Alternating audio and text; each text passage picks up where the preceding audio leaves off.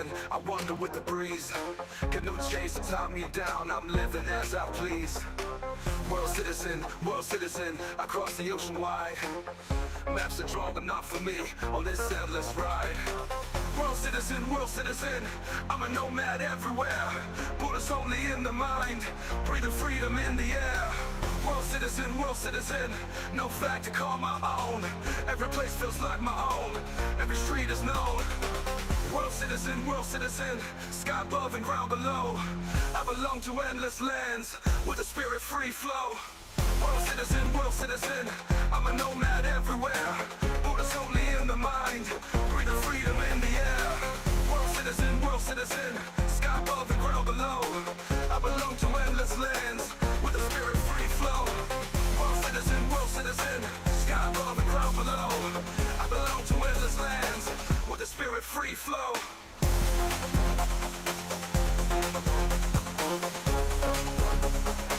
With the spirit free flow.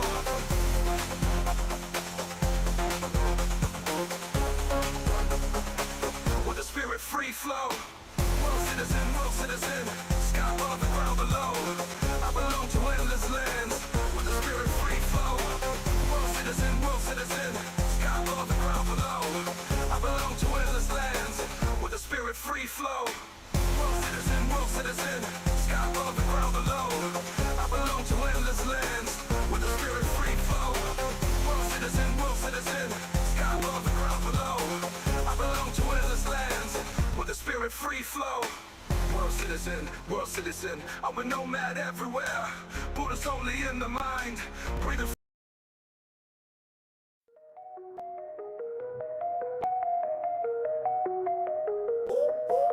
World turning round and round, see this in every town. Never here, I just roam. Questions leave me alone.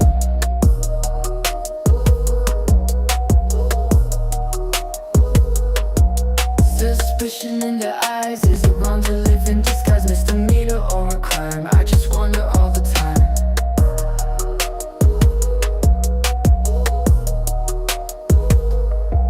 You don't need my ID, just let me be, let me be. Dirty bacon on my trail, in this world I won't fail. Catch me if you can, always moving, I'm the man. Rules with no name, just bets from the thoughts in my head.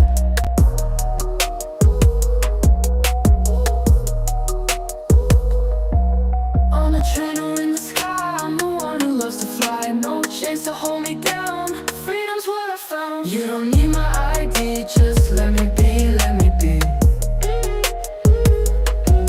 Dirty bacon on my trail, in this world I won't fail.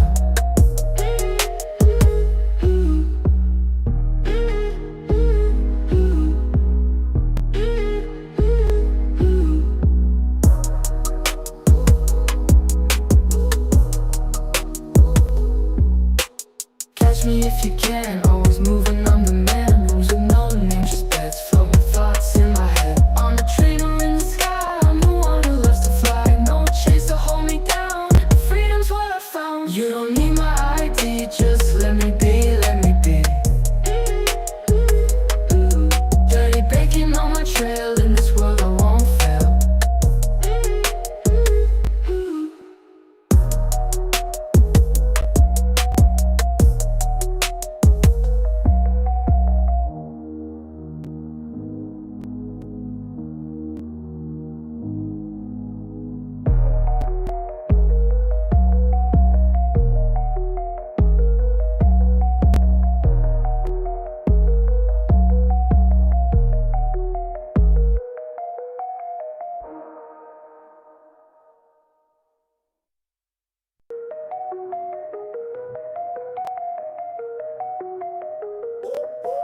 World turning round and round, see this in every town. Never here, I just roam. Questions leave me alone.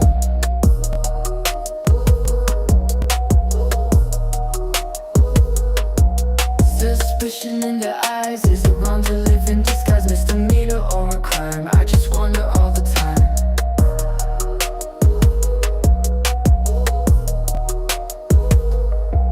You don't need my ID, just let me be, let me be. Dirty bacon on my trail, in this world I won't fail. Catch me if you can, always moving, I'm the man. Rooms with no names, just beds full of thoughts in my head.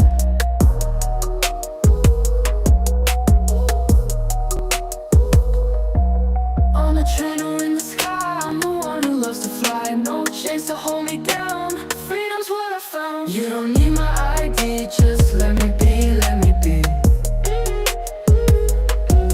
Dirty bacon on my trail, in this world I won't fail.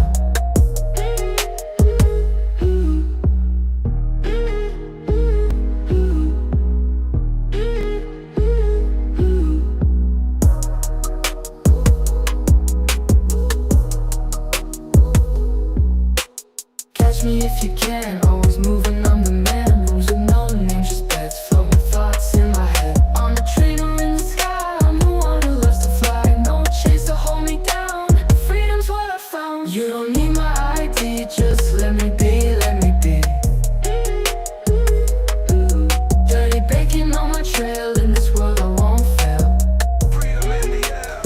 World citizen, world citizen.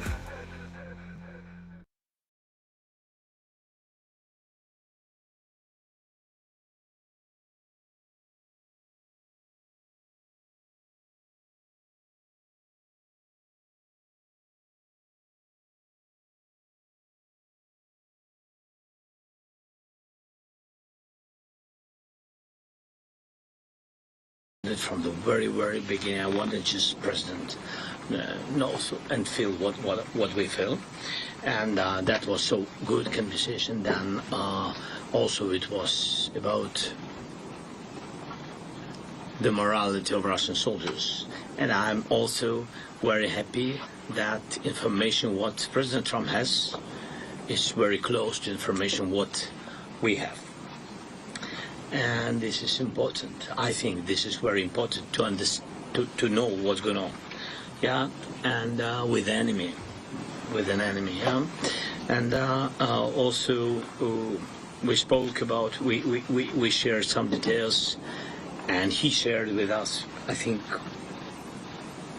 even more, and some details about economy of Russia. It goes, we think, very bad. Of course, still problem that they have a lot of cash. We know how they, this made money in Russia, made and make, but this is their way of life. Yes, the good news for us, because they spend money for war machine. The good news that the economy is in a bad shape.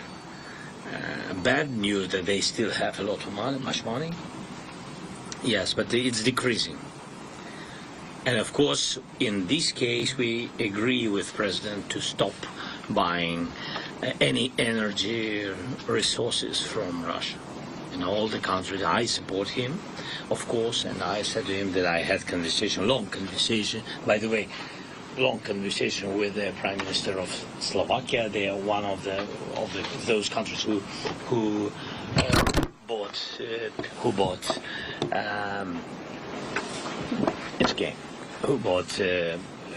gas and oil, and it's I know the difficulties of logistic. To get energy resources to some European countries. That's why they are searching and finding each time cheap way how to get cheap resources. But at the end of the day, they will pay 10 times more, and they will pay by their independence. We know it. In Ukraine, it was during a long period of time. Ukraine, because we neighboring with Russia, and of course Russia gave sold Ukraine cheap energy resources, and it was big mistake of Ukraine, big mistake, and we've been very dependent on it. And then Russia began to influence on your everything: independence, freedom, elections, parliament, a lot of things. And that's why I understand Slovakia that I think that they are ready to find alternative way This is good. The bad news, I think, that Orban, Viktor Orban, the Prime Minister of Hungary, that he's not ready. And I think this is mistake, but all Hungary can't pay for the mistake of one person. And I think this is very important moment. But I hope that President Trump he has to deal with, this, because he knows Orban and other European leaders. I think they will also have dialogue with Viktor, especially EU countries. But maybe your questions. Yeah, could I ask a question?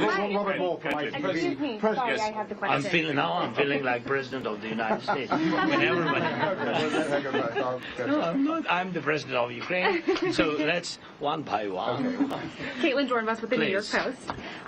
Wondering if you can talk a little bit how you were able to show the president what it looks like on the battlefield. We know he hasn't been to Ukraine, but really it seems like, especially in what you're saying and what he said in his Truth Social post, he has a new understanding of what's going on the battlefield.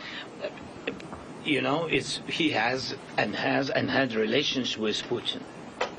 And before my dialogue with him, he had these relations.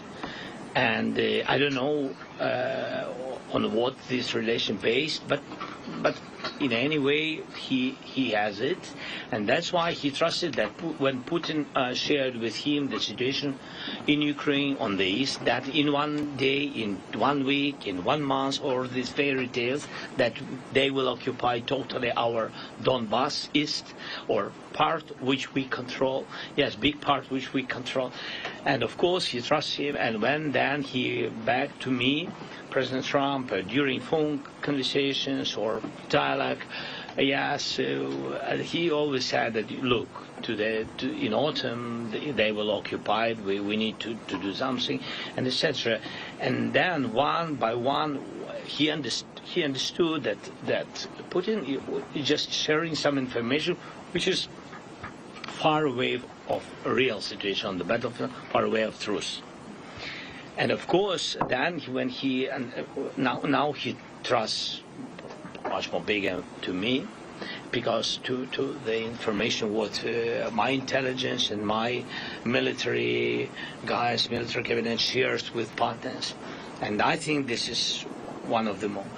The second is understandable that, for example, in September, now September? Yes, now September. Yeah, good. Good news. Yes, in September we deoccupied it to about 3.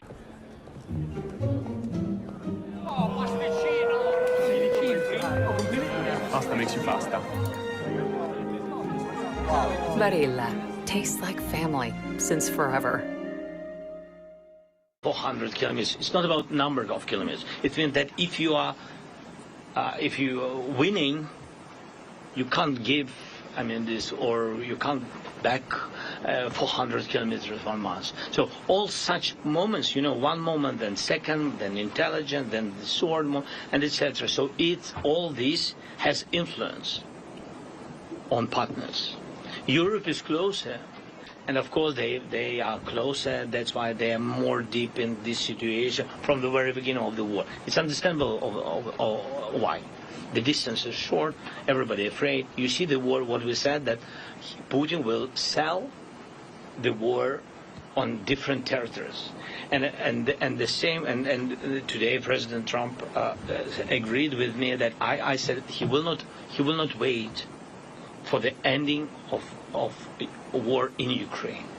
He will try to find weak places in Europe, in NATO countries. He will try to do it. I said previous our meetings, I said I don't know what format he will choose to fight, because cyber attacks he used before many times, but now we see.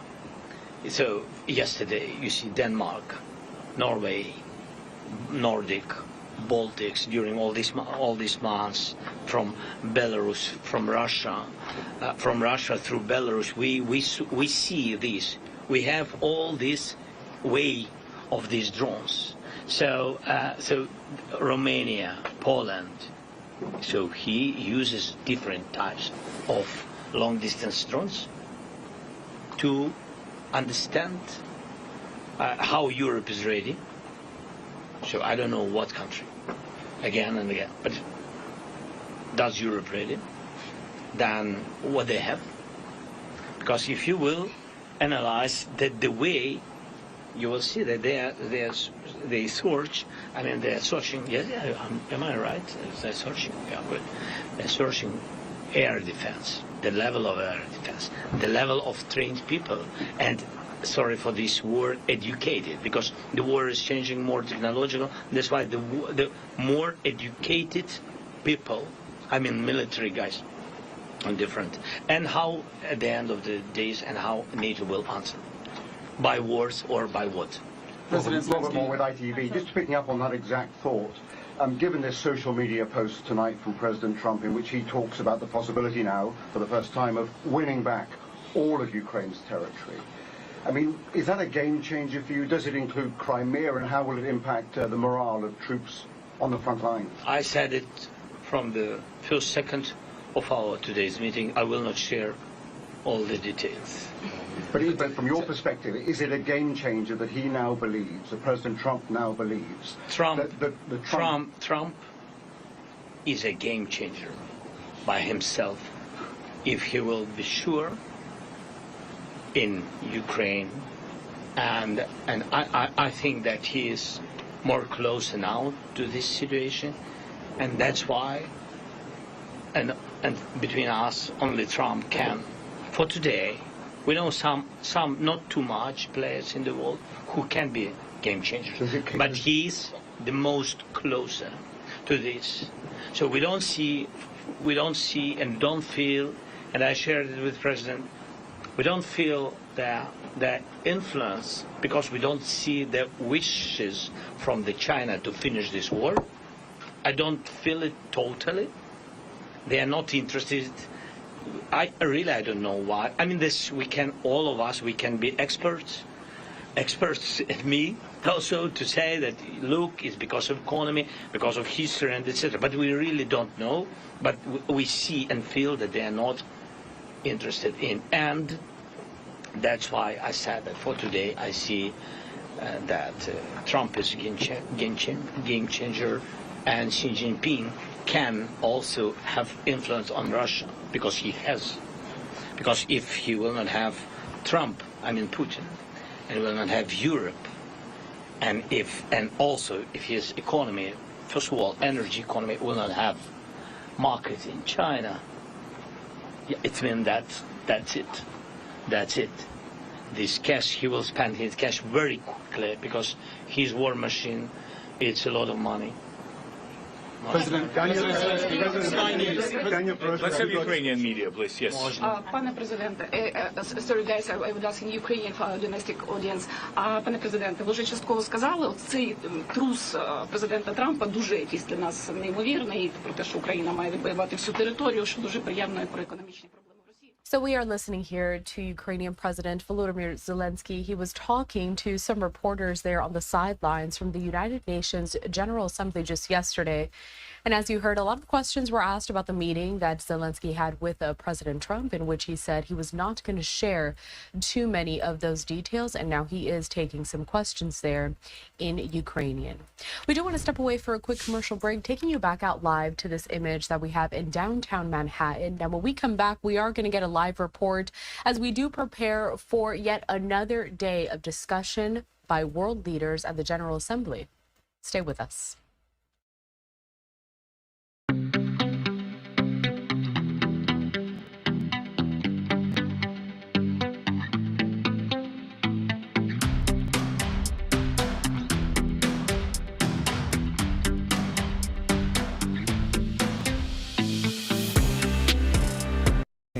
Late last night, which will make traffic here in the city a little bit better than it's been. While he was still here in New York, the president made a stunning turnabout on social media. In that lengthy Truth Social post, the president said, in part, "I think Ukraine, with the support of the European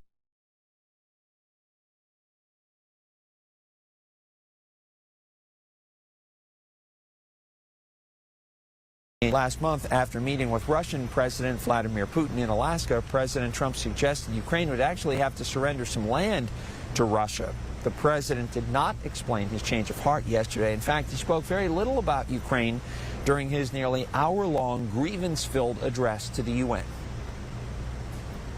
I'm really good at this stuff. Your countries are going to hell. Now, just getting to the podium to deliver that speech proved to be a little more adventurous than we anticipated. Right after the president and first lady arrived here at the UN, they got onto an escalator which abruptly stopped, forcing them to walk the rest of the way up. A teleprompter that initially didn't work did not help the president's mood. These are the two things I got from the United Nations, a bad escalator and a bad teleprompter. Thank you very much. What is the purpose of the United Nations? And back to that faulty escalator for a moment. Last night on Fox News, White House Press Secretary Caroline Leavitt hinted at sabotage after a report in the Times of London claiming UN staffers had joked about switching off the escalator. It doesn't look like a coincidence to me. And if we find that these were UN staffers who were purposefully trying to literally trip up the president and the first lady of the United States, well, there better be accountability for those people. And I will personally see to it. A United Nations spokesperson said that someone from the U.S. delegation ran up the escalator and then back down it, which triggered some kind of alarm and stopping that escalator. The spokesperson says there was no sabotage at work here. Carol, back to you. All right, Robert Moses, thank you so much for joining us down there. Good Day, New York, just outside of the UN's headquarters. We'll talk to you soon. But we're going to stay on this story a little bit longer here. I want to head back to that Truth Social post from President Trump that we have been talking about a lot here, and it's getting a lot of attention. So I do have it here on your screen. This was via Truth Social again, in which we have got to the point where literally anybody can build a fully working app without knowing how to code. This is Base 44. Economic situation, and after seeing the economic trouble it is causing Russia, I think Ukraine, with the support of the European Union, is in a position to fight and win all of Ukraine back in its original form. With time, patience, and the financial support of Europe, and in particular NATO, the original borders from where this war started is very much an option. Why not? Russia has been fighting aimlessly for 3.5 years in a war that should have taken a real military power less than a week to win. This is not distinguishing Russia. In fact, it is very much making them look like a, quote, paper tiger. When the people living in Moscow and all of the great cities, towns, and districts all throughout Russia find out what is really going on with this war, the fact that it's almost impossible for them to get gasoline through the long lines that are being formed and all of the other things that are taking place, and then does caught up there. But through this on your screen, you can see that basically he continues to show his support for Ukraine and thinking that Ukraine can win back all of that territory. So we'll see where this goes later on today, and we'll see if the president makes any more comments again on this second day of the UN General Assembly. We're going to step away for a quick commercial break, quickly taking you out to this live image that we have of the Statue of Liberty in New York. We'll be right back.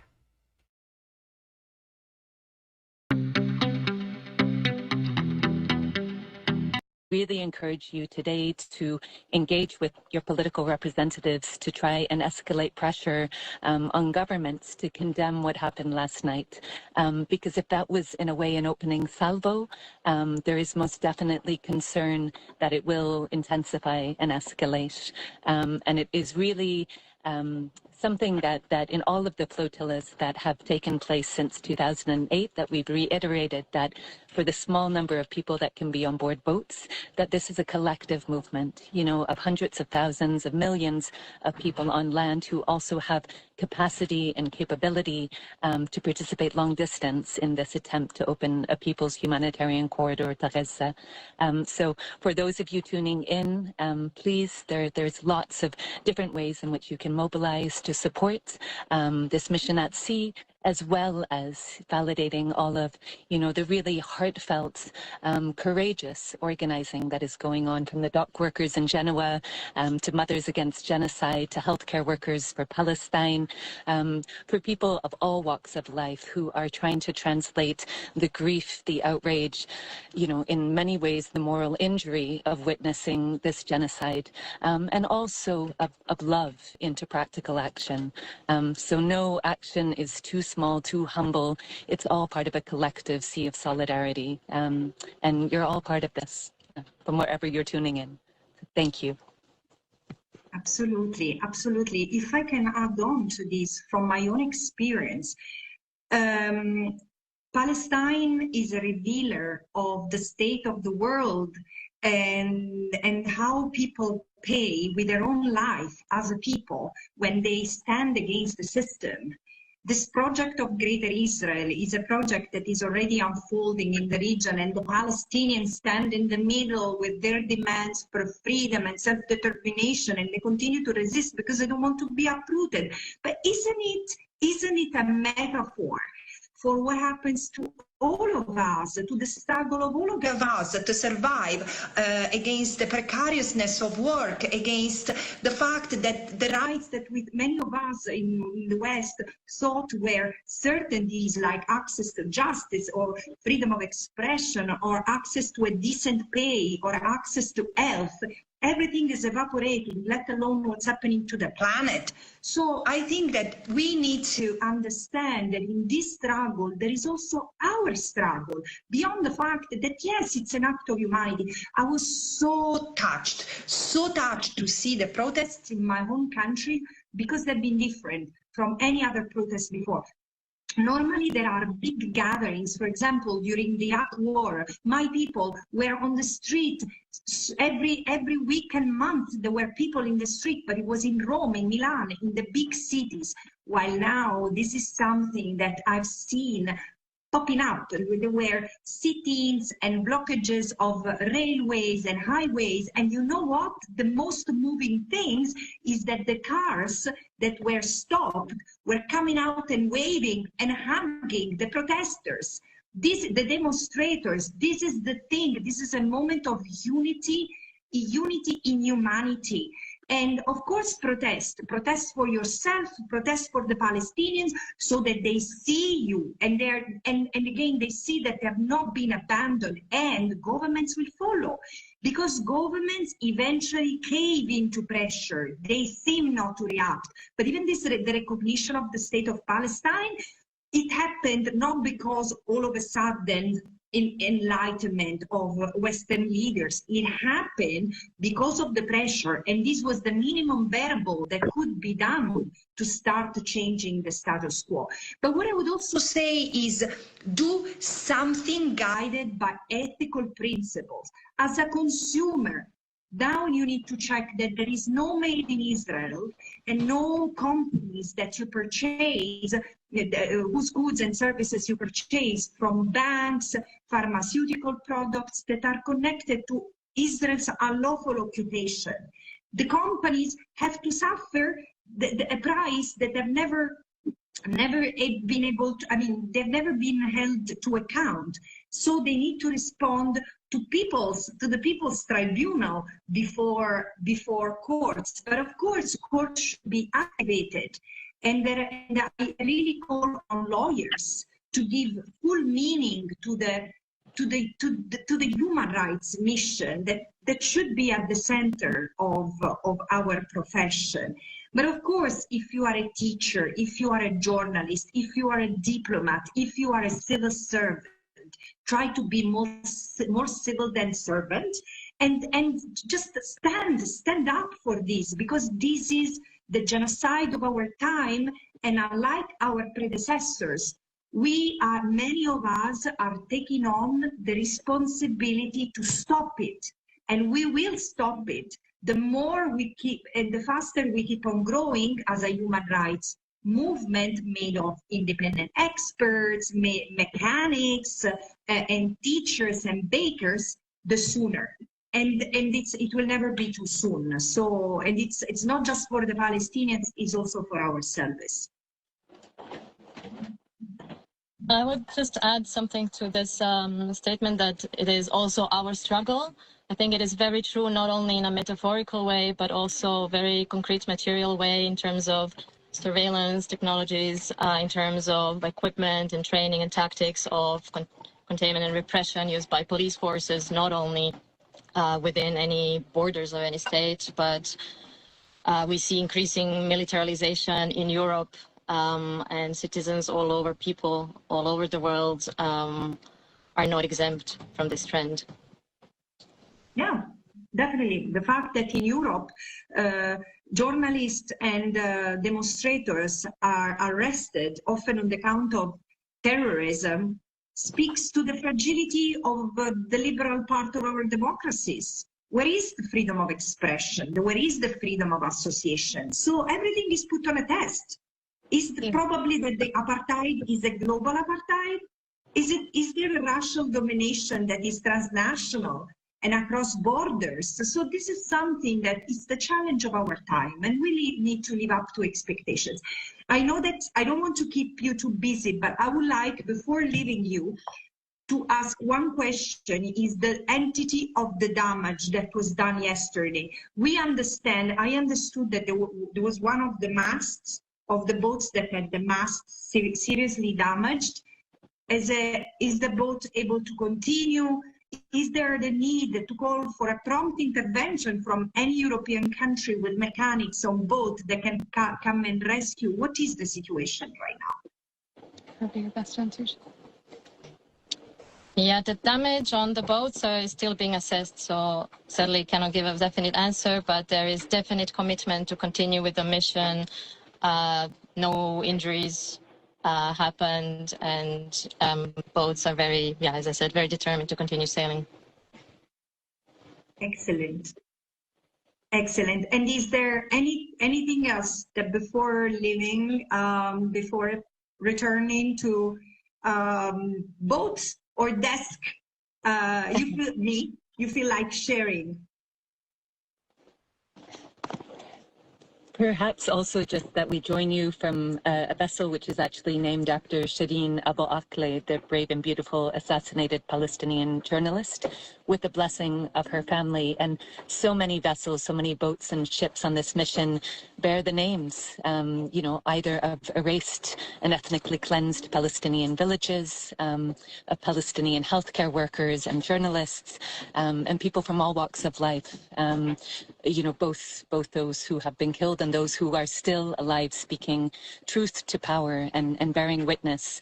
And I think this would loop around to something that Greta referred to earlier, in the sense, that it is not, sort of false humility when people on this flotilla really try and emphasize that this is not the story, that this is a bridge to the story. And as much as possible, even though as human beings, sometimes we project these archetypes of heroism and humanity on human beings, who are messy, who are full of consistencies and contradictions. But to remember really that this is a vehicle for spotlighting a live stream genocide in Gaza, but also over 78 years of oppression. And if we look to anybody, for hope or courage, it should be to the lighthouse of humanity that is emanating from Gaza, and that is really calling, for courage and love across the world. So all eyes on Gaza. And thank you so much, Francesca, for your time as well. I know that I speak for everybody on board this boat, but also so many of the others. Your witness has meant so much to so many people across the world. Of course, thank you. But I share the feeling. I mean, I really feel embarrassed, and when people say, "Oh, you are a hero," I'm not a hero. I'm just a decent person. I'm just a decent person who's trying to do what any decent person should do, with a sense of responsibility. Compared to the people of Gaza, we carry a privilege. We can jump on a boat. We can decide not to jump on a boat or to speak out or not to speak out, to challenge power or not. But the thing is that the people... What makes a post-university person?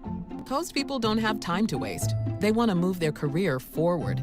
Post people don't have money to waste. They want a good education at a great value. Are you a post person? Find out at post.edu. worth really living for. So the one for human. We're continuing to listen in here to a discussion. This is including some of those activists that are on that flotilla. Also, just logged off there was the Swedish environmental activist Greta Thunberg.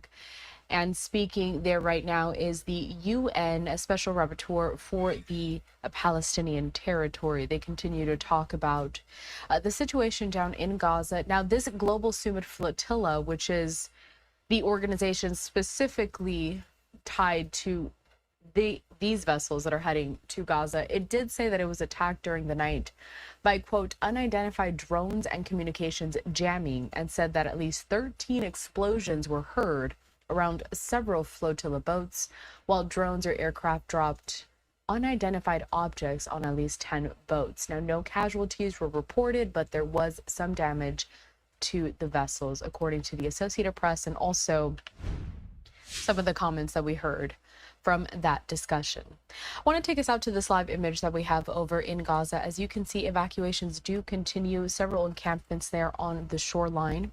We'll have more updates regarding the war in Gaza between Israel and Hamas, and also following the latest as the United Nations General Assembly continues today. We'll be right back.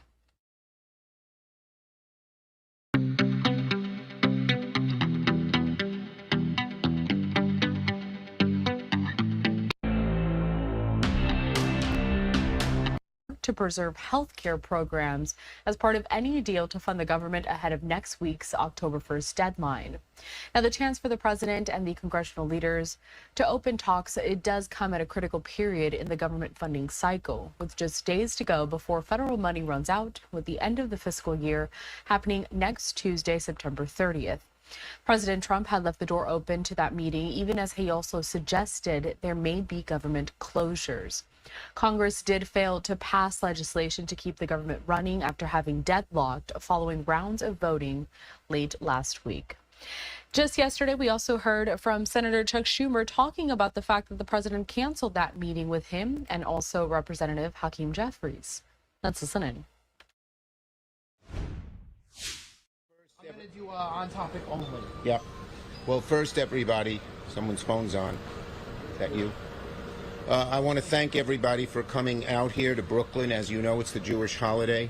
I just got out of synagogue a little more than an hour ago, but I wanted to speak on this important issue. So today seems to be tantrum day for Donald Trump. First, ranting about Democrats as he pulls out of our negotiations, and then ranting at the United Nations in front of the whole world, embarrassing America. Once again, Donald Trump has shown the American people he is not up to the job. It's a very simple job. Sit down and negotiate with the Democratic leaders and come to an agreement. But he just ain't up to it. He runs away before the negotiations even begin. And this is not leadership. Is that okay for you? This is not what the American people want or deserve. Donald Trump can't even negotiate a budget bill with Democrats, this great negotiator. The kind of meeting we wanted to have that he just pulled out of, it's the kind of thing every president has to do. It's plain and simple. By refusing to even sit down with Democrats, Donald Trump is causing the shutdown. This is a Trump shutdown, and he's barreling right towards it right now. And he knows he's going to be blamed for the shutdown. He's even said it himself. Let me tell you what Donald Trump has said in the past. He said, quote, I actually think the president would be blamed for a shutdown. He's right. He's also said the president, quote, has to get people in a room and you just have to make deals for the good of the country. That's Trump. He ain't doing it. He's not up to this job, plain and simple. So, Mr. President, do your job. Stop ranting. Stop these long diatribes that mean nothing to anyone. Get people in a room and let's hammer out a deal. We Democrats are ready to work together to keep the government open for the good of the country and the good of the American people. But Donald Trump is simply ducking his responsibility as president. He says Democrats have a radical agenda. Really? Really? Tell the American people what's radical about protecting America's health care. Tell the American people what's radical about preventing their premiums, their health care premiums, from going up $400 a month. If he thinks that's radical, then it's no wonder Donald Trump is turning. If Donald Trump thinks that's radical, it's no wonder the American people are turning against his agenda, and his numbers and popularity get lower and lower and lower. The American people don't like it that Trump would rather have a shutdown instead of working to get relief for the American people. It's reckless. It's irresponsible, plain and simple. Trump seems to want to shut down the government because he thinks he should make all the decisions. Donald Trump, you're not a king. You're not a king. The way this country works, you got to sit down with people you may not agree with and come to an agreement, come to a negotiation. Donald Trump is not a king. He's the president, and he has his responsibility to work to avoid the Trump shutdown. And time is of the essence.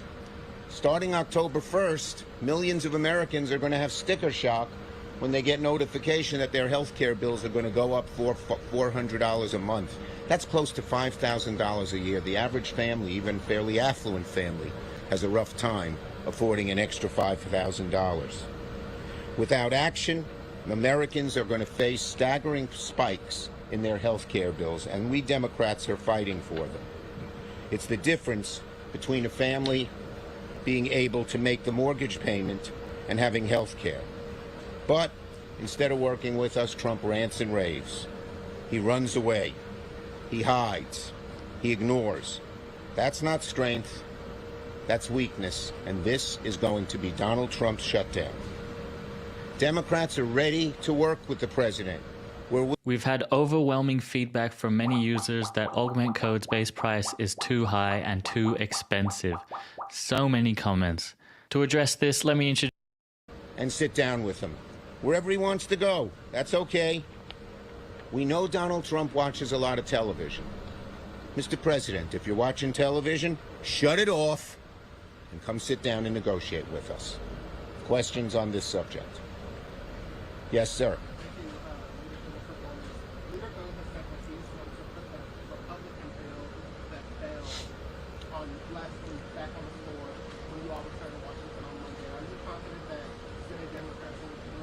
Senate Democrats are furious that Trump won't even sit down and negotiate with us.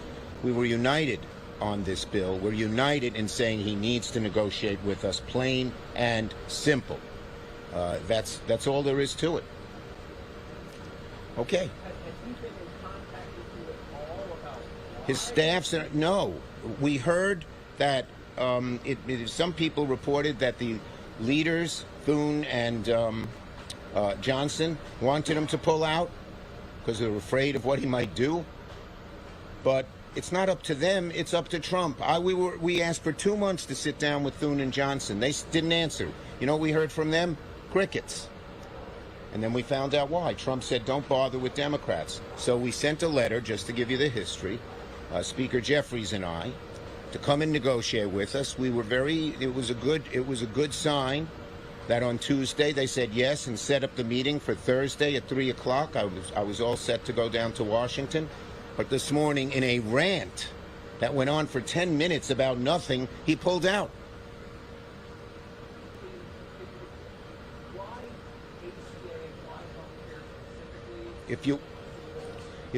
Two things. If you ask the American people, their number one concern, it's health care, getting good health care and their costs. But number two, it's the Republicans who did such huge damage in the BBB. Not a single Democrat voted for the BBB because it so slashed health care.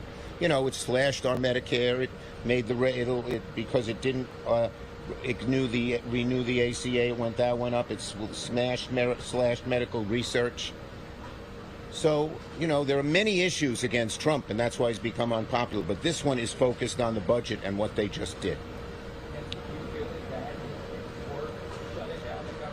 You ask, we don't want to shut down the government. It's Trump who's doing it, so ask him.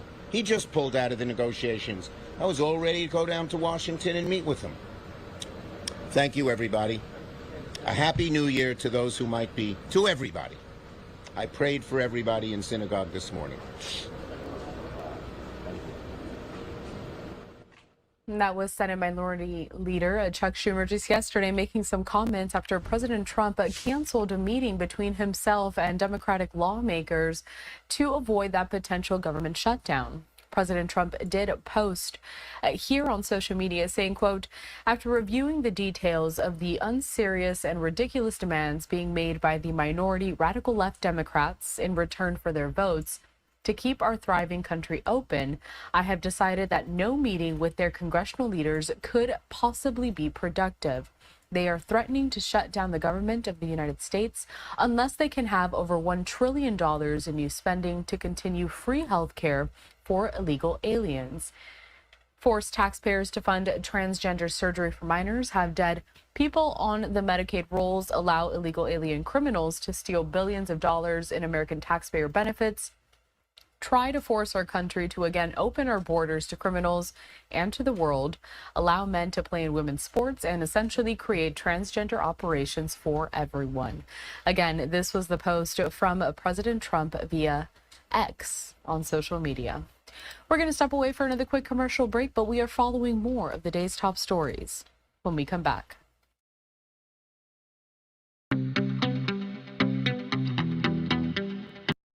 World leaders.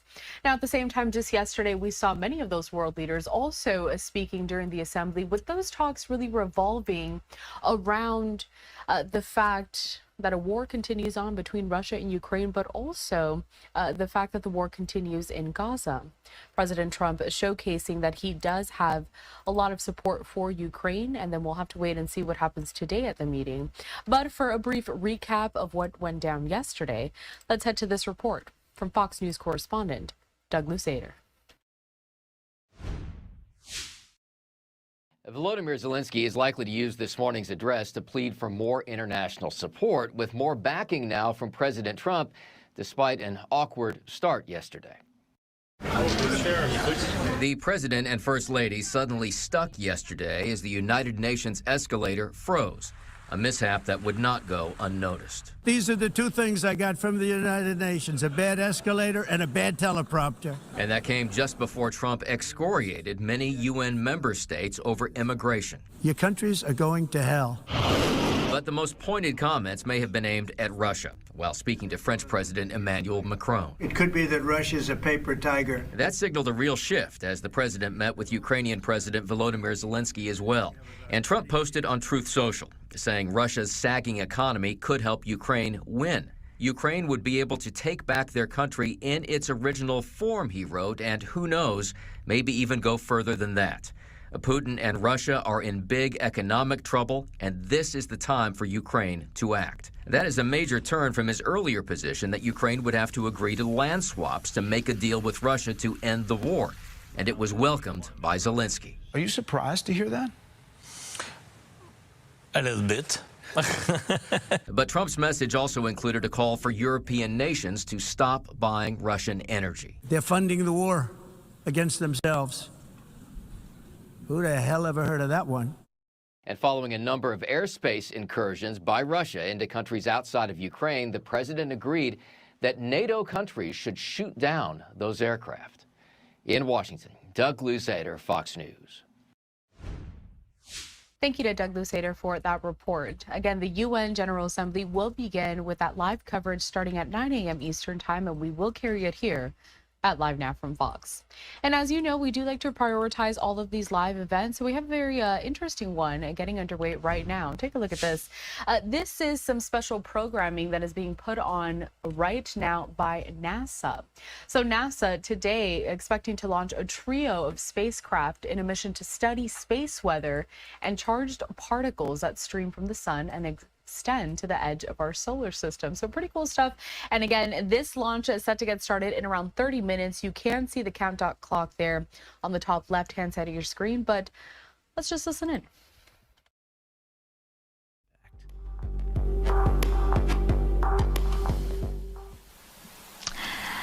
Now, you heard about NOAA's Space Weather Prediction Center in that video. Here's NASA's Joy Ung live at a nearby viewing location with that center's director, Clinton Wallace. Clinton, thank you so much for joining us today. Good morning. Yeah, beautiful day for launch. Yes. Are you excited? Very excited. So I can't wait. So the Space Weather Prediction Center at NOAA monitors space weather 24 hours a day. Can you tell me who relies on that information? Well, Joy, today we're more vulnerable than we've ever been to space weather because of the technology that we rely on and the advancements that we've had.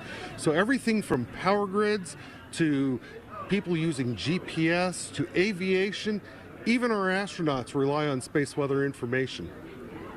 And can you tell me why early detection of these solar storms is critical for us here on Earth? Absolutely. So the space weather, it affects so much technology, and so when it, early warnings, we're able to mitigate a lot of the impacts from space weather. Early warning allows us to inform power grid operators so they can protect our grid infrastructure and prevent blackouts. Satellites, well, they can be dragged down by solar storms. It can shorten their lives, and it can also increase the risk of collision. So GPS, our farmers today now rely on GPS more than they ever have. Pilots flying around the globe, they also rely on GPS as well. In fact, last year in May of 2024, we had the largest solar storm that we've seen in over 20 years. 20 years ago, our farmers weren't relying on GPS the way that they do today with centimeter accuracy. This moment feels heavy. Medical facilities are overwhelmed. This moment feels loud. Just the corn alone because of that storm. Thank you so much, Clinton, for joining us, and have a wonderful launch. Oh, thank you so much. Looking so much forward to it. Okay, so back to you, Megan and Kelly. And speaking of launch, 28 minutes until liftoff. Time now for Kelly to answer some of your questions. So we'll take the first one now.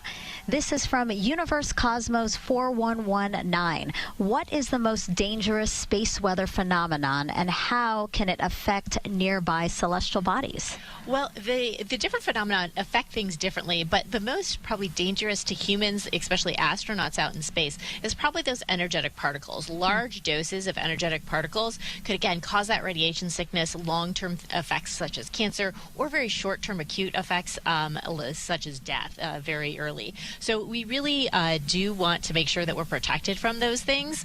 There are other dangers, like Clinton actually referred to as satellites. That's the drag or the impact of the space weather on the Earth, and that drags satellites down, and that costs money when satellites don't last as long as they're supposed to. A wide range of impacts, for sure.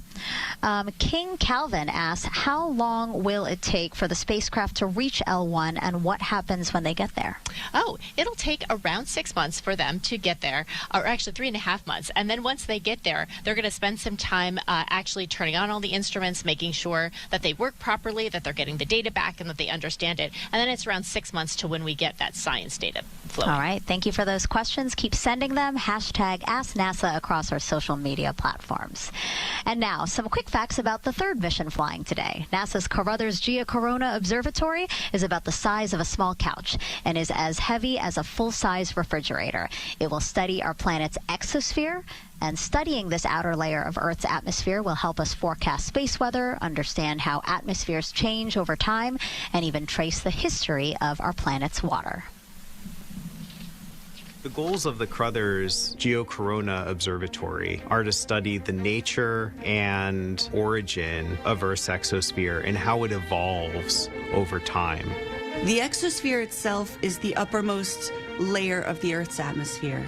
It's comprised almost entirely of atomic hydrogen. This is the lightest chemical species in existence, and it floats away, essentially evaporates off of the top of the atmosphere. And when the sun shines on these atoms, they essentially scatter it off into all directions, and so it glows like a gigantic halo around the Earth. And so that's called the geocorona, that fuzzy halo of light that's given off by those exospheric atoms.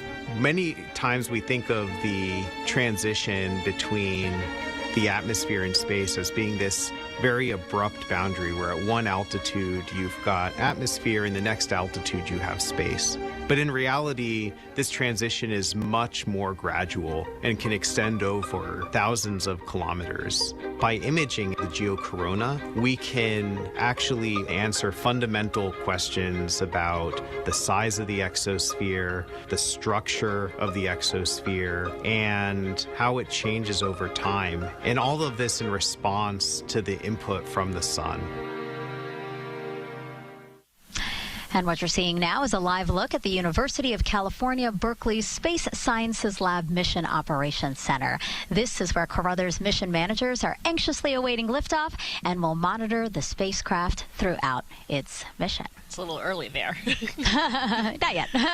They're there. They're taking a little break. We'll take a little break too, a little bit, but there they are in that, or will be in that room. Now, but the Carruthers principal investigator is actually here with us. This is Laura Waldrop from the University of Illinois. It's really great to have you here. My pleasure. Very excited. So the geocorona, part of the Earth's exosphere that glows, why does it play such a critical role in helping us to understand space weather? Well, you know, the exosphere plays a vital role in Earth's recovery from these storms. So when they hit, they accelerate ions, and that's how they create these extremely energetic particles that pose the dangers that have been talked about. Well, when those energetic particles collide with an exospheric hydrogen atom, it slows them down. So this weakens those currents, it speeds Earth's recovery. The more hydrogen atoms there are, the faster the recovery. And so what the Carruthers mission will measure is exactly that density, and so we can improve measurements of those recovery timescales. Great. Yeah, so what are we going to learn about the Earth's history of water through the Carruthers mission? Oh, you know, so these hydrogen atoms that populate this region were originally liquid water on the surface of Earth. That water evaporated up, became water vapor, and when the sun shines on it, it undergoes a lot of chemical reactions and produces the atomic hydrogen atoms that populate the exosphere. Well, when a drop of water makes it to that altitude as hydrogen gas, eventually it will escape into space. Now, this process is so slow at Earth, but what we don't know is how it might be affected by Earth's magnetic field or by space weather itself. And so by learning more about how it works on Earth, it can also help us understand more about how it happened on ancient Mars, how Mars once lost its own surface water, and potentially help us identify potentially habitable planets beyond our solar system that can retain their water, their surface water, as long as Earth has. Got it. And the mission was named after American physicist Dr. George Carruthers. Tell us about him. Absolutely. So Dr. Carruthers recently, as soon as he graduated from the University of Illinois, he invented the camera that took the first pictures of Earth's exosphere. It was deployed by Apollo 16 astronauts on the moon. That's right. And he played such a role in that development. Now, this was a really special camera. It could only take pictures of ultraviolet light, and that's the exact same approach that we're taking to study the exosphere ourselves. Yeah, so really continuing that legacy. Thank you so much, Laura. I appreciate you being here, and let's see a launch today. Absolutely. Go Carruthers. Now, IMAP is the primary mission of the 3 satellites. Cristo Fernandez, who plays Danny Rojas in the show Ted Lasso, has a message for the IMAP team. Now, I may not be a scientist, as you all might know.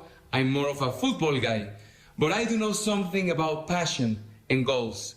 In Ted Lasso, I play Danny Rojas, a joyful and passionate Mexican footballer whose positivity inspires his teammates to remember the pure love of the beautiful game.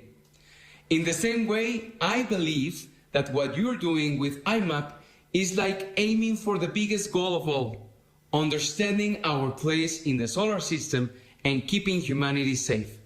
So from one team player to another, congratulations on this incredible mission. Keep inspiring the world, keep reaching for the stars, and remember, when we play as a team, we can achieve the impossible. I love that. What powerful words. That's so important. Teamwork did really make the dream work here. I mean, this is such a team effort, all three missions, and so inspirational to hear him send those well wishes. We really appreciate it. Yeah, and for those who watch the show, you know, I think Krista would admit that the sun is life, and I think Joy's next guest would also agree. So I'm here with Joe Westlake, who is the Heliophysics Division at NASA. Joe, thank you so much for joining me. Hey, thanks, Joy. Really excited to be here. Are you excited for the launch? Oh my gosh, what a beautiful morning that we have this morning, and what a great day to celebrate NASA science and see all of the great work that we're doing here out at Cape Canaveral and Kennedy Space Center. Yeah, couldn't agree more. So all of the three missions today are part of heliophysics, which is the study of the sun and its effects in space. Can you tell me why it's important to study the sun, the sun's influence in space? Yeah, you know, you think about the sun every day, you see it rise and set, and we don't really think too much about how it affects our day-to-day lives. But did you know that it affects everything from our GPS to our crops, to our power systems on the ground, to our commercial aviation, to the satellites and technology that we rely on every day, right? The space weather, the sun, the activity of the sun is something that really impacts our daily technological lives. And these three missions are going to provide us information that help us to really live with this star. And NASA also has a huge fleet of spacecraft that study all aspects of the solar system. How does heliophysics connect to those other missions? Yeah, our entire fleet is massive, reaching from the closest to the sun, Parker Solar Probe, to the farthest reaches of the solar system with the Voyagers. But you know, the best connection that we have here is that we are actually connecting the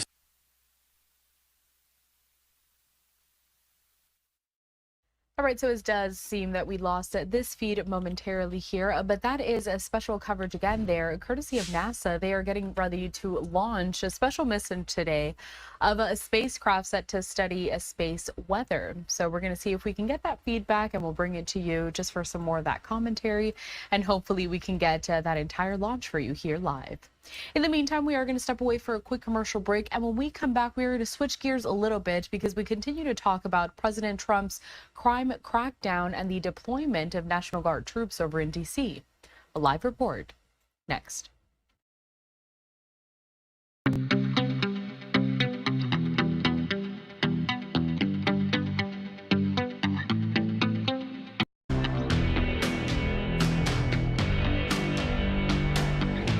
The security, no indication how long this will be in place, but for now they continue to go up as the morning wears on. In addition to this, let's talk about the National Guard troops here in D.C. At the same time, they've been patrolling the D.C. area. That has been going on for more than a month now.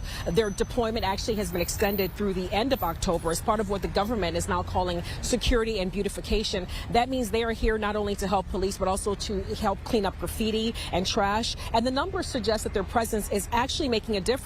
In the Fair Lawn neighborhood here in D.C. in the southeast area, police say robberies have dropped 67% in the last month. Car break-ins have fallen 80%, and there were no homicides reported during that stretch. But some residents do remain conflicted about their presence here. They don't know exactly what to make of the National Guard troops continuing to patrol D.C. streets. Take a listen to this guy. What they're doing, I love it. Yes, crime has went down. But it's not going to last forever. We need a long-term solution. That temporary Band-Aid, that sore is not going to heal up. So you're hearing the two sides really of this whole issue with the National Guard troops. On one hand, people do like them being here. On the other hand, they feel like they're living in a militarized zone, and so there's a conflict and concern about that. Talking about the fencing going up, it does continue to go up. I keep seeing trucks kind of patrolling here down the road in front of the White House. So they do continue to bring fencing up. It's going around the White House. No indication right now how long this might stay up, but if past experience is any indicator, it's fencing going up, it could be up for months. We'll have to just see how long this time this fencing stays up. That's it from here in D.C. I'll send it back to you guys in the studio. All right, Fox 5's Maureen Ume, thank you so much there for your reporting. We'll keep in touch, and we'll follow along with any new developments. At the same time, I do want to take you back out to the live image that we have over at the White House. As Maureen just mentioned, we are expecting that President Trump today is going to be meeting with Israeli Prime Minister Benjamin Netanyahu. This comes after yesterday and throughout the last several days, we have heard that European countries officially recognizing the state of Palestine. Now, the Prime Minister of Israel very opposed to this whole idea. President Trump saying that he's backing the Israeli Prime Minister. So we'll have to wait and see later on today and see if they make some joint remarks and any joint statements ahead of today, again, the second day of that United Nations General Assembly happening in New York. We're going to step away for a quick commercial break, but continuing to follow more of your top stories and live events when we come back.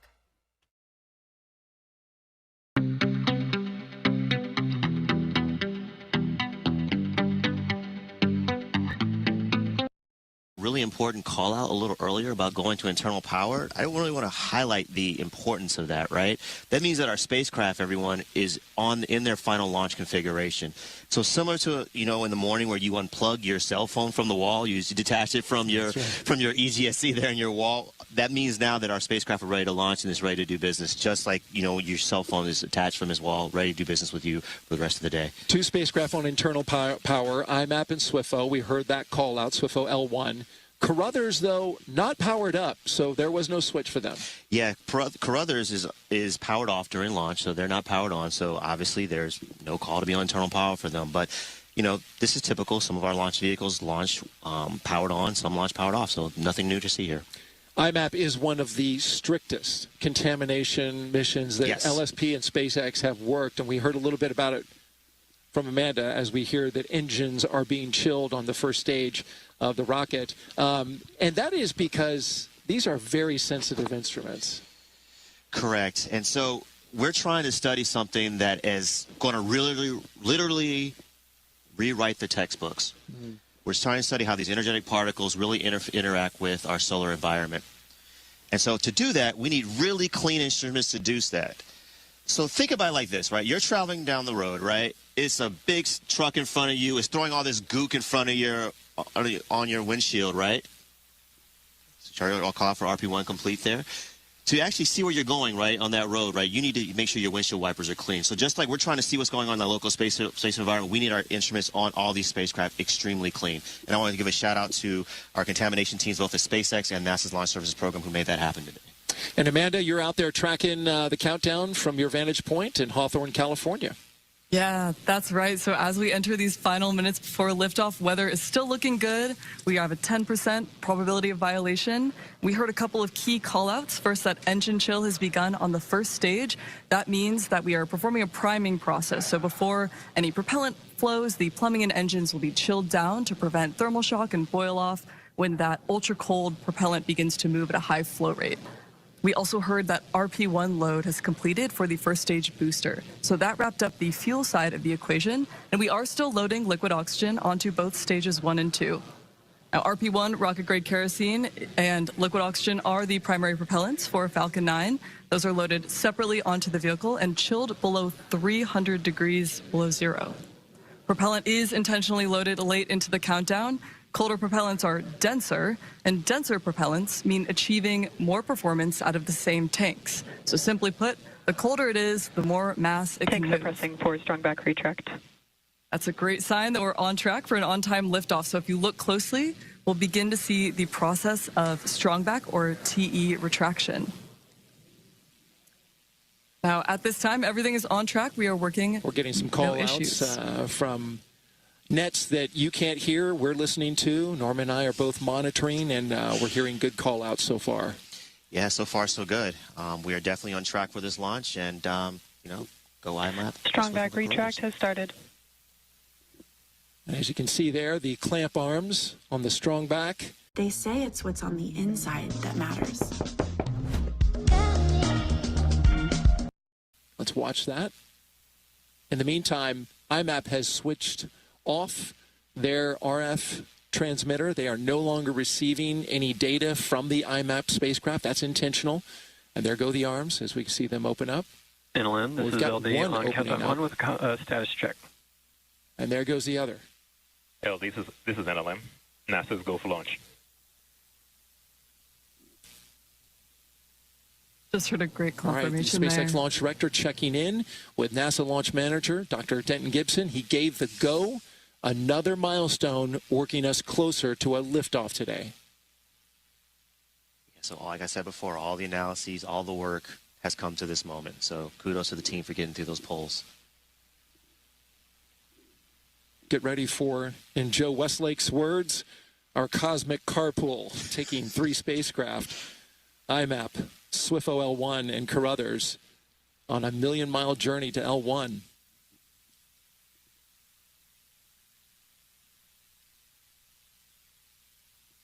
Coming up next in just a few seconds, we're expecting the completion of stage 1 liquid oxygen loading.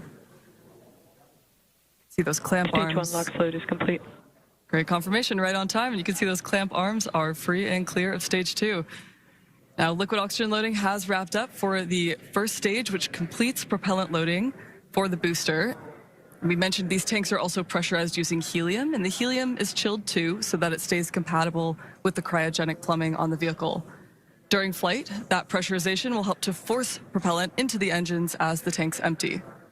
And looking ahead a little bit, at the T-minus 60-second mark, Falcon 9 will enter startup.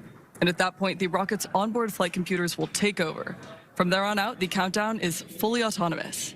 Then just inside of T-minus 2 seconds, the 9 Merlin 1D engines will ignite. And once they're at full power, Falcon 9 will lift off the pad and begin its climb to orbit. After engines start, Falcon vehicles are actually held down until all systems are verified as functioning normally before being released for liftoff. It's still shining. Yep. Stage 2 LOX load is complete. All right, the stage 2 LOX load is finished. As you can see, as you look at this rocket, you see that burst of LOX coming off the side. They're just clearing out the line there. Nice little clouds formed when that super chilled liquid oxygen hits this warm Florida air. It's a beautiful morning here on the Space Coast. A little past sunrise. They've closed out the gases at the launch pad, as you can see there. The rocket is super cold, so of course it's condensing the moisture in the atmosphere and giving off those clouds. We're getting ready to lock in on terminal count. That's right, we're approaching the 1-minute mark, at which point Falcon 9 will enter startup.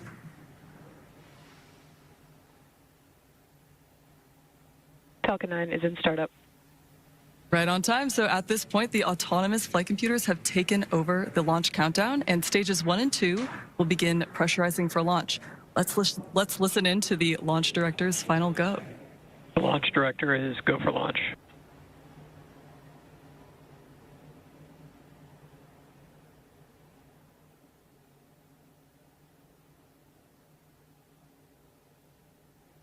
T-minus 30 seconds.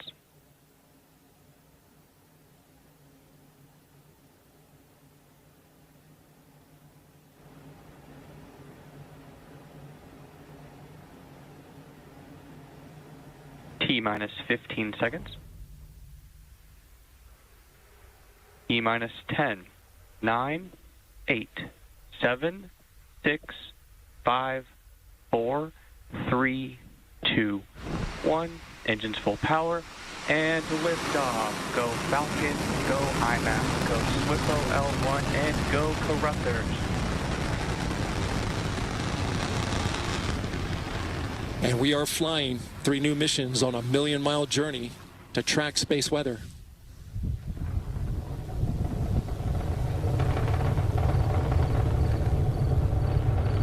Good-looking flight so far.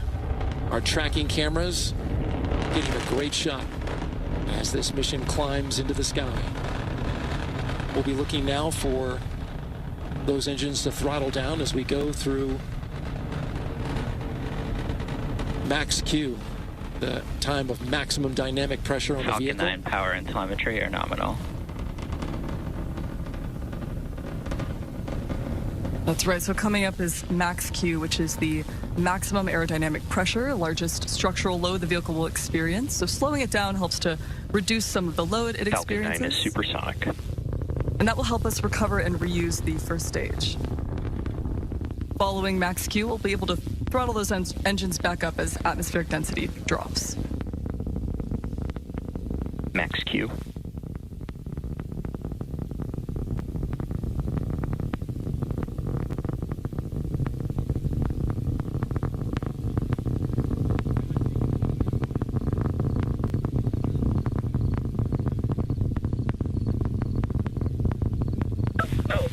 And back chill.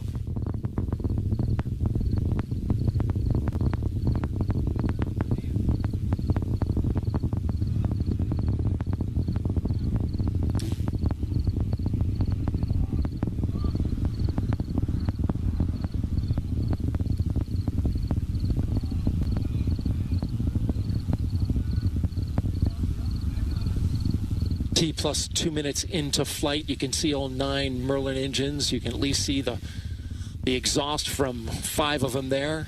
Beautiful shot looking back to the Earth. Got a couple quick call outs coming up.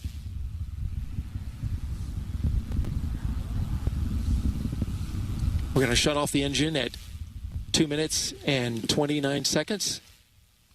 Stage SEP at 2:32, and then our first burn begins at 2:40. Here we go. Stage separation confirmed. And there it goes.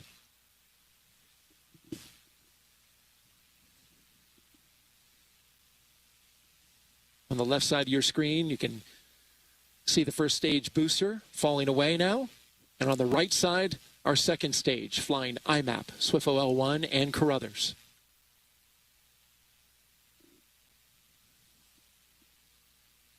This first burn is a key burn, Norman. Correct. This is where we're trying to make sure that we're getting our spacecraft here in their optimal orbit, just to start off with, before we do our transfer into their higher orbit. Bearing separation confirmed.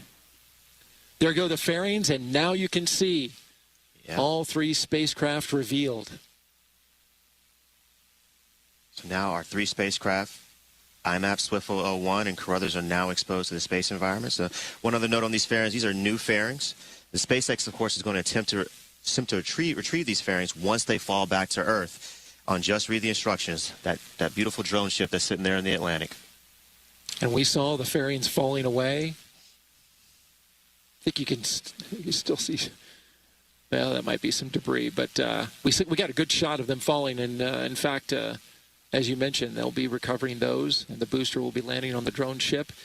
The reason for the drone ship in today's mission is because we need all that performance from the rocket, right? That's actually correct, yes.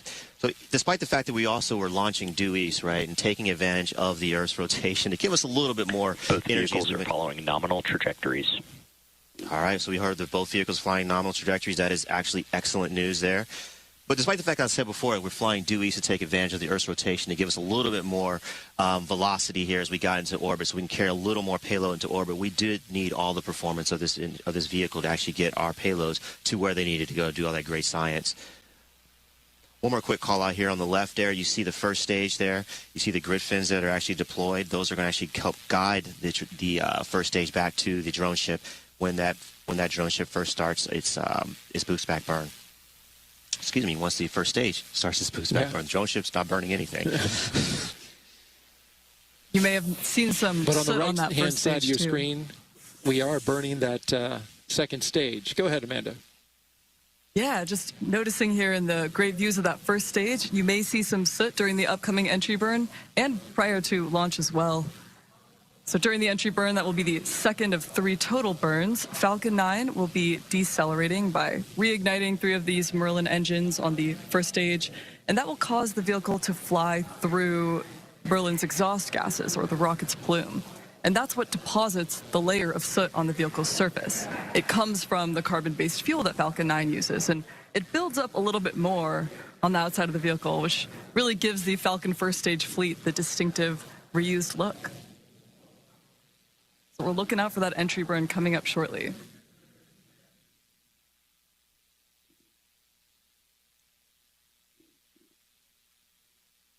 The recovery and reuse of the first stage is what allows us to refly the most expensive parts of the launch vehicle, and that drives down the cost of going to space. When costs are lower, both government and commercial customers can launch more missions, especially in the form of ride shares like today's, and that helps to accelerate research and development. We're looking for that entry burn in just under 20 seconds from now. You'll be able to follow along with the Merlin engines relighting on the first stage with the telemetry on the bottom of your screen. Stage 1 entry burn startup. Stage 1 FTS is saved. And there we heard it. That's the first call. That's the call for the first stage entry burn startup. We're going to be looking for entry shutdown here in a few seconds and finally looking at landing burn shortly thereafter, so stay tuned. So we're watching here live as NASA did launch that spacecraft. It's on a mission to study space weather. Now, this coverage is going to continue for a little while longer, but we do have to step away for a quick commercial break. Back out to this next.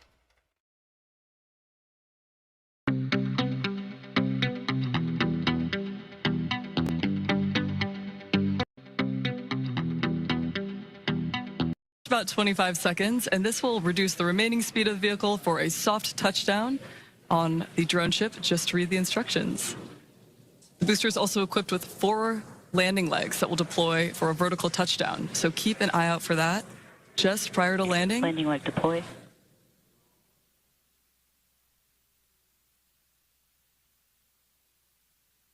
Stage 1 landing confirmed. Beautiful touchdown there of the first stage, and that marks the second landing for this booster. I must say that never gets old. No doubt. And now, the stack. You can see it's not quite illuminated incredibly well, but up there is IMAP, Carruthers, and SWIFO L1. We will continue to monitor the progress during coast phase, but for now, let's send it back to the host desk with Megan and Kelly. If you're just joining us, welcome to NASA's live launch coverage of 3 science missions. NASA's Interstellar Mapping and Acceleration Probe, or IMAP, NASA's Carruthers Corona Observatory, and the National Oceanic and Atmospheric Administration's Space Weather Follow-On Lagrange 1, or SWIFO L1. I'm NASA's Megan Cruz, and this is NASA heliophysicist Kelly Korrick, who is super excited to see launch today. So excited to see launch today. It's always a great day to have a launch. And with the beautiful sunrise we had here, I mean, it was just really fun to watch. And also, there's like a crowd of people here behind us, and we just all heard them cheering and clapping. Yes, yeah, and the fact that you can feel it here, there is something special about actually being here and being able to feel that. And we're trying to tell you as much as we can about it, but there is something special about feeling the rumble and watching it go up and just knowing all those hopes and dreams and scientific discoveries are on their way now. Yeah, it was really great to see, guys. Less than 10 minutes ago, again, a SpaceX Falcon 9 rocket lifted off from that launch pad right behind us here, 39A at Kennedy Space Center in Florida. It really was an incredible launch. And you really said it there. It is like we are watching the hopes and dreams of so many people from across the country that have worked together to bring these science missions to launch today. Right. Yes, yeah, and to protect our astronauts. Imagine being able to build an app with your name on it, just by thinking about it. Meet Base 44. 3 spacecrafts are going to work together to study space weather. So, Kelly, what is space weather? So space weather is the effect of the sun on Earth and the entire solar system. That can range for things from creating satellite drag and shortening satellite life to affecting our GPS and affecting our power grids here on Earth. So it's really important to understand it so that we can mitigate those effects. Yeah, a really wide-ranging swath of effects that we're talking about here. But doesn't NASA and NOAA already study space weather together? Like, what makes these 3 special? Yeah, we do study space weather together, and this is the next generation. The SWIFO L1 is very dedicated and optimized to do the space weather that we know today that we need, not that we needed 20, 30 years ago. So that's very specified. And then the next 2 are the next generation of space weather. What are those things we're going to need when those astronauts are on the moon and Mars?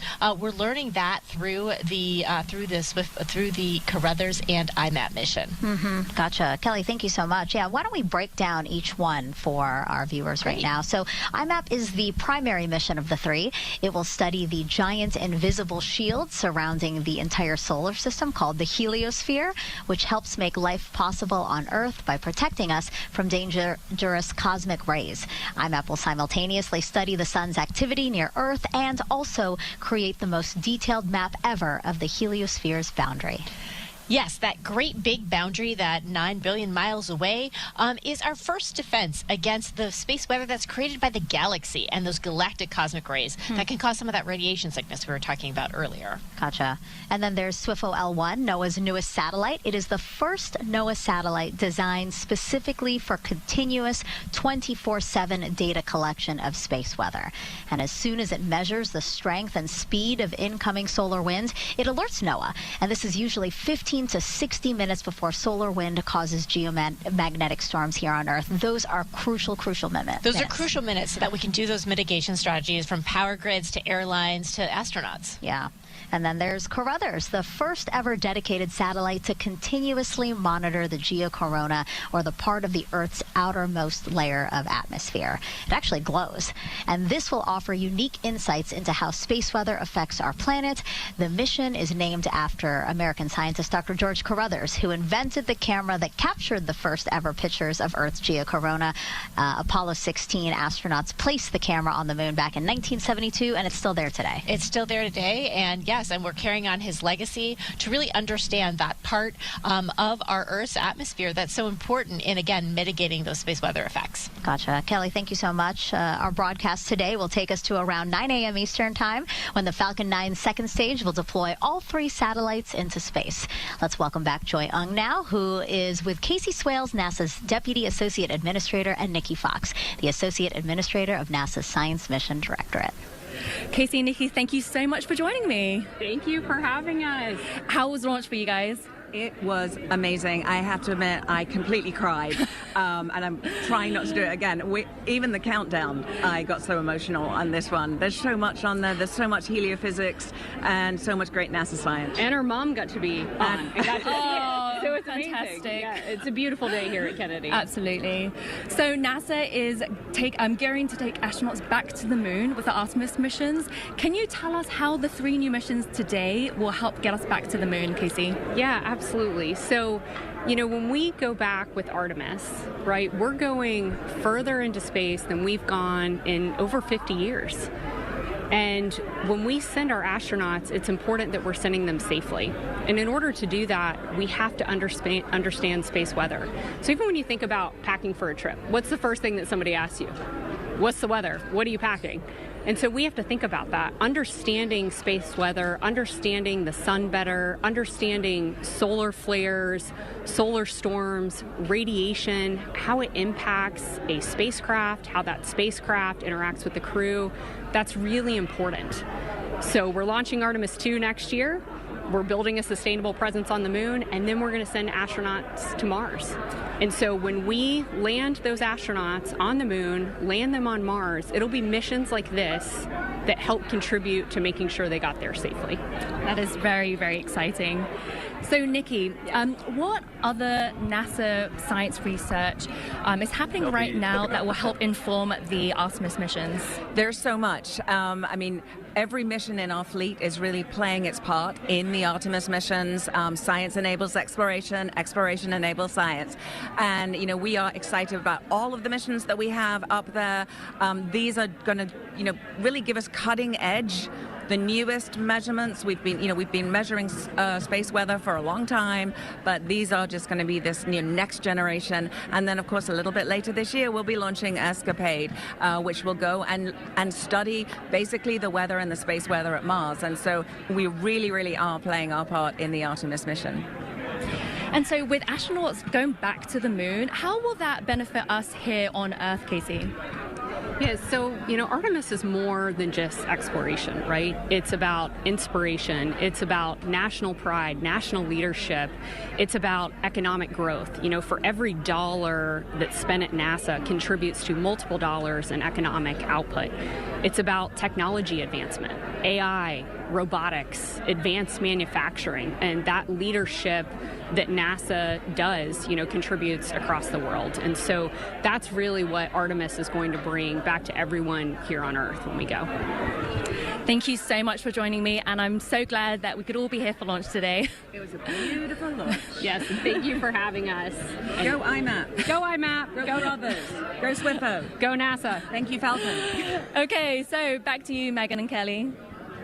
Go, go, go, go. That's right, guys. All right, we invited you to send in your questions about today's launch. So Kelly is ready for a few more, yeah? Definitely, yeah. Love the curiosity. Keep them coming. Yeah, really great questions. So we're listening in here to some of this live coverage that's happening right now. NASA, they're launching a spacecraft mission to study space weather. Now, this is going to go on for the better part of this morning until around 9 a.m. Eastern time. As we know, this is a pretty lengthy mission happening over in Cape Canaveral, Florida. We do have to step away for a brief commercial break. When we come back, we'll head back to that live event, continue to cover more of your breaking news headlines, and of course, bring you breaking news if we do get it. We'll be right back. President Trump posted on Truth Social, his social media platform, soon after his meeting with Ukrainian President Volodymyr Zelensky on the sidelines of that General Assembly and that gathering of all of those leaders. Now, that strength and support from President Trump is a huge win for President Zelensky, who has urged the American president to keep up the pressure on Russian President Putin to end this war. Also, we're following the fact that the Trump administration has rehired hundreds of federal employees that were laid off by DOGE.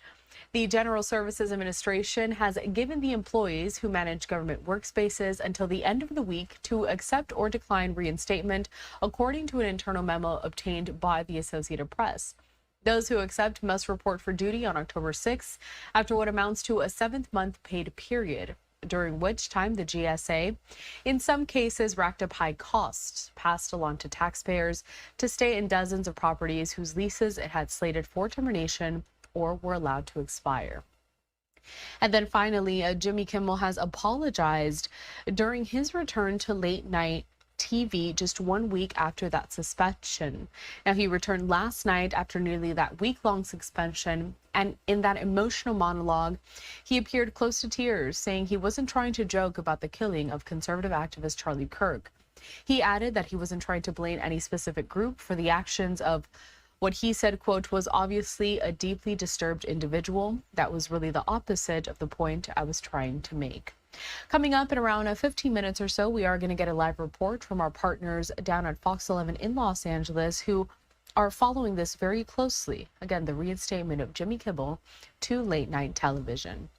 In the meantime, let's head back to some more of these live events, going back to some of this commentary from NASA as it has launched this mission to build a website you love with Wix.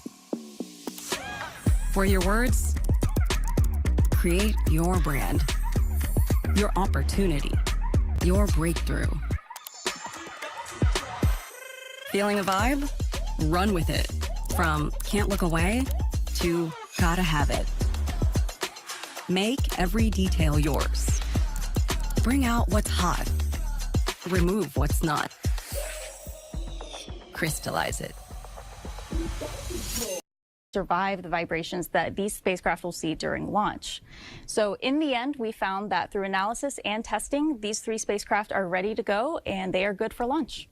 Thank you so much, Natalie. Appreciate the time, and thanks for explaining it. Absolutely. Now, this isn't the first time NASA and SpaceX are working together to send great science into orbit. For more on that, let's head back to Amanda and Hawthorne. Thanks, Megan. Since 2016, NASA's Launch Services Program has partnered with SpaceX to fly some of the agency's most important science missions, spanning everything from Earth climate monitoring to astrophysics and planetary defense. In 2016, we launched our first LSP mission, Jason-3, which was a payload to measure global sea level rise. That success paved the way for TESS in 2018, a mission that transformed our search for planets by scanning nearly the entire sky for new worlds. In 2020, Sentinel-6 Michael Freilich carried a radar altimetry reference mission to extend the legacy of sea surface height measurements. This is critical to understanding climate change. Altimetry is the study of height, or measuring altitude, things that go up. And in this context, Sentinel-6 carries a suite of instruments which provide high-accuracy altimetry data monitoring for sea surface height, significant wave height, and wind speed, as well as monitoring inland water levels and ice characteristics. Then in 2021, LSP entrusted Falcon 9 with DART, the first ever test of planetary defense. And that went on to prove that humanity could intentionally change the orbit of an asteroid moonlet. That same year, IXP opened a brand new window to the universe by measuring the polarization of X-rays from black holes and neutron stars. The collaboration continued with SWOT in 2022, which is now delivering detailed global maps of rivers, lakes, and ocean currents. And then with Psyche in 2023, a Discovery-class mission to explore the metal-rich asteroid 16 Psyche. This will reveal how planets may have formed, and that launched on Falcon Heavy. PACE, GOES-U, and Europa Clipper all launched in 2024. Europa Clipper, NASA's flagship mission to Jupiter's moon Europa, was sent to search for signs of life beneath its icy shell. PACE and GOES-U are working to advance our understanding of plankton, aerosols, clouds, and ecosystems that regulate Earth's climate to strengthen severe storm and space weather monitoring, respectively. In March of this year, Falcon 9 launched the SPHERE-X mission to survey the entire sky with infrared light. That launched alongside PUNCH, which will study the sun's outer atmosphere. Just in July, tracers delivered twin satellites to investigate magnetic reconnection, the fundamental driver of space weather. That brings us to today, where IMAP will head out to chart the boundary where solar wind meets interstellar space. And later this year, Sentinel-6B will take the next step in precision ocean altimetry, extending the global sea level record, which is critical for tracking climate change. Now, looking ahead, the Nancy Grace Roman Telescope, an observatory designed to study dark energy and dark matter, search for exoplanets and image them, and more, will tackle some of the biggest questions in science while generating data to help protect the Earth. In less than a decade, SpaceX has built a proven track record with NASA's Launch Services program, establishing Falcon as a dependable launch platform for some of the most ambitious and groundbreaking science of our time. And that brings us back to today's IMAP mission, where we are just under an hour from the beginning of spacecraft deployment. So let's check back in with Megan. Yeah, it's time for more questions from social media. The first one is, what new technology is being used on these missions? That's a great question. So a lot of these missions have developed new technology in terms of the cameras that they use, in terms of like the camera in Carruthers. Although Dr. George Carruthers built an amazing thing, there's been a couple of advancements since 1972. I would hope so, yes. Yes, I hope so. So there's been some updates there. All of the detectors have been updated, and all the new instruments on IMAP are improvements upon the older versions of these. And for Swiftful L1, since it's operational, it is an upgraded version of former instruments, but it's not too far off because, again, we want to make sure that they're the same. We have a consistency in those measurements and that they're very similar to past measurements. Yeah, absolutely. That makes sense. You want to make sure you're still, even though there's advancements like comparing apples to apples, exactly. Essentially. Yeah, you want to keep that the same. Got it. Same fruit. Now, this next question is Chili Maple. How long will mapping the heliosphere take, and when will the research contribute to safeguarding Earth? Oh, that's a great question. Yeah. So to actually map the heliosphere, it's going to take a while because the spacecraft takes turns and basically gets little bits of the sky every time it turns. And to make that full rotation as it rotates with the Earth, it takes about a full year to get one of those maps. So that's great because we have a 2-year mission. However, it also has the iAlert system on IMAP, which will be able to feed us data basically instantaneously or within 30 minutes, get data about space weather that will be beamed back. So that long-term space weather, that galactic space weather, will take about that year, but that instantaneous will get started in 6 months once it's fully commissioned. Wow, very impressive. Thank you so much, Kelly. Yeah. And as Kelly said, really, really great questions. Yeah, keep them coming. You still have time. Again, using that hashtag AskNASA on our social media platforms. Now, all three spacecrafts, IMAPS, Carruthers, and SWIFO L1, will monitor space weather from Lagrange Point 1.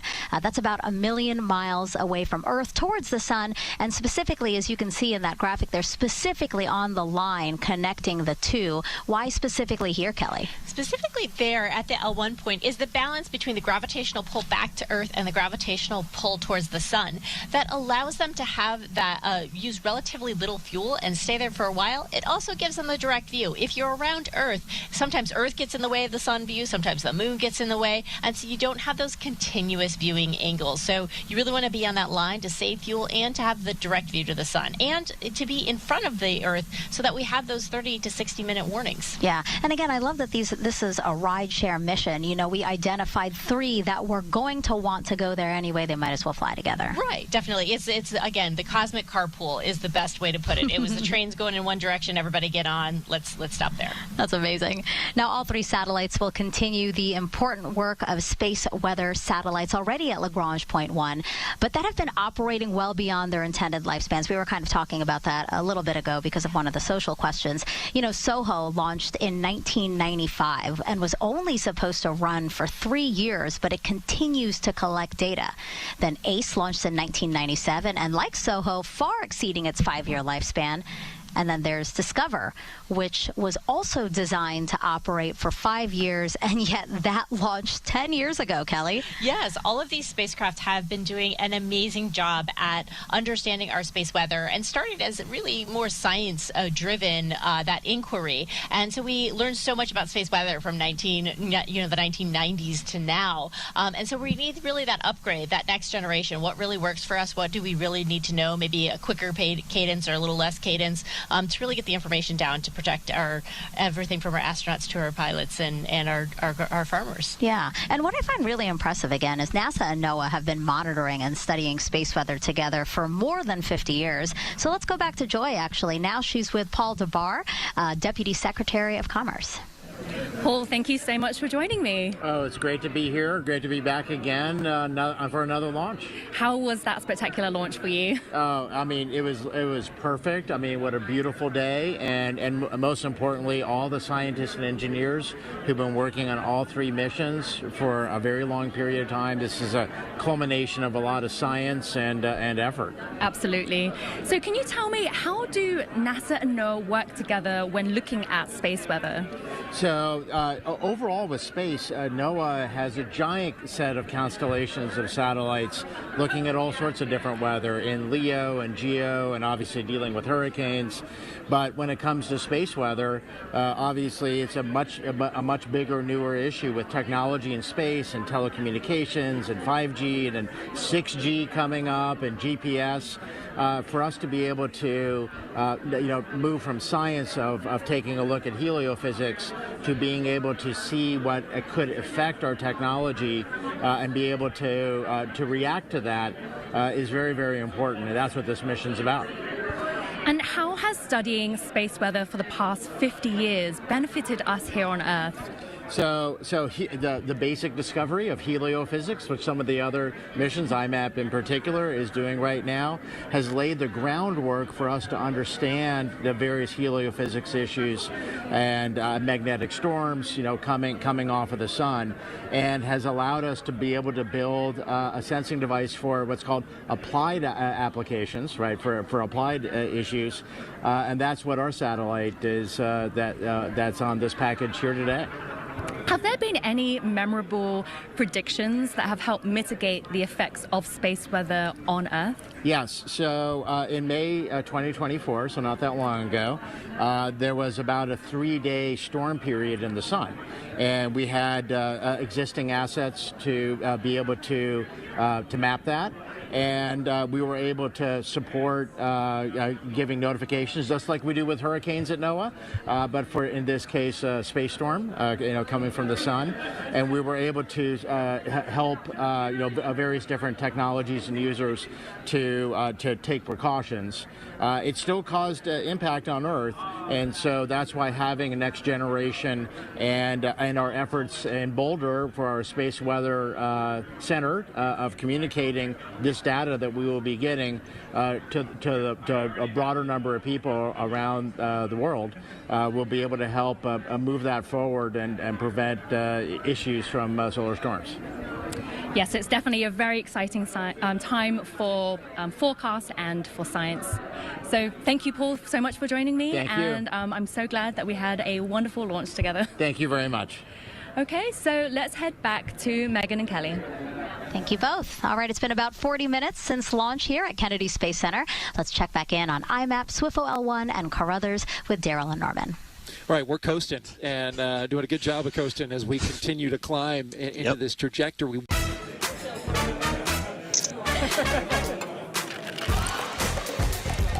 That we're going into, much different than just your circularized orbit for low Earth. We got to get out to 1 million miles, so we're really getting high in this orbit. Yeah, correct. So for us to go to L1, it's almost as if we have to do an escape trajectory, although not quite. Our C3 is still kind of negative, so we're not quite on our C3. Our C3. Yeah, it's the energy it takes for us to actually leave Earth's gravity, right? So it's not quite positive, which means we would need that to actually be, to actually leave Earth's gravity field. But we're close, right? So we need that highly elliptical orbit for us to actually achieve that. The other thing I'll mention, too, is that, you say we're coasting. People are like, oh, you're not doing any work right now. Well, that's not true. We're actually right now doing a very optimized flight right now. We're trying to make sure that we fire our second stage at just the right time so that we can transfer from our trajectory or our altitude we're at now to the higher trajectory that will push us at the point where we actually can separate our spacecraft so that our spacecraft can go to where it needs to go to do its science. For the record, I'm still working, and and you are too. Still working, yeah. Yeah, still working, but coasting. And thank you for pointing that out. We also will be sun-facing. Correct. And that's important at the time of release. Correct. So the idea there for sun-facing was that we wanted the sun right to be on the solar panels for IMAP, and that's for a couple of reasons. As you have heard before, IMAP's on internal power, right? So for us to get back some of that juice into our batteries, we want to be sun-facing so all that sun's energy can get back into our batteries, right? Solar panels produce energy, which is always a great thing for our spacecraft. We like that. Yeah. The other thing there, too, is that by actually using the solar panels on IMAP, we actually are using it almost as a solar shield, right? So it's reducing the thermal strain on the instrument suite of IMAP and the instruments on both Carruthers and SWIFO L1. So we're actually doing double duty there. So we want to thank IMAP for their service to the cause here. Absolutely. And in fact, because of that shading, Carruthers needed their own warmth, right? Some heaters in order to keep them warm because they can't see the sun at the moment. Correct. And there was a fear at some point that given that Carruthers was not on, that the hydrazine lines that they had, the rocket fuel would possibly freeze. Freezing lines is bad. Especially when it's your fuel, yeah. Exactly. So we want that to be liquid coming out. So we want to make sure we had heaters on those lines provided by SpaceX to actually make sure that did not happen. All right. Well, the next time you see us, we'll be getting ready to do a second burn of that second stage, which will be key to get it into and set it up for the separation of all three spacecraft. So we hope that you'll join us then. That's in about T+1 hour and 12 minutes, so just a little over a half hour. In the meantime, we'll send it back to Megan and Kelly. Yes, Megan and Kelly both here. We're continuing to listen and hear as NASA is hosting some of this special coverage regarding a launch from today of spacecraft on a mission to study space weather. Now, we're going to continue to follow this along throughout most of this morning because it is expected to last until 9 a.m. Eastern time. We do have to step away for a quick commercial break, though. On the other side, we're going to transition to another major story that we have been following, and that is regarding late night host Jimmy Kimmel returning back to the screens just last night. A live report from our partners at Fox 11 LA when we return.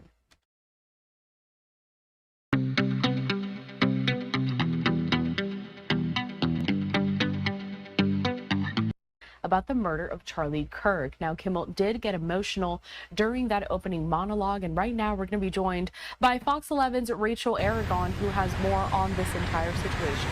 Rachel. Hey, good morning. Yes, I had to say this was a very highly anticipated show last night. A real emotional roller coaster, if you will, combined with jokes as well as some very sobering moments. But take a look right here. He enters the stage here in Hollywood to thunderous applause, but rather quickly, a few minutes in, it turns pretty emotional with his own monologue. Kimmel himself, though, took some time to thank his fans and supporters of the show for speaking out so that he says he can return. Well, he went on to say he knows nothing he would say last night was going to change anyone's opinion of him. At one point, he talks about a moment that touched him over the weekend. Charlie Kirk's wife, Erica, he says, forgiving the man who shot her husband, saying that this is an example we should follow. Well, here's what Jimmy Kimmel had to say about the comments he had previously made about the death of Charlie Kirk that ultimately led to his suspension. That it was never my intention to make light of the murder of a young man.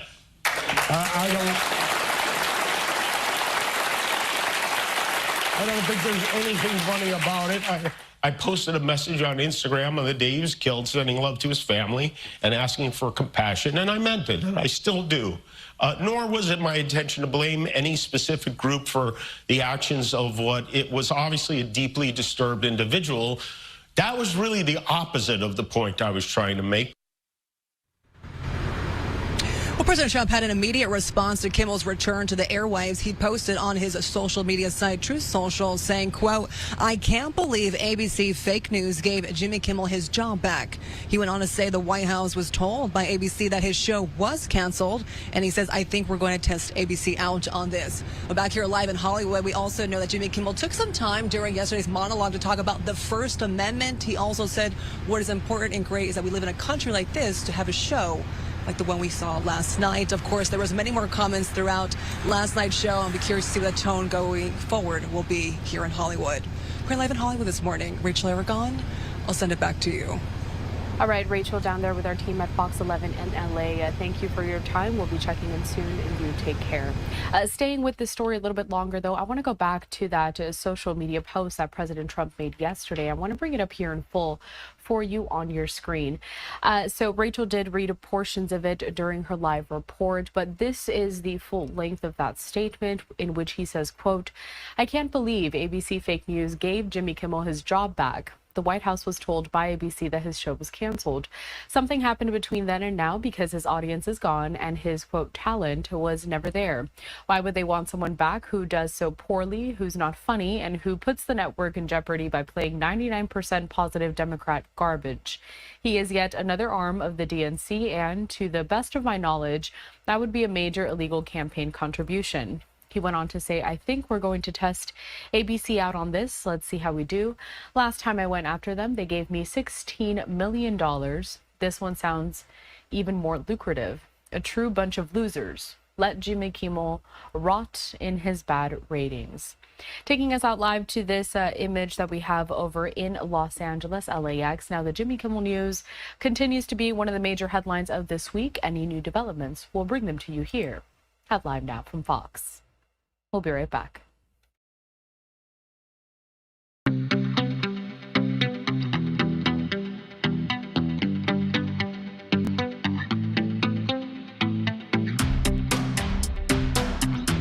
Caroline Levitt, who joined Jesse Waters on Primetime at Fox News. Let's listen in. It doesn't look like a coincidence to me. And if we find that these were UN staffers who were purposefully trying to literally trip up the president and the first lady of the United States, well, there better be accountability for those people. And I will personally see to it. All right, so that was also some of the comments from White House Press Secretary Caroline Levitt again yesterday on Jesse Waters Primetime there, courtesy of the Fox News channel. Back out to the images that we have today on this Wednesday for day 2 of the UN's General Assembly. Those escalators do seem to be working. However, we do know that President Trump is back in Washington, D.C. later on today. He is set to meet with Israeli Prime Minister Benjamin Netanyahu, so we'll see what comments we get from their meeting. Taking us out to this live image that we have over at the White House, we know that throughout the last several days, European countries have agreed to recognize a Palestinian state as the war in Gaza does continue between Israel and Hamas. However, The Israeli Prime Minister firmly opposed to that idea, President Trump seeming to back the Prime Minister of Israel. We do want to step away for one more quick commercial break. We're continuing to follow all of your big breaking news headlines, and when we come back out to some more of these live events. Don't go anywhere.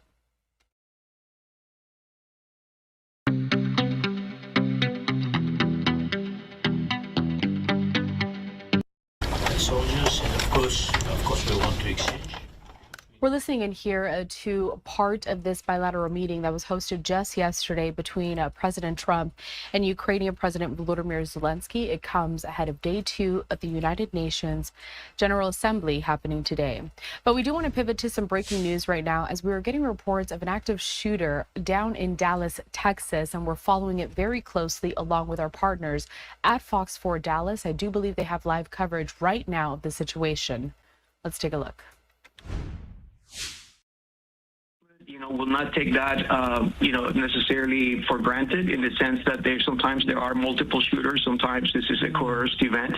And so by virtue of that, they have to rule those things out. But I would say that probably, or in all likelihood, the threat is over. Nevertheless, they're going to have to do their due diligence to ensure that there isn't any other threat showing up anytime soon.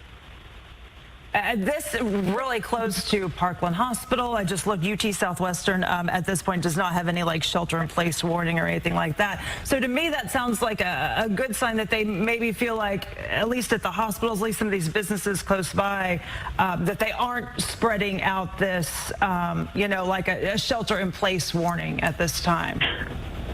Right, so that must mean that they have intelligence and information on the ground that there isn't anyone else fleeing away from the scene that could actually pose a threat to the immediate area. You're right. However, once again, they have to clear the scene. Right. They have to ensure that crime analysis shows up and that, the crime scene folks are there doing their due diligence, and that at the same time, the victims are attended to. So this is going to take hours, not necessarily minutes, to clear the scene. And probably key that they're right near the hospitals, too. I think that's... Right. Hopefully will help those victims in many ways. Alex, Del Carmen, we appreciate your time this morning. We're going to take a quick break. We'll be right back.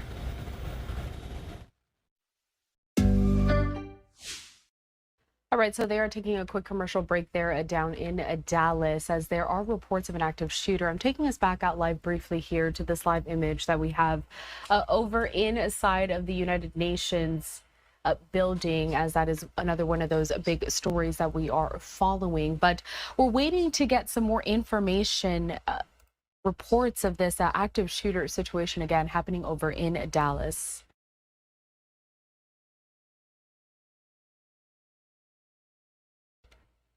So as we wait for some more of that reporting down in Dallas from that active shooter situation, very preliminary at this time because it is breaking news. So let's stay a little bit longer on the other major story, the United Nations General Assembly. So let's head back out to some more of these live images that we're getting, because we are gearing up for yet another day of talks amongst all of those world leaders. So this inside of the United Nations headquarters, where everyone is set to meet later on today. Those comments slated for 9 a.m. Eastern time. But we also have this is another live image just coming into our newsroom. I do believe that this is just outside of those headquarters, and we're waiting to see if we get any movement from several of those world leaders that again are going to be meeting today. The main focus going to be, of course, the war in Ukraine between Russia and Ukraine. Hey, you. Yeah, I'm talking to you. Of a Palestinian state. As we know, several European countries have agreed to recognize Palestine amid that war that continues on in Gaza between Israel and Hamas. Coming up later today, we also know that President Trump, who is back in Washington, D.C., going to be meeting with Israeli Prime Minister Benjamin Netanyahu. They're going to be discussing what I would assume would be the next steps when it comes to that war. Both President Trump and the Israeli Prime Minister have continued to say that their focus remains on the remaining hostages that are still kept in Gaza at this time. We'll bring you all of those details as soon as we do. In the meantime, let's head back out to some more of this coverage, courtesy of our partners Fox 4 in Dallas, of an active shooter situation. that the shooter has a self-inflicted gunshot wound. Yes, that is everything that we know at this juncture as far as the area is concerned. Because of the recent information, you heard Alex Del Carmen saying, it looks more like it's becoming more of a passive situation since they feel like they've taken care of all the issues as far as any other potential things. They're going to then obviously need to wait for the investigation to start up, and that next phase will take several hours. So right now, as one moves through this area, the southbound I-35E service road, this is from Regal Row looking down toward Empire Central, which is about another half-mile further down the roadway. And you can see Dallas County Sheriff's deputies are blocking everything off here, not allowing any traffic to move any further south. And then, of course, once south of Empire Central, you have the massive activity here in this area. And at this juncture, there's no new information that has come out. The feeling is, though, that the situation is at least contained at this point. And right now, we're just waiting for the next phase to happen. And we sure are hoping for the best regarding the 3 that have been taken to an area hospital there. That, as Lauren, you've been mentioning, it's right there. The medical district is just about 1.5 miles, 2 miles away, tops. At this juncture, with the situation, again, in a better situation as far as containment is concerned, it does appear that they're going to allow the main lanes of I-35E to move through this area.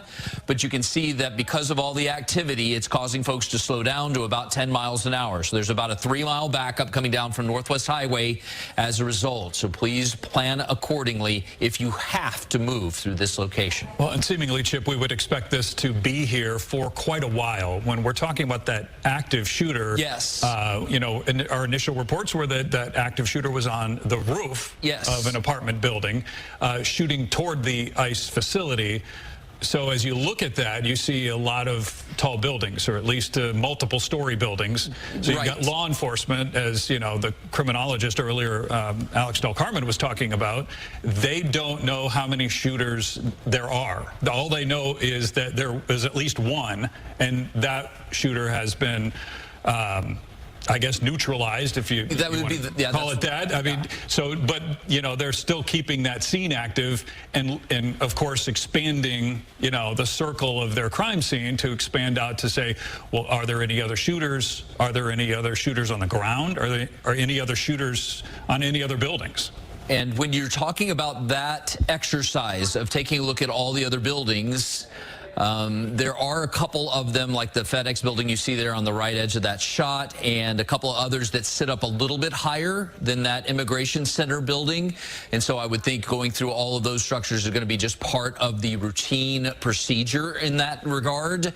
But other than those buildings, potentially maybe going a little bit further south, maybe a block or two along Empress Row would be another area where you would see those officers doing just that in continuing to, I would say, employ a safety net, really, more than anything else, and making sure that there aren't any other active shooters. So this is, again, a still very fluid situation, only about 40 minutes old, and at this point, we are still waiting to gather more information, and I'm sure we will hear a press conference at some point here fairly soon from the authorities.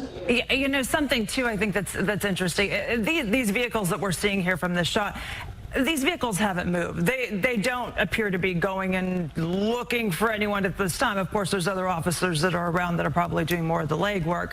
But they haven't expanded at least into the highway. Some of these businesses around there, I was looking on social media, some of the businesses that are not too far from there, they haven't been contacted yet, so they know something is in the area because they're seeing it on news reports. But they haven't been contacted yet, some of the ones that aren't too far from there. To me, that's a little bit of a positive sign in the fact that, maybe this is contained to one area. Of course, we're still waiting from word from police. We were told that 3 victims, there are 3 shooting victims at this time.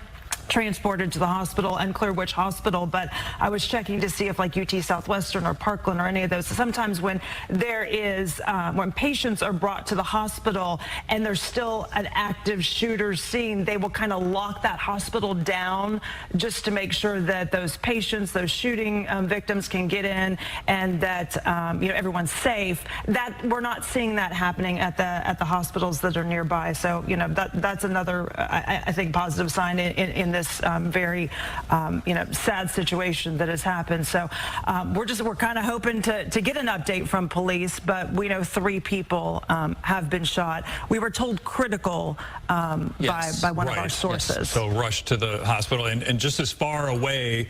Well, and so we're looking south to southwest, correct, Chip? Yes, looking that is south. correct. So to the left of the screen, which is east, you've in the same distance that you have those hospitals, Parkland, you've got UT Southwestern, you've got Children's Medical Center, and roughly the same distance, you also have Love Field. So seemingly you've got a lot of backup around all of the streets that feed into or would go to traditionally Love Field. So you've got a lot of, and you got to have to wonder if there are going to be delays there, or even people just getting to the airport there. But then on the other side, toward the right of the screen, you've got 183, and you were saying earlier that doesn't seem to be impacted all that much. That is definitely not impacted much at all. I'm going to bring up an arrow here. If you can look just close enough there, you can see a white vehicle go through there. That's off in the distance 183. Yeah. And so that area there is completely unaffected by this activity because it's about a mile or so as far as the distance is concerned there. Point to the immigration building. So the immigration building is right in this general location. Okay. And the apartment area is just a little bit south of there. So we had heard that maybe it was the apartment building or maybe it was another building. Right, so it could have been that, or it could have been on top of this building, and that's the fluid situation that we're really hoping to get answers from the police when they're ready to divulge that information. But, you know, as you mentioned, just making sure that everything is completely safe and that they've gotten everything under control here and that there aren't any other additional shooters is paramount. I will say on that front that when I've seen some of the officers moving through this area, everything I've seen in the last few minutes, though all of these vehicles are basically, I don't want to say abandoned, but like the officers have left the vehicles there and are now somewhere doing their job and helping with the perimeter and investigations and all that. When I do occasionally see an officer move through, I'm not seeing, like, for example, these 2 officers here, they aren't necessarily moving at an active speed or a fast speed. It's more calculated, slow, and more passive in nature. Hey, Chip, we've got Gil Torres on the line, former FBI agent. Gil, you and I have talked many times about police incidents, things that have happened, shooting situations and all that. When you look at this situation, what's the first thing that comes to your mind? Well, good morning. Thank you for having me. Like your previous gentleman that was speaking, yes, they have to clear the area. They have to be sure that there aren't any accomplices or support for this shooter. What we've been seeing lately in the country is that most shooters are lone wolves. They've been working on their own, but they still have to clear the area. So you're talking about it, I mean, they have to start in a wide radius, correct? And then they clear that, and then they sort of narrow down their crime scene as they begin to rule out buildings or parking lots or other places where people could be threatening that situation. Absolutely. They've got to clear that, and they've got to consider the fact that there could be accomplices or more than one actor here. So absolutely, they've got to clear the area. Gil, I want to pass on some more information we just got confirmed. The 3 people that were shot were apparently in ICE custody. We were told a white male was shooting at detainees from a rooftop, that the suspect shot himself when approached by law enforcement. When you hear what we've now confirmed, that 3 were shot, and those 3 that were shot were in ICE custody, and that this was, it sounds like a lone gunman with a rifle shooting from a rooftop. This whole rooftop thing, I don't know, you hear rooftop again, and I feel like we're seeing case after case after case where this seems to be where the suspects are going to get, a good vantage point, sadly. Well, yes, Lauren, and good morning. Yes,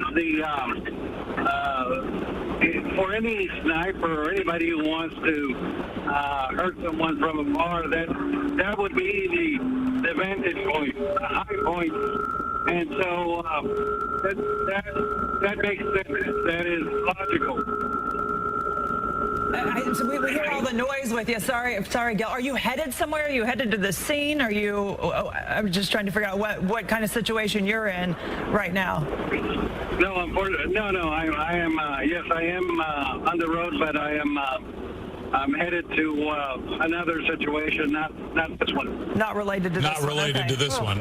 Okay. Goodness. When we see all the officers, it's not just one department. This happened in Dallas. It's not just one police department that goes to this. It doesn't just go to Dallas Police. And I'm assuming because an ICE facility is involved in this as well, an immigration facility. How many different law enforcement groups do you think are involved in this right now? Well, I think in this kind of case, everybody that is available offers to help. Since 9/11, a lot of efforts have been made by the FBI and all the other federal agencies to work very cohesive. Oh, hello there. I have a confession to make. I've been cheating on my board games. So this is not new. They do work hand in hand on these kind of situations. All right, Gil Torres, we appreciate your time this morning, former FBI agent. Some good insight there on the scene. Chip, I want to go back to you. And clearly we could see the main lanes of I-35E slowly moving along, but boy, the traffic troubles or backups, at least that this has caused this morning, have been colossal. Yes, very significant. I'll go ahead and just for a moment pull up the shot of I-35E. This is at Regal Row, which is about a half mile or so north of Empire Central, and it's about here where everything really comes to an abrupt halt. And I'll just go ahead and take this out and just briefly kind of show you a lay of the land. There's another pocket of heavy traffic that actually extends now all the way back to the Loop 12 Walton Walker interchange. And at this point, I would say steering clear of this roadway completely would be advisable.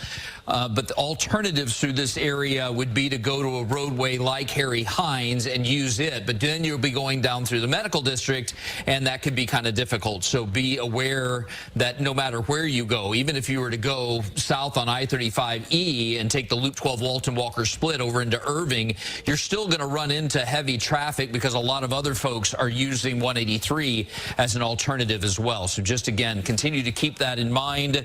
And as we've been mentioning before and will continue to mention throughout the morning, because of this kind of a situation, you can expect that closure to stay in play for several hours.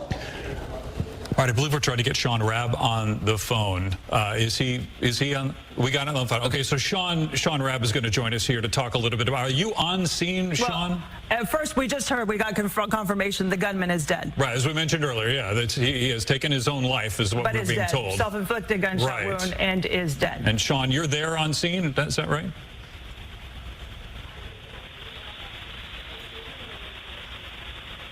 Sean, are you with us? Okay, we have lost Sean Rabb. Okay, so clearly we can see that law enforcement is still on scene there on the sort of the access road right by Empire Central. The shooter is dead, self-inflicted gunshot wound. There are 3 other victims that were shot, taken to the hospital in critical condition. And we know that the shooter was on the rooftop, which explains the heavy police presence there. And we're going to try and connect back with Sean Rabb. Sean? Hello, good morning. Are you on scene there? No, I am not on scene. I am in a vehicle at the moment, and I've been talking to people, my federal sources on this. And what can you tell us so far? It's a bad incident this morning in Dallas. Yeah, we are hearing that the 3 that were shot were in ICE custody at this ICE Immigration Services building. Tell us what you know about that. Like, were they bringing them in to this building? Let us know what you're hearing. My guy is not able to answer that question. Okay. Whether they were coming in or taken out, but I understand that to be so, that they were in federal custody. That's what he tells me, and I don't know, again, coming in or going out. We were talking with Gil Torres earlier. He was talking about kind of the standard procedure now is if the shooter's dead, the 3 victims have been taken to the hospital.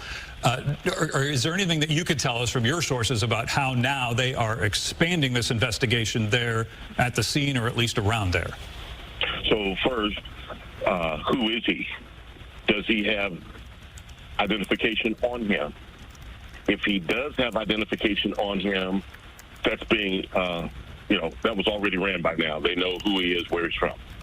If he's anywhere local, okay, they're going to send folks, even now, they're going to get a search warrant to go to that address, wherever that is, if he's local. If he's not local, that same thing is going to happen. They'll either send folks from here or they will have officers, agents, in this case, in wherever city he may be from, if he's not local, to go to that address as soon as they can get a warrant approved. If they know who he is, if he has a driver license on him, they're going to do a search. Is there a vehicle? How did he get downtown? Where is he from? So they're going to look for a vehicle. Maybe he does have a driver's license on him and they can connect that to a vehicle. All those kind of things are happening. If they find a vehicle, then exigent to what has just happened, they're going to execute a search on that vehicle as soon as they can. Because now you want to know who this person is, what their motivation is, how they laid this out, if there's going to be any evidence trail, be that in social media, be that in electronic devices, be that on a big chief notepad this guy might have in his home. You got to figure that part out. I think beyond that, this underscores again the inability to think about every possible scenario that might could happen when someone makes up their mind to do something. Right. Well, yeah. That's clear to me that we cannot think about every possible scenario and play it out on a tabletop exercise for every building where a person may or may not be brought. Why would you think someone would allegedly climb atop a building to shoot at people who are snipers? Yeah. So, I was thinking about that, Sean, because you've been in this market for so long. You've been in Dallas. You've covered, a gazillion shootings in the area. I just think about when we get the call and we hear there's a shooting in Dallas. The word shooting and then the word this morning that we heard that there's a sniper shooting in Dallas. It was that word sniper that I think. I don't know about you, but for me, it really set off alarm bells. Yeah. Well, of course, and for a number of reasons, based on what has happened very recently across our country. Sniper, right? We've had several events, including one very major event just 10 days ago or so, 2 weeks ago, correct? So we understand that takes our anxiety to a different level. It also takes a response to a different level. And I think in light of what has happened in our country, the response today that you saw is the kind of response that happens now when there is that call for a beyond active shooter, sniper, right? Active shooter is one type of scenario above murder, above shooting, but sniper takes on a different meaning. Why? Because that suggests you have a person with a rifle, either a semi-automatic or bolt-action rifle, who's in what's called a perch. So it's like a bird's nest. They have the advantage. They're up high, and they can see people moving down below, and they can see people even coming towards them, which puts responding law enforcement, federal agents, local law enforcement, at a greater disadvantage and higher risk of danger as they try to approach someone who's in a quote-unquote sniper's perch. So sniper is a word that causes our hearts to race, because if it's true and correct and if people are down at the hand of the sniper, it's a very, very dangerous situation. Yeah, and I know you've covered so many of these in the past as well. And you know, when we hear the information that the sniper, the shooter, died or is dead or is neutralized, and the people that are injured are taken to the hospital, we tend to think, okay, we can relax now. But law enforcement doesn't get that luxury. They don't relax because, to your point, now they have to figure out, are there any other shooters? Was this guy working in concert with someone else? Or is there another location? And what can they glean from, like you were saying, what did he write anything down? Did he have anything on his person? So right.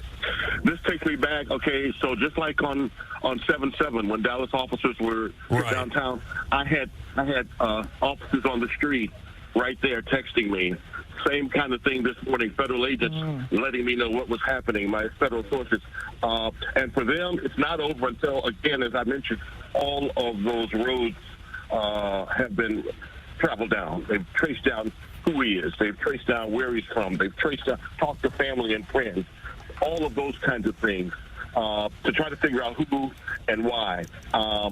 And so it's not over for them. There is also another question. This guy by himself, did he act alone? Right. At the moment, I don't have an answer to that, but I think they might have thought that perhaps he's by himself. Right. If there's not been another shooting incident in that area since this has taken place. Right. We are waiting for a news conference. The Dallas Police Department just posting that they're asking media to gather in one certain location. So we're hoping to hear from police shortly. Sean, we appreciate your time. We do. Thanks for the insight.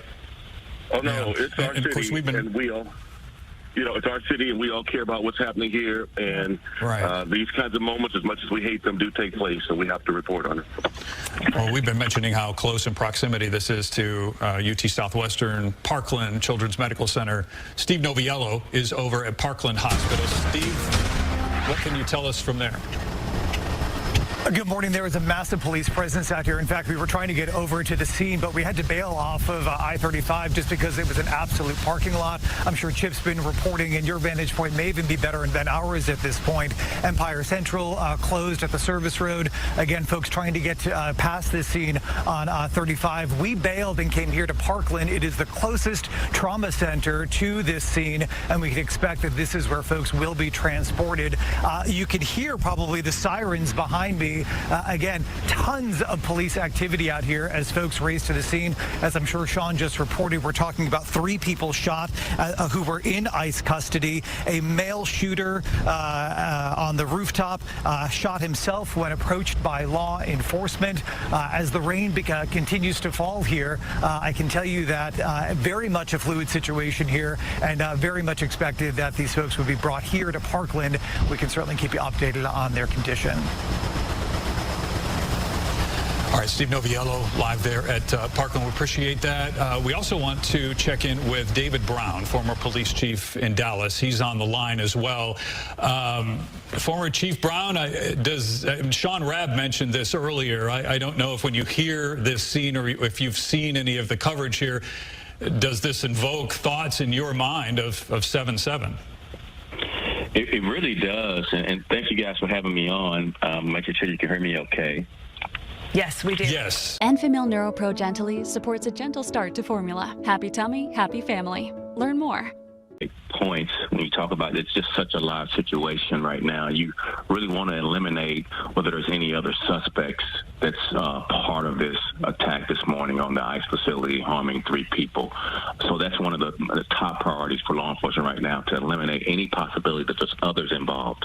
And I feel like we would have heard if they thought there was a second one at this point. I mean, Dallas Police is now moving to say, hey, we're doing a media staging area. We're going to be giving a news conference in a little bit. I would think if this was still a possible active, like maybe there was a second suspect, they wouldn't already be moving to try to get us in a spot. Would you agree with that?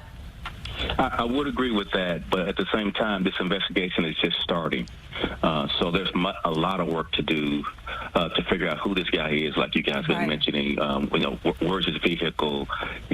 Today you got to look at people's social media once you identify who they are, to see what kinds of things have they been posting, to try to give you some clues about motive. Are these some of the things that you can talk about or tell us that are happening behind the scenes that we don't see on screen without discussing tactics or anything? But what can you tell us about what's happening behind the scenes right now? Well, behind the scenes, there's a lead agency. So because it's on a federal facility, you know, will the feds take the lead? Will Dallas County take the lead? Or will the Dallas Police Department take the lead? So that's number one, identifying who's the lead. Or it could be a collaborative where they all kind of work together, multi-jurisdictional leads. But that's number one, because then that prompts certain types of things and resources available. Of course, at some point, they'll do a press conference or a press statement to make sure the public knows. Like you mentioned, by now you would think downtown safe or the area is safe, but you do want a statement at least at this point. So that's likely being prepared and hopefully sent out soon, so you guys can get a little bit more information. And finally, the investigation process itself. Even though the suspects apparently killed himself, you still have a full investigation to determine not just motive, but just what happened, why it happened, and what types of things this apparent suspect was planning to do. Was this targeted to these particular individuals that were harmed, or was this kind of a blanket attack? We just don't know a lot at this point, and it's just the beginning of the investigation. I'm curious, what do you know about this immigration building? We were told the 3 that were shot were in ICE custody. Do they bring people in there that are in custody? Are they transporting there? Are they held there? Do you know anything about that?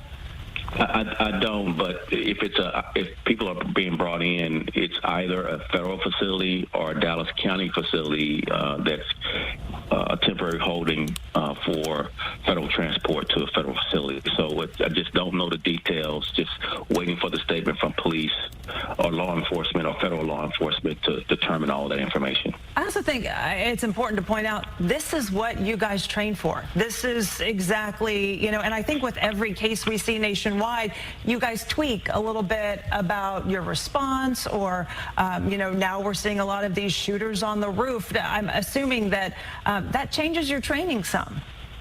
It does. Unfortunately, this is our new normal. It is really a sad statement to make. This is the new normal for our country.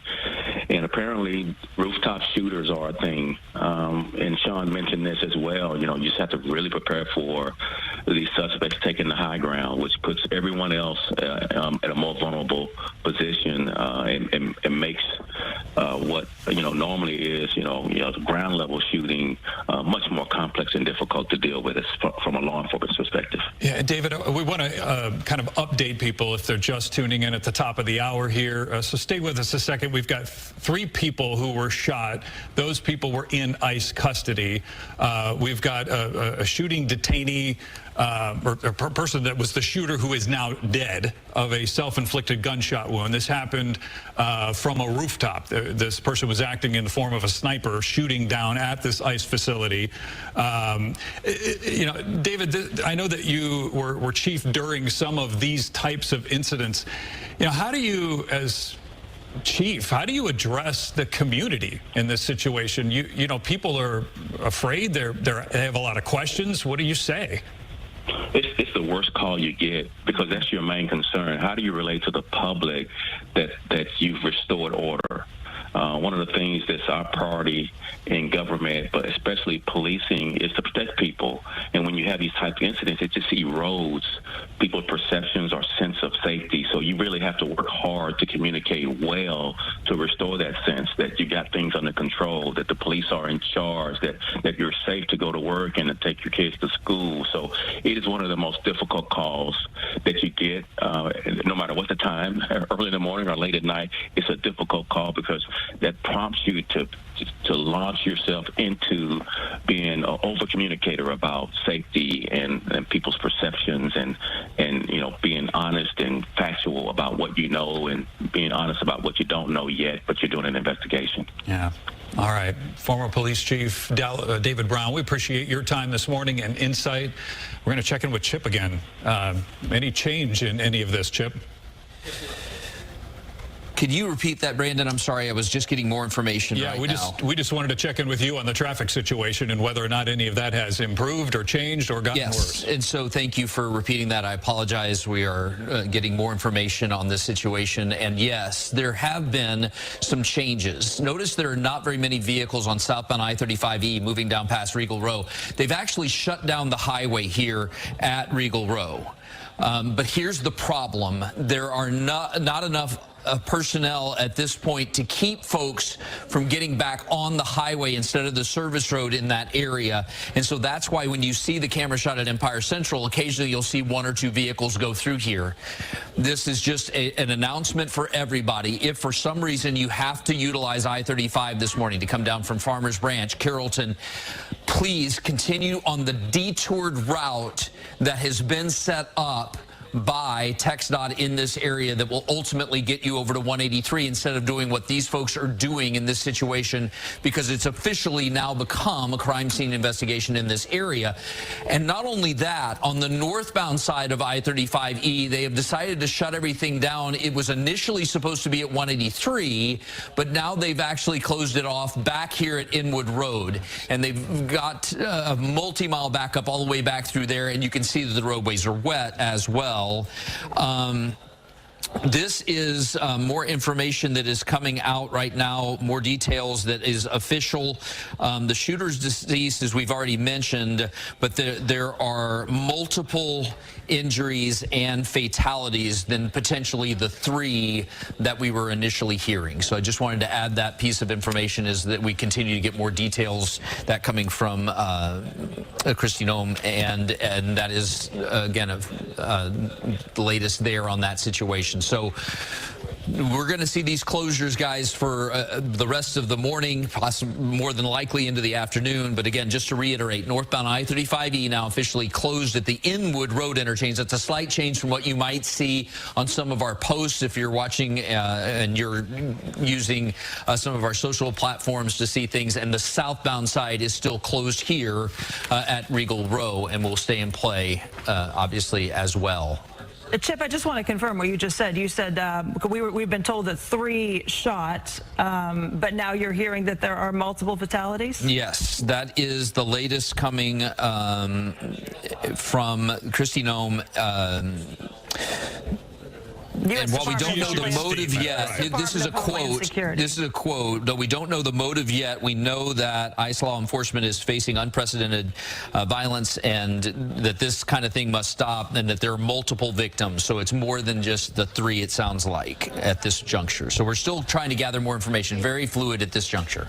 Okay. We will stay on top of that. Thank you so much, Chip. We'll check back in with you shortly. We're going to go now to Shannon Murray. Shannon, where are you at? I know you were responding to this scene. You were on a different one story. They pulled you as soon as we got word of this and pulled you out of the studio here and sent you that way. Tell us where you're at, what you're seeing. Well, really, Lauren, we have been just trying to get anywhere close to the scene that we can. We are on a side street right now. Of course, we took 35. Traffic there was horrible. We're right now on Irving Boulevard, just trying to get around it to get over to the media staging area. But as you can imagine, as you just heard from Chip, traffic right now is horrible. It's pretty much at a standstill on 35 in that area of Empire Central and Regal Row, and then on the side streets as well, as most people are trying to get off of the highway and get around this. We've seen multiple ambulances, SWAT vehicles from the Dallas County Sheriff's Department. We've also seen multiple Dallas police vehicles going by us with lights and sirens, also trying to get through all of the traffic and going around vehicles as best they can. So we're hoping to get there and be able to give you guys a view on the ground of the scene right now. I know we've been reporting already. What we know right now confirmed is that 3 people were critically injured in this shooting near an immigration services building. You know, sources confirming to us that this was a sniper on a roof. We don't know exactly which roof this person was on. And when agents were approaching him, he shot himself and died from that injury. So the threat appears to be over, but we are still working to confirm information. As Chip mentioned, we know there is a heavy police presence in this area, and of course traffic. And then on top of that, Lauren, Brandon, it is pouring rain in this area right now. So you can imagine that is only adding to the traffic and the congestion here. All right. Yeah, the rain definitely going to be playing a factor as they try to, continue this investigation. I think what's important to point out right now is we're kind of getting conflicting information because we had confirmed that 3 people were shot.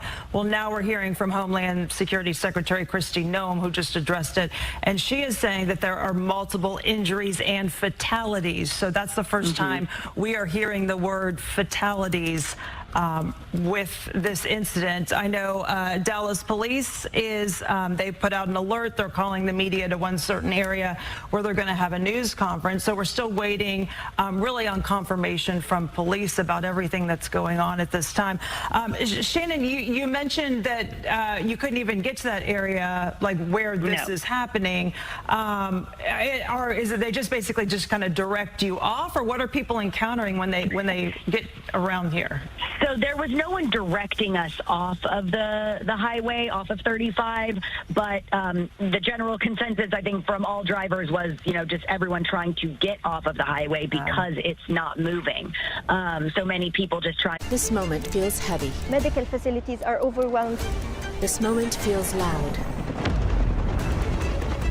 This moment feels They're trying to get around near kind of Children's Medical Center in that area. So a lot of traffic there, people just trying to turn around and take different side streets. Right now, I'll tell you, we are on North Westmoreland Road, kind of approaching 35 again, trying to get back into that area again, to get to that media staging area where we've been told to go. And also just traffic is at a standstill here, not moving. So we are trying to, inch our way there and get there as soon as possible to get you guys some more information. All right. Thank you, Shannon. Stay with us as we continue to follow this coverage. Again, we first were being told that 3 people were shot, that these were detainees at this ICE immigration facility. We are now hearing from the federal government, from Kristi Noem, the Homeland Security Secretary, that there are multiple injuries and fatalities. That has not been confirmed by yet our local law enforcement, but we are waiting for a news conference on that. The shooter, we were told, was shooting with a rifle from the top of a, this is the statement you see here from the U.S. Secretary Kristi Noem. But we are hearing that the shooter was deceased, as you can see right there, a self-inflicted gunshot wound. Apparently that happened as law enforcement was closing in on him. Right, yeah. Kristi Noem's statement, there was a shooting this morning at the Dallas ICE field office. Details are still emerging, but we can confirm there were multiple injuries and fatalities. The shooter is deceased by a self-inflicted gunshot wound. While we don't know the motive yet, we know that our ICE law enforcement is facing unprecedented violence against them. It must stop. Please pray for their victims and their families. We want to get back to Chip because you said something earlier that they had been diverting traffic off of 35E at Regal Road. Now, we're still seeing traffic pass by. Tell us about it. So this is something that is... I want to be delicate in the way I explain this. There are some that feel like when there's a detour in play that for whatever reason they're the exception to the rule. And so right now you can see how the highway is most certainly shut down on southbound I-35 at the Regal Row interchange. And there is a specific detour that is in place that is ultimately going to serve to go from Regal Row over to 183. But there are a few folks that are noticing that there's a workaround and there's just not enough personnel right now to block off the on-ramp on the other side of Regal Row. And the workaround for these folks is they're figuring out a way to get back onto the highway and then go through this area, which is now going to be considered part of this crime scene, right? And so that's the thing that's really frustrating here is those people that think that they are the exception. So that's what's happening on that southbound side. I haven't seen anything on the northbound side get through, so that seems to be more secured, and this is where all the traffic is detoured off the highway here at Inwood Road for the moment.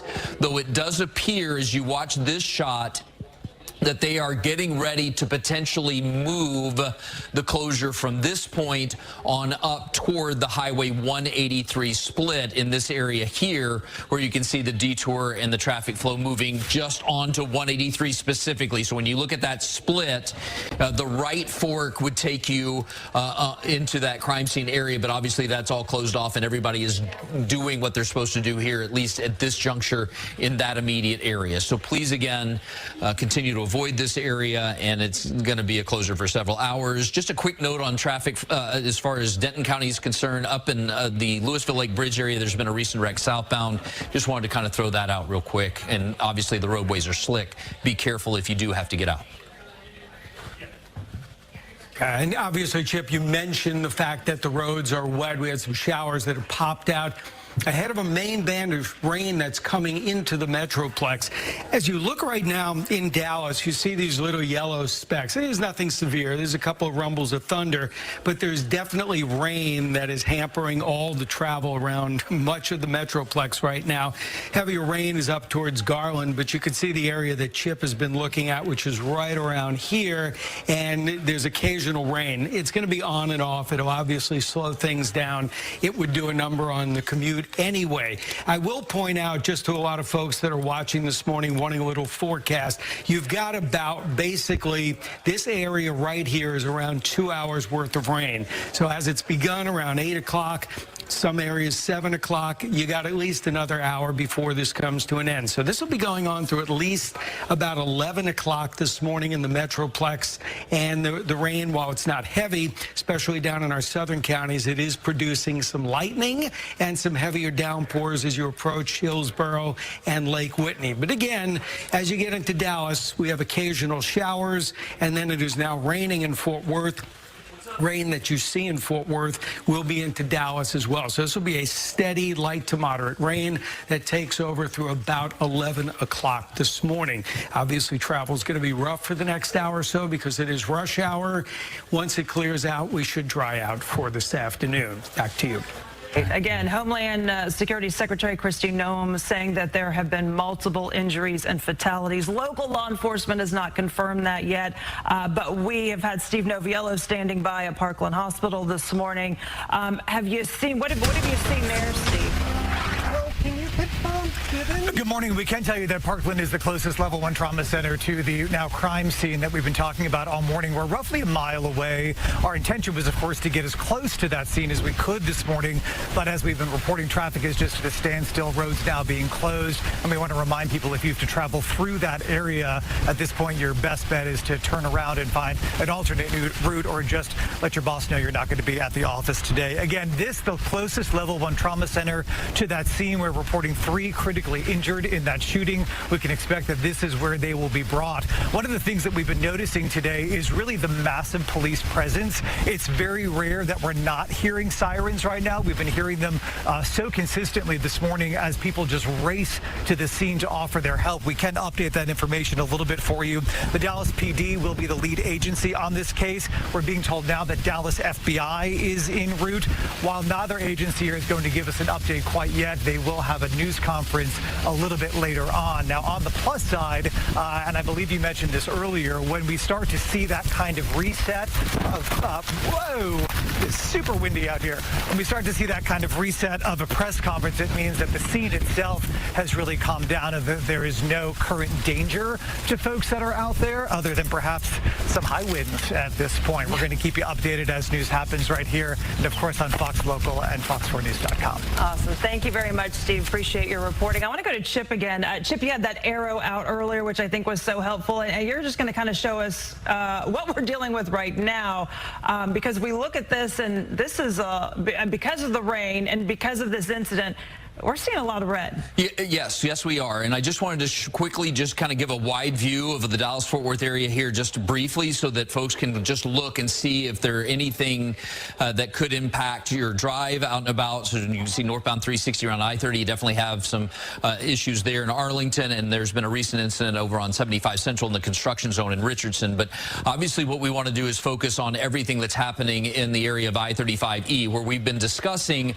what is continuing proving to be a fluid situation, not only with the investigation that is in the very early stages around Empire Central, but also some of the closures in this area. And in the last report, I was discussing how all northbound traffic was detoured off the beaten path at the Inwood Road interchange, but they were starting the process of migrating further north to block it off at the 183 split with I-35E. And you can see that is now officially in play. All those on the northbound service road that have used that as an alternative cannot go any further than Mockingbird and will be forced over to 183 around this area until this situation is resolved, which is going to be the majority of the day. On the southbound side, still some frustrations. There's the detour to the service road in this area, and then there's the scene around Empire Central. And actually, as I look at this shot, and the folks at TxDOT are kind of moving this camera so it could continue to move a little bit more, it does appear that they finally gotten someone to block off the on-ramp that was the hole, if you will, in these closures, and now nothing is getting through officially. So that is a positive thing as far as just clamping down on the scene area itself. At this point, you're talking about a backup on the southbound side that extends all the way back to Royal Lane. On the northbound side, I-35E is jammed up all the way to I-30. And that's going to stay the normal here for the rest of the morning. There's no doubt about that. So please continue to steer clear. I like what Steve said. If you need to go to work today, or you're supposed to go to work today, if there's any way you can commute from home, if you utilize I-35E, talk to your boss and make that happen, because this is not going to improve. All side streets are a mess through this area, and this situation is nowhere near, obviously, any kind of resolution. Yeah, and sort of watching all this play out, you know, earlier we were talking to you, and this was a very fluid situation. Law enforcement just getting on scene. We were just getting confirmation. What time was that? Was that like around 7? That was around 7 or so. To set the stage, just officially, because I was the one that was able to get all this information out there first, it was right around 6:56, 6:57 that this started to be called out. And then we were able to get it on the air about 7:03, 7:04. So that's at least the timeline I'm working with. There might be a little bit more finagling once we hear from a press conference about this, but we think that that's about the best situation as far as like timeline is concerned. That's somewhere in that 6:50, 6:55 range is when this incident started to come to light, and the presence of the emergency crews started to move towards this location. It was just a couple minutes later that everything started to get shut down. Okay. All right, Chip, we appreciate it. We want to check back in with former Chief David Brown, former Dallas Police Chief. David, as the scene starts to develop here, I know Christy Nome has made some statements that there were 3 fatalities in this. We haven't independently confirmed that because local law enforcement hasn't confirmed it yet. But I guess as this investigation starts to develop here, what more can you tell us about how this is going to play out? Well, it sounds like the feds are going to take the lead, so we're waiting for some collaborative statement or press conference that might include, federal law enforcement along with local law enforcement. Apparently, Christy Nome is confirming, although we don't have that from local, like you mentioned, that we have fatalities, which to me, kind of highlights the accuracy of this shooter. Likely a little.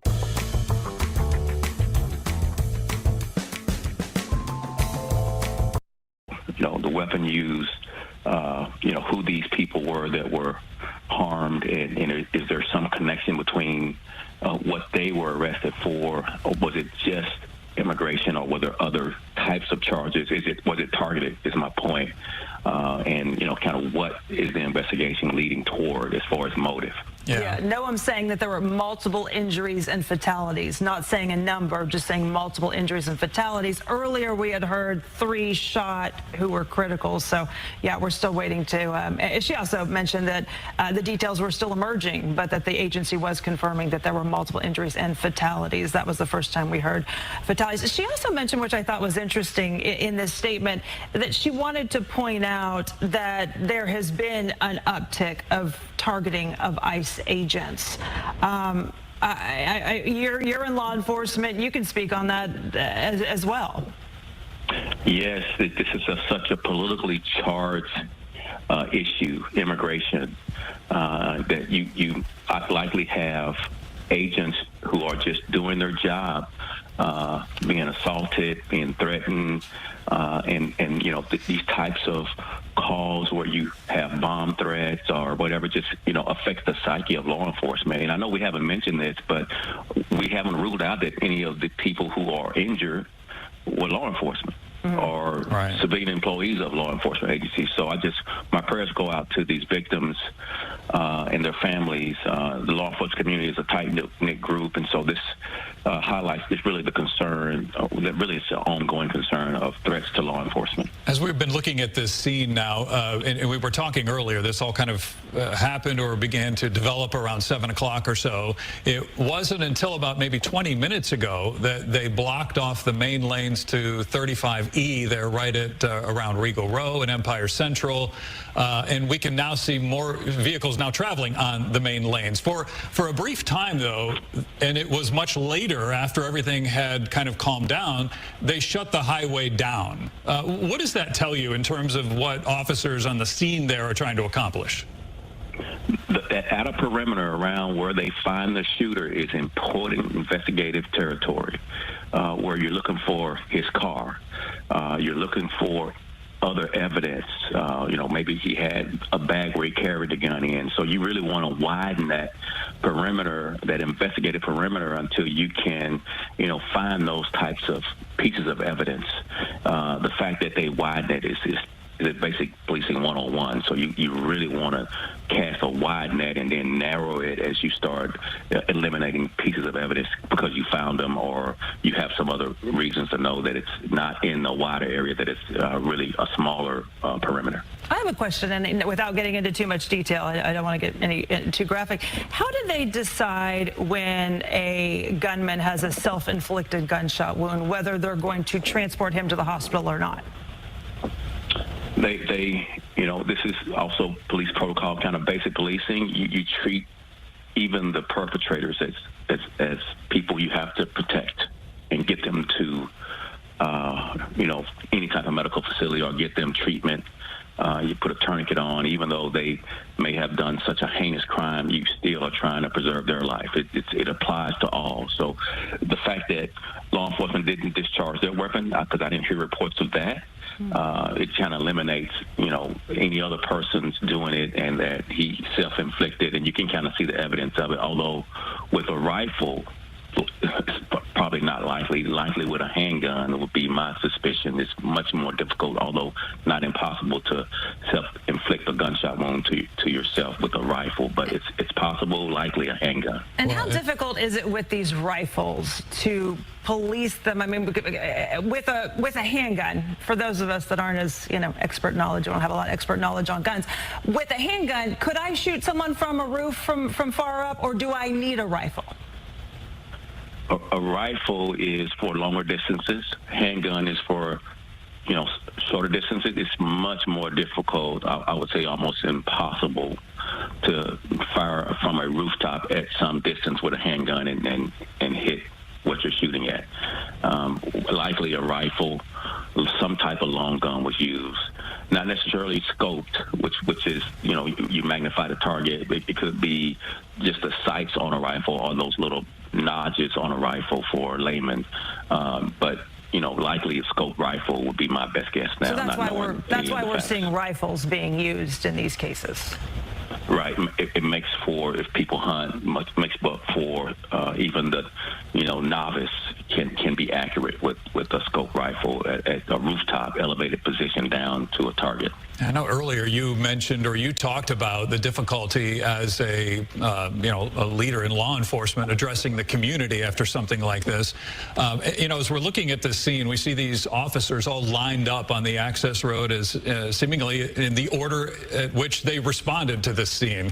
For a law enforcement officer, when you hear reports of a sniper on a building and you're told, you know, you're dispatched to go to the scene, that in and of itself, and you guys deal with danger all the time, but that in and of itself has got to be, for an officer, a very frightening call to hear. It really is, and it speaks to the courage and bravery and really the nobility of law enforcement, that they run toward bullets, they run toward danger, not because they don't have fear, is that they overcome their fear with courage and bravery. And so I just want to highlight that you know, these officers are human, they have that fear, but they overcome it with their courage. And is it just whatever officer gets on the scene first, or is there like a, hey, you're the guy that goes in first? Like I know in like some SWAT situations, they have like the, you know, the guys that go in first. When there's a call out like this, is it just whoever's closest?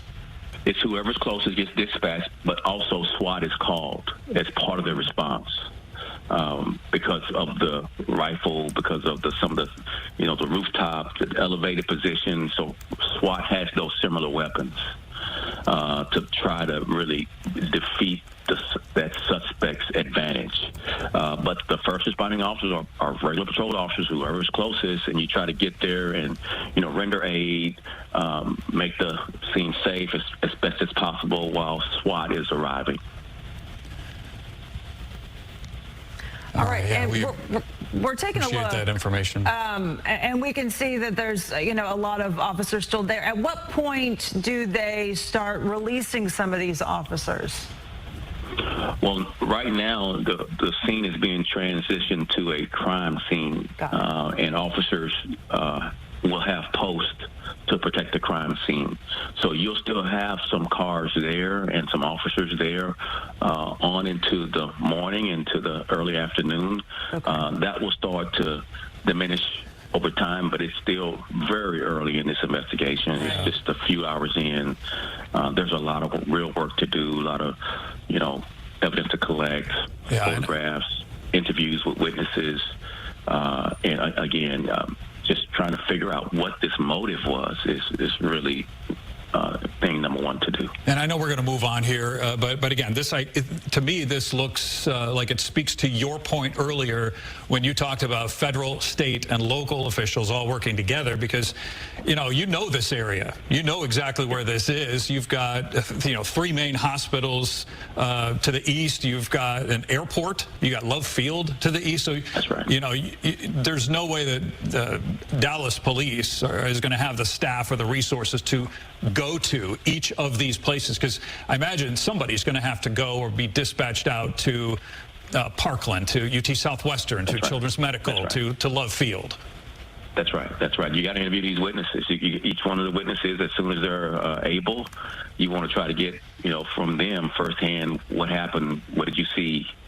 What kind of things were happening as it happens. That's the best evidence from eyewitnesses. And again, there's a team of investigators headed to this guy's house to try to figure out where does he live, who does he live with, interview all those folks, any connections, any friends.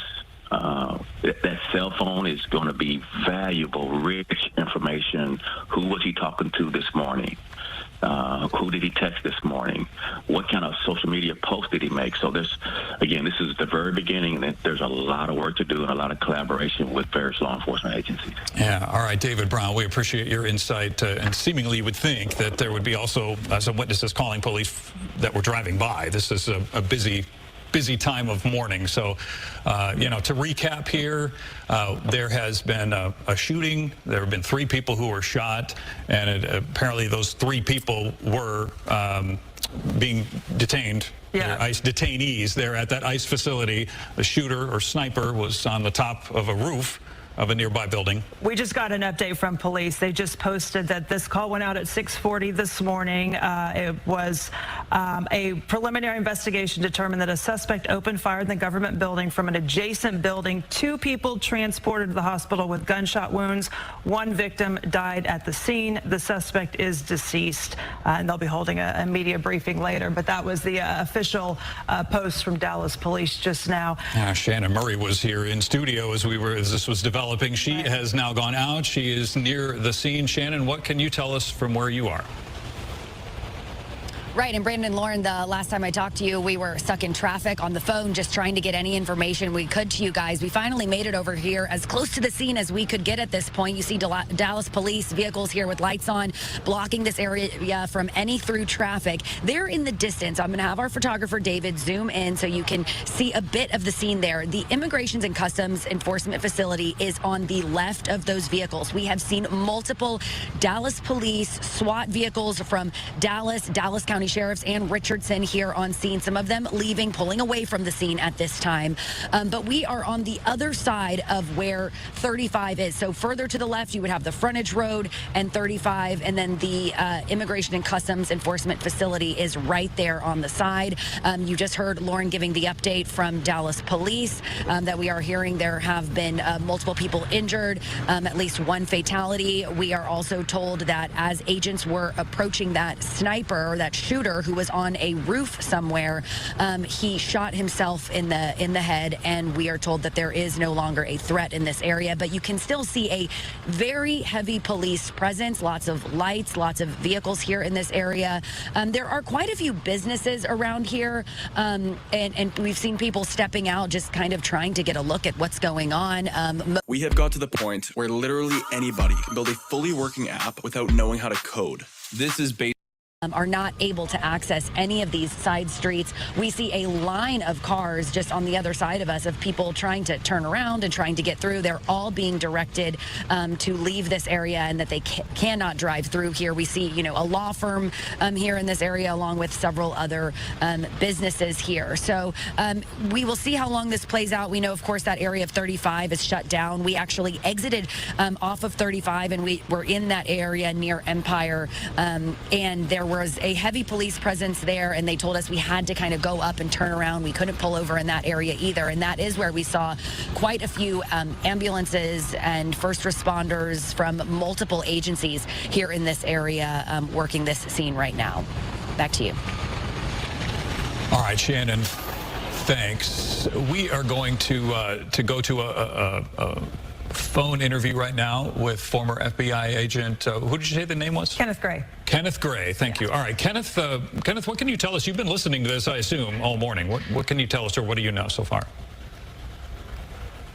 First attack against an ICE facility. Back during the summertime, there was an attack on the Prairie Land Detention Facility in Alvarado, Texas. The person responsible for that, Benjamin Song, was arrested by the FBI, and he's allegedly a member of a Texas Antifa group. So I would not be surprised if this shooting, there was also Antifa connected. Okay, as you've been watching this develop, what can maybe some insight you might be able to shed here on how this scene is constructed, how it's been played out this morning? You've still got officers on the access road. Traffic is now flowing on I-35E. Does that mean, or can we draw from that the threat level has been decreased? Yes, absolutely. So the emergency is over. That is that the shooter is down, neutralized, committed suicide when officers approach. So the threat is greatly diminished.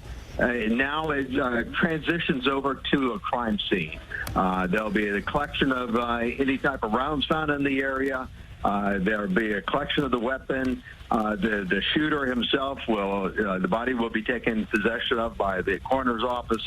All these things will be done as if it were any other shooting there and be investigated as a crime. But the emergency itself has been resolved. Okay. Former FBI agent Kenneth Gray, appreciate your time this morning and insight. Thank you. We're going to check in with Chip now. Chip, so traffic is moving there on I-35E. Right. So as you were talking to former Dallas Police Chief David Brown, you noticed that the number of vehicles moving through on the highway started to change from nothing to now something. So whatever stage they are in the investigation, they've been able to obviously make the determination that one can now utilize I-35E to move through this area. So here's what it looks like southbound from Regal Road. They've actually lifted that closure completely and are allowing all lanes to get through. Similar situation in the northbound direction of I-35 around 183. This will obviously help alleviate the overall drive in this area, which has been quite miserable with a multi-mile backup in that area. So this is what it would look like currently as you move through that location. Northbound traffic, you can see back to about Oaklawn Avenue there on the right side of your screen, excuse me. And the speeds there, if I were to plot that out, are only about 5 to 7 miles an hour. It'll obviously potentially improve through that area. Similar situation on the southbound side. So at least we've gotten to the point, Brandon and Lauren, that they feel like they're at least getting into that next phase of the investigation. Scene is obviously corralled, as you've been hearing from former Police Chief David Brown and some of the other folks we've been bringing in to talk with. But we still have a long way to go as far as getting the service road open in this area. It will be closed the rest of the day. We've gotten some information initially about the situation, obviously, that we've been divulging to you. At this point, I would plan on that southbound service road to stay closed at least past noon, 1, possibly 2 o'clock. But hopefully the main flow of traffic will start to improve now that they've reopened the highway. All right. Thank you for the update, Chip. Let us know if you see anything, any changes there. Vice President J.D. Vance just addressing this crime, posting that the obsessive attack on law enforcement, particularly ICE, must stop. I'm praying for everyone hurt in this attack and for their families. So the Vice President of the U.S., J.D. Vance, speaking out about this incident in Dallas as well. We checked in earlier with Sean Rabb, who was giving us some updates on some of the police contacts that he has been talking with this morning. Sean, you join us again. What do you know? What can you tell us? Well, I think we don't know this for certain yet, but I think that the injured, those people who have been shot, are, as our sources on the ground there have been saying, detainees and perhaps not the federal agents themselves, because I think what we would have heard from Kristi Noem, or the acting ICE director, in a tweet or anywhere else would have been much more intense than what we've heard now. Not to diminish what they're saying at all, but we don't at this moment believe any agents were shot, although that's how the call came out around 6:40 or 45. It was an officer assist call, and I'm being told by sources this was in what is be called the Sally Port area, or an area where people are brought in or out who are in detention. And so that's what I'm being told. This happened from shooting from one building rooftop to the next. Right, and based on that information, Sean, it does seem to be a little different from some of the things that we've seen, especially in Alvarado, where you had agents who were targeted, federal agents who were the target of a shooting. In this case, it appears as though we've got detainees, ICE detainees, who were being taken into custody who were shot. So it certainly changes the dynamic, at least. That's what it appears at the moment, and hopefully we will learn more. Once we know who this person is, this man or woman, this person, the shooter is, once we know that, then that will lead us to another treasure trove of information that might end at a motive or reason behind this. We'll never hear it from this person's mouth because they're taking their own life. But yes, you're right, Brandon. The allegations in the federal information about what happened outside that facility in Alvarado is that people had body armor, they had multiple radios and cell phones, they had weapons, and that it was an ambush. This, in that regard, in that context, this is different. It is one person. Now, whether that person was shooting at the agents or at the people they were bringing in or taking out, we don't know. But in the climate now, this is why there has to be, you have to always think about all of these things, and it's impossible. It's literally impossible to think about every place something could happen, which shows, again, our this vulnerability in society. Right. So let's see. All right, I'm just getting a text in. Someone is confirming to me, another source, no agents or officers were struck. No agents or officers. So that kind of goes against what, the vice president was saying, that he was saying it was an attack on law enforcement. Well, Kristi Noem even suggested that. And Kristi Noem suggesting it was an attack on law enforcement. It does appear, and what, Sean is reporting and getting confirmation on, was that these were ICE people. These were people that were detainees. They were people in ICE custody at the time. We're getting a lot more information here. Still a lot to sort out. Yeah, lots to sort out, because if they were in ICE custody and ICE agents were standing around them or with them, then the attack is wholesale on all standing. Right. It's still on an ICE facility. Right. Right. All right, Sean, we appreciate it.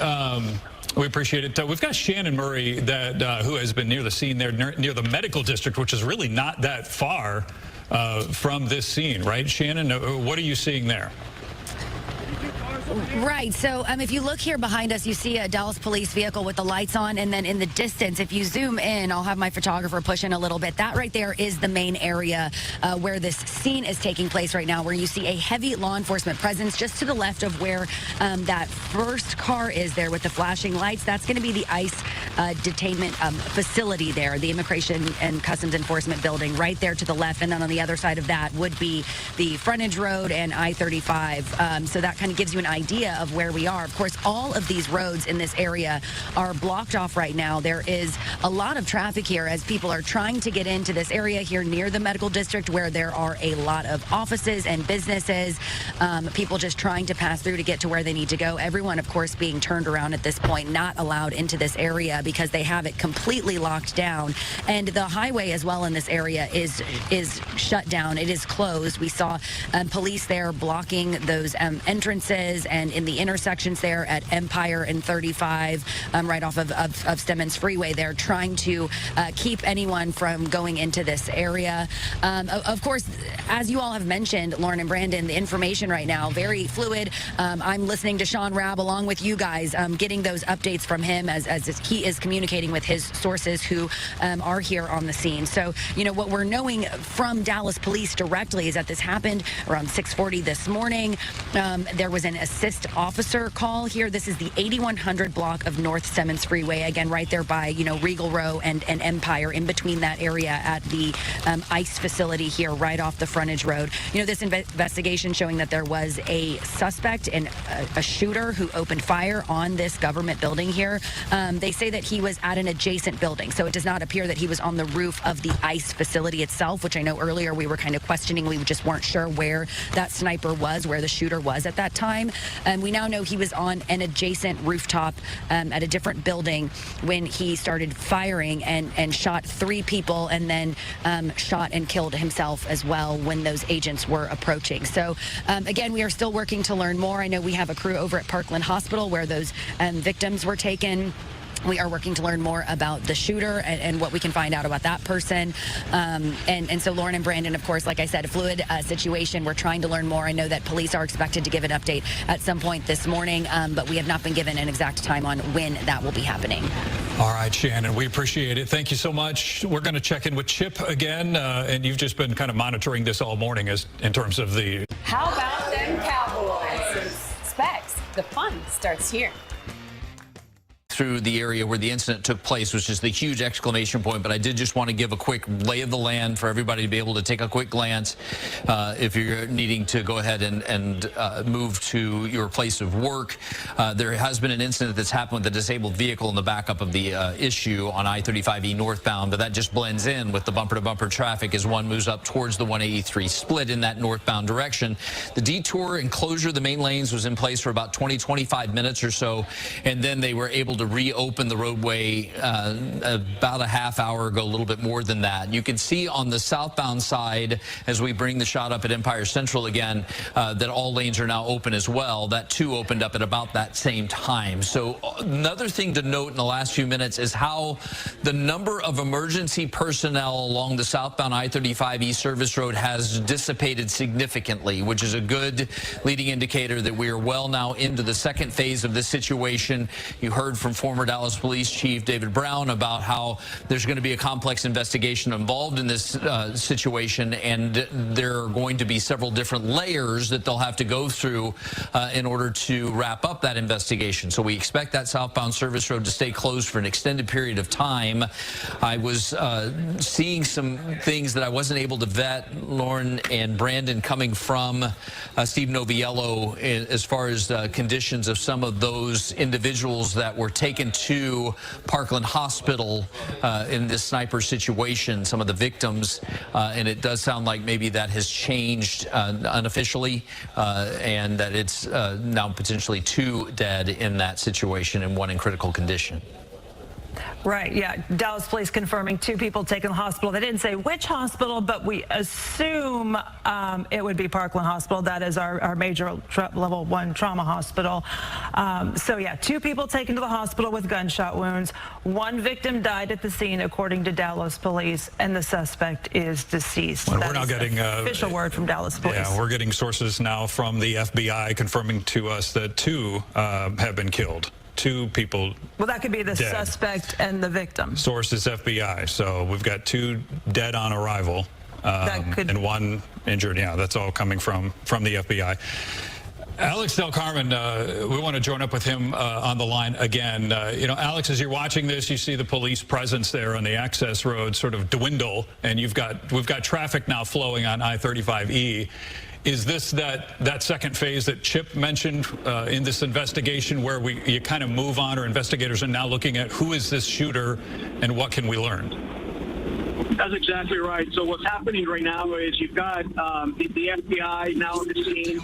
They're gathering all the evidence, all the information, but it's pretty safe to say that the threat has been neutralized, and therefore there is no immediate threat to the area anymore. But at the same time, the investigation phase has kicked in, which means that at this point is when other folks are going to be very active, trying to serve search warrants, finding out who this person was, what kind of motive was behind this, what kind of ideology was being followed, and quite frankly, if there are any other actors that we should be concerned about. So, and I know you can also kind of speak to the coordination that takes place here. You know, as we mentioned earlier, you've got state, you got local, and then you have obviously federal authorities all working together to try to figure this out.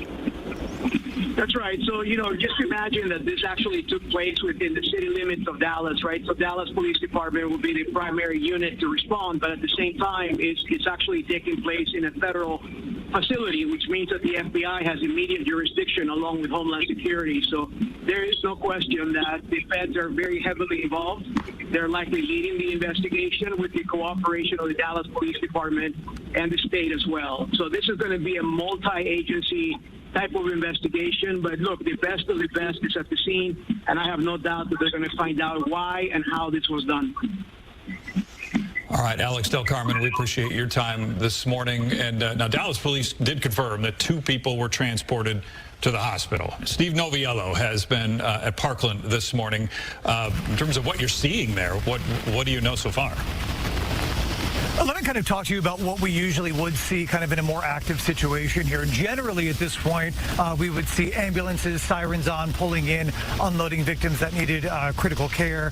We would see kind of some of that trauma setup happening here. We would also see police detectives here. I don't know if you can see behind me, but there's not really a big police presence here at all, which really tells us a couple of things that we suspected and can now confirm, that either these folks, unfortunately, did not survive the shooting, or they were perhaps brought somebody somewhere else. We can confirm for you now that 2 of those detainees who were shot have in fact died from their injuries. The 3rd one we're still waiting on an update for. The folks here at Parkland unable to tell us if that person was actually even brought to this facility. Again, especially when you consider the massive police presence at the scene, we would expect to see at least a portion of that mirrored here at Parkland, just because simply it's so close to the scene. We're about a mile away. There are some other facilities in the area like UT Southwestern, which are also very well equipped to handle this kind of thing. But as suspected earlier, the lack of police presence and activity here, we thought meant that perhaps these folks had succumbed to their injuries. We can confirm for you now that 2 of them had. That information comes to us from one of our sources close to the FBI. A lot of folks asking us, when we look at numbers like that of victim fatalities, are they including the shooter, who we were able to confirm earlier today died from a self-inflicted gunshot wound as law enforcement approached him on that nearby rooftop? We are told that when they consider victim count, they do not include the person who did the shooting in those numbers. Yes, Steve, now I wanted to ask you a question, but I also wanted to say quickly, Dallas police have posted on X that they will be addressing this at a news conference at 9 o'clock, so in about 8 minutes or so here, they're expected to address this situation. You know, I know that in these situations, Steve, when you get on scene, there are a lot of people that are coming and going from a hospital. Have you been able to talk to anybody or gather maybe a mood from the employees or people coming in and out? Well, I can tell you we spoke with the public information officer here at Parkland, and again, her availability to us, you know, it's very odd in a situation like this, if this were actually an active scene, that the public information officer would even have time in his or her schedule to come over, check in with us. What can I do for you? What can I get for you? Do you need any help and assistance? Which again tells us that this scene here is not as active as you might think it would be had those folks not died as a result of their injury. So the mood here is actually quite quiet, believe it or not. Had we not known about the breaking news that's happening just a mile from here, you would think it was just any other day. Yeah, but we do know one should be in the hospital right now. Correct? That's what your yes, source whether or not that's this hospital, we can't confirm for you yet. Okay. All right, let us know if you get an update. We appreciate it, Steve. You bet. All right, we turn back to Chip Wagner. Chip, you know, you were pointing out for a lot of people, we're switching things there. I'm sorry. You were pointing out the traffic is moving there. This has been, for those that don't know this area, I think this is good to point out. So the area where this building is kind of where we're seeing that clump of officers in the middle there? Right in this area here, behind this taller building, would be the ICE area. And then the idea is, and unfortunately the 35E Empire Central icon there is what's blocking off where that apartment complex would be, and where we thought that potentially the situation started at around 6:40 this morning, shooting this way in that northbound direction. So that's kind of a look at the lay of the land through that area currently. They've obviously gotten this situation into a smaller, more compact area as far as the investigation is concerned. So now we'll just focus in that area that you're looking at currently. And at this point, while we wait for the Dallas police to start the press conference here at the top of the hour, what we're looking at currently in this area is the fact that the service road is obviously closed, moving down past Regal Row and Empire Central, but the main lanes are now open. So that's allowed the traffic to improve somewhat in this area in the southbound direction coming down through the Northwest Highway interchange. Now, even with that noted, because of all the activity and everybody in this area presumably knowing about the activity, it causes folks to take a gander as they pass by. So the average speed isn't going to improve any. It's only going about 10 miles an hour in about a 5-mile stretch on that southbound side. And it's somewhat similar on the northbound side, just a touch faster coming up from the I-30 interchange. So at this point, with all the activity there, it's going to stay slow, obviously, with the wet roadways everywhere. We've had a number of incidents happen out and about on the highways. But right now, as far as the focal point is concerned of our biggest concerns here on I-35E, that service road will obviously stay closed until the investigation wraps up. And we, again, should have that press conference here in about 5 minutes. All right, Chip, we appreciate it. I want to check in right now with Peyton May. She is on the phone. And what are you able to tell us, and where are you? Yeah, Brandon, we actually just pulled in. We're awaiting the press conference that should be happening soon. Obviously, right now, there are a lot of unanswered questions that we're hoping to get answers from. But I'll tell you from what I see right now, I mean, there is a massive police presence. We're actually at a Burger King kind of parking lot off of I-35E, you know, just about a few blocks away from the scene. That's where police have media staging, so we're kind of out of the way. But I will say, I mean, there are tons of ATF officers, Dallas police, of course, surrounding this area as well. I could count at least 20, maybe 30 law enforcement vehicles.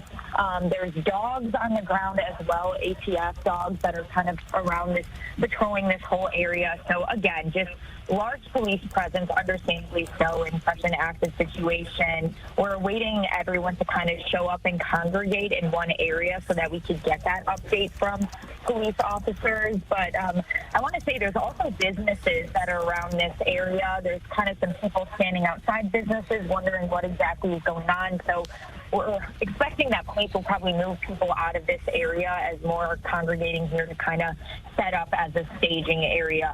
But again, we are awaiting information. We have a lot. When people ask me what I do, I can never choose just one thing to describe myself. I'm a YouTube creator, obviously, but I'm an engineer too. I'm also an entrepreneur and a pilot and a violinist and a mental health advocate.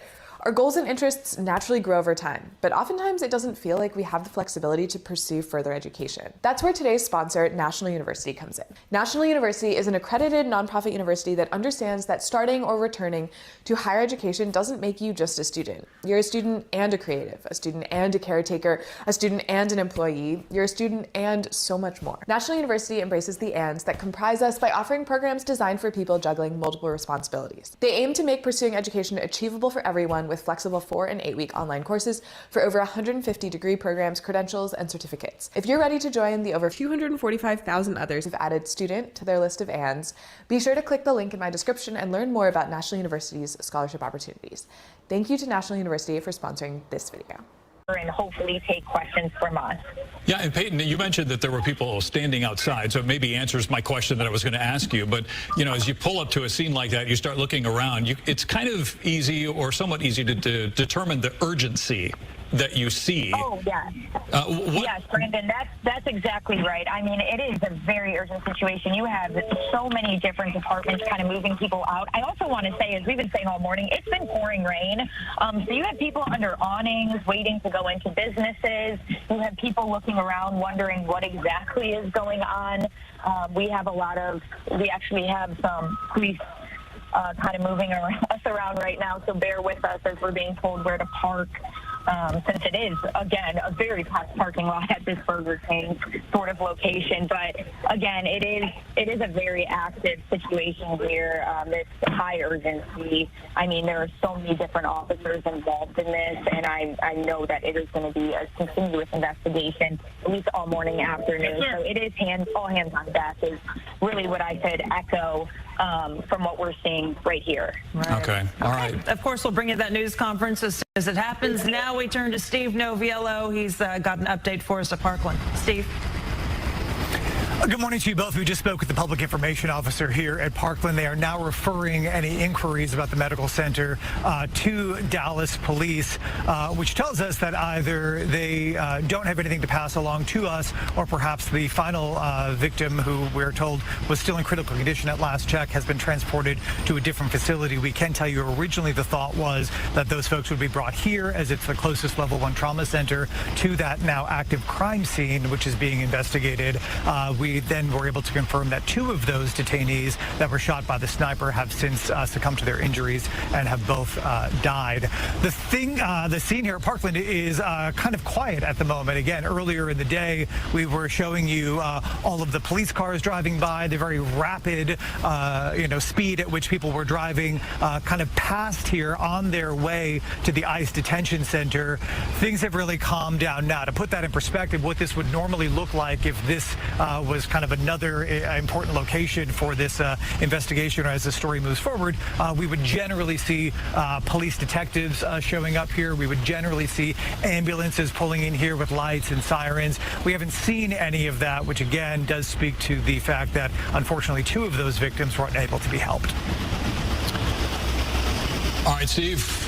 We appreciate it. I believe we have Sean Rabb on the phone, and we want to check in with Sean. And Sean, we've been talking about the level, maybe, of urgency with some of the people that are responding. A lot of the law enforcement agents that are responding to the scene. Even Steve Noviello was talking about the urgency level there earlier at the hospital. Maybe that has died down a little bit. What do you know about how this investigation is growing, or what phase they're in right now? Well, I don't have any other updates. What do you know? On what you... Okay, so based on the posture that you can see of law enforcement, fairly certain there's not going to be a second shooter, right? This is going to be one individual who has made this decision to carry this out today. Again, here's what the investigation is going to look like now. Who is he, on one hand? Who is he? What's his history? Where is he from? Or who is she? Whomever that person might be. Where are they from? What could be the motivation behind this act today? Is it something where there's a manifesto that's been left, some notes that's been left, online even, at ICE agents or at detainees? We'll find that out, hopefully, as this investigation continues to unfold. In that building where that shooting took place is the office of the special agent in charge of the Dallas Division of ICE Customs Enforcement. But also it's where the day-to-day agents operate who are out in the field doing that work every day and bringing people in and out of that facility. So we'll learn more about that. We'll also learn how the response came. Dallas Police was the lead on this when the call for assist officer came in, and they began to get a lot of response from other agencies, federal agents as well. So I hear from Dallas Police in a news conference, but also hear from the acting head of ICE locally, Homeland Security, or even FBI as this thing unfolds today. This will be the first update and maybe the only update we have on camera from law enforcement today when they hold this news conference. And it is my expectation they will tell us who this person is. They might identify this person. That's my expectation, but they might not. We'll see. But I'm sure by now they know who this person is. Yeah, and Sean, I know that we've been talking about this morning about 3 ICE detainees who were shot. We know that one of them was dead on the scene, and we know that 2 people were dead on the scene, so that may include the shooter. Has that information changed to your knowledge? No, I have not heard any other information regarding that, other than no agents were shot. No agents were wounded this morning. That's all I've heard. But I have not heard any other change in those numbers. Either way, it's tragic if these people in custody, standing there waiting to be brought in or out of the building, and someone in a sniper's perch shoots at them and does harm and causes fatality. That is true. That is true. FBI source was talking to Steve Noviello, confirming 2 victims died, and then the suspect dead from a self-inflicted gunshot wound. Sean, you mentioned that news conference that we're waiting on. We were told it was going to happen, momentarily. They're having to move the location now of the news conference, so it sounds like it's going to be delayed a little bit. So where is it moving to? I'm not sure. I guess they couldn't be at the parking lot that they were, so now they're moving it to a different business, a different location. I think everyone's just trying to get on the same page right now and getting everyone at the same location. Now that traffic is moving, hopefully that will make it a little easier for the media and law enforcement to get everywhere that they need to go. Yeah, I know Shannon has been out there at the scene as well, and we want to check in with Shannon Murray right now. What can you tell us? Yeah, Brandon and Lauren, so when we last talked to you, we were about a mile down the road, pretty far away from the scene. Right after our live report, they started opening up those roads, letting people drive through. We are now almost directly behind the ICE facility. We are kind of catty corner on the back side of where that building is. You still see some Dallas police vehicles here blocking this area. They're not letting people into this immediate area behind the scene, behind the facility. But to give you guys some perspective, I know you were just saying that Peyton May was going to that news conference.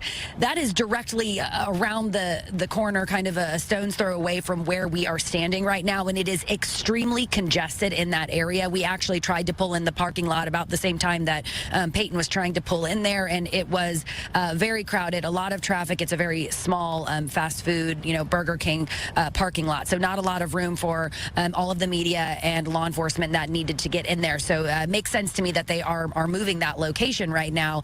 But so we decided to divide up. Peyton is going to be over there at that news conference, and we'll bring that to you guys as soon as possible. And we're here just around the corner on the other side of the ICE facility, where, again, we are seeing still a heavy police presence.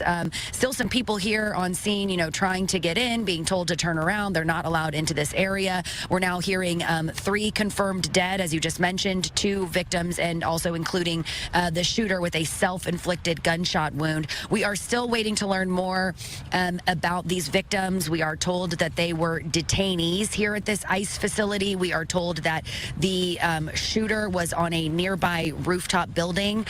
We know there are several buildings here in this area, different. There's a law office right here, a immigration lawyer office that we're standing in the parking lot of at the moment. There's also a Schlotsky's nearby. There are several kind of businesses right there along Stemmons Freeway near Regal Row and Empire. In between there, if you're familiar with that area, a lot of businesses, a lot of restaurants right there.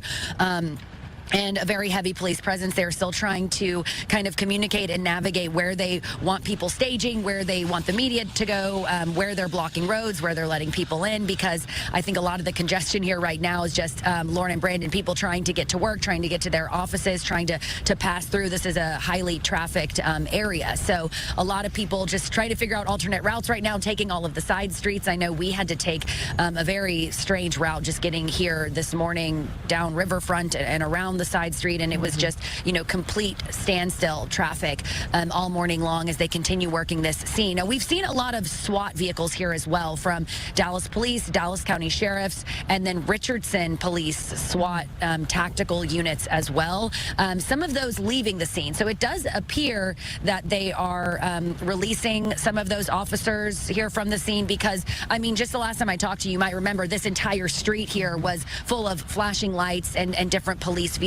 Now you see just about a handful there, still kind of just securing that area to keep it closed off to people going in and out. All right, Shannon, we appreciate it. That's good information, and it kind of ties in with what Chip has been talking about. So we want to check in with him now. What are you seeing? And I mean, this is an area where 35E splits off from 183. You've got just wall-to-wall parking lots and businesses all around that area, including a hospital district, and not too far down the road, Love Field. Right, and so it just makes it all the more paramount to understand the lay of the land currently in this area as far as the closures are concerned, and it's dramatically better now than what it was earlier. But even with that noted, we're still talking about a multi-mile backup on southbound I-35E that basically starts at Northwest Highway and continues down past.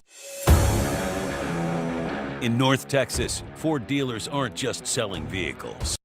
Because of the closure that was in play for about 35-40 minutes as one moves up from Inwood initially, and then at the 183 interchange, where they forced all traffic for a while to go onto 183 toward Regal Row and the detoured route around this site.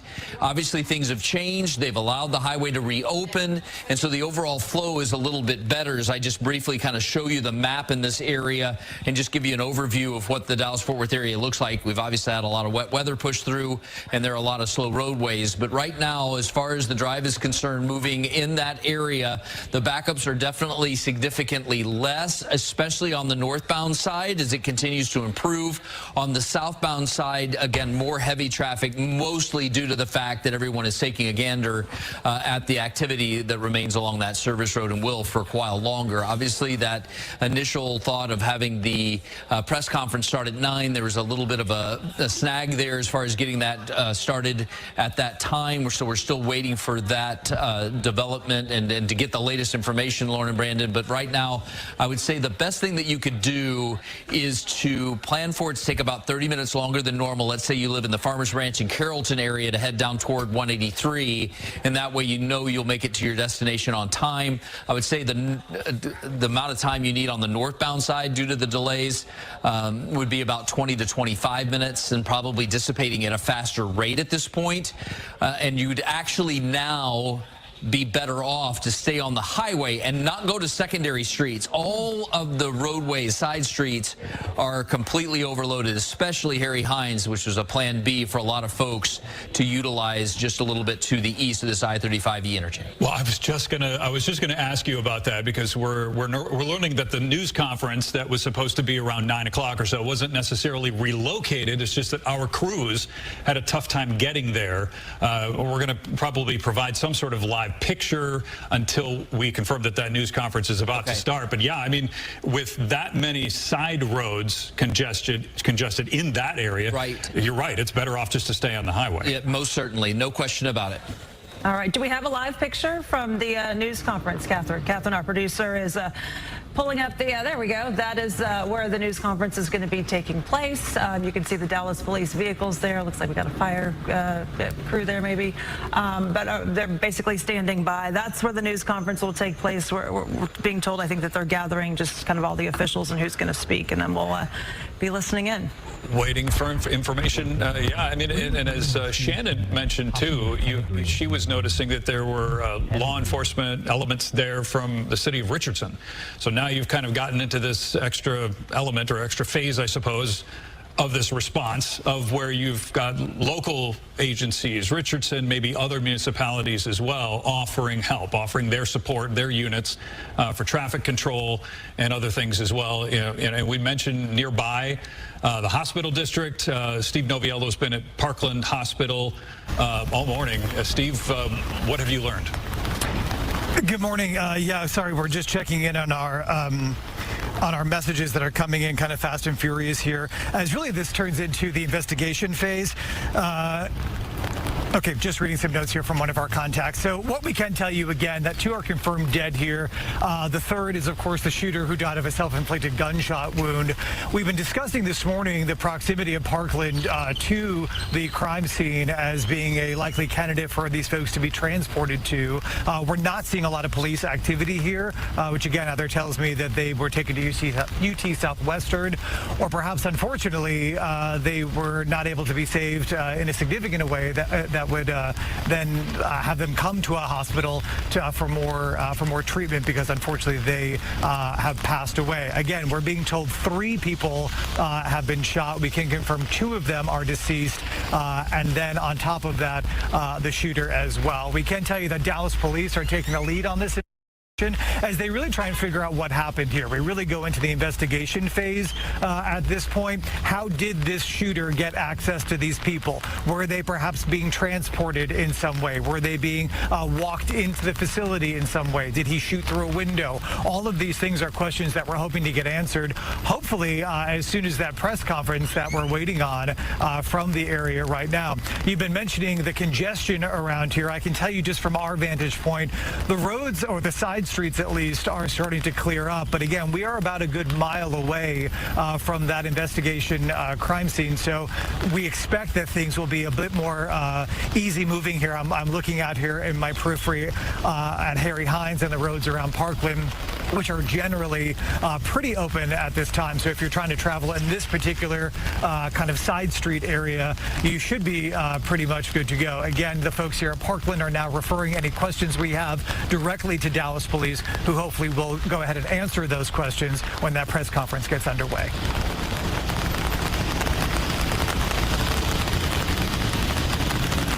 which is kind of uncommon, Steve. Normally, if the hospital has a victim who is being treated, they will usually tell us the number of victims that they have. So for them to say, hey, you need to refer to Dallas police or not, I don't know if that's just because we've got the news conference coming up or if they're kind of saying, well, we don't have someone here. So that's a little bit unusual from hospital staff.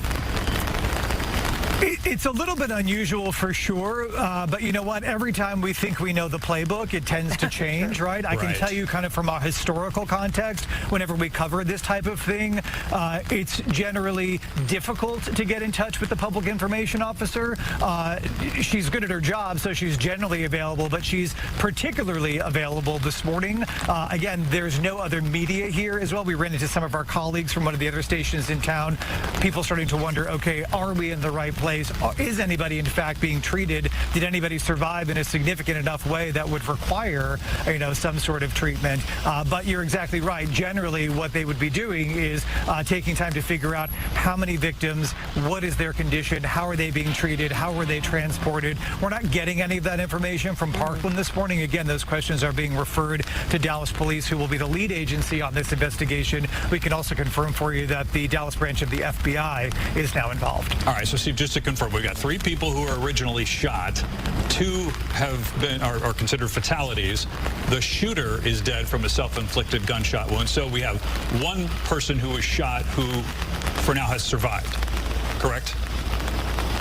Correct. At this point, again, based on the information we were given earlier today, we are still waiting for an updated condition on the 3rd detainee who was shot, whether or not they survived, and if they did, how critical their injuries are. Right. All right. Okay. We hope to learn that at the news conference. That's where Peyton May is standing by. Peyton, I'm assuming there's a lot of people around you right now. Have they given us a timeline, an update on the time this will take place?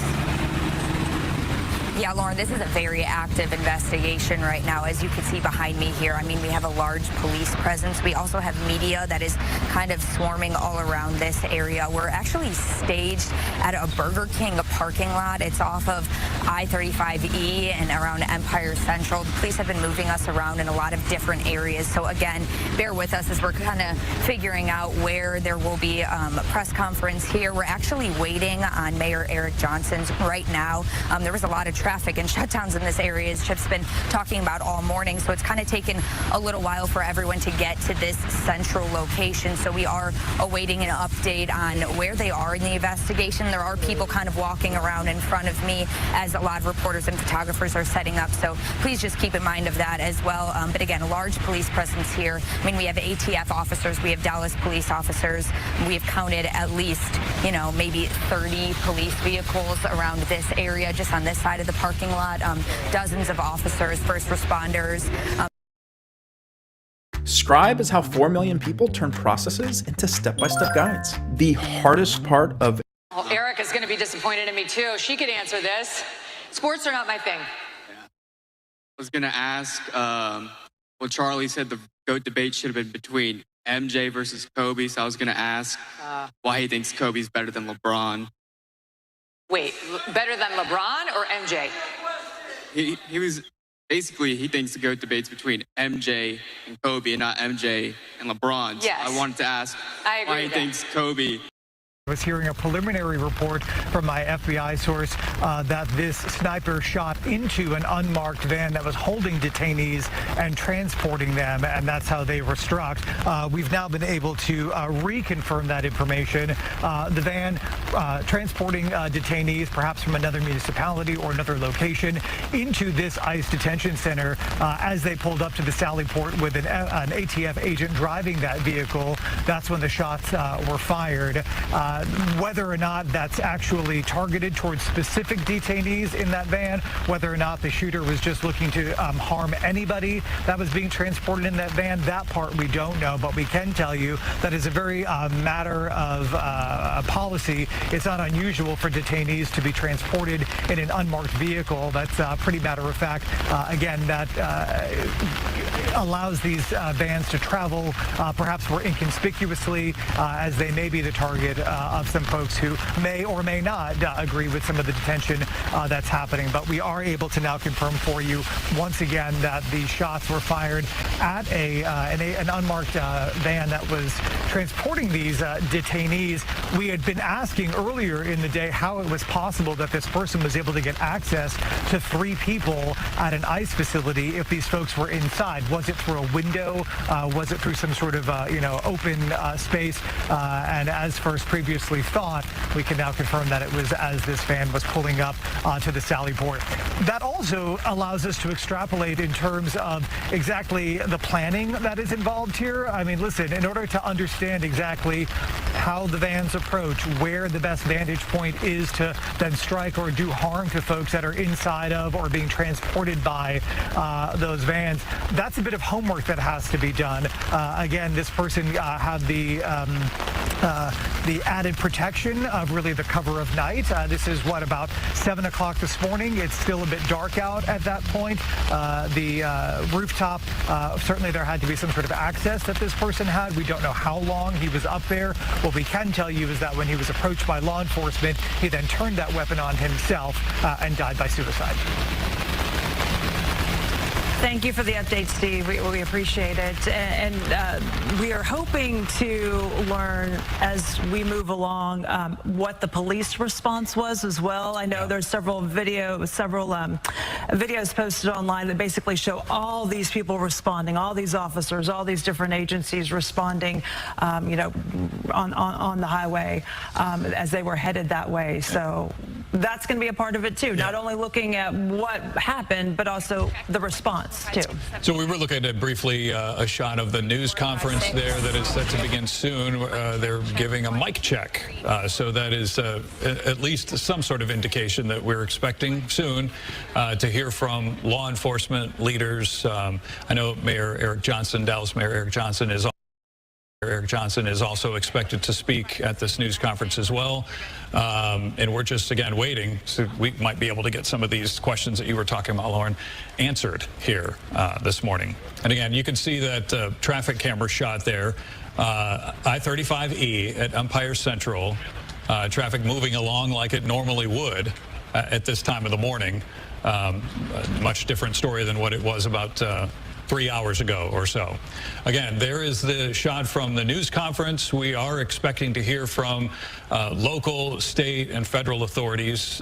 Certainly, Mayor Eric Johnson is going to be there, and he will be speaking as well. Interesting, they pulled up this big truck. Before, we were in front of a FedEx building, and then there was a Dallas police vehicle, and now it looks like they've pulled this big truck. I don't know if that's just to block any noise or anything that might be going on behind them, oh, we're being told by our producer there's an awning, so hopefully that's going to protect those from the rain that will be speaking shortly, because that's something else that they're dealing with right now is the rain that's out there and continuing to fall this morning. All right, we want to go to Shannon Murray. She has been very close to that ICE facility where all of this began. Shannon, what can you tell us? Right, so we are just across from the ICE detention facility here where we're focused on sort of a secondary scene, or what appears to be another scene here. In the distance, our photographer, David, is focused on this brown building. It's a couple stories tall. You see the staircase there. We have seen investigators going up and down these staircases. We see DPD officers there gathered underneath that building there, really focused in on it right now. I know that earlier, Sean Rabb said that his sources were telling him the shooter was on top of an adjacent building believed to be a law office. I looked it up, and this is a law office that is directly behind the ICE facility here off of Stemmons Freeway, just a couple blocks away from the service road. So you can see these police vehicles here, these investigators that looks like they are putting up caution tape right now as we build a website you love with Wix.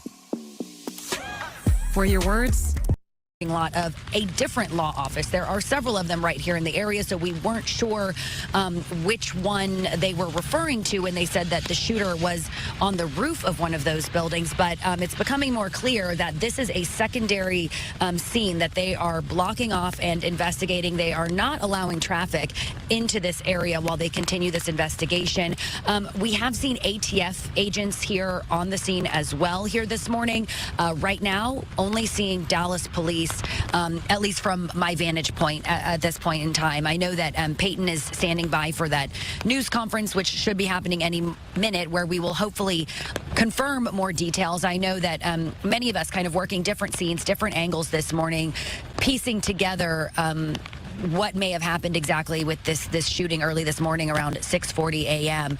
So Brandon and Lauren, we'll continue keeping an eye on the ground here. We saw several unmarked SUVs pull into the parking lot of the detention facility earlier this morning, that ICE facility there. So it does appear that there are more people here on the scene confirming details before they have that news conference. I'm curious, Shannon, if we think that maybe this is where the location where the shooter was shooting from. Have you seen any cars that have been blocked off in that area? I think one of the big questions is how did he even or she get there? Have you seen any other, any other evidence that might lead you to believe that that person drove here, that there might be a vehicle, there might be something else that they're searching there? So there is a parking lot underneath where that staircase is that you can see under that building. We see people walking around in that parking lot, but from where we are not at the best angle because we're kind of down the street. They have it blocked off beyond where we are, and it's difficult for me to tell if they're focused in on any certain vehicle or area, but we have seen them just going up and down the staircase here, focused on the building itself. So hard for me to say if they're focused on anything else there in that parking lot. All right, Shannon, we appreciate that information. Sean Arab is here again to join us to add to more of this. You mentioned earlier the shooter was on top of a law office building. Is that the building there that Shannon was talking about? So it appears to be that building. It appears the fire escape or external stairs, whatever you want to call them, is the route of access. We now see caution tape going up around that building. Either Dallas police or federal agents will go up on top and see if there's any evidence there from this scene, as this investigation now is really getting into the teeth of it here, right? And trying to retrace all that may have happened. We know that's happening. I'm not exactly sure when the news conference is going to happen, because I'm checking this text that you heard it just come in. Information coming in as we're talking here. But here's what. This happened on federal property. Right. So the FBI, Dallas police may have been initially leading this. FBI is going to take over. And we'll hear from Dallas police likely, but we're also going to hear likely from Special Agent Joe Rockroth, who heads up the Dallas division or the northern division of the FBI. But there is coordination on what's going to be said and when now coming from D.C. Yeah. Well, and one of the other things we don't know yet also, and as we were looking at Shannon's live shot in that building in the stairway, we don't know exactly where the shooter took his own life or her own life. We still don't know if it's a his or her, but whether it was the roof or did they come down? Was it in the car? Was it in the parking lot? Was it somewhere else? We said earlier when he was or she was confronted by police. Yeah, as he was being confronted or approached. So whether he was still up there, whether he was down, and we don't know. But what we don't see, which tells you, unless his body is on the roof, what we don't see on the ground there a sheet draped. We don't see a van from the medical examiner in that parking lot area. So maybe he was transported. Maybe he was deceased and moved. Maybe he's still there. We don't know the answers to that yet. Right. We don't see another scene right now, which I think is kind of interesting. We're not seeing, a lot of times we'll see, where they will block off a vehicle, as we talked about before, or they'll block off another little area. This right here seems to be now the second spot that they're really focusing on. So first being the detention center, the ICE detention center, and then now this office building. So two different little areas now that police really seem to be focusing on. I'm going to guess, I'm not exactly sure where it happened, but I'm going to guess it was either on the roof or along the side of that building. I would imagine that's probably a good guess. Yeah. That'd be a good guess. Oh, and the other thing you mentioned earlier, too, we kind of want to point out, you mentioned is this investigation expands initially to find out where this shooter lives, who the shooter was talking to, and who they were communicating with. At this point, we don't have any, as Lauren was mentioning, any other scenes, any other places other than this. We don't. Okay. But believe me, they know who he is by now. Yeah. And we said he before, because I remember we had a source that had confirmed, they said it was a white male. Yeah. I don't know if that's still, if your sources are still confirming that, but earlier there was a source that said it was a white male that was seen shooting. Yes. So that's what we know. We don't know if they're at any other location. We don't know. Is he from North Texas? Is he from another state? Right. Yeah. We don't know. If he's from North Texas, is there any criminal history? Right. Is there anything in his background that might lend a proclivity to this kind of action? We don't know yet, but that's being investigated right now. And what was there at the scene? Did he have a notebook? Did he have a statement? Did he have, Right. Okay, there you see they're going up I'm going to call it a fire escape or external stairwell. Yeah. But they are going up now. They're going to look for what's up there. Again, is his body still there? We don't know. That's first. But beyond that, Lauren, as you mentioned, what evidence did he leave there? Or shell casings, right? Like, I mean, if you're shooting from a rifle, the casings then would be nearby, right? They're going to expand. Yeah, they're going to come out of that, and they're going to be in that area. In that area. Yeah. The weapon itself is going to be there. Right. So we'll know. I mean, they have that weapon now. And guess what? ATF is quickly trying to trace that. If the serial number hadn't been destroyed in some way, they're trying to trace it to see when it was purchased or who it came from. If it was purchased, was it recently or some time ago? Right. And why is it so key to have the weapon? Like, I know, the very first thing that officers, usually are looking for is the weapon. Was it thrown in the woods? Was it wrapped in a towel? Was it, they really always want to get the weapon. Is that just to add another layer to confirm that, yes, that's the person that did it? You need a ballistics match. You want a ballistics match between the bullets in your victims and that weapon. So we can say without doubt, this is the gun that was fired multiple times, striking multiple people. And fingerprints too, maybe, right? Oh, there'll be fingerprints. Yes. Always that kind of DNA information, but you also want to match especially if you don't have your suspect. Now, if the person is dead and the weapon is there, 1 + 1 is 2, and then you can be fairly certain the bullets will match with the ballistics testing being done. But as well, where did the gun come from? So many times in these kind of incidents, it's a recent purchase. Not so in the Charlie Kirk killing. Right? That was the weapon, a bolt-action rifle, an older weapon that belonged to the grandfather that had been given to him as a gift. He bought a $2,000 scope to go on it.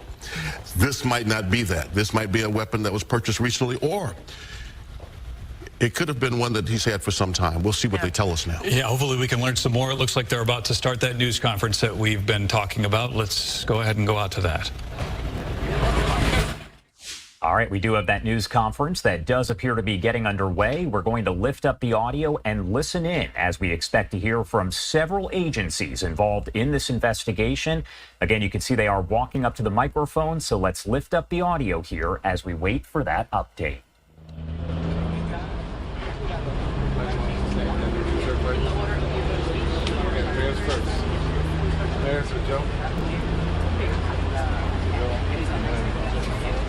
You gotta speak next. Joe, you're speaking after Joe, right? Josh is speaking after. No worries.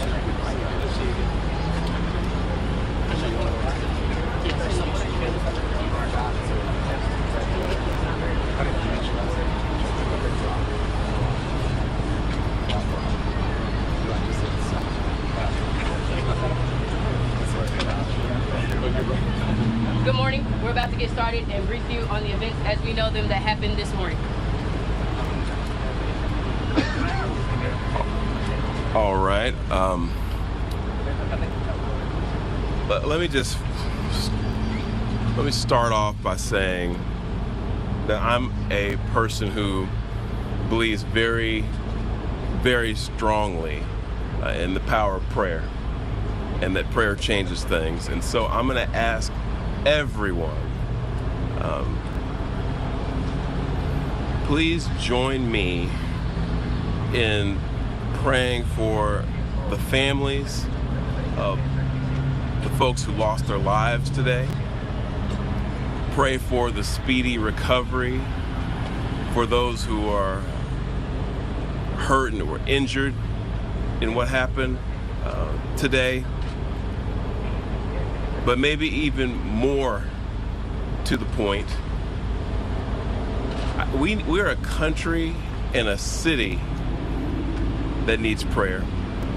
So I'm going to ask you all to join me also in praying for this city, that we can come together at a time like this, and that we can be there for one another the way we always have in times like this, to support one another, help us all get through this very difficult time, not just in our city, but in our country. And that's why I'd ask you to pray for our nation.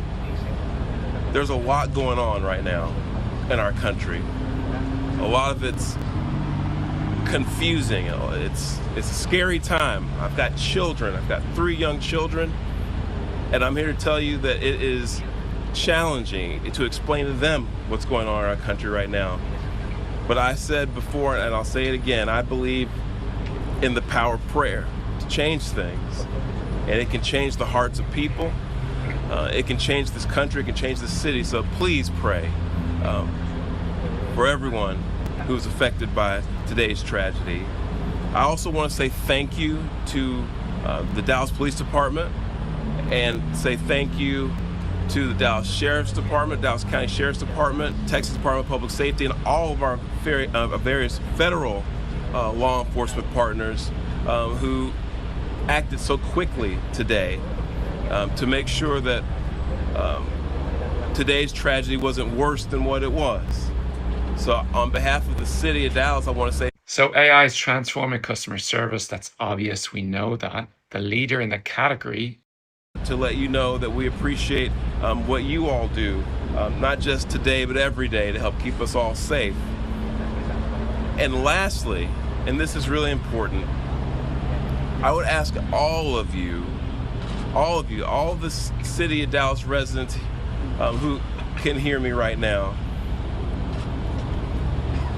let's be patient, let's remain calm, and let's let our law enforcement partners, our police department, do their job. This is an active investigation. There's still a lot of unanswered questions. And I want to encourage all of you to exercise a little bit of restraint and allow them to do their job to help make sure this continues to be a safe city, and that they can help us figure out what happened here today.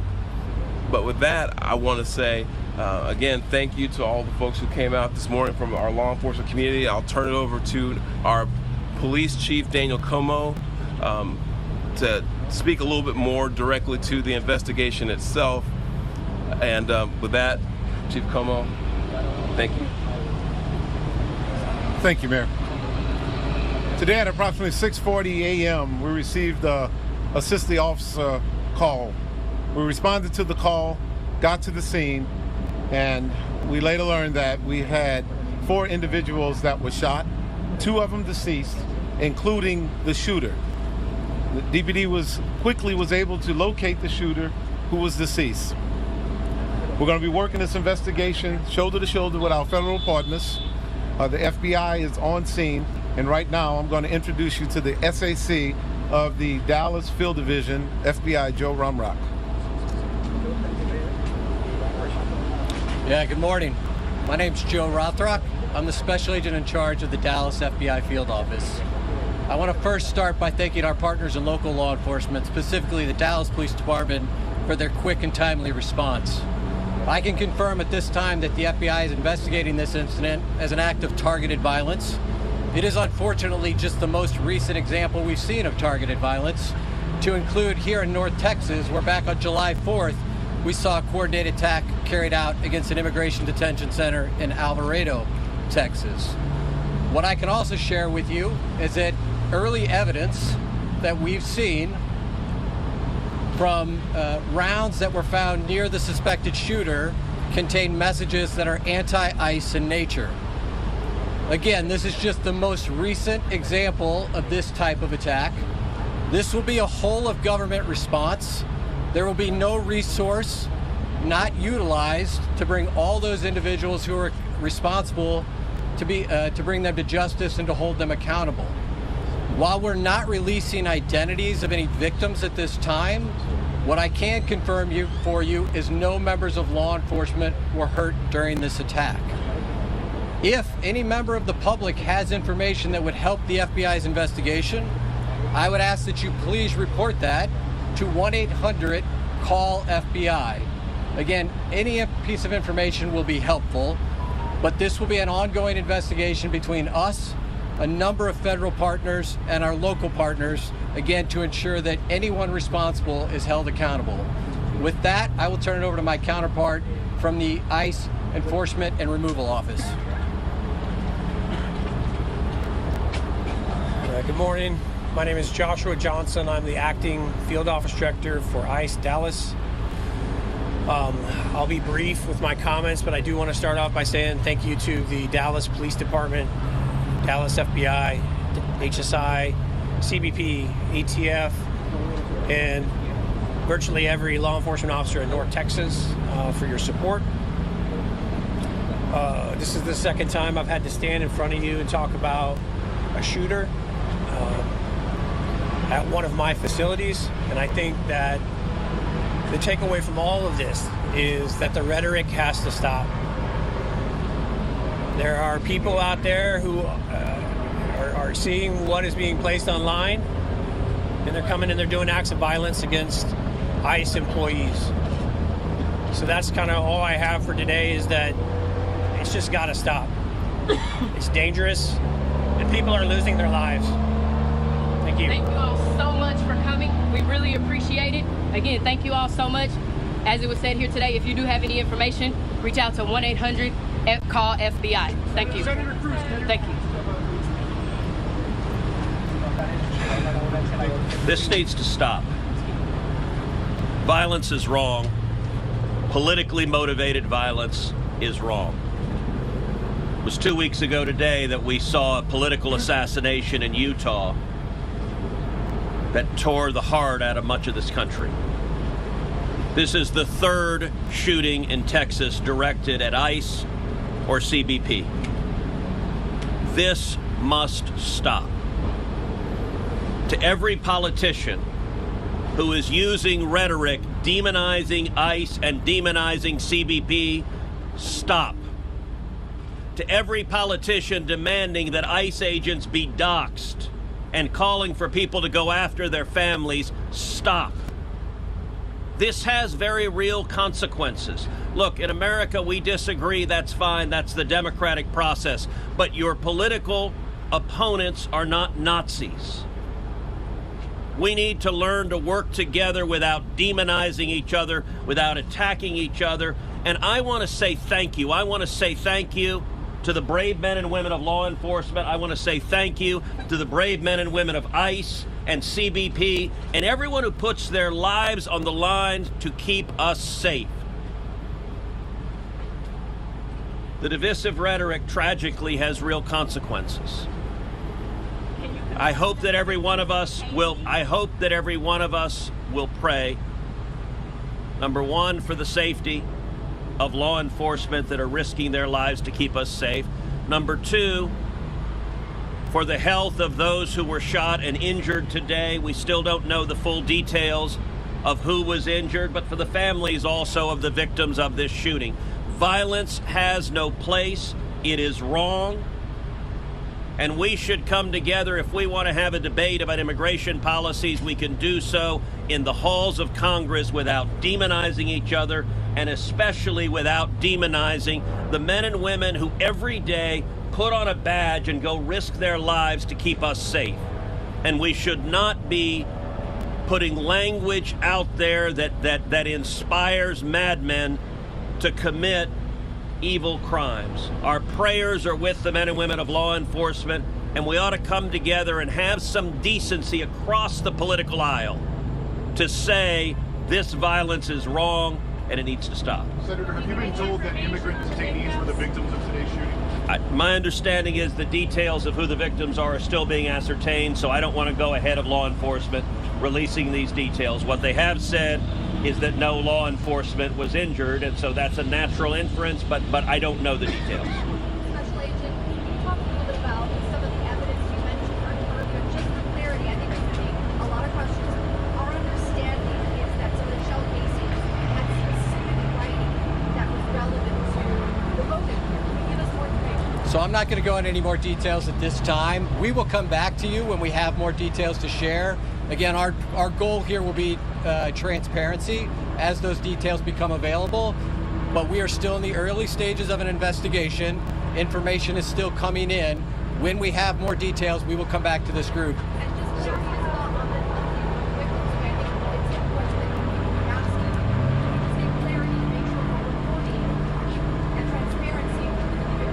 I'm not going to be identifying victims at this time. The only thing I will confirm at this time is no law enforcement was injured. Certainly you can respect law enforcement's need to make notifications. Why are we not saying that they were the detainees that were shot? At this point in time, we're not going to take any additional questions from law enforcement. Again, I'd ask for you to respect the fact that this is an ongoing investigation, and as more details come available... We're not asking for the names of the victims. I understand. General sense I will... if the victims are the detainees. The only thing I can say right now is no law enforcement was injured this morning as part of the attack. I won't be taking any more questions, neither will law enforcement at this time. We'll come back to you later today or in the coming days when we have additional information. Thank you for your time. Thank you all. All right, only taking a few brief questions right there, but what you're looking at is a live look from near the scene. As you can see, the array of officers out there working this very active investigation just hours after all of this took place. Now, as far as what we know, this is, of course, out of Dallas, Texas. 2 detainees fatally shot at an ICE facility in Dallas, 1 other wounded by a sniper on a nearby rooftop. And that appears to potentially be the rooftop, as they do have it kind of blocked off by police tape. And you have folks that are working the investigation walking on the roof. Now, the information itself coming from Dallas police and other organizations and agencies saying that 1 victim was pronounced dead on the scene. 2 other detainees rushed to a hospital with injuries that were deemed serious. Officers then confirming another of the detainees died. So again, 2 detainees dead, 1 of them wounded, being treated at a hospital. The exact condition not known just yet. Police said that they were alerted around 6:40 a.m. local time this morning to reports of that shooting at the ICE facility. The sniper reportedly on a nearby rooftop when the person opened fire into a van carrying those detainees, striking the 3 victims at the ICE facility there in Dallas. Investigators saying the sniper died from what appeared to be a self-inflicted gunshot wound to the head as law enforcement saw him and approached him. The FBI just saying during that news conference this was, quote, an act of targeted violence, and anti-ICE messages were found during the investigation. At this point, we do not have any other information about the shooter. We're told that the sniper is a man. That is all they have said at this point, and the victims are not being publicly identified. Again, you could see they have gone away from that image of the scene, but we do have a lot to discuss here, so I do want to bring in Miguel Clark. He is a retired FBI supervisory special agent joining us now live. Miguel, thank you so much for taking the time to be here with us. Good morning. All right, so I do want to ask you kind of your assessment from your expertise there of what we just heard from law enforcement as we heard from Dallas police, the FBI. The light fills us, then it frees us. So Isolated shooter, at least in this particular arena. I'm thinking that maybe they had some background in hunting, perhaps.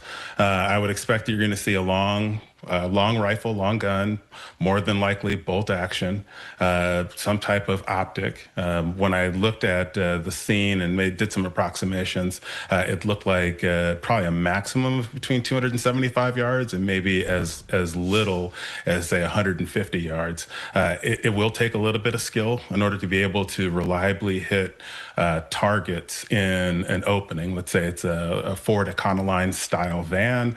I expect that opening to be somewhere around 4 foot by 4 foot. And it's going to look a little bit like a shoebox top if you're unmagnified. So I'm assuming there's going to be some type of magnification that was there. So those are the first initial thoughts that I'm thinking about. I'm also thinking about how similar this sounds to what preceded the Charlie Kirk shooting. And so my big concern here is that there is some loosely affiliated group that's out there that have self-radicalized, all with the same kind of ideology, and that more attacks are going to be planned throughout the country. And of course, that's always a concern. This is so early in the investigation that law enforcement trying to piece all of this together. They have not publicly identified the suspect. But again, they are just combing over the evidence as this just happened, hours ago. I did want to ask you, when you talk about the response from law enforcement, we hear these reports of a sniper on top of a building. How does that change the situation when law enforcement is responding to an active shooter situation? For active shooter situation, it's all hands on deck. We also heard that there was a call that had gone out that officer needed some type of assistance. That was heard on the Dallas radio system. So not just for the federal agents, but kind of an all call to anyone in law enforcement. Part of the reason why you saw a Dallas Police Department showing up so quickly, you're thinking about the time that the call went out, approximately 6:40 a.m. That's before twilight, even before, I think, civil twilight. So it's going to be dark outside. And the shooting that was taking place in the dark. So the other thing that I'm also thinking about from a challenge standpoint is not being able to pinpoint where the fire is coming from. So you've got a significant amount of space in between where the shooter's located and where the victims are located. And then if the shooting is not continuing and ongoing, then it's going to be very difficult to figure out exactly where that individual is located. Then you've got to really kind of like close down that area to provide some level of security, fence in that individual, and then start to approach that individual and see if you can neutralize him or her. How exactly does the FBI, other agencies that are involved here, it's Dallas Police that started all of this off, how do they go about keeping the public informed but not releasing too much information? Because again, early on in the investigation, you want to make sure that certain things stay fairly close to the vest. So how do they go about kind of that balance? Well, I think in most organizations, they have agents, investigators, detectives who write search warrants, and those search warrants go to judges. And so you have a really good feeling for what type of information needs to go into a search warrant. And that's the type of information that we're seeing here today. So probable cause type information, reasonable suspicion type of information that's being presented. And not every single fact that the investigators know needs to be set forth in order to obtain some type of legal document. The other thing, that there's a balance and a risk and a reward. And the balance is you need to keep some investigative details close to the vest, primarily those details that uncover sources and methods. And everything else, right, you're going to take the risk, share with the public, because the public is really kind of that third category of investigator right now. When we look at the long-term investigation, we had the image a short time ago that was at one of the buildings in that location, the possible rooftop where this happened. That, of course, they're still trying to piece all of that together. But long-term wise, what steps take place now from this point where the first briefing has been held and that initial information has been released? Where do we kind of go from here? Okay, so you heard SAC Rothrock talk a little bit about it. there is no federal power that will not be used here. So we start to think about the FBI has a strategic information and operations center that runs 24/7, and they're collecting global data and fusing all of that information together. So they have some level of not really oversight per se, but it would be they'll be able to assist in some way, looking at any connections that exist, looking at who might be claiming some type of responsibility, even internationally. So you're going to see some of that background work being done. There's all the on the boots groundwork that's going to be done, running down where the rifle was purchased, where the ammunition was purchased. If there's messages that were being written on shell casings, that means that the shooter had something to say. We're going to figure out where he said it first. That's not his first outward expression of his feelings. So you're going to see some type of written documents. You're going to see some leakage of information between friends and family. I'll be willing to bet that he's part of another online group with similar-minded individuals, and my thought is that those individuals may be inspired by this action. Again, 2 weeks ago, we saw something eerily similar, and so my concern is that the end is not in sight. And as we take a live look over the scene here, this is looking a lot different than it did several hours ago. Still a lot of law enforcement on scene, but we're not necessarily seeing as many roads that are blocked off and no longer those dozens and dozens of vehicles. But police still working this investigation. It is just hours after all of this took place there at that ICE facility over in Dallas. Now, I've asked you this before in other situations that we've covered, but I do want to get your take for folks who are just watching this for the first time here. When you have a suspect who is deceased, investigators saying that person took their own life, how does that kind of differ in what information can be released versus if you're taking a shooter into custody and there's still the chance for a trial of some kind? When we think about the information and what you want to release, you're free to release a little bit more information when the shooter has, well, let's say, prosecuted himself, if you will. We're less concerned about whether or not what kind of a defense he's going to need to make legally, right? There's no defense that's going to be made now because the shooter is deceased. So I think we can be a little bit more free with the information that's being provided. However, there are probably folks that either willingly or unwillingly helped the shooter. And so we want to kind of pull back some of that information and not share that so as not to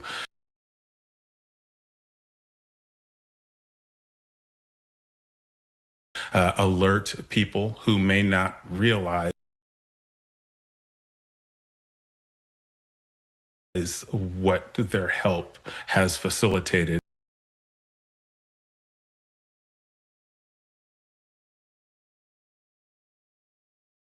in the way of a violent attack.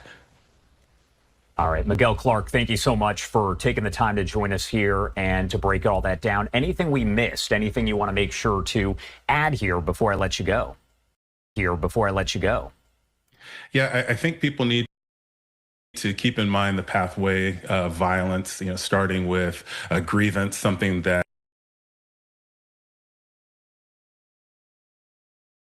the shooter, the individual says, hey, this is really wrong. And then the ideation where they start to express, I feel really bad about this. I'm angry about it. It's not right.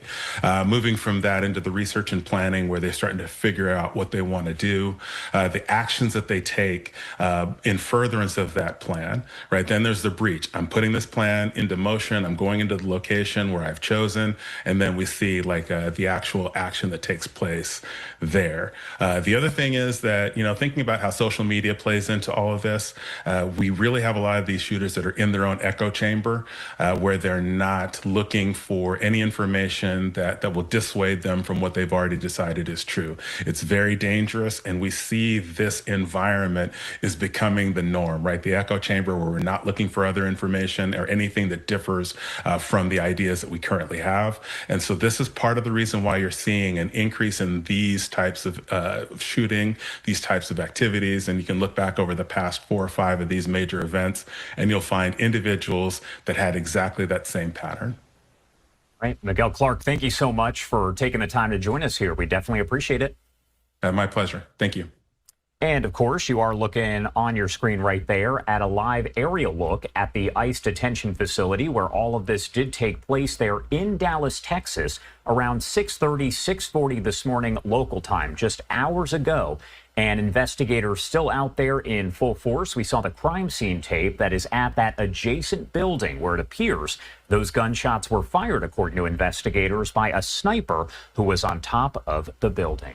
Right now, what I want to do is pop this up on your screen because this is actually just coming in from Kash Patel, the director of the FBI. And those are pictures of the bullets there that he says were used. And that's there on the left-hand side of your screen. But he said this morning, just before 7 a.m. local time, an individual fired multiple rounds at a Dallas, Texas ICE facility, killing one, wounding several others before taking his own life. FBI, DHS, ATF are on the ground with Dallas PD and state authorities while the investigation is ongoing. An initial review of the evidence shows an ideological motive behind the attack. He said, "See that photo? One of the unspent shell casings recovered was engraved with the phrase anti-ICE. More updates will be forthcoming. These despicable, politically motivated attacks against law enforcement are not a one-off. We are only miles from an area in Texas where just 2 months ago, an individual ambushed a separate ICE facility targeting their officers. It has to end, and the FBI and our partners will lead these investigative efforts to see to it that those who target our law enforcement are pursued and brought to the fullest extent of justice. Thankfully, no law enforcement personnel were injured. Please pray." Now, again, you can see those images right there. We got them close up thanks to our producer, Juliana Maya. She is pulling that up for us. And you can get a better look at the bullets and the message that the FBI director says was written on there. It says anti-ICE. Now, it's hard to see if there are any. We have got to the point where literally anybody can build a fully working app without knowing how to code. This is Base 44. At the photo that was provided by Kash Patel. We're also getting some other reaction coming in from officials all over the country here, not just locally there in Dallas, Texas, but also Attorney General Pam Bondi made a statement initially kind of providing the details that we had just kind of had coming in, very preliminary, but then she posted this statement right here saying federal agents from the FBI and ATF headquarters are on the scene of the shooting at the Dallas ICE field office. We stand ready to assist our partners at DHS, pray for the victims of this heinous act, and for our brave law enforcement officers. Again, we are going to keep all over this as we continue to gather the latest information. We're hearing from Texas Governor Greg Abbott. He says Texas fully supports ICE. Both the Texas Department of Public Safety and Texas National Guard work closely with ICE. This assassination will not slow our arrest, detention, and deportation of illegal immigrants. We will work with ICE and the Dallas Police Department to get to the bottom of the assassin's motive. We will offer ICE additional support to assist their operations. Again, that is a statement right there coming in from Governor Greg Abbott over in Texas. And again, we do have this live look right here. You can see this aerial image from right near the scene. That is a building nearby, and it appears that our Fox 4 Dallas team is flying overhead in their chopper, getting some of this video. It does show the ICE facility itself, as well as several other rooftops that are being looked at. Again, it appears that they were on the rooftop of a law office there. Investigators were combing around looking for evidence. Not clear exactly what they found, except for that shell casing that we showed you a bit earlier in the photo from FBI Director Kash Patel. Also want to pop this up on your screen. The Deputy Director of the FBI, Dan Bongino, saying the FBI is fully engaged in conjunction with our state and federal law enforcement partners at the crime scene over in Dallas. Now, we have been checking in with our Fox 4 Dallas team. They do have a team of reporters who are covering this from each and every angle. Do want to pop up the audio and listen to some of their coverage coverage right here on Live Now from Fox. Information that we did learn from the FBI. I mean, we learned that this is now being treated as an act of targeted violence. Messages on shell casings, anti-ice in nature. That's what authorities were reporting. Now, again, they're not releasing the identities of the victims or the suspect just yet. All they said was no members of law enforcement are hurt. They did reiterate that. You know, reporters were asking a lot of questions. Can you double down? Can you let us know who are these victims? Who is this suspect? And they declined sharing any information in terms of that. They did ask for public information to report info to the FBI. They will continue to work with federal and local partners on this. But, you know, there was a lot of emotion, I would say, here. Senator Ted Cruz kind of taking the podium to say this needs to stop. Violence is wrong. Politically motivated violence is wrong. And I want to say that that was pretty much the rhetoric from law enforcement officers, too.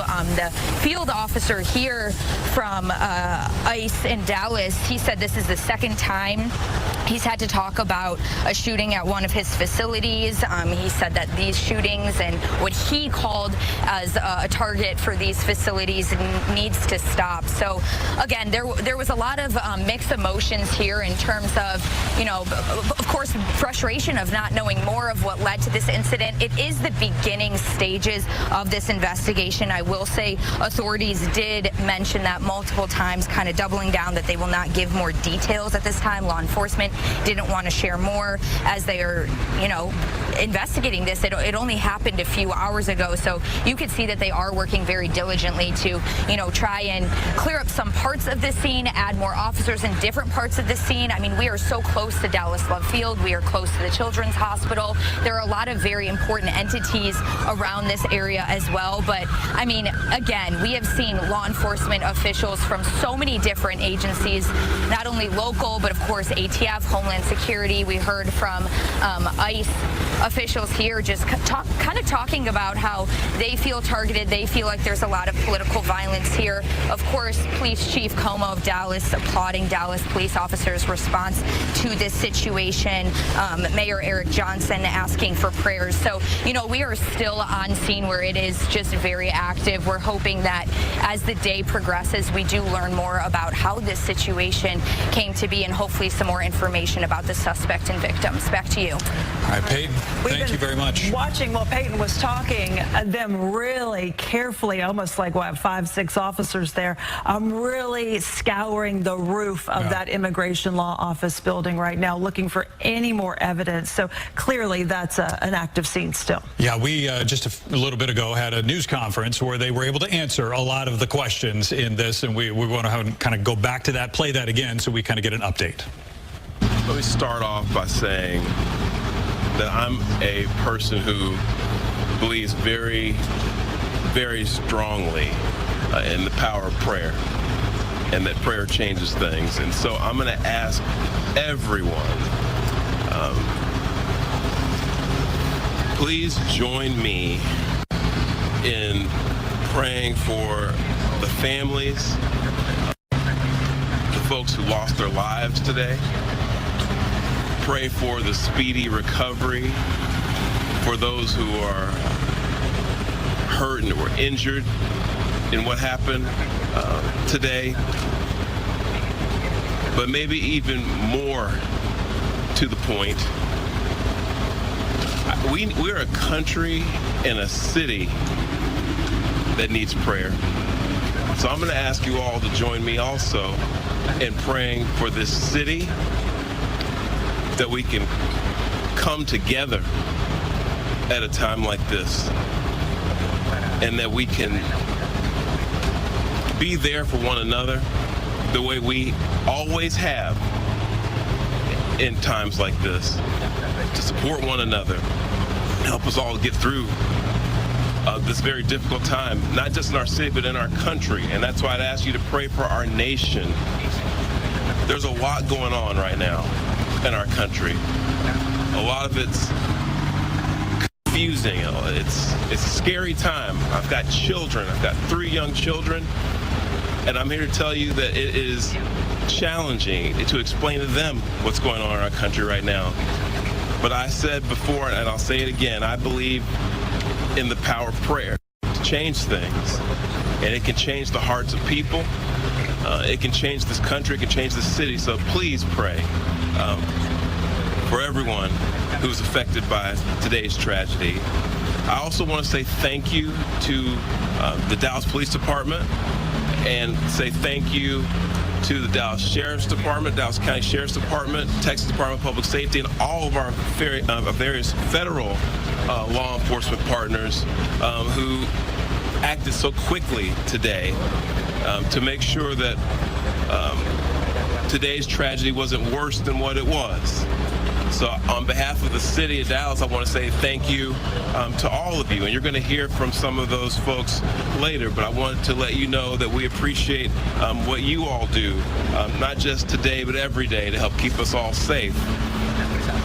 And lastly, and this is really important, I would ask all of you, all the city of Dallas residents who can hear me right now, let's be patient, let's remain calm, and let's let our law enforcement partners, our police department, do their job.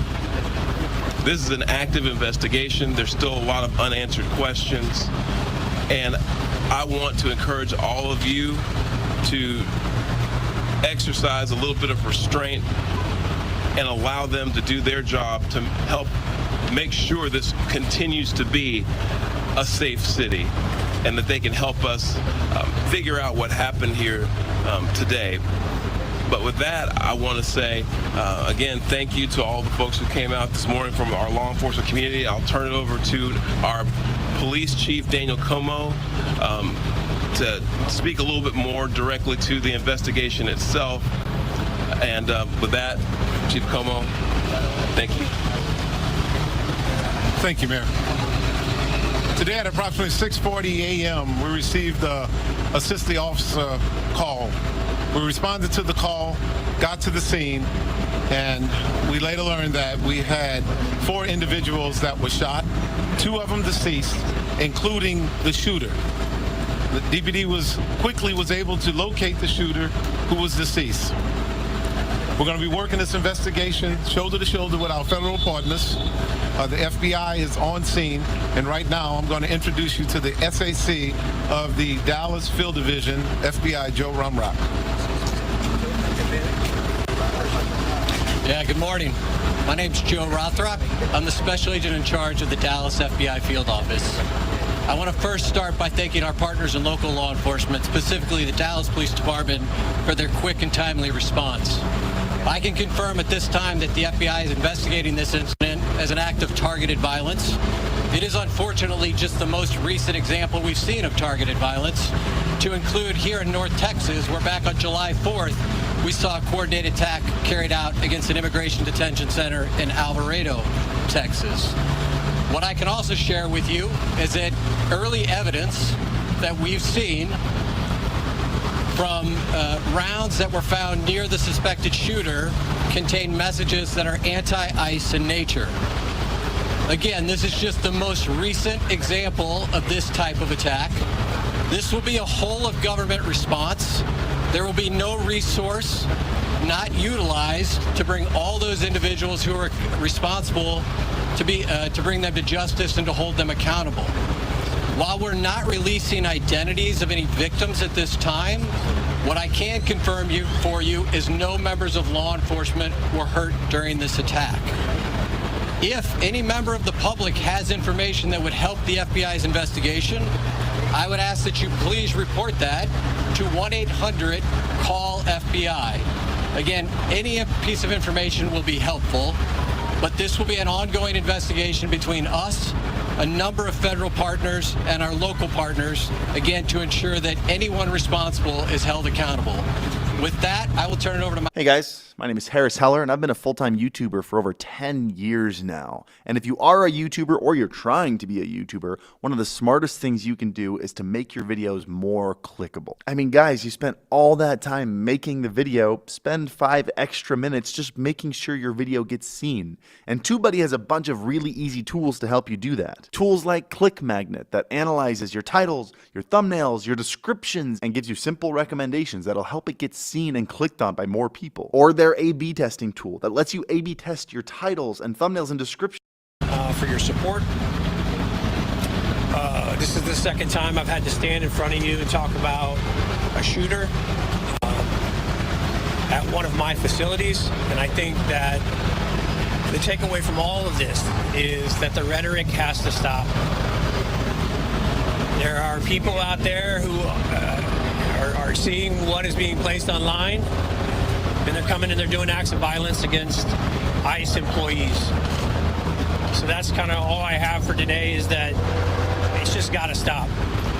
It's dangerous, and people are losing their lives. Thank you. Thank you all so much for coming. We really appreciate it. Again, thank you all so much. As it was said here today, if you do have any information, reach out to 1-800-CALL-FBI. We are continuing our breaking news coverage on the shooting at a Dallas ICE facility that left 3 people dead this morning, including the shooter. 2 ICE detainees have been confirmed to be dead among those killed. The other person, another ICE detainee, was injured. That suspected gunman is also dead. That death caused by a self-inflicted gunshot wound. We'll be taking over coverage here now this morning as Brandon and Lauren have been relieved from the desk for the day, but there are still a lot of moving parts in this investigation. We just recapped the news conference from this morning where we learned quite a bit, even hinting at a possible motive in this shooting. Yeah, we were told by the special agent in charge of the Dallas FBI, Joe Rockroth, that there were anti-ICE messages written or etched into the shell casings that have been recovered. And so, of course, that is a big focus now, because those messages lend themselves to some anti-ICE ideology. Again, we haven't seen those yet, but I think we are going to be able to see those in a little bit. I believe we're getting those images so we can show those. So yes, it appears at this moment that this was again an attack on ICE agents in an ICE facility. We heard that from Joshua Johnson, the special agent, Hannah, in charge of the Dallas division of ICE. And so this continues to happen here and in other places, but twice now in Texas. Twice now in Texas, yeah, in just the last couple of months. North Texas. Exactly. And we now know of another bomb threat that took place at the same facility. No one was injured in that threat, but that was just a month ago at the same Dallas field office that serves as a processing facility for thousands and thousands of migrants, many who only spend roughly 24 hours there before then being moved on to a detention facility. This is the tweet from FBI Director Kash Patel showing the shell casings and the messaging there on those. So this is the ammo they were referring to that they recovered from the scene that sort of hinted at as a possible motive for what they referred to as an act of targeted violence. Right. And that is what they are pointing to now in this tweet as targeted violence against these federal ICE agents once again. We heard from Senator Ted Cruz, who was saying, you know, we got to turn down, this has got to stop, but the rhetoric has got to stop on both sides. I think that's the real message. We have to all stop this. Yeah. We've heard that call went to police just before 7 this morning. For a long time, the highway was blocked off. Roads are slowly starting to reopen. However, that crime scene tape still blocking off that area. Near the scene, we have Fox 4 reporter Shannon Murray, who can give us a better look at exactly what that crime scene is looking like as the investigation unfolds. Shannon? Yeah, and Hannah, so what we're focused on right now is kind of almost a secondary scene here right behind me. I'll step out of the way so that our photojournalist, David Tafoya, can zoom in a little closer. We've seen investigators really focused on this immigration law office right here directly across from the ICE facility here off North Stemmons Freeway. We know that earlier, I think Sean Rabb first reported that a source told him the shooter was on top of an adjacent building believed to be a law office. So now we have seen them focus here on this building. We've seen them going up and down this staircase. ATF agents, FBI, Dallas police. They are very focused on a blue Toyota Corolla right here in the parking lot next to this staircase. On the ground next to it, also a small black scooter, which is probably difficult to see through our camera lens. But we've also seen them taking photos of that area. We've seen them taking bags in and out, some of them going back and forth, some of these investigators going back and forth between the ICE facility across the street and this law office here. We were here when these police cars pulled up and they started putting up the caution tape, blocking this area off from anyone coming in and out. So we are still working, of course, to learn more about the shooter, more about the motive. We know that during that news conference, they said there were those messages that seemed to be against ICE in some way. We are still hoping to learn more about that and who this person was. But for now, all we can see is that this is definitely a key part of their investigation, is focusing on this area. We know that that shooter, that sniper, had a rifle and fired from the rooftop. 2 ICE detainees died, a third in critical condition, taken to the hospital early this morning. This shooting all happening here at the ICE facility in Dallas off Stemmons Freeway just after 6:30 this morning. So we will continue following this. We have several crews, of course, on the ground here following different scenes and covering, of course, that news conference early this morning, waiting for updates. And we will, of course, get back to you guys with any further information here on air and online. Hannah, I'll send it back to you.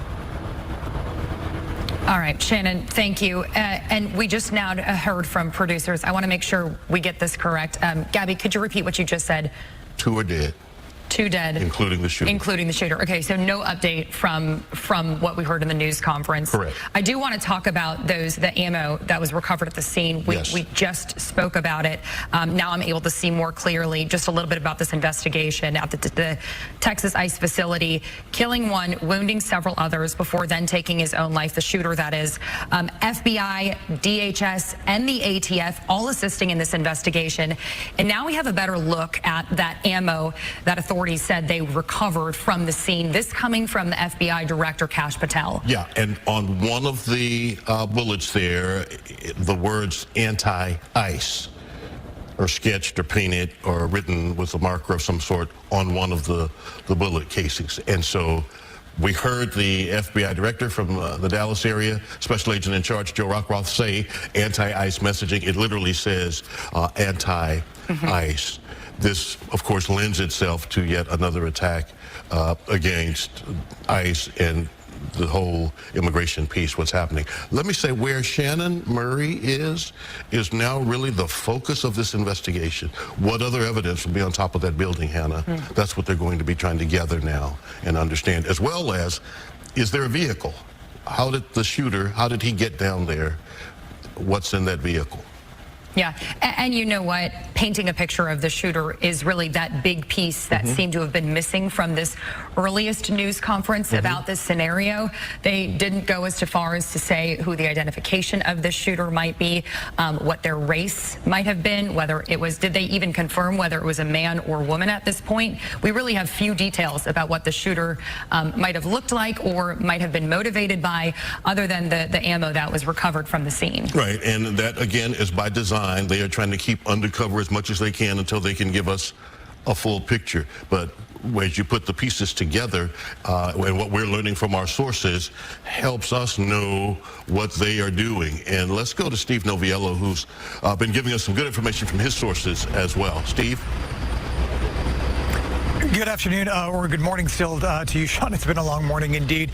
We can tell you that preliminary reports of the shooter's identification are certainly making their rounds on the internet and across social media. We are choosing not to share that information with you until we can have a finer point put on it directly by the FBI. We generally will wait for confirmation and permission from them before we pass along such pertinent information. What we can tell you is that really the general consensus here, both from investigators and from lawmakers, you heard from Senator Cruz earlier today, is that at the heart of this, they believe, is the anti-ICE rhetoric that is happening across the country right now.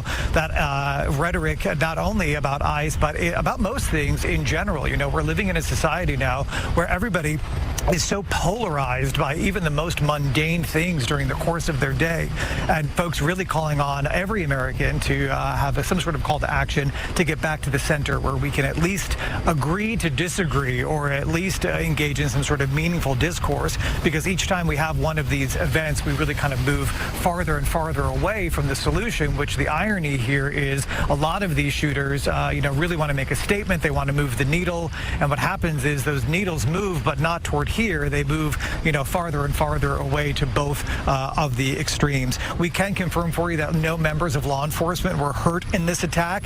And it does sound like investigators are looking for more information. They're asking anybody who may have information to contact 1-800-CALL-FBI. Again, the early evidence that we're seeing now, the rounds of ammunition that you guys have been talking about this morning with that anti-ICE rhetoric on it. Again, there are preliminary reports of the identity of the shooter. What we can confirm for you right now is that shooter did die by a self-inflicted gunshot wound. We also want to repeat updating some of those numbers from this morning. We had originally reported that 2 of the detainees who were shot were in fact killed and a third one was injured.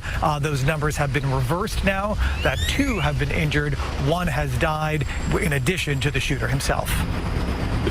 Good information, and of course we all know, Steve, how fluid things are at first when there is a story like this. This is really breaking news, and it breaks in sections, right? And so what we learned initially oftentimes changes, and that's kind of the case this morning in terms of victims, survivors, those who lost their lives. One thing I do want to talk about, because I see a troubling trend, I'm going to call it copycats, this messaging on bullet casings. Someone has started that, and now we've seen it in succession, and people now think this is the way to get my message out. I'm motivated to do this. Something has moved me to take this action, and I'm going to tell you why it's there. I also think it's an... With ScribeHow.com, you can create documentation in minutes, not hours. Does your blood pressure spike every time you see your desktop full of screenshots? It could look pristine if you use Scribe to create documentation for you, which even includes the screenshots. Watch this. With Scribe, you just follow 3 simple steps. Step 1, click the Chrome extension to get started. Step 2, go through the process you want to explain. Step 3, click the extension again to get your guide. It's that easy. Get Scribe now and keep your desktop looking immaculate.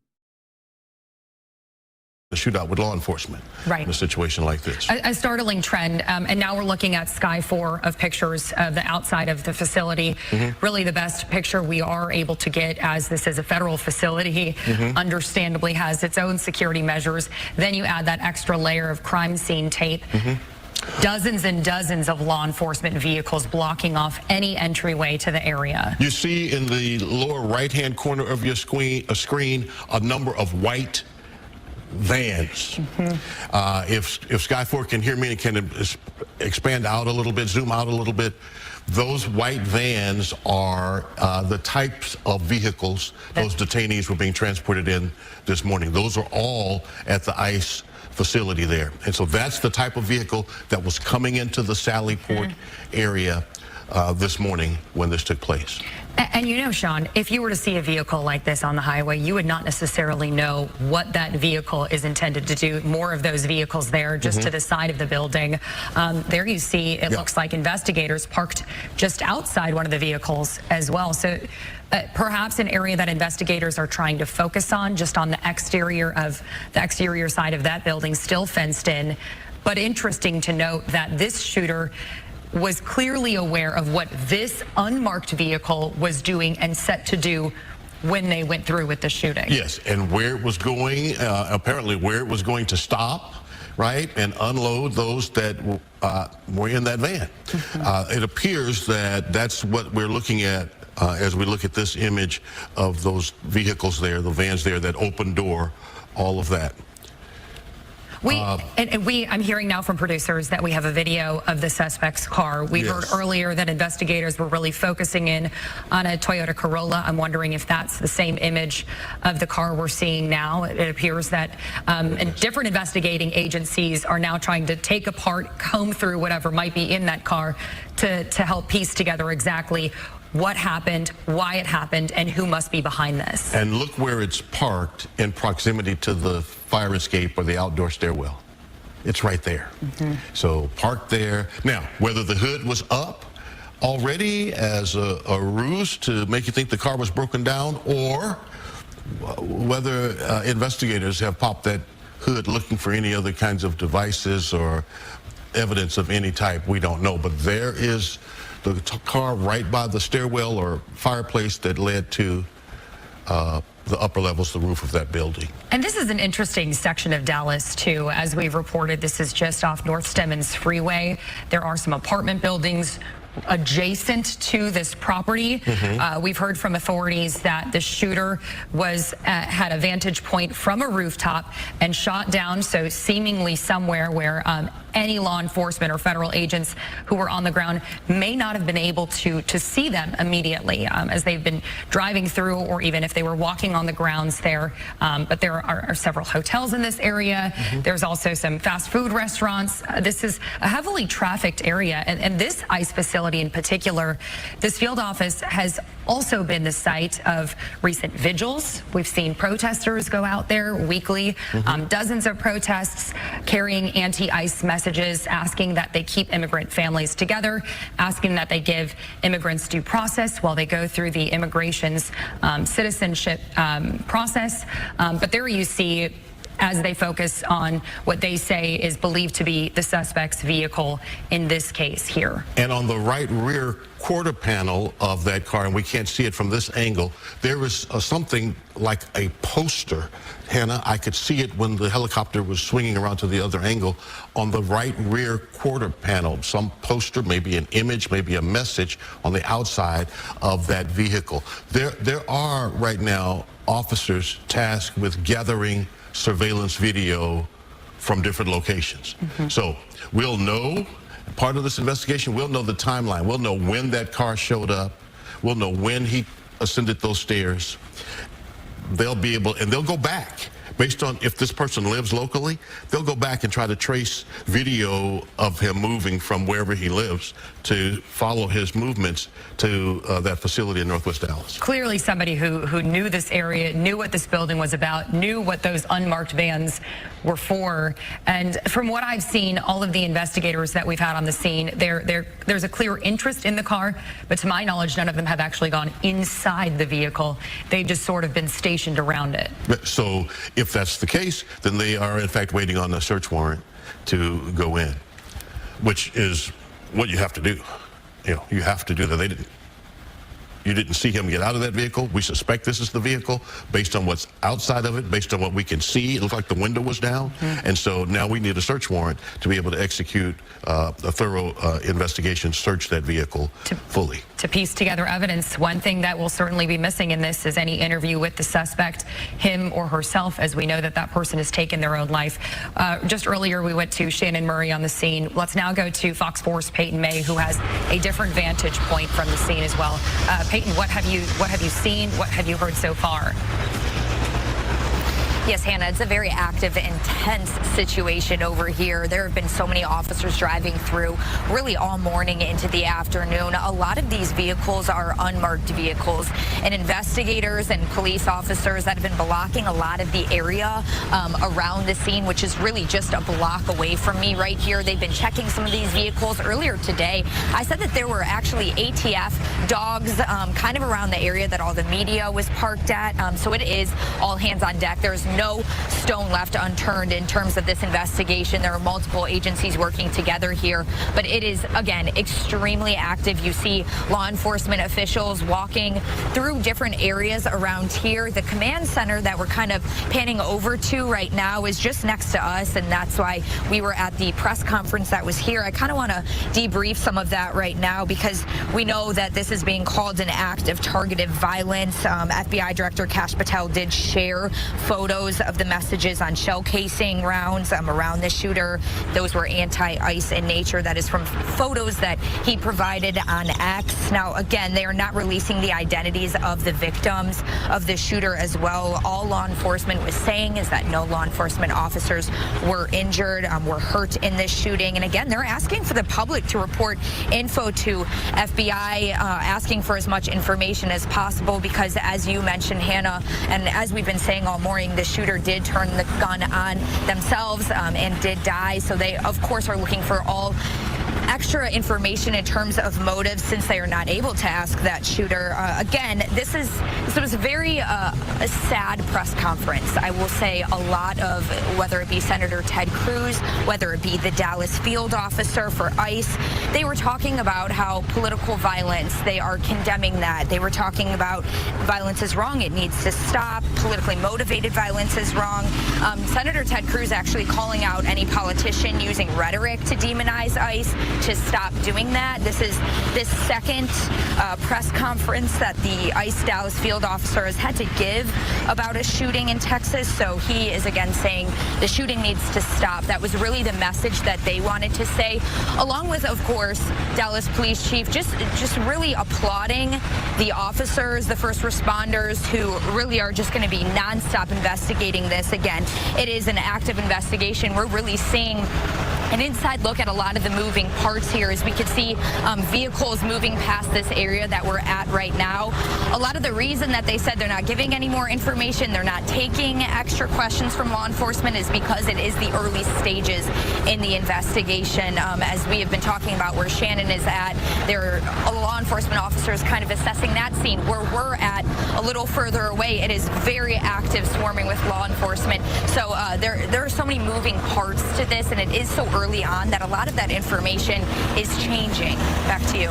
Right, Peyton, and I do want to remind our viewers, as these investigators from federal and the local level as well still work to gather evidence, they're still asking for the public's help to try to pitch in and aid in this investigation. So they ask anyone who think they may know something about this incident at the Dallas ICE facility to call 1-800-CALL-FBI. That's 1-800-CALL FBI if you have any information that might give them an indication as to who the shooter is, what their motive was, and hopefully prevent any incident like this from happening again. I mean, this is just yesterday we were talking about the arraignment of 6 people charged in the attack at an Alvarado ICE facility. A month ago, we'd heard about this same ICE facility here in Dallas, the field office there being the center of a bomb threat that found to be unfounded. No one was harmed at that time back in August, but that was just a month ago. And this is the same field office. And even though the suspected shooter is deceased, right, and the FBI is yet putting out this call for information. Why? Well, because maybe he's active on social media. Maybe he's in chat rooms. Maybe there's someone he expressed something to who now can help provide some of the missing pieces to the puzzle. Too often in these situations, Sean, we hear from suspected shooters, family members, friends, even friends that they maybe no longer speak with, say, yeah, you know what, now that you mention it, this person was off. Or, you know what, maybe their rhetoric was getting increasingly charged. Or, you know, I did sort of distance myself from this person because I just got this feeling. And I think that underscores what those authorities were saying during that news conference, that if you see something, say something. If you're having an inclination that someone might be ready to execute violence in any capacity, it is important that you add to documentation about it, and you hopefully can take some action to prevent anything like this from happening. Yeah, indeed. It's a tragedy in Dallas today, and we'll continue our coverage. Let's take a break, and then we'll come back. We'll continue our coverage here at Fox 4, the Dallas ICE. All right, so we've been checking in there with our Fox 4 Dallas team as we continue to cover all of the latest information about the shooting there at an ICE facility over in Dallas. Of course, we are going to keep you updated here as we do get additional information, a lot coming in. So what I want to do is pop up this live image right here. This is an aerial view coming in from Fox 4 Dallas as we continue to learn more about the situation unfolding there just hours ago.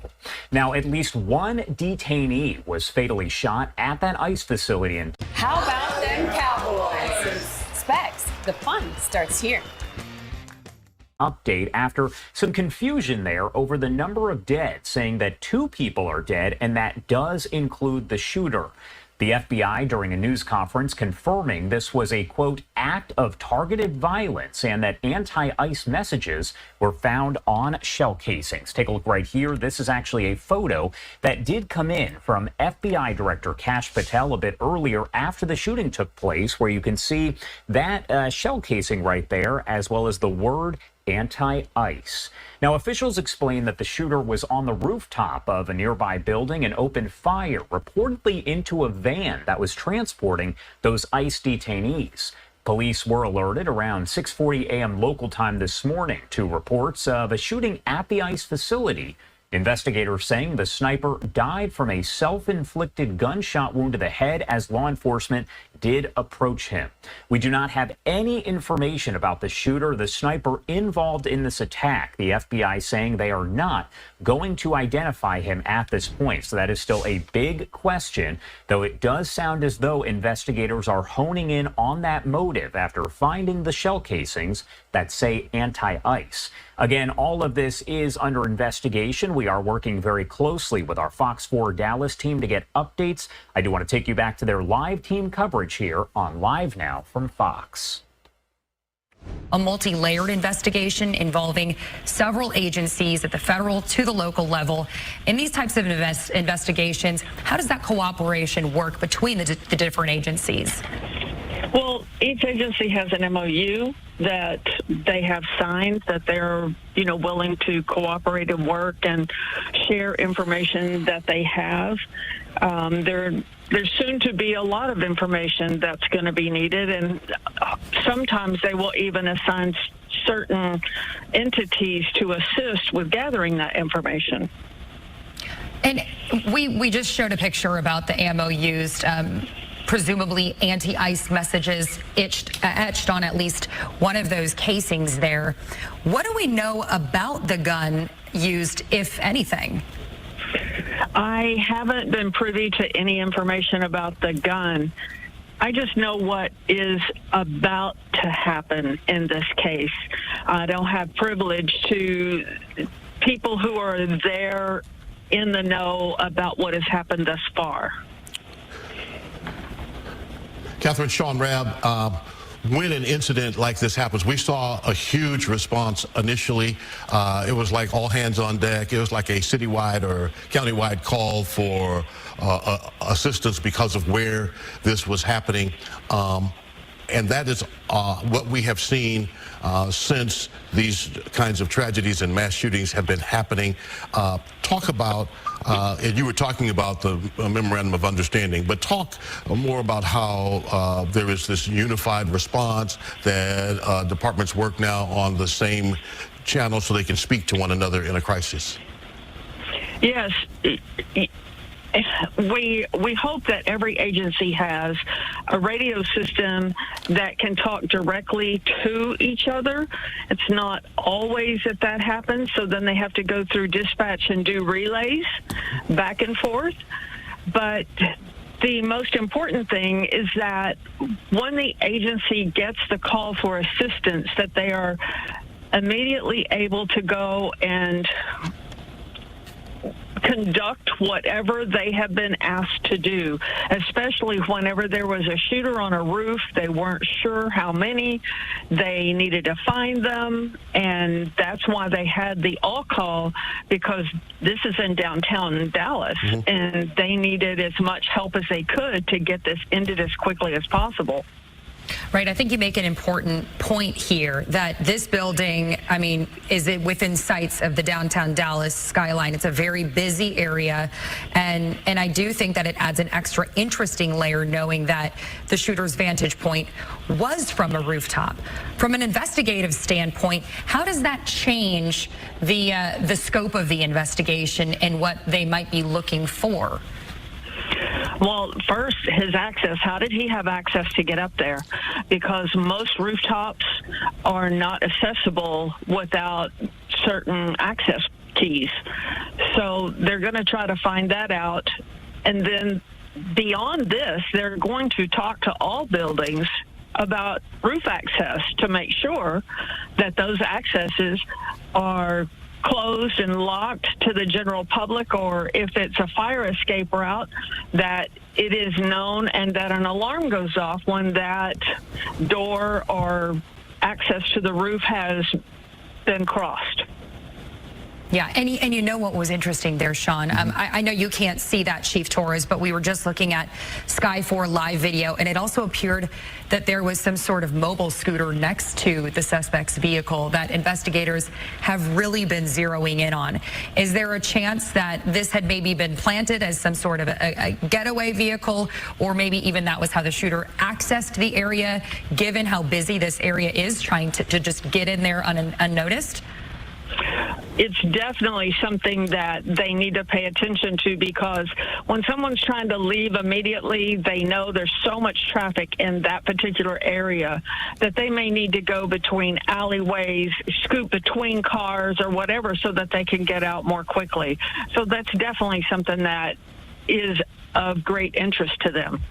And I want to also zero out a little bit. I know this topic of immigration, it is a massive international conversation, but it's also a local conversation for Texans. I mean, the state of Texas alone has dozens of immigration processing and detention facilities.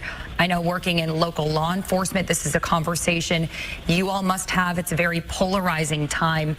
When these incidents happen, when these attacks take place, what is that later conversation that then happens in those local police departments about how the focus might change or not change, but how it might bring back that conversation again? What types of conversations do you think that those local detention facilities and local law agencies might be having in these coming hours and days? They're going to tell their troops to constantly be vigilant.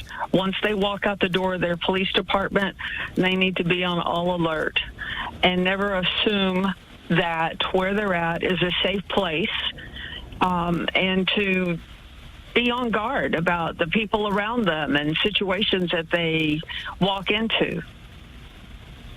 Right. And I think it's on the minds of every law enforcement officer anywhere. These federal agents, they do a difficult job, especially on days like today. However, they have a job that they will continue to do. That really underscored the message that was brought up during the news conference this morning.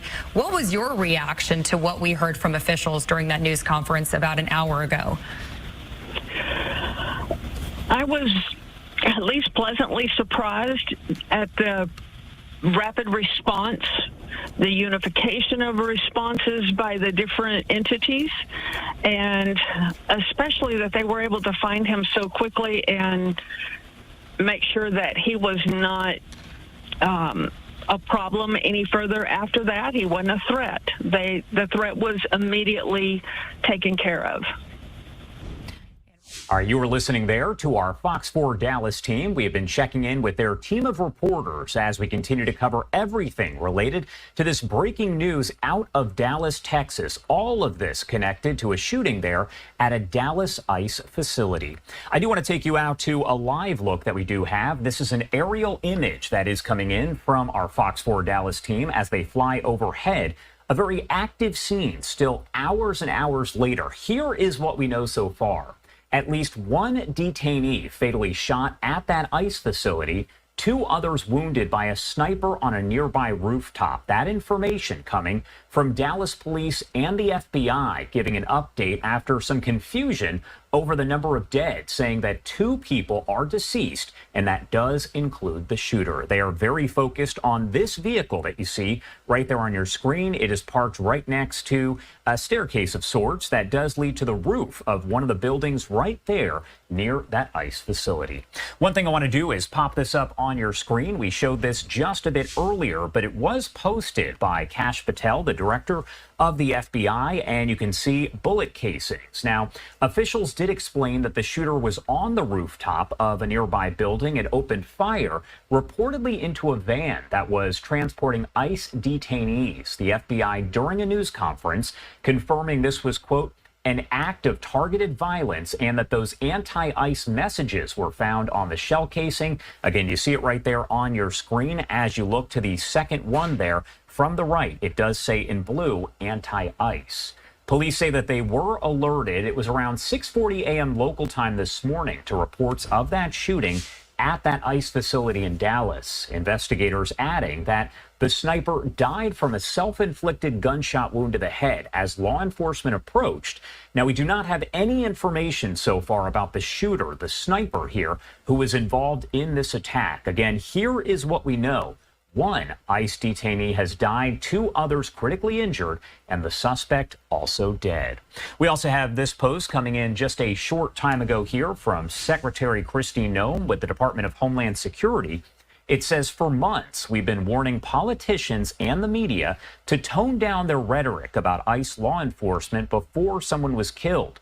These horrendous killings must serve as a wake-up call to the far left that their rhetoric about ICE has consequences, comparing ICE day in and day out to the Nazi Gestapo, the secret police, and slave patrols has consequences. The men and women of ICE are fathers and mothers, sons and daughters. They get up every morning to try and make our community safer. Like everyone else, we just want to go home to our families at night. The violence and dehumanization of these men and women who are simply enforcing the law must stop. We are praying for the victims and their families. Again, that statement here coming in from Secretary Kristi Noem with the Department of Homeland Security. Dan Bongino, the Deputy Director of the FBI, saying the FBI is fully engaged in conjunction with our state and federal law enforcement partners at the crime scene there in Dallas. Now, we also have some live looks here coming in from our different crews that are out there. This one a little bit kind of cutting in and out, but you can see just how many people do remain there on the scene as we are just hours removed from the situation. Do want to bring in Randy Sutton, retired police lieutenant and founder of the Wounded Blue, to discuss really everything that took place this morning. Randy, as always, thank you so much for taking the time to be here with us. Sure thing. It's a pleasure to be here. And I do want to start by asking you kind of a broad question here, as we do have that news conference that took place just about an hour ago. We played it for our viewers live and uninterrupted. What do you make of the information overall that has been released and the information that has not been released? Well, this is a very dynamic scene. You know, you have a sniper, shooting at this ICE facility, and it's a very confusing scene. There's a lot of chaos going on, trying to figure out, is there one shooter? Is there 2 shooters? Who was hit? Dealing with the actual injuries of the individuals. As that is taking place, you're looking for, where is the threat at this particular moment? Now, they discovered very, very quickly the fact that the shooter, they located that shooter and found that he had neutralized himself. I don't know whether it was when he realized that law enforcement was approaching him, or he did it prior to that. That's information we don't have yet. But the chaotic nature of this scene is very, very dynamic. You have multiple victims. You have the threat level that has to be ascertained and diminished as much as possible, and now you have the investigative process.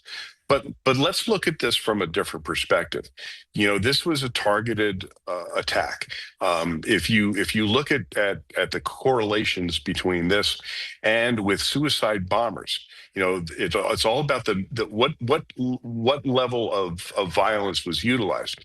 In this particular case, it was a rifle. What you saw from that photograph, those weren't shell casings. That was an actual clip from a semi-automatic rifle that is utilized for. Those are 223 rounds that are high-powered rifle rounds, and so the fact that was left there, that was a message. This is terrorism. This is terrorism at every level. The fact that he shot into the van, we're going to have to try and figure out, did he believe that was a transportation van transporting ICE officers? Because clearly his intent wasn't to kill detainees. His intent was to kill law enforcement officers from ICE. So, this is still in its very early stages, and there's a lot of questions that need to be answered. And as we take a look at that, we were just, referring to the situation there where it does say anti-ICE, and you definitely just touched on this, but going a little bit further into all of that, what will investigators do with this right here to kind of work to figure out a motive, all of that? Again, you're seeing the words anti-ICE. We heard from investigators as they said that this was a, quote, act of targeted violence. They found the messages. So what do they do further by looking at this? Where does this kind of go from here? Well, as I said, this investigation is in its infancy. There's going to be, if you look at how they're going to conduct this investigation, first of all, there's going to be the forensic analysis. That's going to be the scientific approach to the scene itself. They're going to be gathering evidence. They're going to be looking for DNA that will be on those rounds on the rifle. They'll be looking at the scene itself to determine what evidence needs to be gathered. Now, remember, they're not looking at a prosecution for this individual because he's dead, but they will be looking to see, are there any other people that are involved in this targeted terrorist attack? Nobody lives in a vacuum. We've seen this, play out many, many times, that people like this like to share the information. They're doing this because they want attention. They commit these acts of violence because they are trying to bring attention to their cause. And this is their statement. The fact that he wrote on these rounds, well, that's pretty clear that he's getting the message out. Now, determining who this individual is, they're going to be doing a deep dive into every aspect of this individual's life. They're going to be looking at his social media. They're going to be looking at any device that he has, his phone, his computer. They will be doing background investigation into who does he have relationships with? Is he living with someone? Did they know what this individual's plan was? Is he a loner? They're going to be doing a huge victimology on this individual and try and determine every aspect of this individual's previous life and try and determine how was he radicalized? What was his, will there be a manifesto found, as we have seen so often? The fact that this individual took his own life shows a degree of commitment, if you will, just like suicide bomber.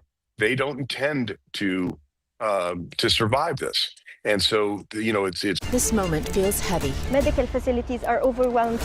This moment feels loud.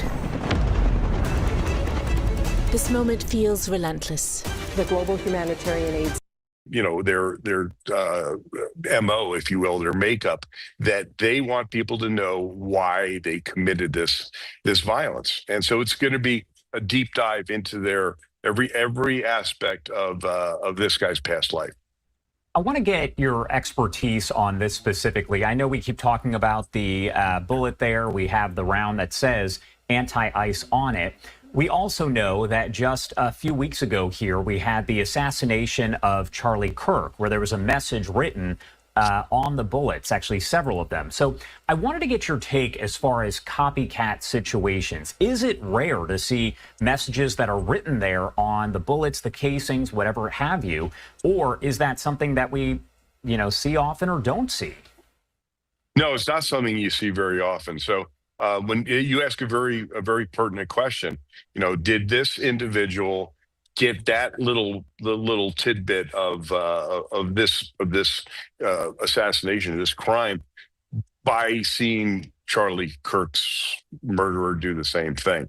It's a really good point. Usually it's a written manifesto. Usually there's notes written. They still have to determine whether or not they determine if there's something else out there. Just a couple words on a bullet doesn't really get his message out to any real degree. So this could have been an afterthought. This could have been done, prior to his coming to the scene, where he knew that he was going to leave this clip there with these bullets in it, so that the message could come out. But this shows the level of sickness that these individuals have, that they're willing to kill indiscriminately for their own, weird politicization and their hatred of ICE. We have seen, and keep this in mind. I have 34 years as a police officer, and the level of violence that we're seeing towards law enforcement, directed towards them in a much more calculated fashion. The ambush killings of police officers has risen dramatically.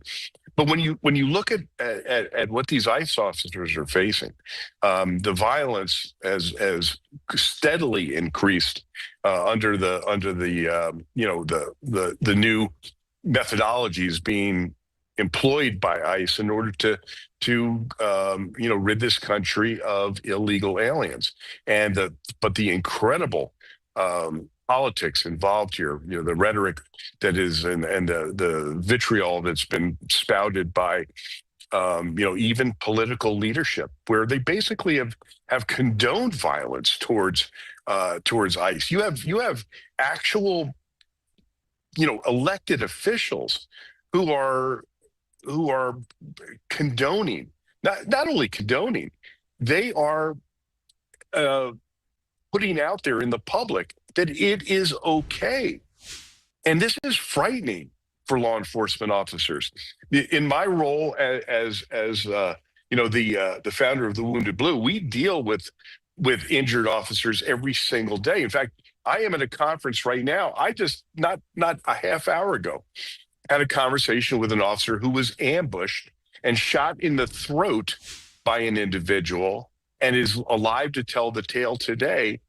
But it devastated his life. So we see what's left behind of these officers who have been targeted, and it is very, very dramatic. The fact that ambush killings of law enforcement officers, that ambushes of these ICE officers who are literally simply doing the job that is being required of them, and it is shameful that you see elected officials not only condoning, but actually putting out in the public that this is okay. What you're looking at there on the left-hand side of your screen, that is a live look over Dallas coming in from our Fox 4 Dallas station, and you can actually see there. I'm going to take it full to give you a better look at that, but that is the vehicle that officials believe is the suspect's vehicle. They have been seen going in and out, and it's parked right next to the staircase where that rooftop, it leads up to the rooftop, which is where it appears that those bullets were fired. And that's what I wanted to ask you about, Randy. When we talk about a sniper situation, as it's been described by officials there and investigators, how is that different when you have law enforcement, whether you're talking local law enforcement, state, federal, that are responding to a situation where it's not just an active shooter situation, but it is a sniper. It's someone who's on top of a building doing this. Yeah, and the fact that they're using an elevated position makes it even more dangerous for law enforcement officers on the ground, because you have a field of fire. That field of fire is, exponentially larger when you're up in an elevated position. The dealing with this now, local law enforcement, they receive training all the time, but usually that training is not focused on ambush attacks. It is something that has to now be put into the training repertoire of officers, because we're seeing, a rise in these attacks. Military, personnel are trained in these type of incidents. Law enforcement has really not been focused on sniper attacks. However, with the increasing number of ambushes that we have seen and the devastating effects. I mean, look at in Utah just a month ago, we had officers killed in an ambush attack. We had it just the other day with officers, another deadly, 5 officers shot when entering a home on a domestic violence. So we're seeing a increasing number of these attacks, and law enforcement is sometimes slow to realize the threats and then train to deal with them. But it's really difficult to train from an ambush attack, because you're conducting business when carnage rains down from a position that is distant. It is very, very difficult to train for that in some effective manner in order to save your own life and save the lives of others. And again, you are looking at an aerial view here coming in from Skyfox. They are flying overhead. You can see folks are on that rooftop there. Investigators, obviously it looks a lot different than it did around 6:40-ish this morning local time, as you had that whole row of police vehicles. We're talking about several agencies, local, state, federal. When you have a situation that takes place like this, who takes the lead? Is it automatically the federal agency there, especially considering it's an ICE facility where this happened? Well, initially it will be local law enforcement, because they are the ones those are the boots on the ground when it comes down to emergency response situations. So it would be the local police agency that they're the ones that are getting the 911 calls. Those are the ones that are trained to respond to these type of situations. Now, when it comes down to the investigative process, because this is targeted at a federal facility, without a shadow of a doubt, the FBI will play a major role in the investigative process here. Remember, we don't have a prosecution per se unless they make a determination that there are other people involved in this. Is there a conspiracy? That is something that they will be, delving into, in a major way. So this will be an investigative process in trying to determine all of the facets of this. And that investigative process may, because it was targeted at an ICE facility, could very well be given over to the FBI, Department of Justice, to complete the investigation. As we move forward, my last question for you here, just based on your expertise there, we're talking decades in law enforcement, explain to me what question or questions that you have that you hope maybe we will get answers to, whether it's from Dallas Police, the FBI, ICE, anyone out there, regarding what happened today. Oh, the first questions that I have is, who is this guy and why? Why did he become so radicalized that he's willing to commit his life to the taking of other lives? What motivated him to do this? And who played a role in that? Is this your lone wolf attack, or is this a conspiracy? Are there other people involved in this?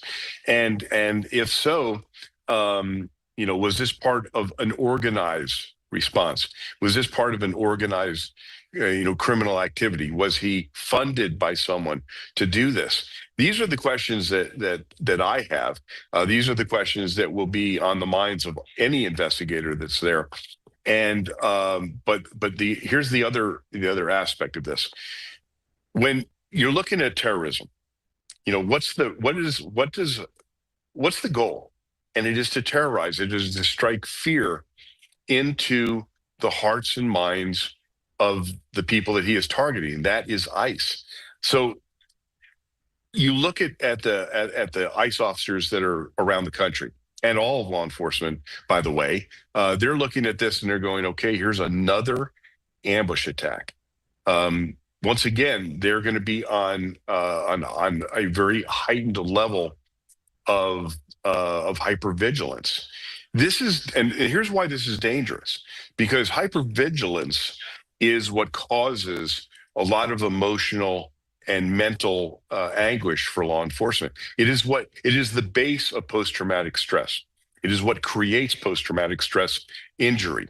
And you look at this prolonged atmosphere of violence towards ICE, towards law enforcement. And like I said, with the Wounded Blue, we look at physical and we look at emotional and mental injury. This is increasing the physical danger. It is increasing the emotional response, the possibility of being afflicted by post. Monday.com, the opposite of any work platform we tried in the past. We tried other work management platforms, not naming names. They all suck. Monday, total opposite. It didn't just work, it spread. And people became... is something that we really need to address as a nation, that there is something that is so evil when you're considering those that will actively take lives of other people for political purposes. And it is not something that should be condoned. It is something that needs to be condemned by every leader in America. And I pray that it happens. All right. Randy, thank you so much for taking the time to join us and help break all this down. Obviously, there is still a lot left to figure out. We are just hours removed from this situation that unfolded earlier today in Dallas. Thank you again for taking the time to be here. My pleasure. Thanks for having me. And of course, we will continue to follow all of the latest developments here coming in out of Dallas. Again, we know that the shooter here, the sniper, is dead. According to investigators, one ICE detainee killed, 2 others critically wounded. We have not received an update on their condition as of right now. We also do not know the identity of that shooter. But again, investigators saying the shooter took his own life as law enforcement did approach. I do want to take you to some of the reaction here. Caroline Leavitt, the White House press secretary, putting out a statement a short time ago. She said Democrats must stop demonizing the heroic men and women of ICE who are just doing their jobs to keep Americans safe. And we're also getting reaction on the Democrat side. Senator Cory Booker putting out this statement as well, saying the shooting at an ICE facility in Dallas is an unacceptable act of violence. My heart is with the victims and their loved ones. While we don't know all of the details yet, what we can and all should agree on is that the vilification of any group of people endangers them. It makes them targets, and it must stop. We are at an inflection point in our history where we must put in the work to break down our divisions and see our shared humanity. We cannot choose the path of hatred and division. Again, that is Senator Cory Booker. Again, we do have several live images here coming in, an aerial look at what investigators believe there is the suspect's vehicle. We will continue to follow all of this on the investigation and check in with our Fox 4 Dallas team. Right now it is 12:54 on the East Coast and 9:54 on the West Coast. My name is Josh Breslow, and I've been with you for the past several hours here as we follow all of the latest. We are going to head to a quick 2-minute commercial break, and on the other side of that, Andy Mack will be in the hot seat with everything you need to know on this Wednesday, September 24th. You're watching Live Now from Fox. We'll be right back.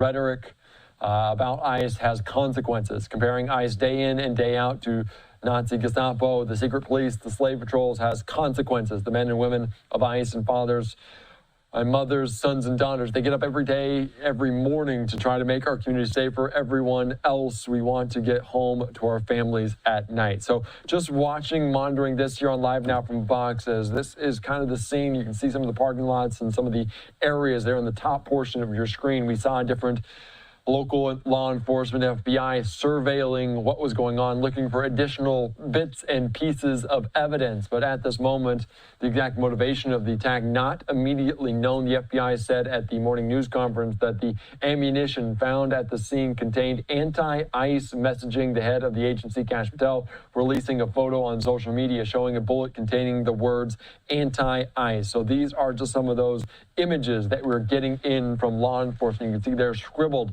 on part of the casing of this.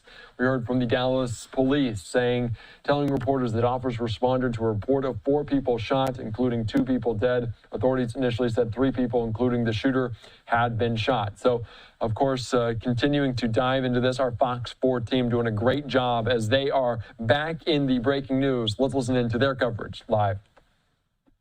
To the Dallas ICE facility shooting. We heard from law enforcement officials not too long ago, several city leaders in attendance with that news conference earlier today. Yeah, telling us not a lot, but giving us the information. 4 people were found shot, 2 died, including the shooter.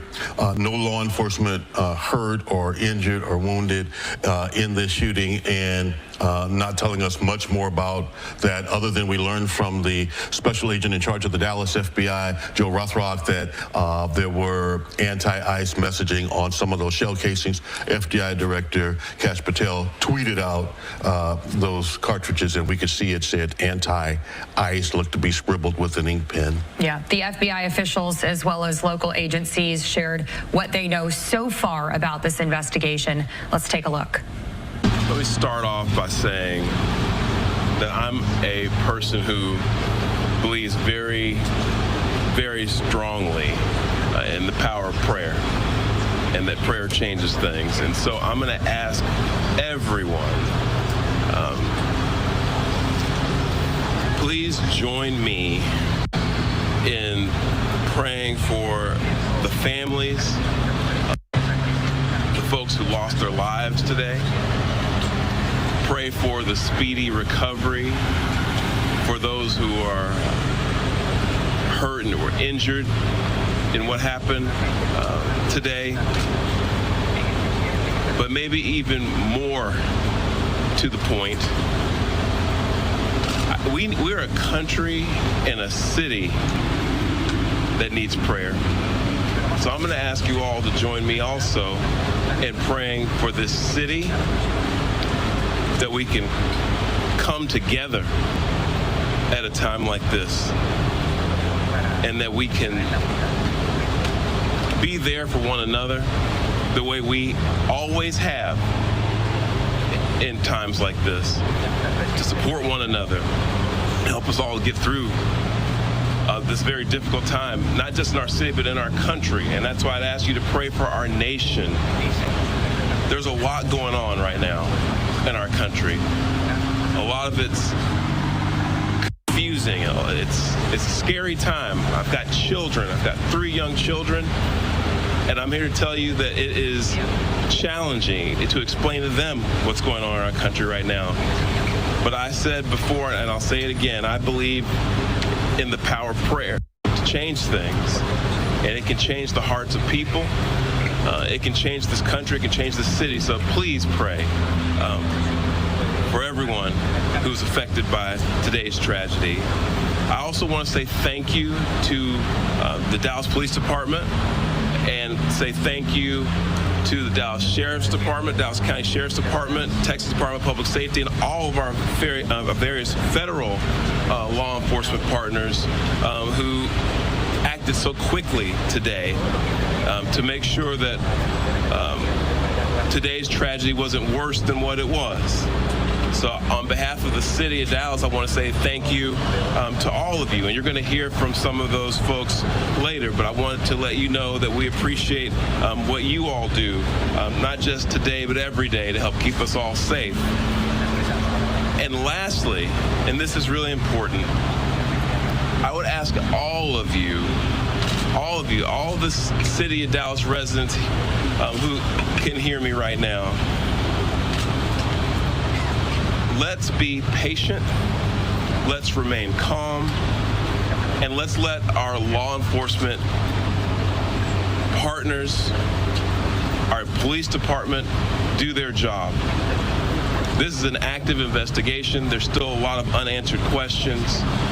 And I want to encourage all of you to exercise a little bit of restraint and allow them to do their job to help make sure this continues to be a safe city and that they can help us figure out what happened here today.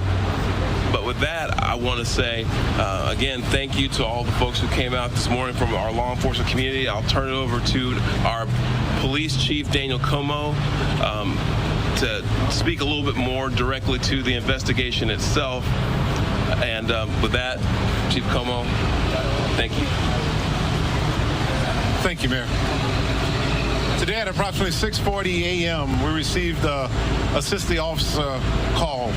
We responded to the call, got to the scene, and we later learned that we had 4 individuals that were shot, 2 of them deceased, including the shooter. The DPD was able to locate the shooter who was deceased.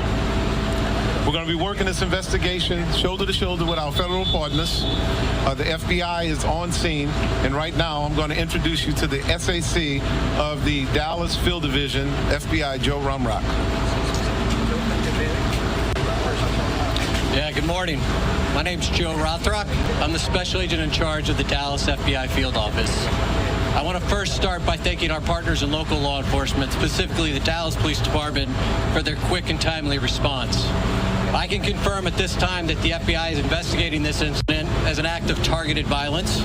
It is unfortunately just the most recent example we've seen of targeted violence, to include here in North Texas, where back on July 4th, we saw a coordinated attack carried out against an immigration detention center in Alvarado, Texas. What I can also share with you is that early evidence that we've seen from rounds that were found near the suspected shooter contain messages that are anti-ICE in nature. Again, this is just the most recent example of this type of attack. This will be a whole of government response. There will be no resource not utilized to bring all those individuals who are responsible to bring them to justice and to hold them accountable. While we're not releasing identities of any victims at this time, what I can confirm for you is no members of law enforcement were hurt during this attack. If any member of the public has information that would help the FBI's investigation, I would ask that you please report that to 1-800-CALL-FBI. Again, any piece of information will be helpful, but this will be an ongoing investigation between us, a number of federal partners, and our local partners, again, to ensure that anyone responsible is held accountable. With that, I will turn it over to my counterpart from the ICE Enforcement and Removal Office. Good morning. My name is Joshua Johnson. I'm the acting field office director for ICE Dallas. I'll be brief with my comments, but I do want to start off by saying thank you to the Dallas Police Department, Dallas FBI, HSI, CBP, ATF, and virtually every law enforcement officer in North Texas for your support. This is the second time I've had to stand in front of you and talk about a shooter at one of my facilities, and I think that the takeaway from all of this is that the rhetoric has to stop. There are people out there who are seeing what is being placed online, and they're coming and they're doing acts of violence against ICE employees. So that's kind of all I have for today, is that it's just got to stop. It's dangerous, and people are losing their lives. Thank you. Thank you all so much for coming. We really appreciate it. Again, thank you all so much. As it was said here today, if you do have any information, reach out to 1-800-CALL-FBI. And of course, that was the news conference from earlier. We can tell you now Homeland Security has just released information. 2 of the detainees are now dead. A third is critically injured. So 2 of the 3 people being transported by agents this morning are now dead. That brings the total dead this morning in Dallas now to 3, including the suspected shooter who investigators, as you heard them say, took his or her own life. This also update comes moments after we heard from Secretary of Homeland Security Kristi Noem, who says, quote, "The violence and dehumanization of these men and women who are simply enforcing the law must stop. We are praying for the victims and their families," end quote. Now, we do want to know no ICE law enforcement or ICE agents were injured during this shooting. The 3 injured, now 2 dead, are all detainees. Yes, and of course, what has to happen now is who this person is, who took his own life, who he is, and then why. And that's the deep dive that's going to take place. Why, as well as for these victims, and their losing of their lives, and who are their family members. I mean, because they were detained by ICE and some question about their immigration status does not mean that, that could not have been worked out through the immigration process. Now they've lost their lives in this violent way, a violence marked, if you want to call it political violence, with anti-ICE messages on the cartridges that were recovered by law enforcement on that roof. For the second time in a matter of months, a Texas ICE facility under attack. So AI is transforming customer service. That's obvious. We know that. The leader in the category is Finn. That's our product. We're best in the benchmarks. We win in every bake-off, and we're voted number 1 on G2. We now have customers with resolution rates in the 90s, and that's for complex queries, which Finn is particularly good at. We back that all up with the Finn $1 million guarantee. Learn more at Finn.ai. FBI, we have Dallas police who originally responded here at 6:30 in the morning to the shooting, but now Dallas police really just providing an exterior and blocking traffic. Again, we saw, I'm going to have Quincy pan over to the scene that we can see about a football field and a half away. That is where the Dallas ICE facility is. But just within the last 15 minutes, we have seen more FBI investigators arrive on scene. And just within the last few minutes, we did see a medical examiner van pass by us. So this is the scene that we are at, as close as we can get to the front of the ICE facility. We know that there are multiple scenes. We have multiple reporters because we do know that the shooter was on top of an adjacent roof and fired down at that Dallas ICE facility, striking some of those detainees. Again, no law enforcement officers were injured. The FBI not releasing any information about the shooter at this time. I know we have had many questions coming into the newsroom, but no identity has been confirmed by the FBI, and no identities have been confirmed of the victims of the ICE detainees. We know now that 2 were killed, 1 injured from those ICE detainees. So again, this investigation is going on 6+ hours, and it will go into the afternoon and into the early evening.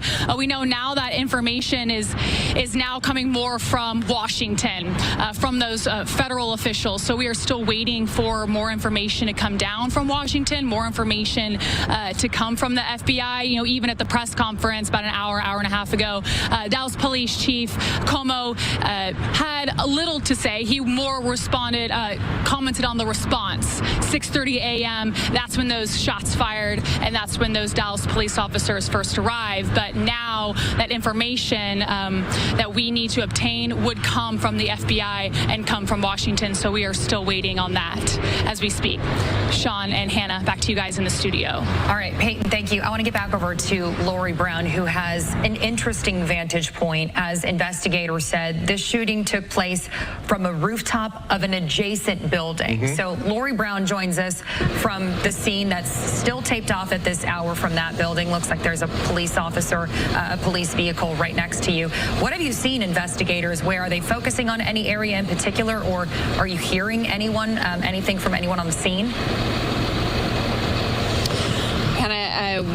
I want to show you first where our location is in relation to the ICE detention facility. So you can see that red brick building across the street. That's the ICE detention facility. And then past the parking lot, across the street, you have this office building here. It has a law office, and it's also an immigration and photo service center. So at the bottom of a staircase, you can see that there are some law enforcement officers that are congregating by that staircase. The staircase seems to be that location where the shooter was able to access this rooftop here. It doesn't appear that there are any locks or barriers on the staircase to prevent anyone from going up there. So that's something that maybe there will be businesses giving some extra attention to any staircases that allow for rooftop access, maybe apartment buildings, something to be looking at with this new trend, it seems, in terms of shooters accessing roofs. So the FBI Director Kash Patel revealed earlier that the investigation is still ongoing, but it does appear that the shooter was targeting ICE law enforcement. There was a message on an unspent shell casing that was recovered that said anti-ICE. So no law enforcement officers, though, were among those who were hit. However, it appears that the people that were hit were potentially ICE detainees, but law enforcement is still not providing identities or giving us any additional details on that. So we will continue to stay here and keep you posted as things develop here. Hannah and Sean. Okay, very good. Thank you, Lori Brown. So we know now, I now know that the detainees who were shot were taken to Parkland. And so one passed at Parkland, one at the scene, along with the shooter who took his own life. Right. Yeah. So we know that police got that call. They said as soon as they arrived there, one person was shot dead. The suspect also shot and killed himself. But there is still another person in the hospital. And I think it's important that we are reminded there. This is a day where families are grieving. Yes. This is a day where families are praying that their loved one makes it through this. But we did hear that report initially, critical injuries, which very well means a third person may pass. Yeah, and critical means life-threatening. Critical means surgeries necessary and immediately. And then it's wait and see as life is in the balance. And this is not exaggeration. This is for real. That's how it happens. And so there's one person there. And listen, even if my loved one is here without the proper documentation and ends up being deported, they're still alive. I still have my family, right? And this has destroyed that today, and we don't yet know why. Cloudy, gloomy day in Dallas is appropriate for what happened this morning. Cloudy, gloomy day, and heavy rain coming down early this morning when this took place. We want to get back over to meteorologist Kylie Capps, who has... All right, just listening in there to this here on Live Now from Fox at our Fox 14, kind of transitioning a little bit, but this is the scene there at this Dallas ICE facility as DHS now saying 2 detainees have been killed. Another individual in critical condition following this shooting atop a building adjacent to this ICE facility as it happened early this morning around 6:30 a.m. local time. We don't know the identity of the shooter or the victims at this moment, but a very dynamic, fluid situation as we are watching it unfold in real time there as the FBI on the ground investigating this. All right, for the time being here on Live Now from Fox, let's quickly shift gears to another developing story, this one out of Southern California, and we are seeing a police pursuit involving a semi-truck. As you can see there, police on the ground right there in the immediate aftermath of this, going kind of with the flow of traffic at this point. So we'll see if our Fox 11 team dives into it, but 2 black and white vehicles behind them swerving through traffic. I'm not exactly sure if they're going to be changing lanes or coming up on this individual at this moment, but obviously this originating potentially in the Fontana area. So you can see there no trailer on the back of this semi-truck, but obviously the front very much impressionable. And this is a little different than other pursuits that we followed at this time, as you can just see the amount of wheels that potentially might not be able to use the strip, whether they are or not.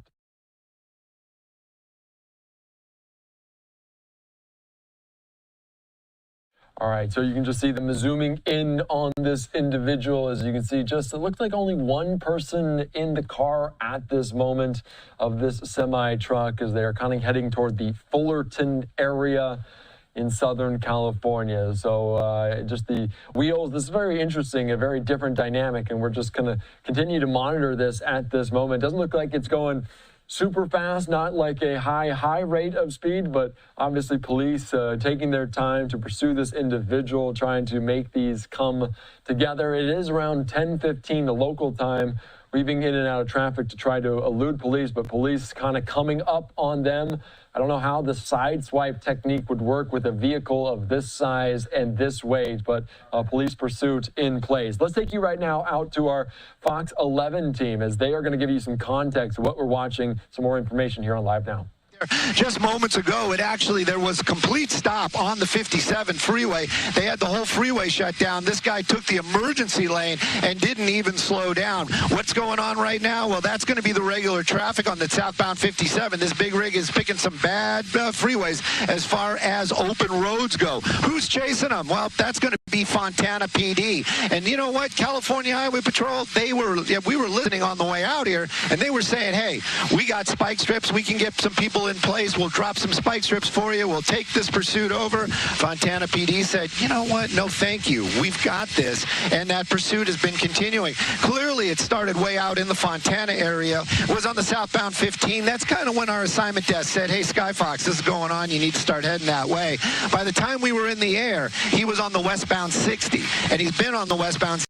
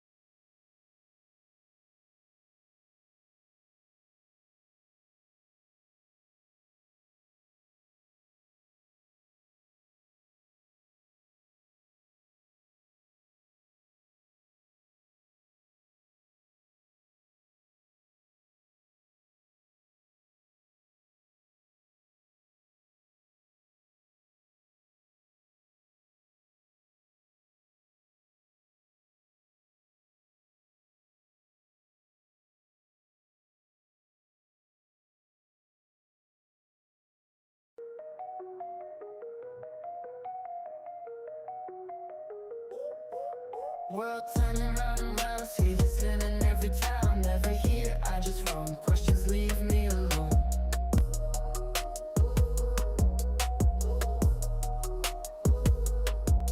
Suspicion in their eyes, is it wrong to live in disguise? Misdemeanor or a crime? I just wonder all the time.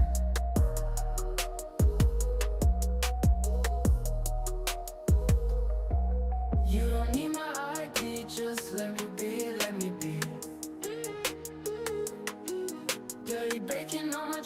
in this world I won't fail.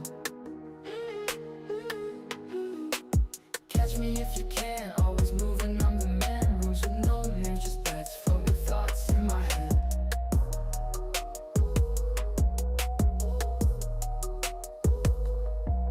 On a train or in the sky, I'm the one who loves to fly. No chains to hold me down, freedom's what I found. You don't need my ID, just let me be, let me be. Dirty bacon on my trail, in this world I won't fail.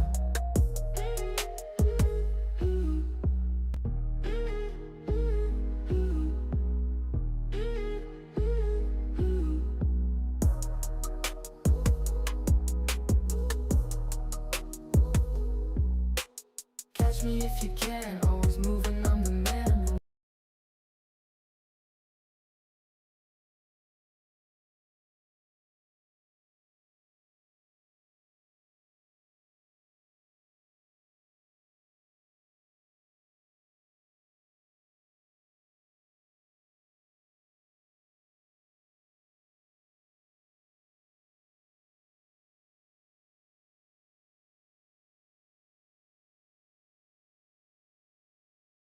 Pretty much since till he got to that 57, southbound on the 57. What's going on? Well, we don't know exactly what the deal is with the big rig. It doesn't have a trailer bed on it, and what appears to be is just the driver in that cab. They were saying it's cold-plated. Cold-plated is kind of cop talk for the license plates don't really match that vehicle. That was the original reason why they lit the car up or the truck up, to try to get it to stop, and that pursuit was on. How many of the officers are behind them? A number, and they are full lights and sirens. Clearly, the problem is that they can't really do a pit maneuver with that big rig. You think they might be able to try? Well, I don't know. I'm just going to say right at this time they're going to stay away from that maneuver. But the driver, we don't know anything about him. Is this a professional driver? Is this somebody who just stole the truck? What is going on here? The driving seems to be pretty steady. That's the only thing I can say right now. But that is a very heavy rig, a lot of power underneath that hood. We all know that. It is a big rig. So obviously the public, and if there is a collision, it's definitely going to be something that might not turn out so well. And that is what the law enforcement, they're about as well. Looks like we're going to be jumping off the freeway here. I'm going to bring up some tech on the screen so you guys can follow along. But we'll keep an eye on this pursuit. And if you have any questions, you know where to find me. It looks like police are pretty close to this suspect, following closely behind. And I have to say, the freeway isn't as packed as one would expect around this time of the morning, although he did get off. Yeah, you know what? The traffic is really tight and very slow and go. That big rig, like I said, they had the whole freeway shut down just moments ago up by Brea Canyon. Don't know if it was because they knew this was coming or not, but they definitely, that big rig didn't seem to bother him. He made a really professional move, just got in the emergency lane and never even really slowed down. Right now, though, I believe that was a solid red going through there, keeping those maps up so we can keep an eye on it. I started with nothing but belief. My journey was grown in silence. I don't feel pressure. Behind him, and you know, this is the thing. Right now, we're in Garden Grove, so we're in the Fullerton area or near Fullerton. So I'm sure the local law enforcement definitely aware of what's going on. Are they in the area? Probably. These red lights, this is kind of worrisome. Making a left turn right there, and again, does this guy know where he's going? Who knows? You know, that is the big question. But at least he's keeping those speeds relatively slow. That truck without a trailer on it, it probably could pick up some speed pretty quickly. Those engines and the gearing clearly made for power and not so much high end, but definitely with nothing on it, that truck can really start to move. We can see him right now getting into the 50-mile-an-hour mark on surface streets. This stuff really does bother me. It scares me. That big truck, it definitely has no load on it, so it might be able to stop quickly, but if it does collide with somebody, this could be devastating. And this is not something you see normally, a pursuit of a truck like this, a rig and the cab right there, thankfully without a trailer, but also this size of a vehicle going through residential areas like we're seeing right now, blowing through red lights. It's certainly a big concern. Definitely. And you saw, I believe that was going to be Fullerton PD, that black and white that was in that one intersection right there, keeping the public safe.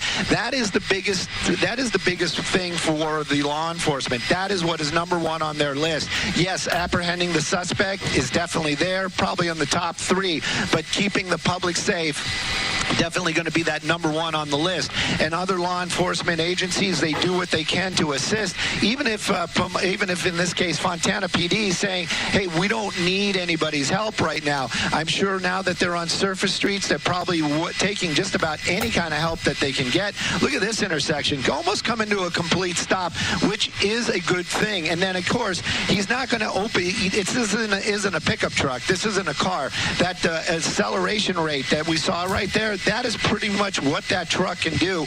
And again, my question is this a professional driver? And now that I say it, it looks like there may be somebody in the passenger seat as well. There's definitely somebody in the passenger seat. Yeah. And they're passing something back and forth, and maybe it's... Go ahead. Is someone in the middle, too? Is that kind of a... Can't tell. Okay, well, there's definitely two people. Definitely 2 people indeed. And I almost thought maybe this guy's putting a cassette in there, but then I thought, wait a minute, this is 2025. Nobody has a cassette player anymore. Yeah, but at any rate, definitely some activity going on between that passenger and the driver. Hopefully that passenger's doing the, hey, maybe we should just pull over and bring this to an end. Hopefully that's what the conversation is. Probably not, though. The truck continuing on now. We have been basically staying in a southbound, southbound direction. So we're going to keep on moving. Hopefully he doesn't get into the Anaheim area where it's going to be tough for us to keep up, because that Disney does definitely have that TFR policy up where we cannot enter, and it'll make it very difficult for us. But right now we're continuing on, speeds safe. Let's call it that right now. But Fontana PD, they've got the task of bringing this thing to a stop safely, but it definitely looks like it's not just one officer. It's one officer, and he brought a lot of his friends along. And of course, when this comes to an end, if they want it or not, whatever jurisdiction we're in, I have a feeling we're going to see a number of other officers from that jurisdiction joining in, especially if there's a foot chase or some kind of other situation. A little bit of a hard right turn right there, joining some traffic. And it looks like I actually appreciate that. It's going to keep us out of that Disney TFR. But the pursuit continuing. And of course, Fontana PD, how are they going to stop this thing? You can't really pit it. And it's not just because of the size. It's because where are you going to make contact?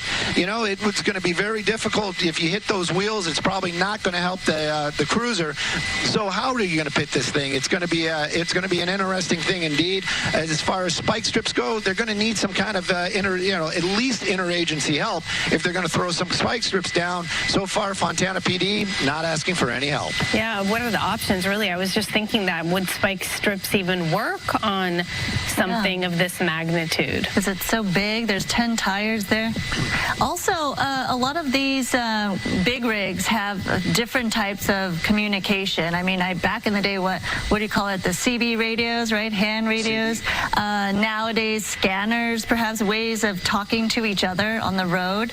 I wonder if it's equipped with that, and other drivers out there. There you see another big rig right there, not carrying a trailer. I wonder if they could all hear each other and talk to each other. I venture to say that there might still be some side of CBs in there. That the citizen band, that's what CB stands for. I would venture to say they might have something a little bit more modern, and I'm being very serious about that. I do have a couple truck driver friends. I should really ask them if they're not texting me already, listening to me, because I know that they have a lot of tech in those new trucks. This one, it doesn't look like a long haul truck, and the only reason I say that, it doesn't have a sleeper on the back. But those long-haul truckers, they definitely have a lot of ways of communicating. It does get boring out there. And, of course, help is always just a call away if something happens and you're in a desolate area. Right now, though, that's not really the topic that we should be talking about. But that officer, this one right there, that one that's right behind him, you saw him. He got out of his truck, and he was ready to maybe even just walk up to the door. And then the light changed, and then the truck was bad. The big rig was was back on the go. Other officers, I did see a K-9 unit back there. That's probably if this becomes more of a standoff and or some kind of foot pursuit at the end. But 2 people in that truck, we know that for a fact, the driver and a passenger, what they're talking about, what the plan is. You know what? I'm going to go with there is no plan. They're just driving right now. Fontana PD, they've got to come up with the plan on how they're going to bring this thing to a stop safely. So, Stu, a couple things. One, I don't see any kind of label or brand or anything on that vehicle at all. It's just plain, correct? Yes, most definitely, and it does look a little bit newer. I'm not super well versed on big rigs, but this cab definitely looks newer. There doesn't seem to be a lot of wear on any of the parts, and that might have been one of the reasons why possibly. And again, I'm saying possibly because the license plate doesn't match. So possibly it was taken. Maybe somebody thought, well, we can make some money on this. Getting a little bit better look at that passenger right now. They got the window down. Definitely, maybe they're trying to feel a little less stressed about what's going on, but it's definitely continuing. And again, I'm just going to try to get a better look right there, making a little bit of an erratic turn. Probably, I don't know what that was about. Oh, wrong side of the road. Oh, because of the traffic that was coming up, probably. So, yeah, definitely going to keep an eye on what's going on. And I just want to get a better look at the passenger and maybe get a little bit more of a feel about what's going on inside that cab. Is there a heated discussion? It looks like we might be turning them back onto the freeway. There's an on-ramp right there. Could be doing it, and it looks like we're getting back onto the freeway. The second thing I was going to ask you is I haven't seen, I don't know if you can tell if there were any police units, but now we're back on the freeway in front of the cab, but I suppose that's different now since we are back on that freeway now. Well, they have the opportunity to get back onto the freeway. Let me take a look here. This is a long on-ramp. They actually have a couple of, don't just get back on the freeway. But we'll take a peek here in just a second. No, they don't usually put the officers in front of the vehicle. I've actually wondered about that as well. Maybe do a rolling roadblock or something, get a number of officers and then just kind of slow down in front of it and kind of give it away, not a way that get around. But that one is kind of another one where they, policy, they frown on that because it puts officers at risk, and it actually sets up a situation where if the suspect acts aggressively, then, it becomes a legal issue, and so they just stay away from that, the rolling roadblock idea. But between you and I still think it's a good idea. It would probably bring something like this to at least slow enough to where maybe they could do something else with it. But right now, back onto the 91, at least we're heading westbound. That truck, look at the tanks on there. You got 2 saddles. If that thing is full of fuel, believe me, Skyfox is going to have to land for fuel, and we're going to rejoin it. We might be going all day and maybe into the evening. But this isn't really we shouldn't be making too much fun about it because we just don't know how this thing's going to end. But the freeway looks really good right now, traffic wide open. And Fontana PD still in pursuit. A number of vehicles, one of them a K-9, probably there for when this comes to an end. They might have to use the dog maybe to help talk that person out of the cab, or those 2 people out of the cab. Or if it becomes a foot chase, that dog might actually be able to help chase and pick up a scent. We don't know, of course, who's driving, who's behind the wheel, who the passenger is at this point, or their relation to each other, if any. But it looks like whoever is driving does have some expertise, because the level of skill in maneuvering that big vehicle, that cab, that truck, it's pretty smooth. You do need a certain license for this. Definitely, and of course, excellent observation. That driver relaxed. Look at that hand movement right there. He actually was peeking out the window. Maybe they're watching us right now on the app, and if they are, just pull over before somebody gets hurt. That's just a piece of advice. But definitely, you can see that relaxed movement down there. How he's handling that steering wheel is swinging it around. So that definitely means, but there we are. We're off the freeway already. That's one of the reasons why we shouldn't stay so tight all the time. We kind of lose track about where where we are. Fontana PD, though, they don't find this as interesting. They just want to bring this thing to an end.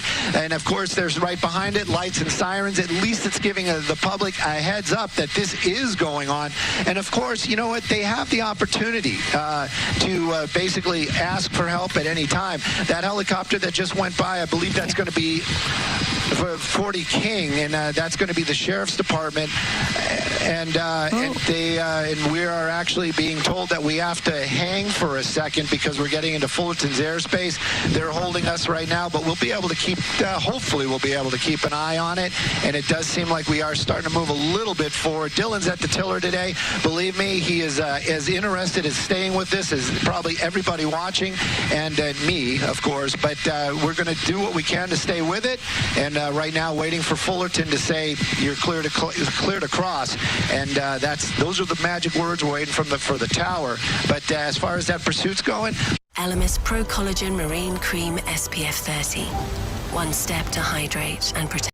And, of course, now in the Garden Grove area, I just got to wonder if every agency is asking them, hey, do you guys want our help? And they're turning them down, every one, or if maybe they just stopped offering because they know that they've been turned down so many times before. And now we are moving. So, Stu, just for people who are just joining us, let's set the scene and talk about what happened when we joined the coverage and what we know so far. Okay, copy that. And you know what? I just want to be clear because I actually know some of these people. It's actually Duke 1 that's over it right now. 40 King went back to San Bernardino. I was a little confused by the paint job, but it is Duke 1 that's going to be the Orange County Sheriff's Department. My buddy Tim might be flying right now. But at any rate, that's the agency that's over it. What's been going on? How did this start for the people that are just joining us? Well, that is a big rig, clearly, without a trailer. This started out in the Fontana area. Now, the original reason for the stop was the license plate did not match the vehicle. An officer, for some reason, was like just running the plate, kind of curious about what was going on possibly, and it didn't come back to that truck, so they turned on their lights and sirens, and the pursuit was on. That big rig failing to stop. Got onto the freeways pretty quick. It was on the 15 for some time. Got onto the 60 westbound, and then we picked it up right about the 57, just south of the 60. This pursuit on the freeway for some time. No collisions. That driver seems to be very calm and very about what is going on. Doesn't seem to be stressed about any of that driving. We did figure out that there is a passenger inside there. Can't really make out male or female, but definitely another person inside that truck. We did see some communications between the two, like them handing stuff back and forth. So not really sure what the whole thing is. Is this a stolen vehicle and they just put the wrong plates on it? What was going on? Why did why aren't they stopping? But right now, I'm just telling you, we are made our way from the freeways onto surface streets. Those speeds, they continue to be relatively slow, and that is a positive. Some people might be saying, well, how fast can that thing go? I can tell you for a fact that that truck without a trailer probably could be going 80 miles an hour on these roads. He is not, and that is a huge plus. Fontana PD, they've got a number of officers there, and if you didn't catch it on earlier on, they've had offers. They've had offers from the California Highway Patrol. They've had offers from some other these smaller departments when we were in Fullerton, per se, saying, hey, we can assist. And they basically said, no, thank you. We got this. So how are they going to bring this thing to a stop? Well, spike strips, I don't think they're going to be able to get ahead of it and use the spike strips because, you know what, we don't really know where it's going. And neither does the Fontana PD. A pit maneuver, that would be very difficult too, because if you take a look back there, you have nothing really that bumper can grab hold of and kind of push that truck around. You've just got those tires, and I can tell you if that push bumper comes in contact with those moving wheels, it's going to lift that PD vehicle up. So how do they stop it? They have to wait for an opportunity. Maybe they'll run out of fuel. If those tanks are full, this thing could be going for hours, literally, maybe even a day. But right now, we're in the Anaheim Garden Grove area. Still very slow speeds, but we saw it. All three of us, we all saw it. Well, four. Dylan's here as well. But we've all seen it. It is, he has run red lights, made crazy illegal turns, times, driven on the emergency lane. So reckless is definitely there, but at least the high speeds are not.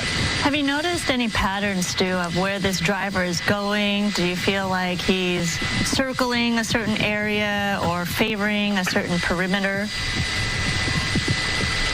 No, and as another excellent question, for real. We're headed westbound right now. And when he was on the freeway, westbound was also the direction they were headed. I don't know if it was the traffic that changed his mind, that he's decided maybe we should get onto some of these side streets. Maybe maybe they are just driving slow, looking for an opportunity. They saying, oh, you know what? Maybe if we pull in here or go over there, we can jump out of the cab and try to hide somewhere. This is a little unusual, picking up the center and coming to a stop. Okay. Maybe out of fuel. Oh, coming out. Oh, no. He's dropping something. No. What did he drop there? What was that? Just a water bottle? Maybe a can of beer? I'm not sure. I'm not sure what was going on. But they definitely, like I said, they brought the dog, tails wagging. Let's see. I know the passenger side window is open, and I have no idea why this person came to a stop and picked this location right here. Let's get a little wider. Maybe we can figure it out. I don't know. There's nothing really obvious jumping out at me. But definitely out here on Commonwealth near Las Robas. And, coming to a stop is a good thing. Not coming out of the tractor, that might not. Come on. Yeah. And that hand motion is almost like, you had the opportunity. It was almost like he's like, well, I have to go now. I have to go. But these guys not joking around. And this is what I was talking about. That's some of the local law enforcement right there. They are aware of what's happening. And quote unquote official help, I'm doing the air quotes, you guys can't see me, is one thing. But being nearby to assist, that is something entirely different. They're definitely, it's all law enforcement. And believe me, they all want to get the bad guy. And if they're helping out one of their brethren, more power to them. They're going to help. Right now, it looks like we're making another turn, but like you said, or like the question was, is like, why are we here? Why are you picking this random street? Right. It's very residential. This is all becoming very peculiar. Yeah, not what we want to see. A big rig moving through a residential community like that in pursuit, right? So clearly just bizarre. I mean, I know you've covered a lot of these pursuits, Stu, for many, many years, and one can say you've seen it all, but really no pursuit is like another, right? This is so unique, and you just never know what's going to happen. We never expected that driver to stop in the middle of Commonwealth Avenue and drop a bottle of something and then keep going. You know what? Exactly. There's never two the same, and for some reason, somebody always asks, like, what was the craziest one? What was the? They're all crazy, and it is just like, where are you going? What are you doing? And why are you doing it? That's kind of the thing. And I always kind of think, you know what? They probably just are looking at it like, I'm not in jail right now. I'm not wearing those silver cuffs. As long as I cannot wear the silver cuffs, I'm winning. In his mind, he's still winning. So definitely, I'm going to go with a male passenger. Somebody down there in an orange shirt has some kind of conversation with the folks inside the truck. I don't know if they know each other. That was a little interesting because it definitely was standing out almost in the road there for a moment. And then when the truck, actually the guy slowed down, and there definitely seemed to be some conversation between the passenger and that person on the roadway. So maybe they picked that neighborhood because they know somebody over here. Maybe that's what it was looking for. Like they're looking for some sort of support, which hopefully they don't get, because whoever helps these people, they might be putting themselves in some kind of legal bind as well. Right now, those speeds definitely 30 miles an hour, but that's still very dangerous. If somebody steps out in front of that truck, that could be fatal. And it definitely back into a residential neighborhood. Let's kind of get out of the doubler and kind of just get you a little bit of a wider picture. But like you said, do we see any patterns? I'm starting to see a pattern here. We're starting to do blocks. So it really kind of makes me think that we're in a neighborhood that this driver or passenger knows. I'm still curious about that at the moment where the trailer just stopped and it appeared as though maybe we were making some progress. When the door opened, it looked like a bottle. Did it fall out or was it deliberately thrown out? And what was the purpose of that? Obviously, we have no idea. And for a moment, it looked like this might be wrapping up, but that is certainly not the case. And as we watch this, Stu, it really feels like, to me, we're going in circles, big circles around a certain area. And we do talk about from time to time when there is a pursuit and someone has stolen a vehicle and they're making a run for it, they go to areas or neighborhoods that they're familiar with. And obviously we don't know if this is the case, but it could very well be the case. There, sorry about those little bit of pirouettes with the camera. I wasn't sure exactly where he was going, and sure enough, as soon as I thought, well, he's going that way, we went a different way. I still do not have any IFB, so I cannot hear the anchors. I'm just letting you guys know that. The truck continues to move along down there. We're definitely still in the Santa Ana area. That one was a solid red, but you know, this was a thing too. Somebody asked me one time, is like, do those drivers get charged with every infraction when they're in a pursuit? Well, it also depends on the agency and also the officers that are writing up the report, but the simple answer is probably going to be no.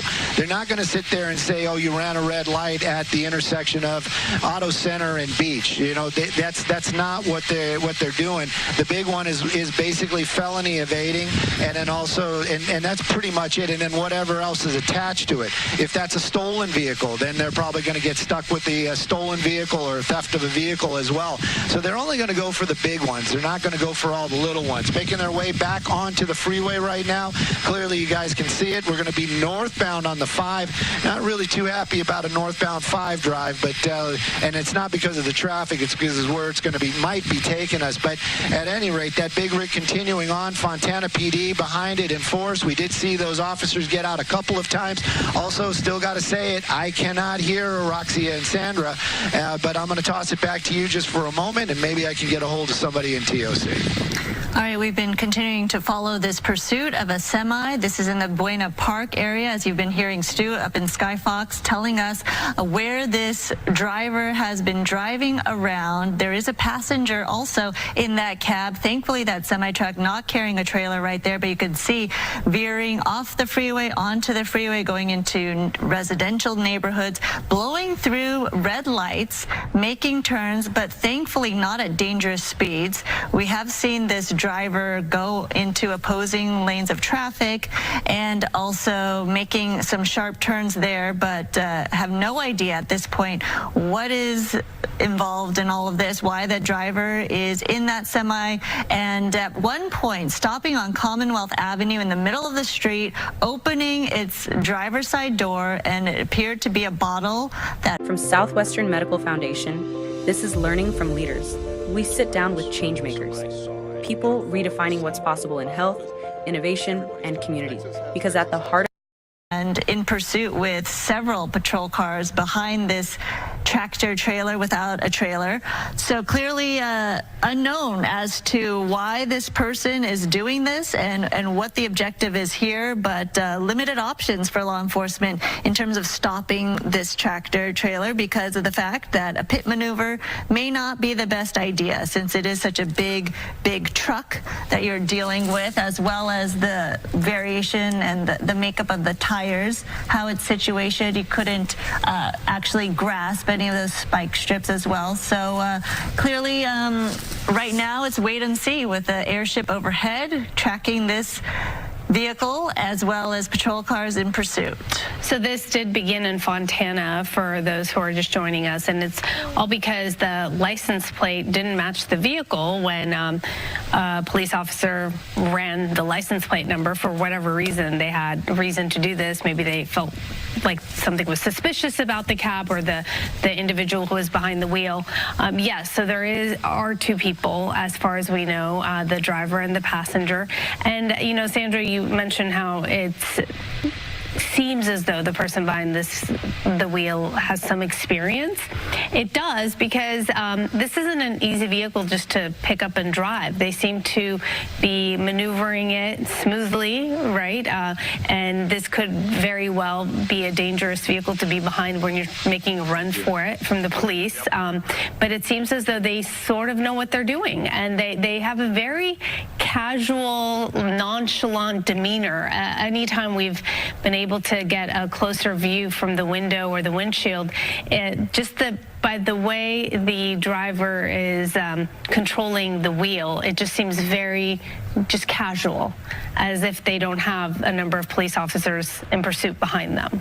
That's right, Stu, up in Skyfox. Do we know so far what police may be thinking? Do they let this guy go and just follow it through with a helicopter, or maybe it's pulling over to the side? You just never know.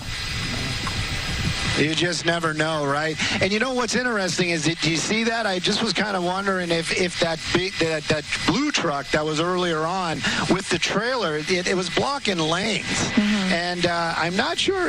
Maybe that truck was trying to help out somehow. I'm sure, truckers, they all are very, also a tight-knit little group. And, of course, if they have any implication that this might be a stolen big rig, they probably feel for whoever it was taken from, if it wasn't from a corporation. And even if it was, it's still a stolen big rig. And they might be trying to help out, just in that gray area. Like, oh, you know what, maybe I can make a U-turn right here and kind of block that road. But at any rate, the officers from Fullerton PD bound there, or maybe it was Anaheim PD, you saw them out there, and it did look like he was ready maybe to throw out a spike strip. So, like I said, if officially helping or officially joining the pursuit, they might be saying no. But if they can help in some type of situation, they definitely will. But right now, though, this pursuit getting back onto the up onto the 91 we go, and eastbound. So we're going back to where we came from, or the general direction.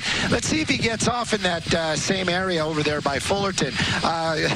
Dylan this morning, basically, we had a little conversation. I was asking him, I said, were you really working my camera skills? And he said, well, somebody's going to do it. It's you. At any rate, we're going to keep an eye on it, and we're going to keep an eye on it, and it's continuing on. We can make a little light of all this because nothing has really happened as of yet as far as collisions or any type of attempt to injure an officer. The speeds, you can see it right there, 54 miles an hour. He's on the freeway. That truck probably could do better. But then I was also thinking about it, is it might actually have if it's a company truck and not actually owned by an individual, it might have a limiter on it. So maybe 55, 60 is the top speed for that vehicle. All that really doesn't make any difference. The big problem is he's not using that other pedal, the one in the middle, that brake, and bringing this thing to a stop and getting out of that truck. I'm really curious what that was that he tossed out, if that was a water bottle, possibly a beer can. Maybe that was a statement he was making, but you can see it right there. You've got people passing him on the freeway. So 51 miles an hour, definitely a pursuit. Continuing out here on the eastbound 91, and you can see Fontana PD, they're kind of blending in with the vehicles on the roadway, but take a look at the number. I'm kind of wondering, maybe there's some CHP in the back. I will not lose that truck, believe me. No, these are all Fontana units. So Fontana, they've got a lot of skin in the game, is the way to say it right now. So as far as it just letting them go, I doubt they're going to do that. A lot of resources. I am wondering, though, what led to, we know that the license plate didn't match the vehicle, and this is what started the whole thing, but what made the officers run the license plate to begin with? What was going on? We don't know that yet. We don't know that yet, but the officers, they're all, they if it was a stolen vehicle, they have a list. They really, truly do. And if one of them is white big rig, well, that matches the description. And it's not, you don't see, this would be an unusual thing. So that might have been the reason. They definitely have to have a reason. I understand that to run the plate. But maybe it was an illegal U-turn. Maybe it was just, it had had to have been some type of infraction for the officers to run that plate and try to light him up. But clearly, he didn't stop in Fontana. He hasn't stopped in any of the other cities. Well, he has technically stopped, you're right, but we've seen that. He stopped in the roadway. But it hasn't come to an end anywhere, and it just continues on. Still, those speeds were about 43 miles an hour, 40 miles an hour. Fontana PD, it's difficult. I really feel for these guys and gals that are chasing them right now. It's, how do you bring this thing to a stop? How do you do it safely? They have clearly all these police departments, they have protocols. He can't throw his car out in front of him or try to ram him or anything like that. I'm sure that's not on their list of, approved ways to bring a pursuit to an end. So how do they bring it to an end? And just following it, that command presence, hey, we're right behind you. You need to pull over. We're seeing it, but it doesn't seem to be working for that driver. He's toying with the officers following him right now. And what was interesting, the moment he stopped to throw out that bottle on Commonwealth Avenue, they were circling the residential area. At that point, the passenger had his window down and talked to somebody on the sidewalk. Now, do officers go back and then talk to that person and say, hey, what did he say? What's the state of mind? Will it help in this investigation and in this pursuit? It depends. Maybe one of the officers from Fontana did stop just to, like I said, they were not going to arrest him. That person didn't legally do anything wrong, communication or yelling at him. And for all we know, the guy was just yelling at him, hey, pull over. What are you doing? Right. Bring this thing to a stop. But we just don't know. But of course, if they can, I'm sure that they would. Like if this was an LAPD pursuit and we were in LAPD's area, they would have a number of units.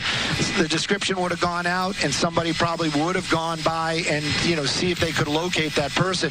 In this case, they have a limited number of officers and with them from their department. So maybe they did, it probably didn't, because they probably felt like all those units that are behind this vehicle are needed in case this comes to some sort of end and there's a standoff and or a foot pursuit and they need to set up a perimeter.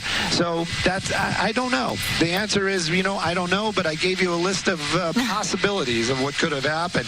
Getting back on the freeway, northbound 5 and continuing on. This is one of those ones, like I said, we could be watching this for some time. And thank goodness a lot of the public not getting involved.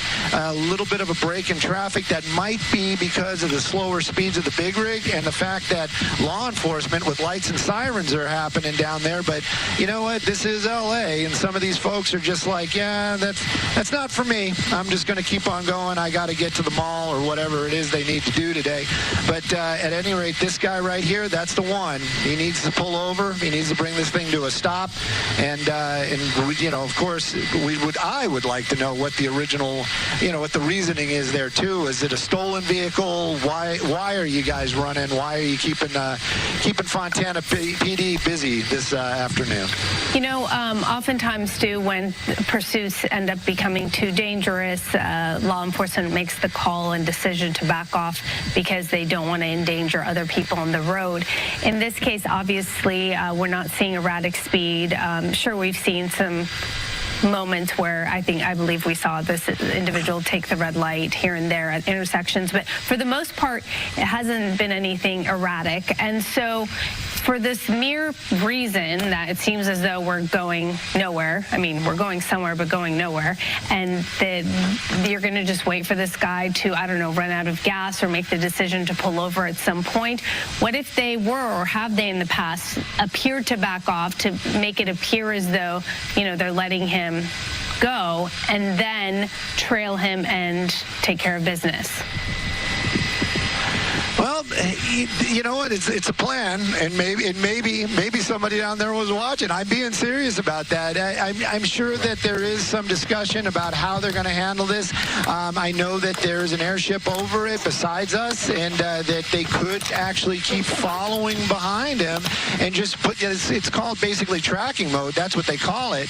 Just kind of track this big rig to some point, and maybe just recover the big rig. Sometimes, if it is a stolen, that you know, that's a win. You know, somebody's going to get their truck back. You know, if they get the bad guy, that's a double win. That's the big win. But you know, right now their plan basically is what we see right there. Just kind of stay behind them. Reckless driving, we're not seeing that. So you know, it's a difficult call. You know, how do you solve that? You know, this is the life of law enforcement. This is what might be going through this guy's head right now, or whoever the supervisor is in this pursuit. Because, you know, how long do you, like you said, how long do we chase this guy? Gotprint provides hundreds of ways to personalize products for your home and business. That's fast. Our easy-to-use design tools, It's my design. fast service, Perfect. and affordable, high-quality products will inspire you again and again to customize, create, and grow your business. And everything in between. Gotprint.com. Your promotional experts. We print everything. Almost. What's going on down below, and possibly the original want as well. Stu, I asked you earlier about some. Is that the buddy again? Communication. We're back to Orange Guy. Sweet divots. Look at that. Oh, it's Orange Lady. It's Orange Lady, I think. And he took something from that car. Off the roof. Whoa! Yeah, okay. You wondered how they were going to pit it? We didn't there see you that go. coming. That's how they're going to do it. Woo!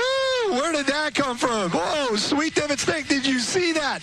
Now that's going to be probably the Orange County. Let me see what agency that is. I believe either it's LAPD or Orange County. But boy, the game has changed, hasn't it? No more of those little cruisers. Now we got the big boys in here. Definitely SWAT. There's no doubt about that. And I'm kind of venturing to say, and now we're seeing it. But like that it big didn't rig. do much. Now he's driving. It's still going. It didn't do much. No. And that was a hard hit too. That was a hard hit right to the side. And that's kind of what I was saying also with the cruisers. If one of those little cruisers would have tried to do a pit maneuver and hit one of those tires, it'd probably just take off the bumper of the cruiser. This is an armored vehicle. This is like a real serious armored vehicle. Boy, I hope we do a story on what those things can do and what they can handle. But at any rate, there you go. That's how the game is going to change. Now he or she behind the wheel of that armored vehicle, they might be able to do another pit maneuver, and they might be able to spin this thing around. And then, of course, it's how do you block it in? He's got to. It's not a done deal. That is for sure. But definitely a game changer. Well, I mean, things I feel as though escalated as far as danger because obviously this individual, and I would like to welcome everyone to G-Daily Plus right now. Our viewers from Channel 13 joining us right now as we watch this pursuit, which began in Fontana. And we've been watching this since about 10:15 or so. Stu up in Sky Fox giving us a play-by-play. As I was saying, I stopped to welcome all of you. But what we were watching was this attempted pit maneuver with a SWAT vehicle, which is something we don't see often. But obviously we're dealing with the cab there, a tractor trailer there, and it's a big, heavy vehicle, so they can't just use a regular police vehicle to attempt a pit maneuver.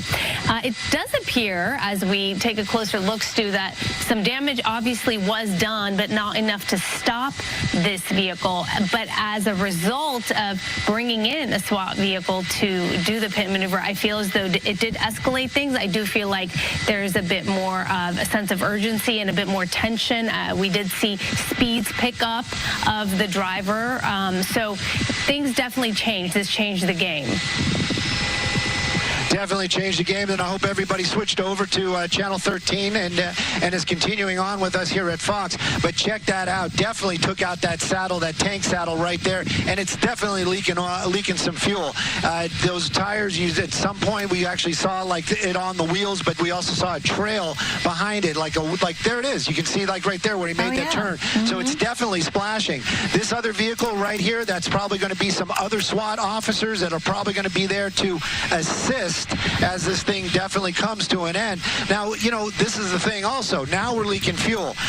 So is this going to be enough to bring it to to stall out that engine? Is it going to be enough? His driving definitely picked up. The adrenaline definitely picked up. The speeds, everything. So yes, it definitely changed the game. That driver of the Bearcat, that's the official name or the brand of the armored vehicle, definitely did an amazing job, and took me by surprise. I'll tell you that. I didn't see that coming.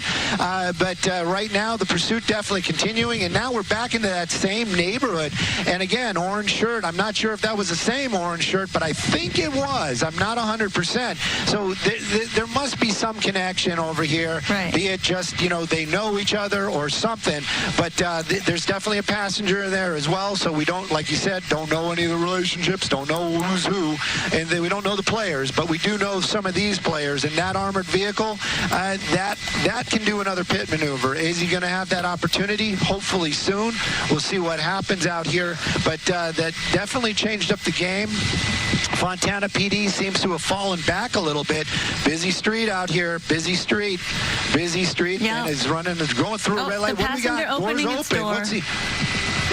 Yeah, was he going to jump out? What's the plan here?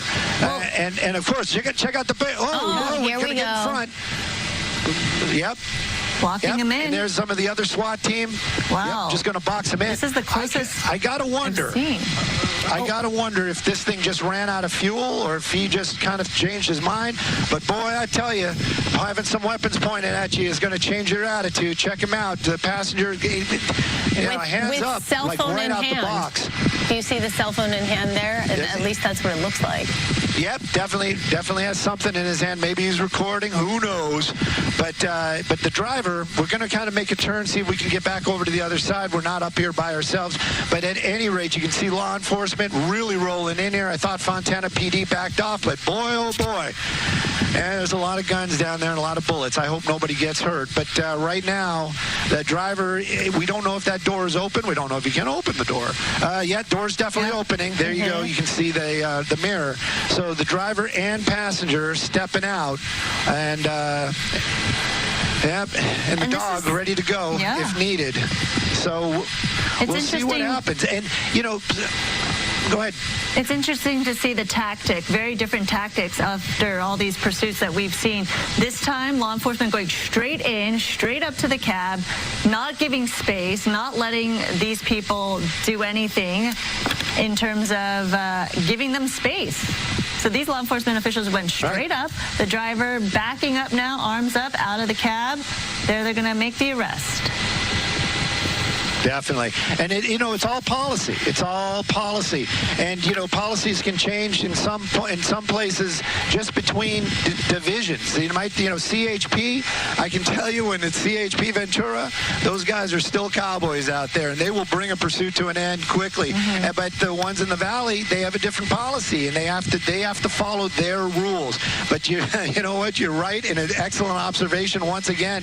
Definitely different type of policy. This guy in custody, and like you said, they don't play around. The armored truck came around really quick, blocked it in.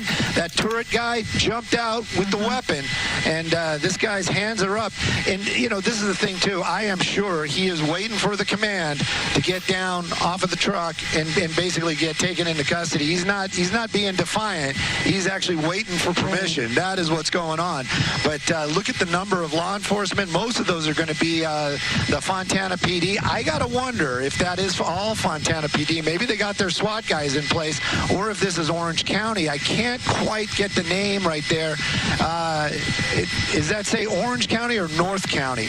So this actually might be a Fontana SWAT department that actually joined the pursuit, which is, it says North, so this could be Fontana. And that is amazing that they wanted to take this guy in, and they did. Hey, they don't mess around. For sure. That's right. Don't mess around. I wonder what's taking so long. That I understand, and thank you for clarifying that this individual isn't, there we go, it wasn't being defined. He was just waiting for orders. So there we have it. Arms raised up, whatever was in his hand, he put it down and following orders there, backing up. and he'll be taken into custody as well. But this went on since 10:15 this morning, so quite some time. This pursuit taking a toll on law enforcement as well as other drivers on the street, not knowing what was going to happen, and a swift end to this pursuit of a semi with different plates was the original want, not having the right plates on that cab, and that's what sparked all of this. Of course, the details unclear, but the investigation will just get underway as they clear that cab right now, putting this pursuit to an end. Fontana All police. I have to say is I'm just very thankful no one got hurt, because we were dealing with a large vehicle, and certainly that could have played out very differently.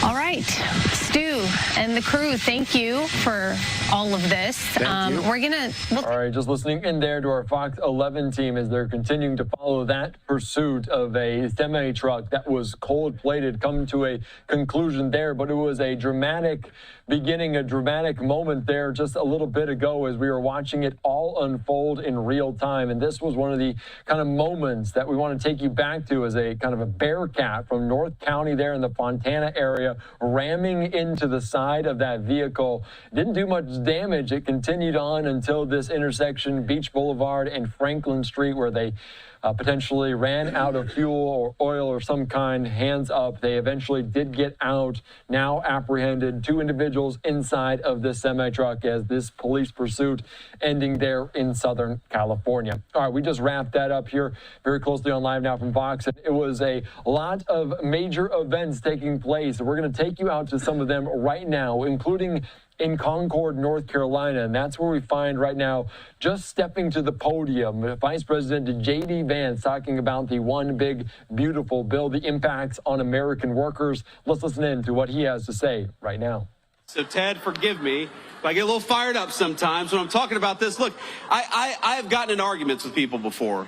You know, a couple years ago, I took my family to New York City. This was when I was in the United States Senate. We spent a few days there. It was a wonderful trip in a lot of ways.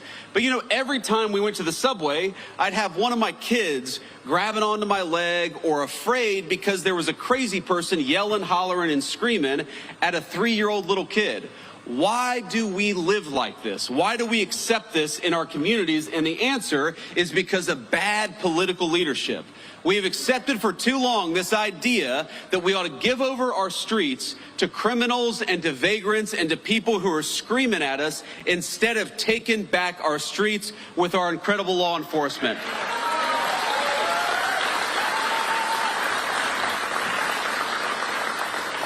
And there are so many things that we can do. You know, in Washington, D.C., the first 2 months that we surged the National Guard, that President Trump surged the National Guard into Washington, D.C., there were...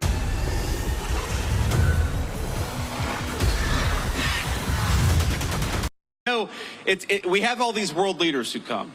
And we'll tell them, you know, we haven't had a murder in Washington, D.C. in 2 weeks. And these world leaders will look at us and say, is that supposed to impress us?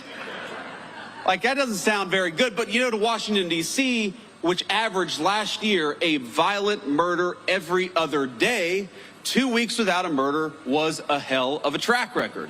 And then we just surged the National Guard to Memphis, Tennessee. Again, a Democrat city in a red state, but where the mayor said, we are sick of our people being afraid to walk safely on the streets, so why don't you help us? And that's our basic attitude in the Trump administration is, look, we should not allow people to take over. We should not allow these violent criminals to take over city streets.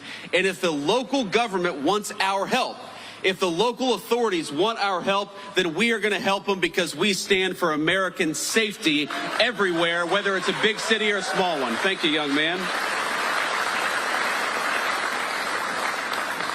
So this is what it means. Being pro-law and order is actually not that difficult. There are some things we do, some issues we address that are so complicated and so challenging, but supporting our local law enforcement is actually pretty easy. It's just a question of political willpower. Here's thing number one, very simple. If our great police officers find a violent criminal and lock them up, we ought to keep them locked up instead of letting them back on our streets with a slap on the wrist.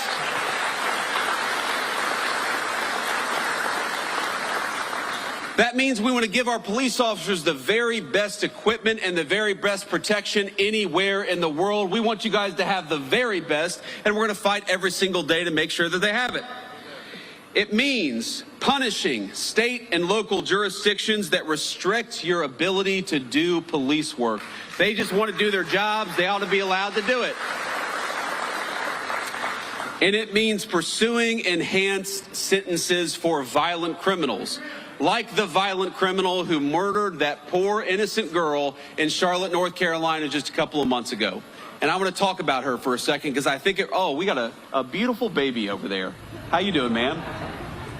Yeah, I would like to. How old is she? 6 months old. Beautiful. Thank you. Thank you for bringing her. We want law and order for her above all else, right? That's why we're doing what we do.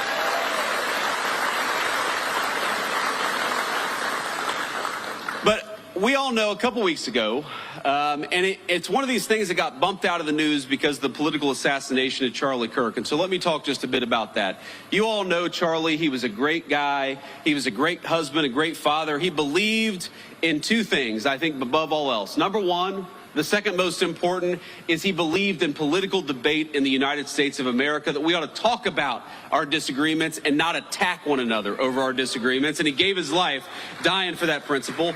And the second thing he believed, and it was the most important, is that he wanted to be a Christian evangelist. He wanted to bring the gospel everywhere, and he saw connecting with people and debating politics as an opportunity to talk about his faith. And I think it's important to honor him by recognizing that this is a kid, and he died at 31 years old. This is a kid who every single day, he would go to these college campuses, he would talk for 3 hours with anybody about whatever they wanted to talk about, and he believed in the civic virtue of open debate. He gave his life to protect that civic virtue, and he gave his life serving that civic virtue at the highest level. He was a great guy, and his loss was the nation's loss. And Erica, we love you. Erica's his beautiful widow. And I think you all will join me in saying that what happened to Charlie was disgusting, it was unacceptable, and it is the most anti-American act of violence that we've seen in the last couple of weeks in this country. It was a disgrace.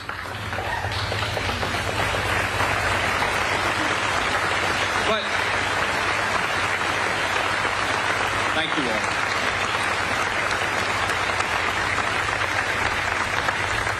I appreciate that, and the thing is, it actually bumped out of the news this terrible story in Charlotte. And here's the basic summary, as far as I can recall it, is you have a violent criminal who has been arrested 14 times, often for very violent offenses, who gets on a bus with an innocent young girl, 22 years old, and slits her throat, and she dies. She died because she was coming home from work. She worked at a pizzeria. She came from a beautiful family. She had a young boyfriend. She had her entire life ahead of her, and she was actually a refugee from Ukraine. So she came from a war-torn country. She sought shelter in the United States of America, and because of soft-on-crime policies, she was murdered here, not in the war-torn country she came from. Isn't that a disgrace? And isn't that an insult to the incredible law enforcement officers who arrested this person 14 times? They did everything that they could to keep this thug off the streets, and it was the political leadership that failed, and we got to be honest about that. I saw former Governor Cooper say, and this is Michael Whatley's opponent, former Governor Cooper said just a couple of days after the attack that we have got to do more when it comes to law enforcement to keep people like this off the streets. And my response was, Governor, he was arrested 14 times. Law enforcement did their job. It's time for you to do your job.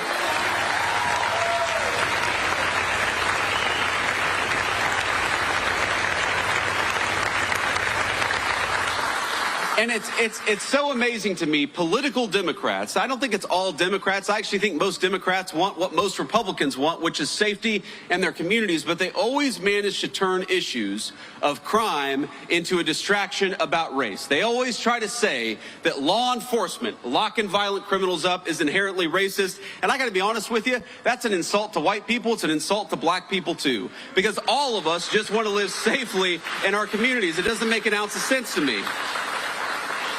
But I actually, because of these Democrat talking points, I went and looked up. Do you know that in most big cities, the gross majority, over 90% of violent crime is committed by fewer than 1% of the city's residents?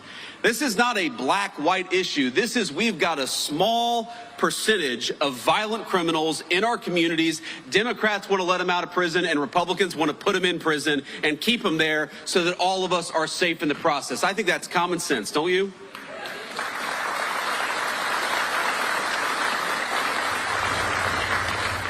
So I also got to talk a little bit about another law and order problem. I said Charlie Kirk's assassination was the most political and disgusting violence that we've had in this country in the last couple of weeks.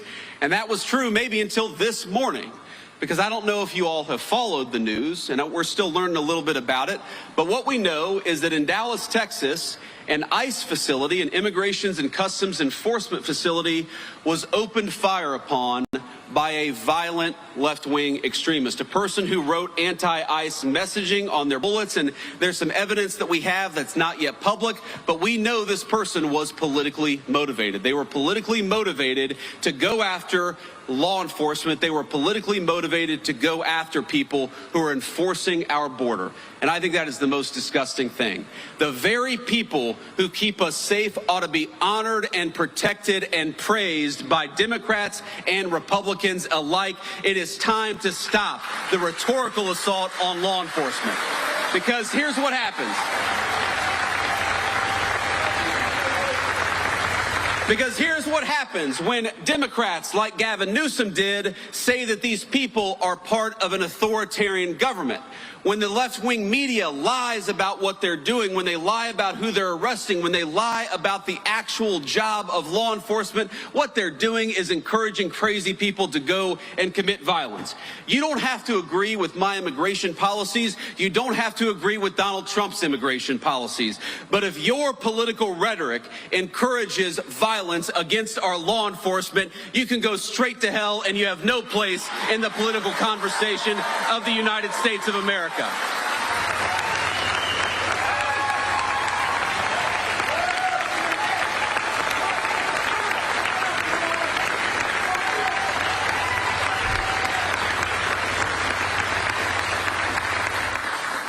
Just yesterday, NBC News, maybe the worst of all the fake news, and I'm sure we have an NBC reporter out there. It's a tough competition, my friends, to be clear.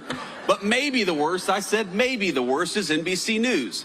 And they said that immigration enforcement, you know what they said? That immigration enforcement had detained a 5-year-old autistic girl in order to get to that girl's father. Turned out that story was a complete fabrication. It was a complete dishonest lie.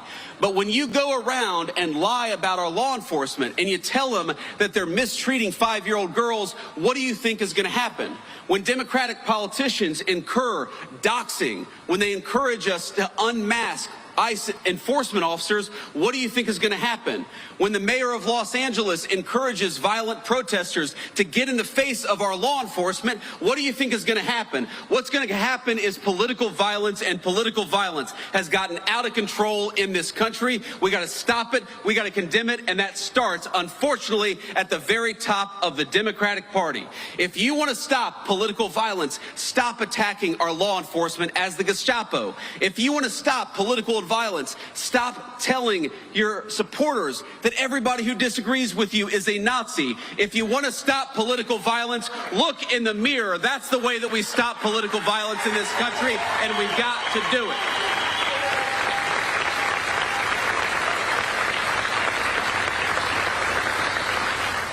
And while we're all mourning and rooting for and praying for everybody who was injured at that ICE facility, and as far as we know, it looks like some of the detainees, in other words, some of the potential illegal aliens, were some of those who were affected. Look, just because we don't support illegal aliens, we don't want them to be executed by violent assassins engaged in political violence either. So we're praying both for our ICE agents, but also for everybody who's affected by this terrible attack.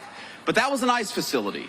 And as these guys behind me know, and a few of our police officers know, police officers writ large face too many threats of violence all across the United States of America. And we know where it started.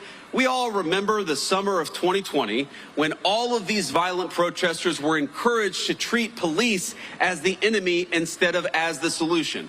You'd take 1,000 police officers, you'd find one person who didn't do something perfect and use that one guy to tarnish the other 999 police officers. Well, I would like everybody, whether a Democrat, We have got to the point where literally anybody can build a fully working app without knowing how to code. This is Base 44. This is a first look at the current industry-leading AI app builder, and you wouldn't believe the kind of apps that people are creating. The first and most important step of keeping all of us safe is to keep our police officers safe, because they are the thin blue line between civilization and chaos. Thank you all.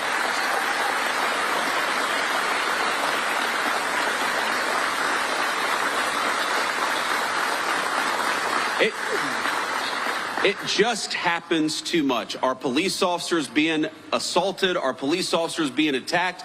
You have these crazy attacks where you have a cop in a squad car who's enjoying their lunch break, and somebody comes up and summarily executes them before the cop even had a chance. It happens way too much, and it happens because too many of our political leaders have encouraged it. Now, it's not just that. It's not just the rhetoric that encourages violence against our law enforcement. You know, when I was in the Senate, there was a big bill that was going around, and it was basically that we were going to try to eliminate qualified immunity from police officers. One of the most disgraceful and worst ideas that I've ever seen. In other words, that we were going to make it easy for criminals to sue police officers for doing their job. Now, does anybody think, when you see the fake news media and the way they attack our police officers, does anybody think that we need to make it harder for our police to do their job? Some of America's cities today have worse murder rates than the very worst third world cities all over the world.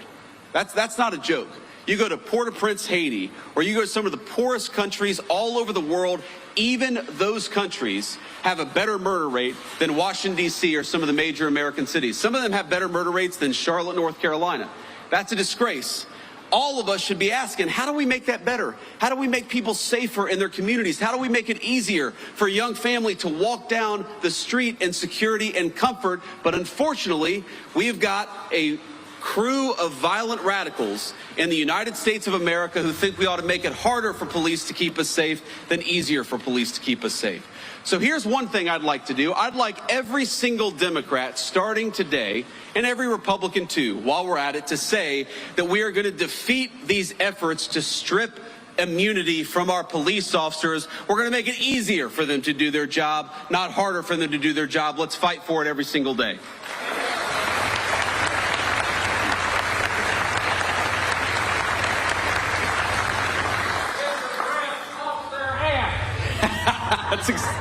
That's exactly right, sir. That's exactly right. You can say that, but I can't. I've hit my quotient for cuss words today. I don't want Ted Budd to disown me, so I'm not going to say that, but we can run the clip back later. But let me just leave you with one final thought here. Look, I was asked earlier today by a reporter I actually like, but a reporter who said, well, don't both sides have crazy people? And of course, obviously, country of 330 million people, of course, both sides have crazy people. But if you look at the political violence in our country over the last couple of months, the last couple of years, it is not a both sides problem. It is primarily on one side of the political aisle.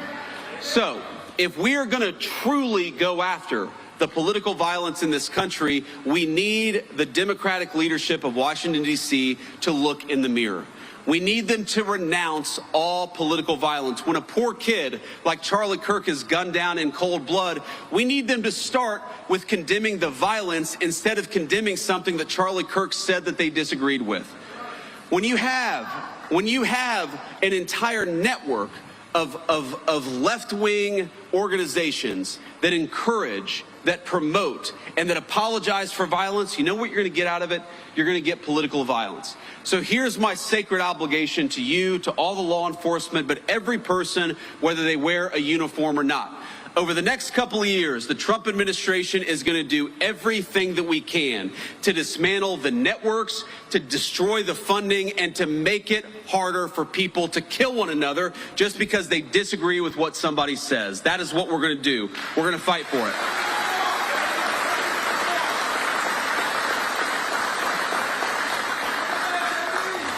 Let me just leave you with this one final thought. Now, most of the time when I go around to events like this, I'm talking about our big, beautiful bill, our working families tax cuts. And I want to leave us just with a reflection on that, because while we're talking about law and order today and we're honoring the police, one of the ways in which we rebuild the American dream is by allowing you to keep more of your hard-earned money. And that bill that these great congressmen worked on and the great senator here, what it did was very simple. It increased the child tax credit. It meant that we're going to increase take-home pay by about $10,000 over the 4 years of the Trump administration. It means that if you're working on tips or if you're working an overtime shift, the government is going to take less of your money. And I think that's a pretty good idea, because if you're working hard, I think the government ought to keep its hands out of your pocket. We're going to do all those things. Because I believe the American dream is fundamentally about this principle. It's about the principle that for all the parents and grandparents out there, and I'm now the parent of 3 beautiful young kids, I just want them to have a better life than the life that I have. That, to me, is the core of the American dream. The promise that if you work hard and play by the rules, we're going to give our kids and we're going to give our grandkids something that's just a little bit more prosperous, a little bit more secure, and a little bit more proud than what we were given when we were kids. That is, I think, our sacred obligation. That by inheriting a great country from our parents and grandparents, we got to pass on something even greater to the next generation.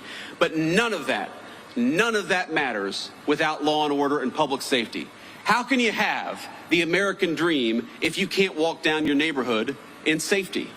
How can you have the American dream if you're worried about getting mugged when you're taking your family out to a nice meal downtown? How can you have the American dream when every celebration, every big moment in a person's life, you're too worried about violent crime and not focused enough on the things that make life worth living? One of the things that we have got to get back to remembering is that if we want to preserve the American dream, we've got to preserve the right of everybody, rich or poor, to live in safety and security in their neighborhoods. You know, when I grew up in Middletown, Ohio in the 90s, we didn't have a whole lot of money. I was raised by a woman who struggled very often to put food on the table and clothes on her back. Mamaw. Everybody loves Mamaw. Most of all me. But you know what? For all of the problems that we had, for all the times that Mamaw was worried about where our next meal would come from, for all the times that Mamaw was sometimes terrified that she wouldn't be able to make an important bill payment, we never worried about public safety. And the reason we never worried about public safety, the reason she knew I could go across the street and play in the park in safety and comfort, is because we had something in this country. And that was a recognition, Democrat and Republican, that we stood with law enforcement and we stood with their mission. It didn't matter what your political affiliation was. We wanted to support people who kept our communities safe. And that's something we've gotten away from, because a lot of the people who report on the news, a lot of the people who actually make policy in Washington, D.C., let's be honest, they are wealthy people who can block themselves off from the consequences of the policies they impose on the rest of us. Now, maybe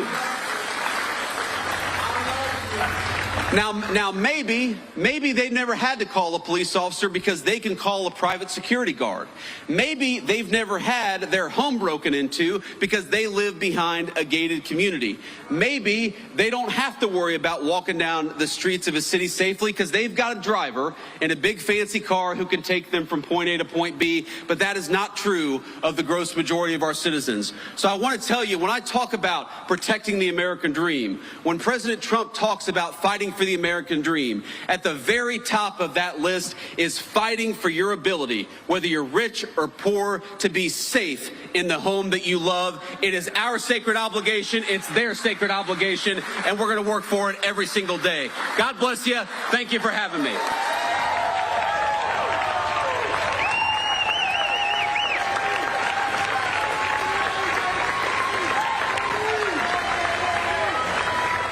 All right, just listening in there to J.D. Vance, the vice president, wrapping up this event there in Concord, North Carolina, talking about this one big, beautiful bill, talking about the crackdown on crime, also talking about his friend there, Charlie Kirk, who was fatally shot just several weeks ago. And let's just continue to listen. It might be taking questions from reporters. We'll take a few questions from the reporters. I would prefer to start with some of the local North Carolina folks, and then we can take some national questions after that.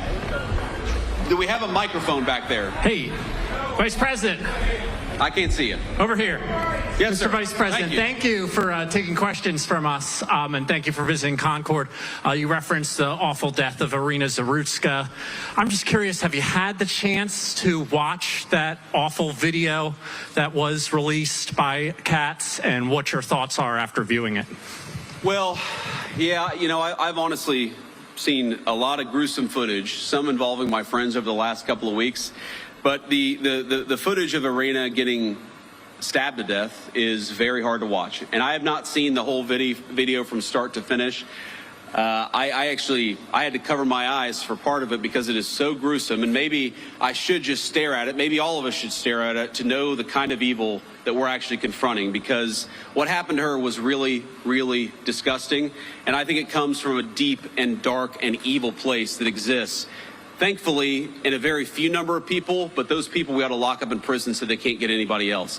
But when I saw that video, you know what really got me as a father? I've got 3 little kids, 2 boys, and my youngest is a baby girl. She's 3 years old. She is the apple of my eye, as you dads will know. Daughters just have an effect on us. They get away with more stuff. They don't they? It's kind of annoying, actually. She gets away with things she should not get away with, that her brothers would never get away with. But I look at this girl who's 22 years old, and I think to myself, you know, I would love for my daughter to have the kind of life where she never has to worry about that. And there's this moment where she looks up at her attacker and she covers her mouth, and you realize what's going through her head. She knows that something very terrible has happened to her, and I hope that she didn't realize it for too long, because that is unimaginable suffering.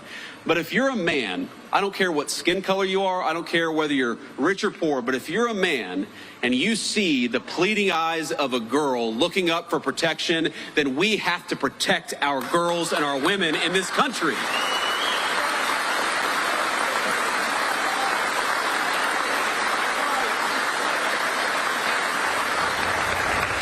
And that was my reaction to it. That was my thought when I watched it. Now, from Southwestern Medical Foundation, this is Learning from Leaders. Good or bad, or however you want to look at leadership. Shout out a question, because I'm not going to deny that level of energy and that level of passion. First of all, what's your name?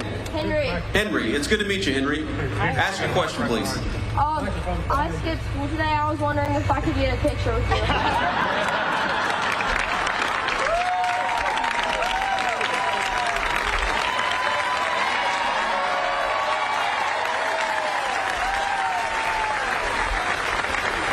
Henry said, I skipped school. Can I have a picture with you? Well, I guess you got to have some excuse to skip school, so I might as well get a photo with Henry.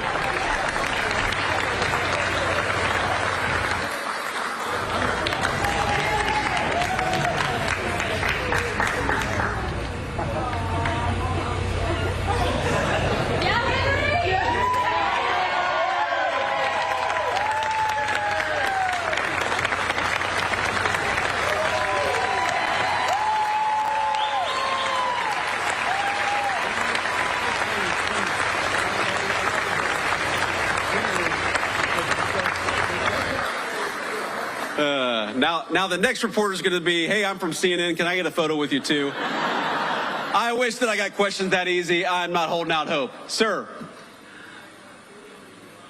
Can we get you a microphone? I can't hear you, sir. Gotcha. I'm Jordan Green with Raw Story. President Trump and other speakers here have blamed former Governor Cooper and the mayor of Charlotte for Irina Zarutska's death. Do you also hold the North Carolina General Assembly responsible, who set the laws governing pretrial release that may have affected this crime? Well, look, I think every politician who didn't work hard to keep violent criminals behind bars deserves to have some of the blame. But at the very top of that list is Governor Cooper, because at the time that we were pushing these soft on crime policies, Governor Cooper was the man in charge. Now, I know we've got some great North Carolina legislators, and I might call them out if they're here. Do we have North Carolina House Speaker Destin Hall? Where's Destin at? Destin, thank you, man. We got Phil Berger here. Phil, thank you so much. Senate President Pro Tem. We've got County Sheriff Van Shaw. Where's County Sheriff Van Shaw? Thank you, sir. We've got Cabarrus County DA Ashley Shanley. Is it Shanley? I got that right? Okay. Of course, we got North Carolina GOP Chairman Jason Simmons. Jason Simmons is... That's a celebrity in the Trump White House there. North Carolina Labor Commissioner Luke Farley. Luke, where are you? Luke, thank you. And I know, look, I know that our great North Carolina local legislators here have worked very hard to solve some of these soft on crime policies and make it harder to let violent criminals out so easily, and to demand that when you have a violent criminal who goes in, the person stays there and doesn't get a slap on the wrist and released to commit more crime in the community. That's what we want. We don't want a criminal justice system that goes after innocent people. We also don't want a criminal justice system that lets obviously violent felons out of prison without any real consequences. It's just very simple. And again, I go back to the statistic where we have got such a small number of people who commit so much of the violent crime. If we just locked them up, and I mean, look, I believe in repentance and I believe in forgiveness, but I believe that forgiveness often only comes on the other side of real punishment and real regret, which is why we got to lock some of these guys up in the first place. So yeah, I blame the political leadership, and I can't get over a governor who pursued soft on crime policies, Roy Cooper, who pursued soft on crime policies, who let violent criminals out of prison, and then after Irina was murdered, to have the audacity to blame our law enforcement. Law enforcement arrested this guy 14 times. They did their job. It's time for the politicians to do their job too. Next question. Vice President Vance, thank you so much for taking questions. I'm Casey Jones from WCCB Charlotte. When it comes to cracking down on crime in cities like DC, Memphis, Chicago, sending the National Guard, what specific metrics does the administration use to decide where those resources go? And can we expect that kind of response here in Charlotte anytime soon? Well, look, if the mayor of Charlotte and the governor of North Carolina asked for our help, we would absolutely send it, because we believe in helping people regardless of whether they're Democrats or Republicans. We would love to have the mayor of Charlotte reach out for our help. And that's, you asked what the metrics are. That's one of the most important metrics. We want to go where we can have a real partnership between local law enforcement and the federal officials so that we can root out the crime. And that goes to the second metric. What is the most important thing? You can tell how many people are being murdered in a community. You can tell how many carjackings there are. You can tell how many armed robberies there are. There's way too much violent crime happening in our country. And when we look at an American community, again, we don't care about their politics. When we look at an American community where people are suffering because of violent crime, our response is, we want to help, just let us. And I'd encourage everybody to talk to your local officials. I know we're a little far away from Charlotte, but to talk to your local officials and encourage them to ask for the help of the Trump administration. We are willing to provide it. We want fewer people to be affected by violent crime, but these guys have actually got to play a partnership role with us. And unfortunately, way too many of them. Some of these people, it's crazy. They are ruling over cities that have violent crime rates that are worse than Mogadishu, and they say, no, no, no, we don't want Donald Trump to come in. Well, excuse me, if you don't need the federal help, then why is your murder rate so terrible in the first place? You do need the help, you just need to admit it. Thank you, Casey. Next question. Vice President, Michael Warwick, I'm with WBTV. Welcome to Race and Country, first of all. Irina's law was just passed by Republican lawmakers. It's now on Governor Stein's desk. It addresses cashless bail. It would allow magistrates to involuntarily commit people who they believe to be sick. However, opponents of that bill don't think it goes far enough for the mental health side of things. It also opens the door to the death penalty, which I know some opponents are against. Why would you encourage the governor, politics aside, to sign that bill? Well, because I want to keep violent criminals off the street, and I want Americans to be safer. And this bill does it. Irina's law does it. Congratulations to the Senate President and House Speaker for getting it over the finish line. The governor's got to sign it. I guarantee if this bill is signed into law, it will help our incredible law enforcement keep the streets safe. And that's ultimately all I really care about. Again, it breaks my heart to think that you have young kids, you know, especially in poor communities, whether they're black or white, who don't feel like they can walk outside. You've got grandmothers who are taking care of grandkids who don't want to sit out on their front porch because they're worried about drive-by shootings. That should break everybody's heart, and the way to solve the problem is to empower these cops to go after the bad guys and to do it with their full skill and their full force. Now, I don't know, have I read every detail of the law? I know some of the things that it does. I know that it ends cashless bail, which would be huge for the people of North Carolina. I know it makes it harder for some of these local magistrates to let people out with a slap on the wrist. That would be huge for the people of North Carolina. But could there be more? There could always be more. But don't let the perfect be the enemy of the good. This bill is going to make North Carolinians safer. They ought to sign it.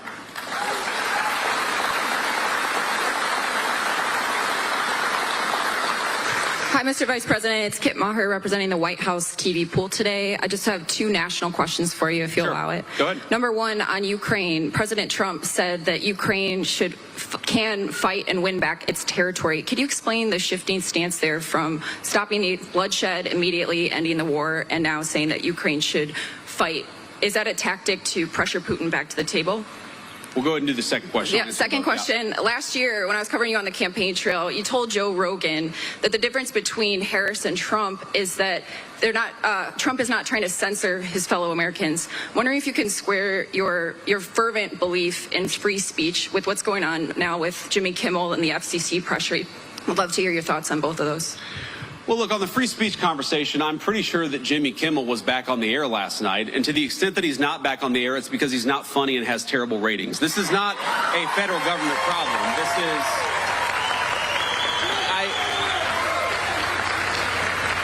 And Kit, I want to answer your question in good faith. What people will say is, well, you know, didn't the FCC commissioner put a tweet out that said something bad? Well, Kit, compare that, the FCC commissioner making a joke on social media. What is the government action that the Trump administration has engaged in to kick Jimmy Kimmel or anybody else off the air? Zero. What government pressure have we brought to bear to tell people that they're not allowed to speak their mind? Zero. We believe in free speech in the Trump administration. We are fighting every single day to protect it. Now compare that to the Biden administration, where we found out just yesterday that conservatives on YouTube and on a number of social media platforms were being censored. Why? Because the Biden administration picked up the phone and said, we want you to censor our political opponents. That is real government censorship, and it left the White House when Joe Biden left the White House. Now to Ukraine. Look, I've answered a version of this question probably 100 times over the past 3 months. And one of the things I'll say about the president is that he is responsive to the reality on the ground. And the reality on the ground is that, number one, we have engaged in incredibly good faith negotiations with both the Russians and the Ukrainians. And I believe the president is growing incredibly impatient with the Russians right now because he doesn't feel like they're putting enough on the table to end the war. That's number one. Number two, the president has grown very confident that this war is bad for Russia. You hear me say this all the time. You hear the president say this all the time. The war is bad for Russia. It's bad for Ukraine. It's bad for America. We want the killing to stop. That remains the president's position. But the president also can look at reality on the ground. He sees the economic numbers that are coming out of Eastern Europe. He sees the number of dead people, both Russians and Ukrainians, that are happening in that war. And the president is telling Vladimir Putin it is time to stop the killing. He would say that to Zelensky. In fact, has said that to Zelensky. He wants this war to end, and he's doing everything that he can to stop it. But look, if the Russians refuse to negotiate in good faith, I think it's going to be very, very bad for their country. That's what the president made clear. It's not a shift in position. It's an acknowledgement of the reality on the ground. We're going to keep on fighting for peace every single day in the Trump administration. Now, I'll do one more question here. Another question. I don't want to take it from you. Good afternoon, Mr. Vice President. Monica Casey, WRAL out of Raleigh. We are coming up on the 1-year anniversary of Hurricane Helene's devastation. Sure. What is... Build a website you love with Wix. For your words, Yeah, so just in the last week, the Secretary of Homeland Security put another, I believe, $64 million into the disaster relief effort. We inherited, I'm going to be honest with you, a FEMA that was mired in bureaucracy and red tape. The president has made very clear from day one, we want to get relief to the people of North Carolina as quickly and as rapidly as humanly possible, and that's what we're trying to do. The second thing I'll say is that I understand the governor had a very good call with the president, I believe on 9/11 actually, about a week and a half ago. It may have been, the day before, the day afterwards. But he had a good conversation with the president about some of the disaster relief needs that are there. We're going to keep on working on this. We're going to keep on working with some of our colleagues and the federal congressional delegation from North Carolina. But let me just say, I visited the devastation myself. I want the people there to know we continue to think about them. We continue to work on this issue, and we're going to make sure that we never forget that area of North Carolina and the devastation that storm caused. Great. All right. On that note, I just want to say you guys have been an incredible group to get to spend some time with. Henry, I hope you got the photo you needed. So are you going to get like a tardy, Henry, or what's the deal? If you get a photo with the vice president, you're allowed to have an excused absence? Is that how that works? Okay, he doesn't know, actually. Henry is not as confident in that question as I would have hoped, but it's great to meet you, my friend. It's great to be with all of you. Just remember, we've got a very, very important job, and each and every single one of us has a role to play. To our law enforcement, thank you for the job that you do. We're going to keep on fighting for you in the Trump administration. We're going to keep on fighting for safety and security all across the state of North Carolina. God bless you. Thank you for having me. All right, just listening in there, Vice President J.D. Vance taking questions in North Carolina, speaking about the One Big Beautiful Bill. You can see law enforcement behind him. He was talking about the crime crackdown the Trump administration has taken to the forefront, as well as the horrific crime there just down the road from Concord in Charlotte, North Carolina, the fatal stabbing of Ukrainian refugee Irina Zarutska there. So we mentioned that, and a question actually came in about that, the horrific nature of the video that we all saw of that. He also answered questions about Ukraine, certainly a 180 from President Trump yesterday, talking about his support for that country following the invasion by Russia, saying Ukraine should and can win territory back in that way. We'll see if that makes any progress. Also commenting on Jimmy Kimmel as he returned to the air last night after just a week out following FCC comments saying it would be the easy way or the hard way in reference to obviously some of the things he said revolving around the suspect in the fatal shooting of Charlie Kirk.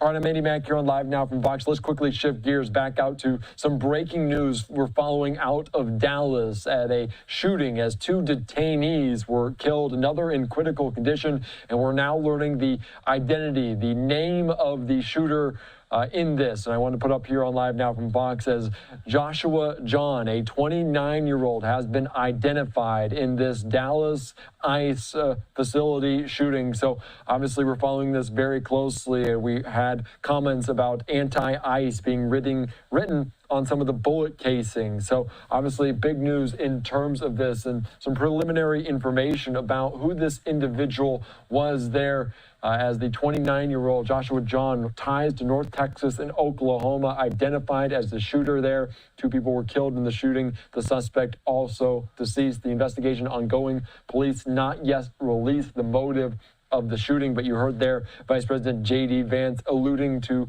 some more points of the investigation, talking about this. And this also from Brooke Taylor from Fox News saying, here's what we know about the attack at this ICE facility at just before 7 a.m. around 6:30. The Department of Homeland Security says a sniper opened fire from a nearby rooftop, was shooting indiscriminately at the ICE building, including at a van in the port where 3 detainees were shot. At least one of the detainees were killed. The gunman then turned the gun on himself. The FBI has released a picture of the rounds found near the shooter, engraved with anti-ice. No ice agents were hurt. Sources identify the shooter as 29-year-old Joshua John. And of course, these were just some of the images that we're getting in from our Skyfox team there on the ground in Dallas, as some of the FBI continuing to investigate what was going on there, looking at potentially the area as the shots rang out from a building, a rooftop adjacent to this ICE facility. So this coming in, we did hear one update from law enforcement earlier on today, as of course the attack is the latest public targeted killing in the U.S. and comes 2 weeks after conservative leader and activist Charlie Kirk was also killed by a rifle-wielding shooter on a roof.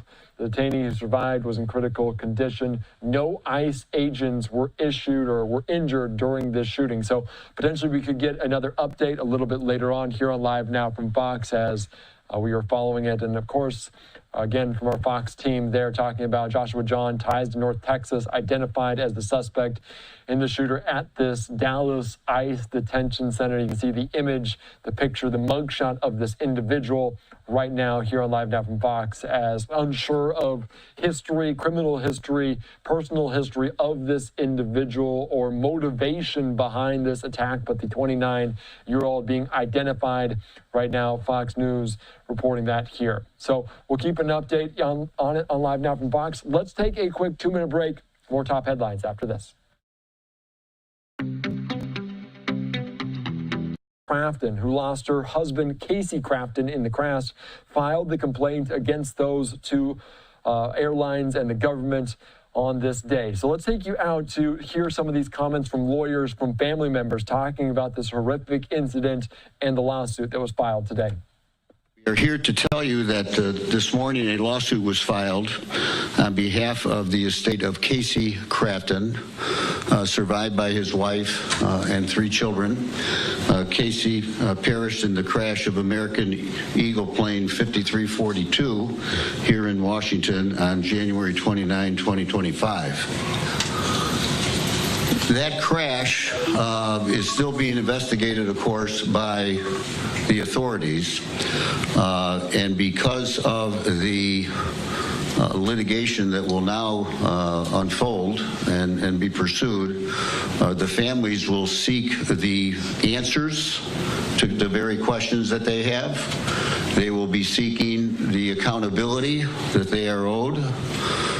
And they will ultimately be seeking the legacy that they are owed, as are their loved ones, to make sure that a disaster like this never occurs again, either here in Washington or anywhere in America. The crash of American Eagle 5342 was predictable, it was preventable, and caused the needless loss of 67 lives on that fateful evening. In the lawsuit today, the first named defendant is American Airlines, operating as a regional carrier with PSA, along with the United States of America. The complaint, which is on file and is now publicly available, is 110 pages long. It has been painstakingly crafted by a group of lawyers from all of the families. The normal practice in a case like this is that the court will encourage all of the counsel for the various families to get together and get organized and act as one, because this is a consolidated event. Why and how everything occurred is common to everyone on that plane, but each and every family's damages are different. So in this first lawsuit filed in the federal district court for here in Washington in the District of Columbia will serve as a guiding. So AI is transforming customer service. That's obvious. We know that. The leader in the category. Because we uniquely are in a position of suing the federal government, and there are rules regarding the right to sue the federal government, we had to file, all the families have to file what's called a Form 95. It's a document that asserts that a claim is being made against the government, and the government has 6 months in which to accept or deny the claim, and they always deny it, and they usually wait until the 5th month and 29th day. But because of Rachel Crafton having been the first to file that claim, I filed that claim right after she was retained me as counsel. We are in a position of getting that complaint on file, and it includes the claim against American, and we are joined by our co-counsel in this representation, the Kreinler & Kreinler firm and Spicer Krause out of New York, because all of the families want to seek those answers, and they want to do so as expeditiously as possible, but the others cannot yet file suits. When they do, they'll file them in the federal court, presumably, and the court will consolidate these cases together for the litigation discovery that will unfold. We sued American Airlines and PSA because they are the common carrier that was entrusted with the responsibility to provide the care and safety at the highest degree possible for the traveling public. A common carrier has a duty. It's not just a duty to avoid negligence. Operators of a motor vehicle can't run through a red light. Operators of a commercial aircraft cannot run through yellow lights. And they ran blatantly for years, many red lights here, by allowing these planes to operate in the navigable space at DCA, knowing that there was massive congestion, that there was a massive intersection between military traffic regarding runways that were unique and required special training that they failed to provide to their pilots. The complaint against American is set out in a way that emphasizes their responsibility. All of you are familiar, of course, with the recent hearings that were conducted here in Washington by the NTSB investigating this crash. That investigation is focused on the probable cause of what happened that day. But that investigation is not as wide in scope as is necessary for the families to fully understand what American knew, when they knew it, and what they could have done to prevent it. And it is known that American had the ability, because of their notice of near misses, a massive number of near misses, that they nevertheless allowed their customers to be exposed to the dangers associated with those near misses, even though they sought additional gates, they sought additional landings and takeoffs, and they did everything possible to maximize their ability to shuttle passengers in and out of that airport. So there is that focus in the complaint on the fact that there's a corporate negligence and accountability that existed for a long time before that fateful night. Then the complaint does complain about and focuses on the conduct of the pilots that evening. And I know it's tough for some people to hear, but I assure you that all the lawyers associated with this case have consulted with experts of the highest caliber, integrity, and credibility who do in fact have things to say about the performance of the pilots that night that could have prevented this disaster. Whether it was associated between accepting the runway that they used, or it was associated with the 19 seconds that they had to respond to the alerts about traffic that, to the best of our knowledge from the record, were not responded to at all, and that, we believe, is a responsibility that they had that night. And I say that with all due respect to the fact that those people lost their lives as well. But had the Army done what it was supposed to do, had the FAA done what it was supposed to do, none of this would happen. And that's where, if you look in the body of the complaint, we turn to the FAA and we talk about the fact that the FAA allowed this environment to exist, knowing that there was massive congestion and these number of near misses. We turn to the FAA and their responsibility to properly provide air traffic control that was not fully provided and properly provided on that evening. And so you'll find, folks, if you review that complaint, that the records are replete with information that had people paid attention to it, people who are entrusted with the safe passage of the passengers on that flight, the 60 passengers plus the 4 crew, plus the 3 individuals in the helicopter. This disaster, these 67 souls would never have lost their lives that evening. I would like to take the time to introduce you to Mr. Daley Crafton. Mr. Daley Crafton is the brother of Casey. Daley has been known to many of you already, and he would like to respond to a couple of the questions he's already received, and also to supply some remarks for you today. Daley? Thank you, Bob. My name is Daley Crafton. Hello and good afternoon. Brother of Casey Crafton, I would like to share the following remarks on behalf of my sister-in-law, Rachel Crafton, Casey's wife of 16 years and mother of their 3 sons.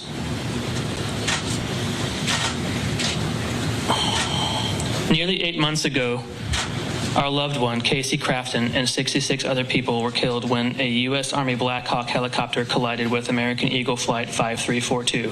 And nearly 8 months ago, our lives were shattered in a moment, and the grief has been unimaginable.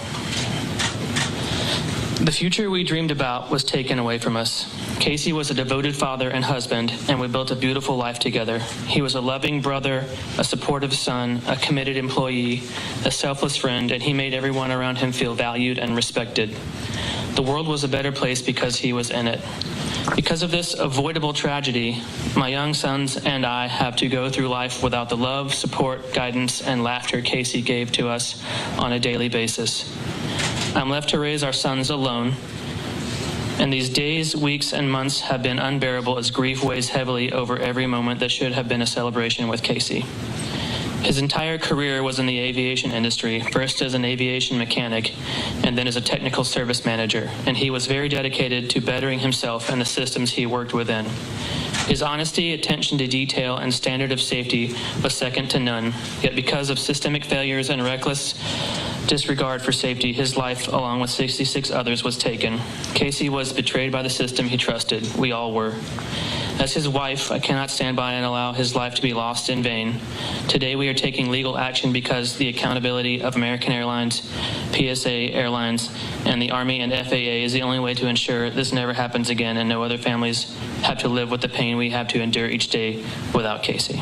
All right, just listening in there, obviously a horrific plane crash, 67 people losing their lives, a lawsuit now being filed by a widow of one of those victims. Let's quickly shift gears right now. We're hearing from the representative minority leader in the House, Hakeem Jeffries, speaking at this podium. Let's listen in. Of the first responders who showed up on the scene, raced toward danger, and secured the situation to prevent any further carnage. The level of political violence and ideologically motivated violence across the spectrum is far too high in the United States of America right now. We need leadership that brings people together, not national leadership that tears people apart. We are here today in the Capitol, ready to get to work, ready to meet with anyone, anytime, any place, in order to avoid a painful Republican-caused government shutdown. We will partner in a bipartisan way to try to find common ground in order to enact a spending bill that actually meets the needs of the American people. Democrats do not support the partisan Republican spending bill because it continues to gut the health care of the American people. Republicans have launched an all-out assault on the health care of everyday Americans. The largest cut to Medicaid in American history. Millions of people throughout urban America, rural America, small town America, and the heartland of America, along with black and brown America, losing coverage. The Affordable Care Act is under assault by Republicans who refuse to extend the tax credits, and as a result, at least 20 million Americans are going to experience dramatically increased health care premiums, co-pays, and deductibles. Medicare will face a $536 billion cut at the end of this year if Congress doesn't act because of the Republican one big ugly bill. All across the country, hospitals, nursing homes, and community-based health clinics are closing, including in rural America, because of the Republican health care crisis. And Republicans have effectively ended medical research in the United States of America, including terminating research for children with cancer. This is an immoral assault on the health care of the American people. And that's why Democrats have drawn a line in the sand. We will work together, sit down, meet anytime, any place, with anyone in order to avoid a Republican-caused government shutdown and in order to decisively address the Republican health care crisis that is devastating. When equipment stops, productivity halts. Radwell sets the standard in MRO, automation, and with no talk scheduled, do you just anticipate this to be on a cruise control toward a government shutdown? Republicans have clearly demonstrated they want to shut the government down. Throughout this process, an intentional decision was made by Republican leadership in the House and the Senate not to have a single conversation with Democrats. They're not even pretending as if they want to find common ground. Donald Trump agrees to our demand on Saturday to hold a meeting in the Oval Office to try to avert a government shutdown. The meeting is set on Monday for later on in the week, and then Donald Trump wakes up Tuesday morning and goes on an unhinged rant and cancels the meeting. Why? Because he doesn't want to discuss the Republican health care crisis, and they've decided to shut the government down.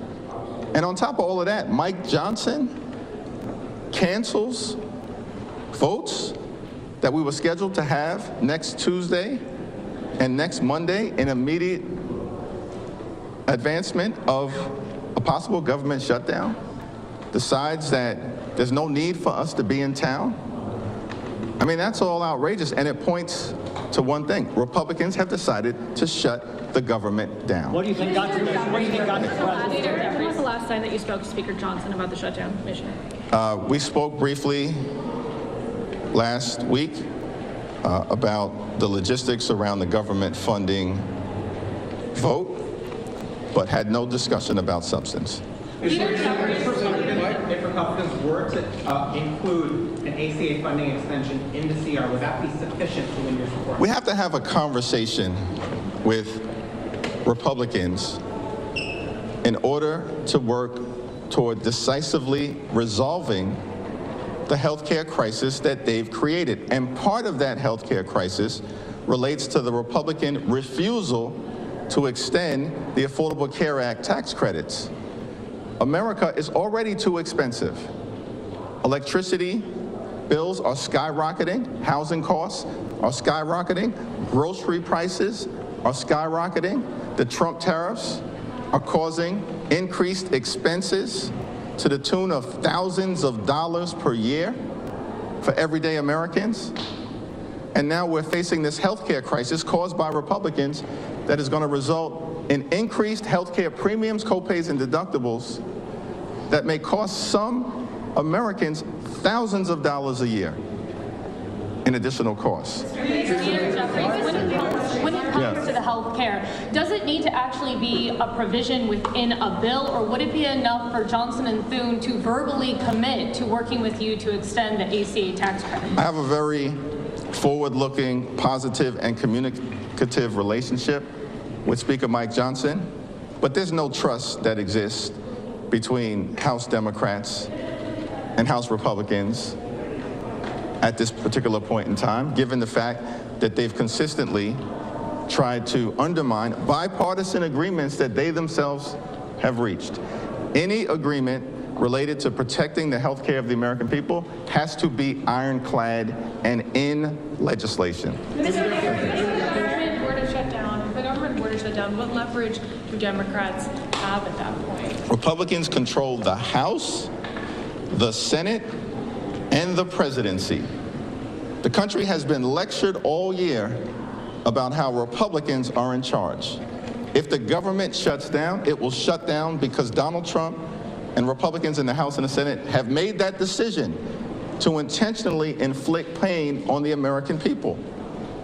The question is being asked all across the country, why don't Republicans want to address this health care crisis that they've caused related to Medicaid, hospitals, nursing homes, community-based health clinics, the Affordable Care Act, medical research, cancer research, Medicare, and the things that matter to the health and well-being of the American people. Like, this is a serious moment. This is not a fire drill. It's a 5-alarm fire that Republicans have caused related to the health care crisis.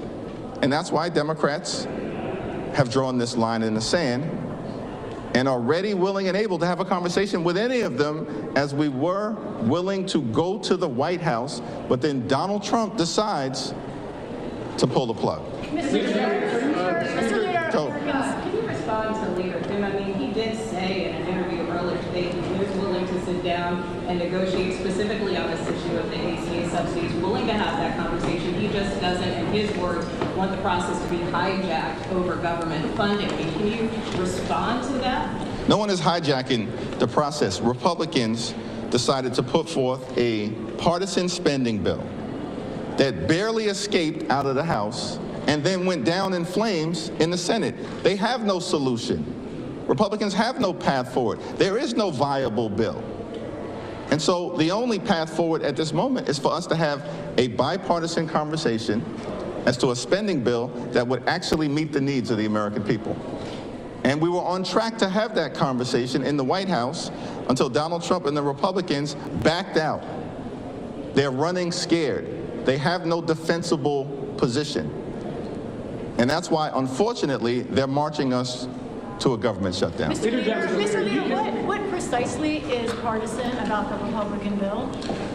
Democrats did not support the spending agreement in March in the House of Representatives and overwhelmingly in the Senate because it represented, at the time, an attack on veterans, an attack on housing, an attack on nutritional assistance, and an attack on the health care of the American people at the time. That's why the bill did not receive support from House Democrats, with one exception, in March.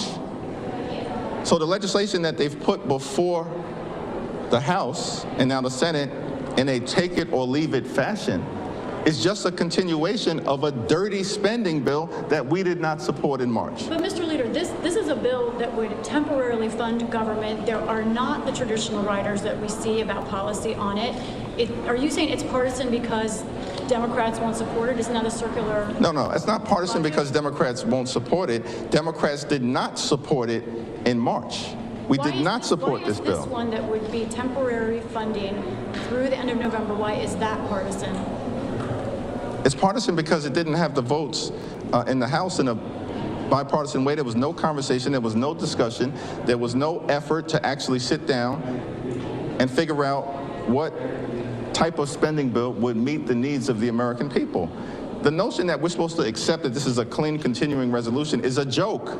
It's not. It's dirty for a wide variety of reasons. I explained it repeatedly, and it continues the assault on the health care of the American people.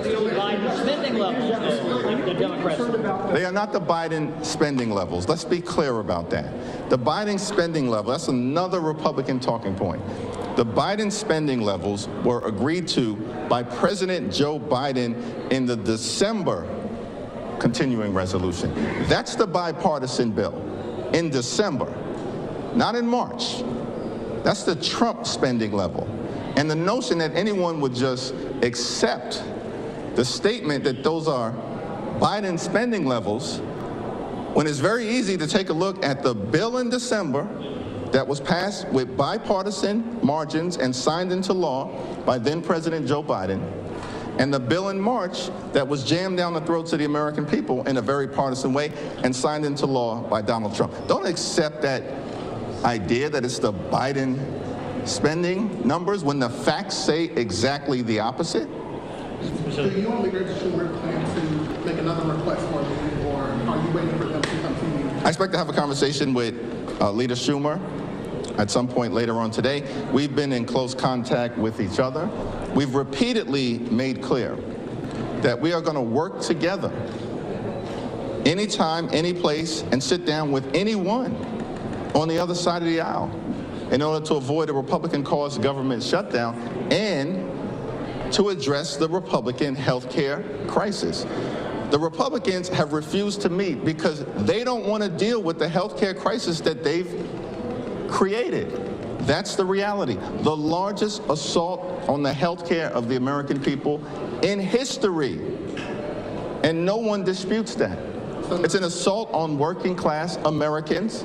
It's an assault on urban America, an assault on rural America, an assault on small town America, an assault on the heartland of America, and an assault on the health care of black and brown Americans all across the country. Those are the facts.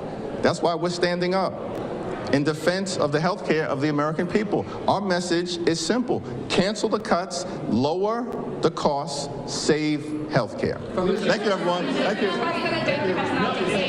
All right, just talking about this, Hakeem Jeffries talking about potentially them being on cruise control for a government shutdown set to start next week on Wednesday. And this comes after a meeting that was supposed to happen tomorrow being canceled, called off by the president. Of course, the Democratic leadership saying they haven't really heard anything from the GOP side. And we're also getting just this in here on Live Net from Fox from the president talking about that scheduled meeting, saying after reviewing the details of the unserious and ridiculous demands being made by the radical left Democrats in return for their votes to keep our thriving country open, I've decided that no meeting with their congressional leaders could possibly be productive. He says they are threatening to shut down the government of the United States unless they can have over $1 trillion in new spending to continue free health care. So he goes on to say at the end of this, saying that I'll be happy to meet with them if they agree to the principles in this letter. They must do their job. Otherwise, it will just be another long and brutal slog through their radicalized quicksand. To the leaders of the Democratic Party, the ball is in your court. I look forward to meeting with you when you become realistic about the things that our country stands for.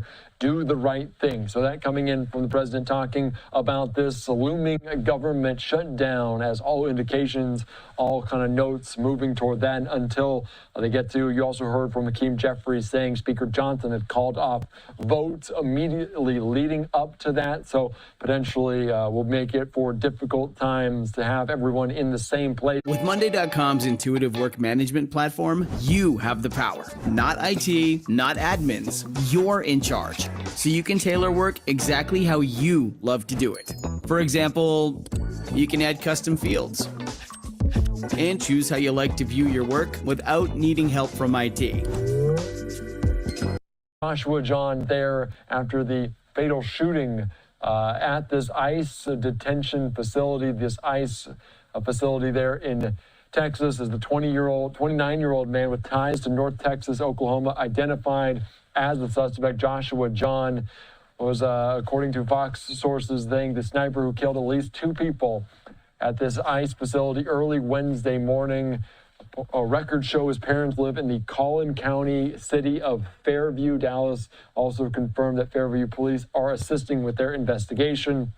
We did see some high top aerial views of this home as well. Just a little bit ago here on Live Now from Fox of some of these FBI investigators on the ground. So we're just following this closely here on Live Now from Fox, and we'll hopefully bring you any update of what we know.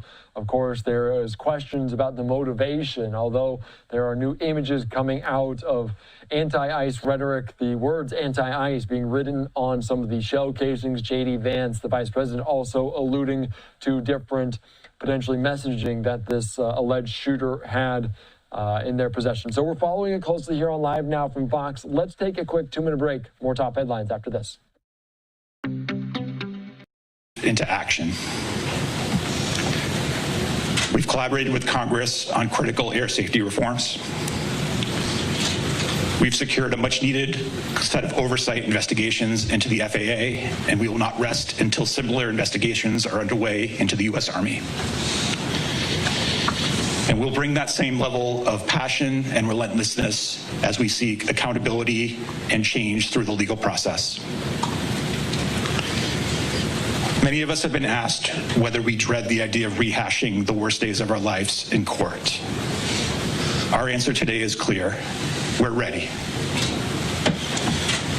Nothing will help our healing process more than seeing the negligence, bureaucracy run amok, and the instances of putting corporate profits over public safety on full display. And we are here to see this process through, however long it takes, to ensure that our family members have a lasting legacy that makes the world safer for everyone who flies. Thank you.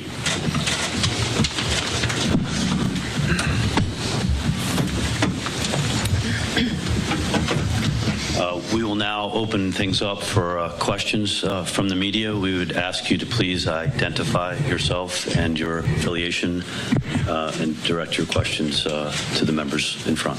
Thank you.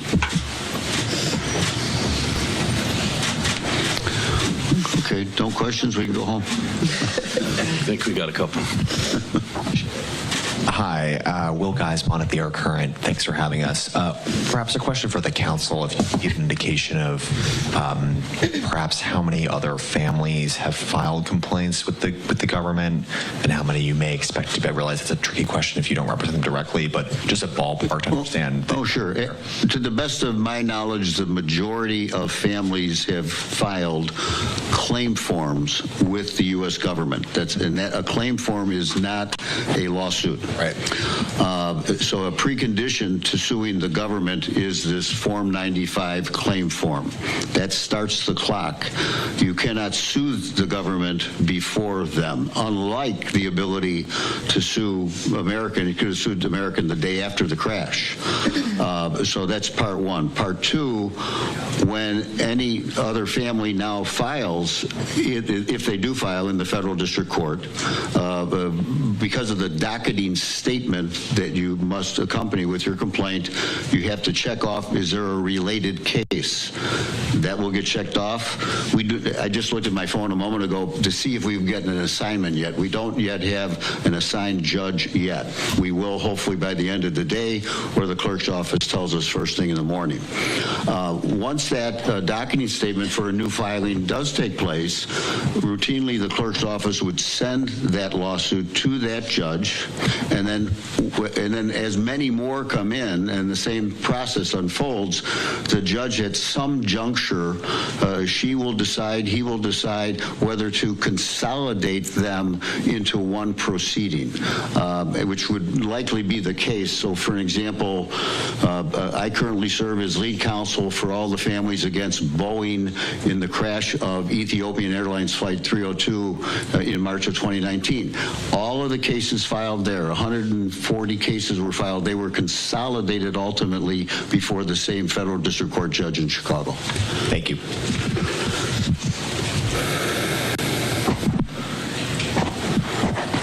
I'm Vinay Simlat with Nexstar. You mentioned that you thought that American Airlines and PSA didn't provide adequate training or special training to the pilots on approach to DCA. Could you tell us a little bit more about what you think they should have provided? Well, certainly in two parts. One is a thread that we're pulling that we we don't have the subpoena power until you file a lawsuit. I can't go knocking on someone's door and make them talk to me. With a lawsuit, now we have the power of the court behind us. So to begin with, we will be permitted now, under court supervision, to issue specific discovery requests against the airlines or anyone else we choose to seek information from. And on information and belief, we think that there has been a history of specific training that did go on for DCA that at one point in time historically was stopped. So that's part one, and that's based upon our work product and investigation to date. So that is that part of the information I think you're seeking. And the next part will come when we have the right to take depositions of the individuals or who are with American and PSA to dive into the specific training they did or did not give to their pilots for DCA. If I can just add to that, Bob, there are things we know already, but Bob's making an excellent point. This is the beginning of our ability to dig into and retrieve valuable information about exactly why the accident happened in every respect, and specifically on this point to determine everything the airline knew ahead of time and all of their failures and shortcomings with respect to advising and training their crews. But what we do already know from the NTSB's smaller investigation is that there were at least many pilots at PSA that were not even aware of the existence of the helicopter routes in close proximity to DCA Airport, and specifically more or less in the way. From Southwestern Medical Foundation, this is Learning from Leaders. We sit down with changemakers. But that's an example of the information that we expect to find. And to supplement that just a little bit, be mindful of what I said in my opening remarks. The NTSB is not focused on this feature of the liability that we see on behalf of the families. They focus on the probable cause of what occurred that day, and the scope of their inquiry is not as broad. Certainly it came out during the NTSB hearing cycle that there were all these near misses, but they will not have the resources, they will not have the subpoena power that we will have now to dive into that specifically to know exactly what American knew, when they knew it, and what they did or didn't do about it. And we have, once again, through our investigation, talked to sources that have told us that the airlines in fact knew all of these details that was referenced during the disclosure during the hearings about the near misses. Homa Bausch with Fox 5 DC. I know there is some movement in Congress, there are the NTSB recommendations, but realistically, what is a timeline for this lawsuit to move through? You're seeking a jury trial, and a timeline for some actionable items to go underway. Sure. The timeline on the lawsuit is oftentimes, and it's obviously up to the court, but when we counsel clients, we typically tell them that the average time of a lawsuit can be 2 to 3 years. Some cases take longer. COVID interfered and wreaked havoc throughout the litigation cycle across America. That lawsuit is separate and distinct from the efforts that you've heard discussed today by Doug when the families are out there as a real force in Congress, lobbying, getting the likes of Senator Cruz and others behind their efforts for change, and that, of course, that's up to the Congress. I hope I answered your question. Yeah, and this is Doug. I can speak a little bit to the advocacy work that we've been doing and where that stands. So we have a total of 3 bills to date that have been introduced in the Senate. First by Senator Moran of Kansas, where the flight originated. Second by Senator Maria Cantwell from Washington, and then most recently the Rudder Act, which was introduced by Senator Ted Cruz, who's the chairman of the Commerce Committee that oversees the industry. Those things now need to come together into one bipartisan bill that and that work is happening. So we're very encouraged that the two sides are coming to the table, and we feel like we are in very short order, going to see a bipartisan bill reach committee, and we will continue to engage with both sides of the aisle to make that happen. In parallel, we've also worked with some of the appropriations committees to add language to both the Transportation, Housing, and Urban Development Appropriations Bill and the National Defense Authorization Act to advance some of our priorities that way. So we have a lot of different threads that we're pulling, and we will continue to push for those. We also continue to engage with the executive branch, with Secretary Duffy and his team, Administrator Bedford, and most recently we've now begun an active dialogue with the U.S. Army as well. So we will keep fighting on those avenues in parallel to our work on the legal action. Tom Rousley with WJLA here in D.C. Just wanted to add a two-part question. One, just wanted to clarify what you're announcing today, although you said there could be consolidation later. This is one lawsuit representing 34 families, correct? No, this is one lawsuit representing one family. Okay, so it's just for one family. That's correct. As Bob explained earlier, all of the other notices of claim that are required under the Federal Tort Claims Act have or will be filed. They're almost all filed at this point, and depending on the lapse of the 6-month required notice period, subsequent suits will be filed. Many of those are becoming ripe in the next coming days and weeks and months, so you can expect to see all the lawsuits filed probably by the end of the year or shortly thereafter. Okay. Sorry, I was a little unclear on that. Thank you. And then just part two is, what specifically are you demanding in this lawsuit? I know you said you want accountability. I mean, are you demanding changes by the government? Are you demanding monetary damages, both? In a lawsuit like this, the end result will ultimately be a monetary award to the family, reached either by settlement or trial. Remember that under federal law, a case against the government is tried before the court. It's a non-jury trial before a federal judge.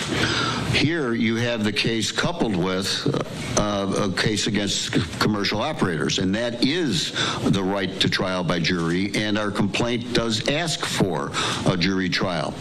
What normally would occur in practice is that the federal judge, if there is a trial, will have the jury hear all of the evidence, and the jury's decision on monetary damages will apply to the case against the airlines, and he or she will take the jury's decision as advisory to herself about what the award should be against the government.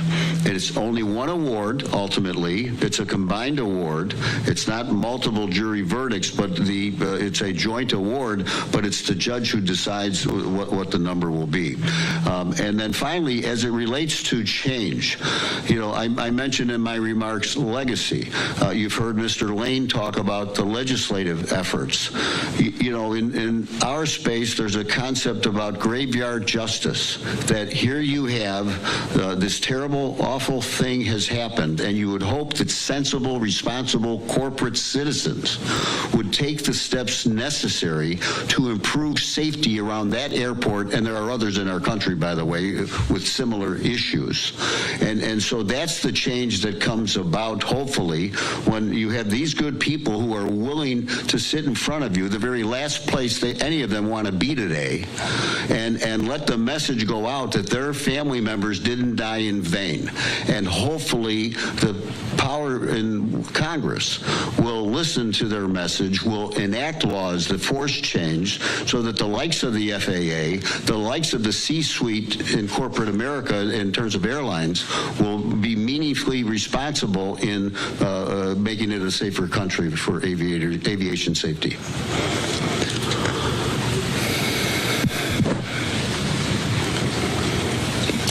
Hi, Sam Ogazalik at Politico. Thanks for taking our questions.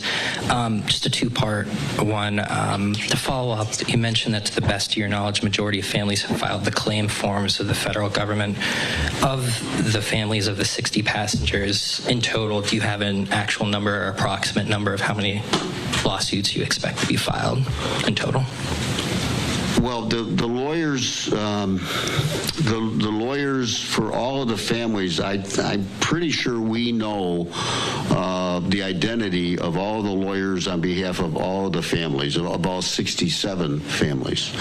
And obviously the family passengers, the 60 passengers, all of those lawyers have been working together to, we've compared notes. Down the line, once the case is up and running before the judge, it will be likely that a committee, a formal committee of the court will be formed.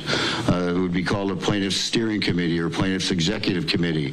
And that committee will be empowered to engage in the discovery works, the depositions and the record requests. They're not going to say to, 10 lawyers, 15 lawyers who represent all these people, we're going to let 15 different deposition notices going to go out. We're going to force you to work together because why and how the crash occurred is common to each and every one of you. So let's have a committee appointed. That committee can work on behalf of all the families, and then the court will separately and distinctly, independently analyze the damages for the families, individual family. So it sounds like, do you expect at least 60 total separate lawsuits? Well, sure. I mean, if you look, in the crash of ET-302, 157 people died. There were 13 families who, in direct dealing with Boeing before any lawsuit was filed, settled those cases on their own, as they have the right to do, by the way, with counsel.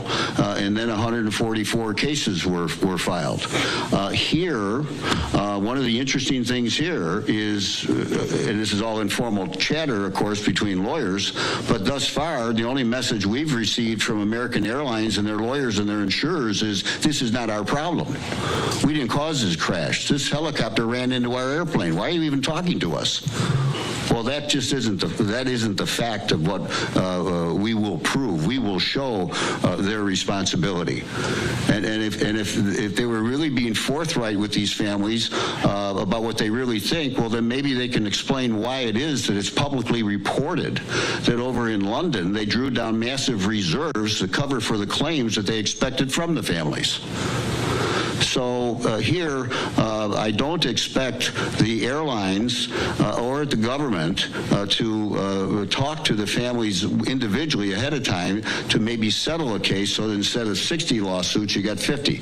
We don't predict that happening. There will, in all likelihood, be 60 lawsuits filed for these passenger families. And then finally, ultimately, the court will require that the families and the defendants at least explore resolution through a process called mediation. And not that anyone will ever force a family to accept a lawsuit or a settlement, but they will at least force you to talk about it, because we only have so many judges, so many juries, so many courtrooms, and if families can get together and resolve their differences, then that's what they have the right to do as well. And then just a quick question for Doug. Thanks for the update on your efforts. You mentioned the dialogue between the families and the Army. Is there any update on an Army Inspector General probe into the crash? Anything you can say about that? Sure. So, in terms of our engagement with the Army, we were pretty much ignored by them for about 6 months, despite repeated attempts to get a dialogue going. We were able to do it pretty quickly with Secretary Duffy and on that side of things. After we pushed very hard and even did an open letter that raised the awareness of this issue, they did. Gravity. Or what if we mixed Fireball with apple? Delicious. What else can we think of? Fireball, Blaze, and Apple. Mankind's greatest discovery. He's fine. He's 100% alive. We've had some calls with them. We have another call with them coming up later this week, and we continue to, it's a very tricky conversation because we're trying, in respect for this legal process, we don't go into these meetings trying to investigate our collision. We're trying to just better understand some of the processes and safety measures that are in place and potentially need to be improved through our advocacy. So we still think the Inspector General investigation information is critical. We have not seen movement on it yet, and that's very frustrating to us. It's also very frustrating to the dozens of United States senators who requested it. So we will keep pushing for it. We will also pursue other avenues, like taking it to the Department of Defense level if we need to. So to answer your question, no, they have not acted on that, and we still continue to push for it every single day. Thank you. Yeah, I had a question here in the far left corner. My name is Dominique Moody with NBC Washington, and my question is really for Doug, Daley, and Rachel. I know that Brian and Bob have talked a lot about how this was preventable, how this was something that the airlines knew about and the Army could have conducted themselves a little bit better. To know that for the past 8 months you've been having to deal with this, has it been hard to digest this information and just to hear the result of what the NTSB is continuing to try to figure out? Daley, do you want to answer that? Yeah, I'll answer shortly. I mean, it's nearly impossible to get your head around. I just still don't understand how something so serious had so much kind of, laxness around it through like very large agencies that are supposed to be taking care of it. Yeah, and I think from my perspective, we sat through 3 days, 12-plus hour days in some cases of NTSB hearings where we just heard over and over all of these small decisions that were made by different people and different agencies, and we just needed a couple of them to make a slightly different decision one day at work to ensure that our family members arrived safely that day.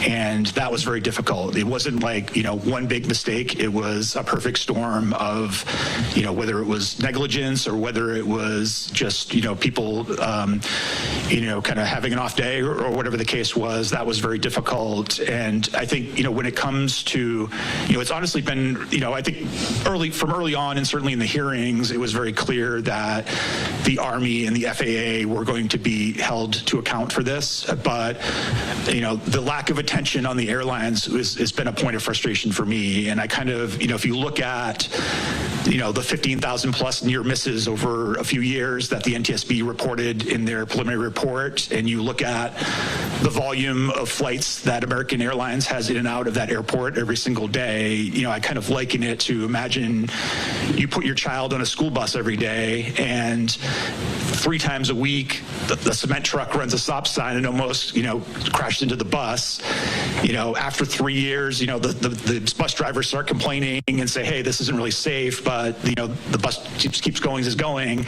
When that day comes where the cement truck hits your kid and your kid dies, don't you blame the bus company a little bit for the fact that they had this ongoing risk and didn't do anything about it? And that's how I feel about the airline, where they were in a situation that they shouldn't have been in, but they have a duty to crunch numbers, look at data, and be proactive about preventing things like this from ever happening. Appreciate you. And just off of that, this is Jeff Saperstone with NBC Boston. I wanted to ask any of you up there, just based off of Doug's answer there, why do you think the airlines haven't been the focus of this investigation up until this lawsuit? Bob, if I can start to address that. I think, this is pretty common. The NTSB has done a very good job out of the gate in a very short period of time to focus on some very obvious, as I referred to, sort of cornerstones of the day of negligence with respect to the pilot conduct on the helicopter crew, and with that lack of providing a safety alert, among other things, by the air traffic controller. I think they just, as many people did initially, viewed the crew of the American Eagle flight 5342 as, on a relative basis, less culpable because they were listening to ATC's directions and so forth and so on. But the reality is, and this is true of every case, the deeper that we dig, the more we learn. And that's one of the purposes of the lawsuit. I mentioned answers before, in addition to accountability. We first need to understand all of the information that the corporate defendant, the airlines, airlines had so that they could and should have made different decisions, to include the simple choice, which they could have done, to prohibit circling approaches to runway 33 at night, given all of the circumstances and the dangers that now are so quite obviously dangerous to us, and we can appreciate that as pilot and lay people, but this is information they knew all along and could have simply prevented and stopped. So we will continue to get those answers. We'll continue to get the evidence, and I think that's something that the NTSB, in their desire to get things addressed quickly, which they did not focus upon. All right, just listening in there to attorneys for the widow of Casey Crafton, one of the victims that tragically lost their lives during that crash between a American Eagle flight and a military Black Hawk helicopter over top of the Potomac River back in January. 67 people losing their lives. So we're continuing to follow this breaking news of this lawsuit here on Live Now from Fox from earlier. I do want to provide an update on a developing story as several detainees were killed after a fatal shooting by a sniper atop a building adjacent to an ICE facility there in Dallas earlier on this morning. And we were just witnessing as our Sky Fox team was high atop, I believe, the home of the alleged suspect in Oklahoma. As you can see there, somewhat of a rural area, very different than the other vantage point that we had earlier on today, as we are learning the identity of this shooter, this alleged shooter, Joshua John. So this is just some images, the FBI investigating, local law enforcement there on the ground, as the 29-year-old man with ties in North Texas and Oklahoma identified as the suspect in a Dallas ICE detention center shooting. So Joshua John, their record shows parents living in Collin County in Fairview, Texas. They're also talking about his most recent residence been living in Durant, Oklahoma, and I believe that is the location here on Live Now from Fox, and that is obviously north of Texas, north of Dallas. This back in Dallas at this facility, the crime scene tape still very much up. Hopefully we'll get another update here soon from law enforcement, from officials on what's going on and some of the motivation behind it. All right, let's slide away for a quick 2-minute break. More top headlines after this.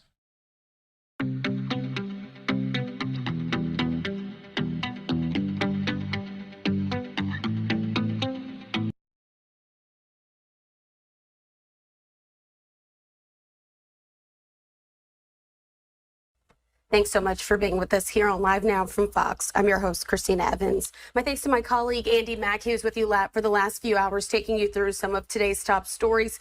And we're going to continue to do the same. We do want to take you out to this live vantage point that we have there in New York City, where really all week we've been paying close attention to the United Nations as they've been holding this summit there during the General Assembly. And right now, speaking there at the microphone, we do have Macron, the leader of France, making remarks about climate. This is being held as a sideline event. Let's listen. And we must also continue this method, implementing this method, bringing everyone together, bringing together scientists, governments, companies, and NGOs.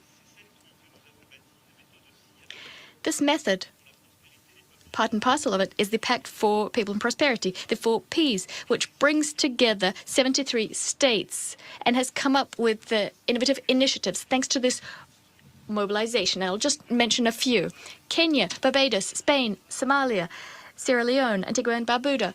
The list goes on.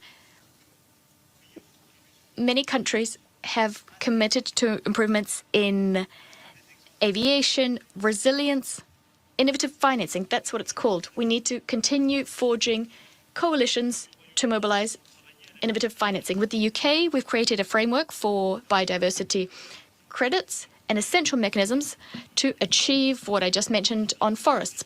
Pilot projects have already been crafted. We have robust methodology so that we don't repeat the mistakes of the past with carbon credits. We also need to further take into consideration climate vulnerability when allocating development bank financing, and that's the 4P reforming the big banks. To achieve this, we need to keep in mind a few. Your AI is only as smart as your prompt, and this makes every prompt 10 times smarter. This is poverty and protecting the planet. Every country should be able to choose their own path. We need to increase funding funneled to the most vulnerable countries. It's a matter of justice, and it's these countries which are suffering the most from climate change. We need to mobilize private finance a lot more. That's at the heart of the World Bank and the IMF reforms. This is necessary to ensure we achieve this transition. And last but not least, science should be at the heart of our policies, of the decisions we take. Sometimes we hear narratives to the effect that climate issues, biodiversity, are up for debate. Some people say the science is not clear-cut, but I do believe the science is clear. Recognized scientists, eminent scientists, harbor no doubts. We defend open, free science so that we can underpin our decisions with that science. And that is why 800 IPCC scientists will be meeting later this year to continue driving ahead this agenda here at the United Nations so that we make good decisions. Thank you very much for your collective efforts. I thank you. I thank the President of the French Republic and now welcome His Excellency Tshering Tobgay, Prime Minister of the Kingdom of Bhutan. I thank the Secretary General for convening this important event and President Lula for his leadership as we prepare for COP30. Excellencies, ladies and gentlemen, I am honored to present a preview from Bhutan's third nationally determined contribution, our enhanced commitment under the Paris Agreement. Bhutan is already carbon negative, absorbing 5 times more carbon dioxide than we emit, and over 70% of our land is under forest cover. We are determined to stay that way, even as we pursue sustainable growth, tackle poverty, and improve livelihoods. NDC 3.0 sets clear, quantifiable goals for 2035 and is integrated into our 10X economic roadmap and our updated long-term low-emission strategy. At its heart lies the Gyealfu Mindfulness City, a bold model for low-emission, climate-resistant urban development. But our commitments come at a real cost. We forego hundreds of millions of dollars in revenue every year by not exploiting our natural resources. We spend 3.2% of our GDP on climate and biodiversity, which is among the highest in the world today. We subsidize rural electricity to reduce firewood use and have embedded climate education in our education system. Yet, the effects of the climate crisis are escalating. To cite but just one example, road restoration costs due to climate impact have risen by 112%, diverting much-needed funds for urgent development works. Bhutan is doing more than its fair share, but we cannot do it alone.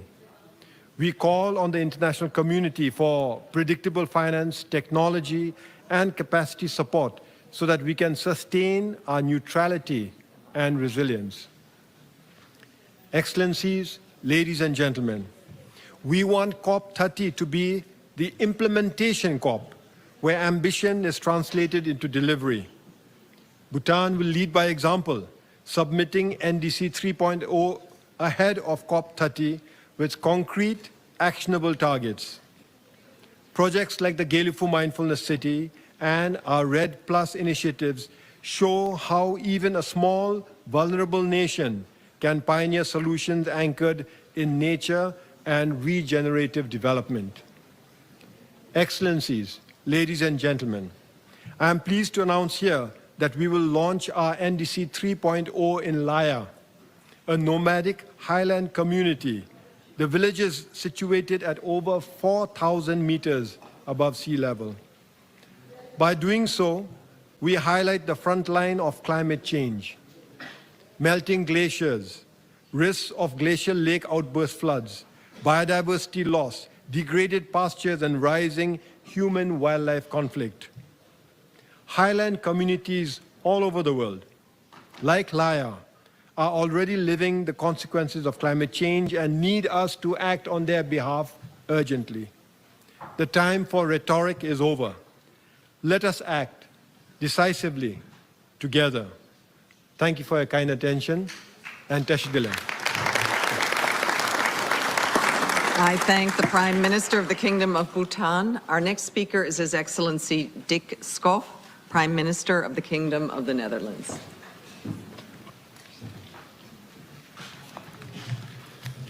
Esteemed colleagues, ladies and gentlemen, we are now 10 years on since the Paris Agreement. 10 years of working hard nationally and internationally to limit global warming to 1.5 degrees. I think it's fair to say that much has been achieved, but not enough. We need to pick up the pace as we remain committed to tackling climate change together. Only with a collective level of ambition equal to the scale of the challenge will we be able to deliver a sustainable future for all. More action and more international cooperation is essential to ensure a livable environment and to secure livelihoods for today's generation and for many generations to come. At the same time, the green transition offers enormous opportunities for attracting investment and stimulating trade in renewable energy, water management and food security. For us in the Netherlands, climate change and green growth are two sides of the same coin. And as we discussed the nationally determined contributions on our way to Belém, I think we should focus on the second word. We must stay determined. And I assure you, Europe and the Netherlands are determined. Our compliments to all the parties that already have published their new NDCs.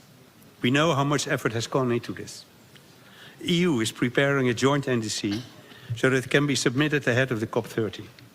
Our emissions reductions targeted for 2035 will be in keeping with the proposed target for 2040 that will eventually be enshrined in law.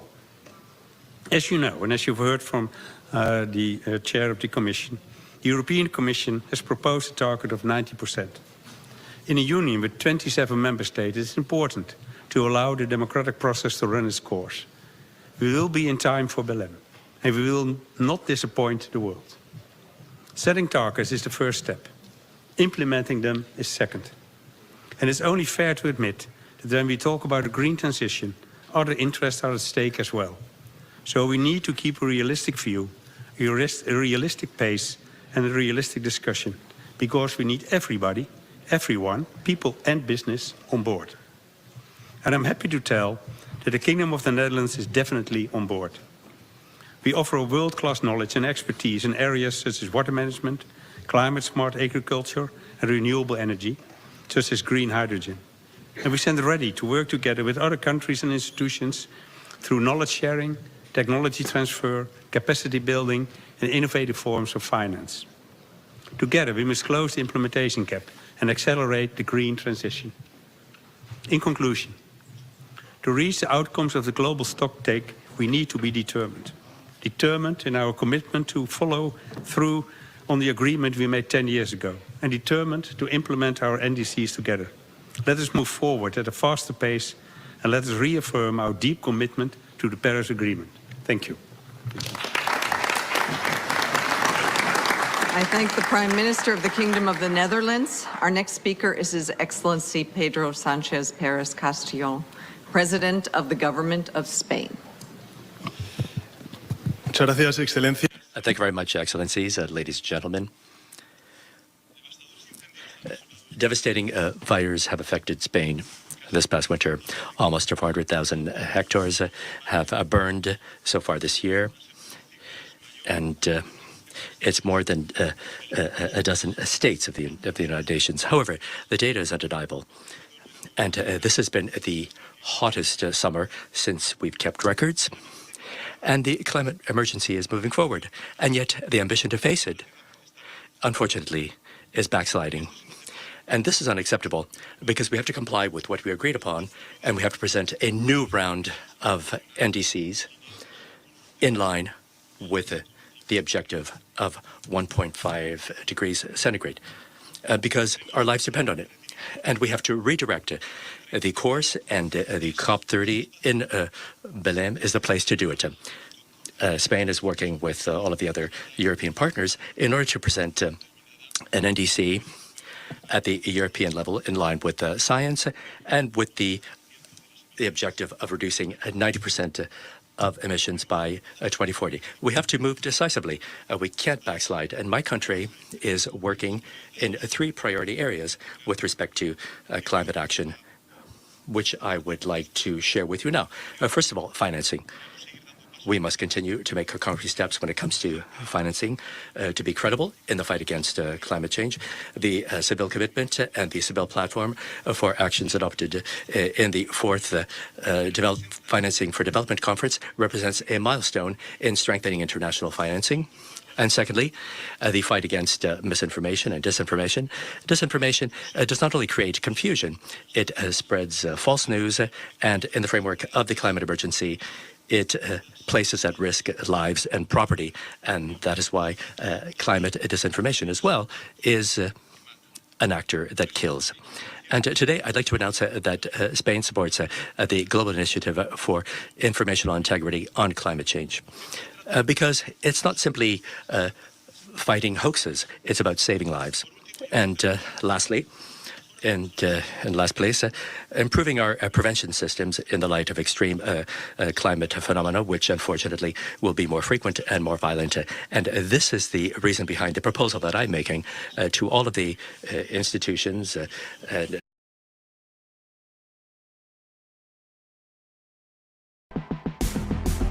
in the light of climate change, because the threat that we are facing doesn't recognize ideologies, nor does it stop at borders. And that is why fighting the climate emergency is not an abstract idea. Unfortunately, our citizens, all of us, we must every day face this climate change that is advancing. It's a matter of protecting our houses, our jobs. It's protecting our way of life. Climate change not only kills, it also impoverishes our societies. And if some, for ideological reasons that have nothing to do with science, if they don't feel affected by this, well, at least they should motivate themselves for other people. Thank you. I thank the President of Spain for his statement. Our next speaker is His Excellency Luis Alberto Arce Catacora, Constitutional President of the Plurinational State of Bolivia. All right, as you see, they're listening in to different leaders as they're discussing the very latest with the climate summit that's being held right now on the sidelines of the UN General Assembly. Of course, we've been dipping in and watching these other events that are associated with the UN General Assembly that have been held for the last couple of days there in New York. I want to show you this live vantage point that we do have there of the Big Apple. Of course, we'll continue to keep you updated, but we do have to take this time to slide away for our first 2-minute commercial break of the hour. On the other side, much more on today's top stories after this. An emblematic symbol of the Amazon, convinced that multilateralism is the only path to overcome the climate emergency, and that in this COP, the leadership of Brazil will protect the interests of developing countries. Thank you very much. I thank the Constitutional President of Bolivia. Our next speaker is His Excellent Jeremiah Manela, Prime Minister of the Solomon Islands.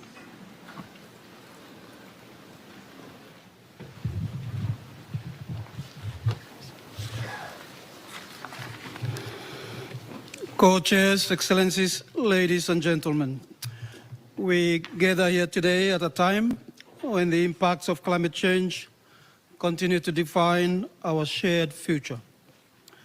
Solomon Islands is positioned in a location where the impact of climate change is 3 times the global average.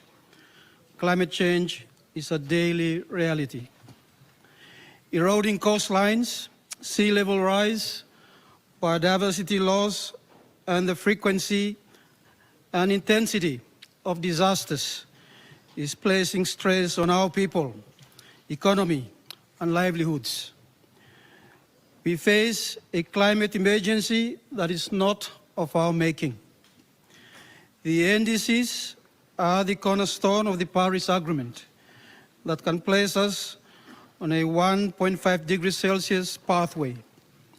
We are here today to renew our commitment to our people with ambitious climate action.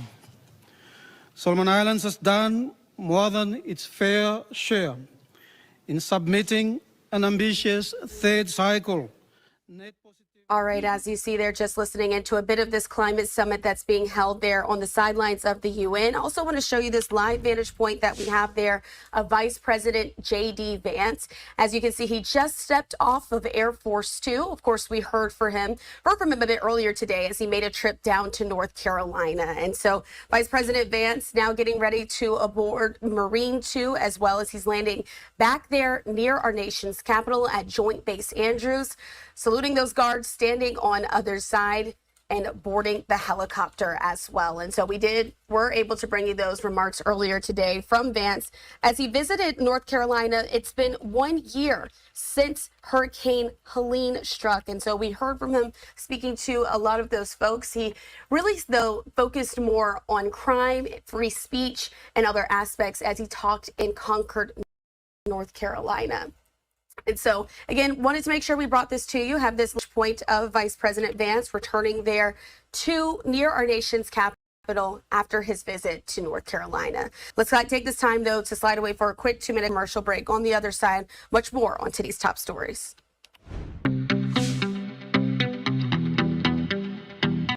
Held hours later, Dallas Police Chief Daniel Como said 911 calls began coming in around 6:40 a.m. A shooter armed with a rifle opened fire from the roof of a nearby office building into an ICE detention van. Chief Como said the shooter died from a self-inflicted gunshot wound. From above, you could see investigators gathering evidence from the scene, including what is believed to be the suspect's car.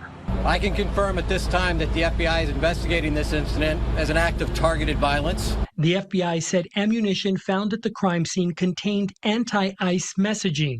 FBI Director Kash Patel released this photo on social media, which showed a rifle bullet with the words anti-ICE written on it. This is just the most recent example of this type of attack. Dallas FBI Special Agent in Charge Joe Rothrock is referring to a July 4th attack at the Prairieland Detention Center in Alvarado, southwest of Dallas, that injured a police officer who was shot in the neck. Attackers dressed in black military-style clothing opened fire outside, federal prosecutors said. More than a dozen people have been charged in connection with the attack. This is the second time I've had to stand in front of you and talk about a shooter at one of my facilities. And I think that the takeaway from all of this is that the rhetoric has to stop.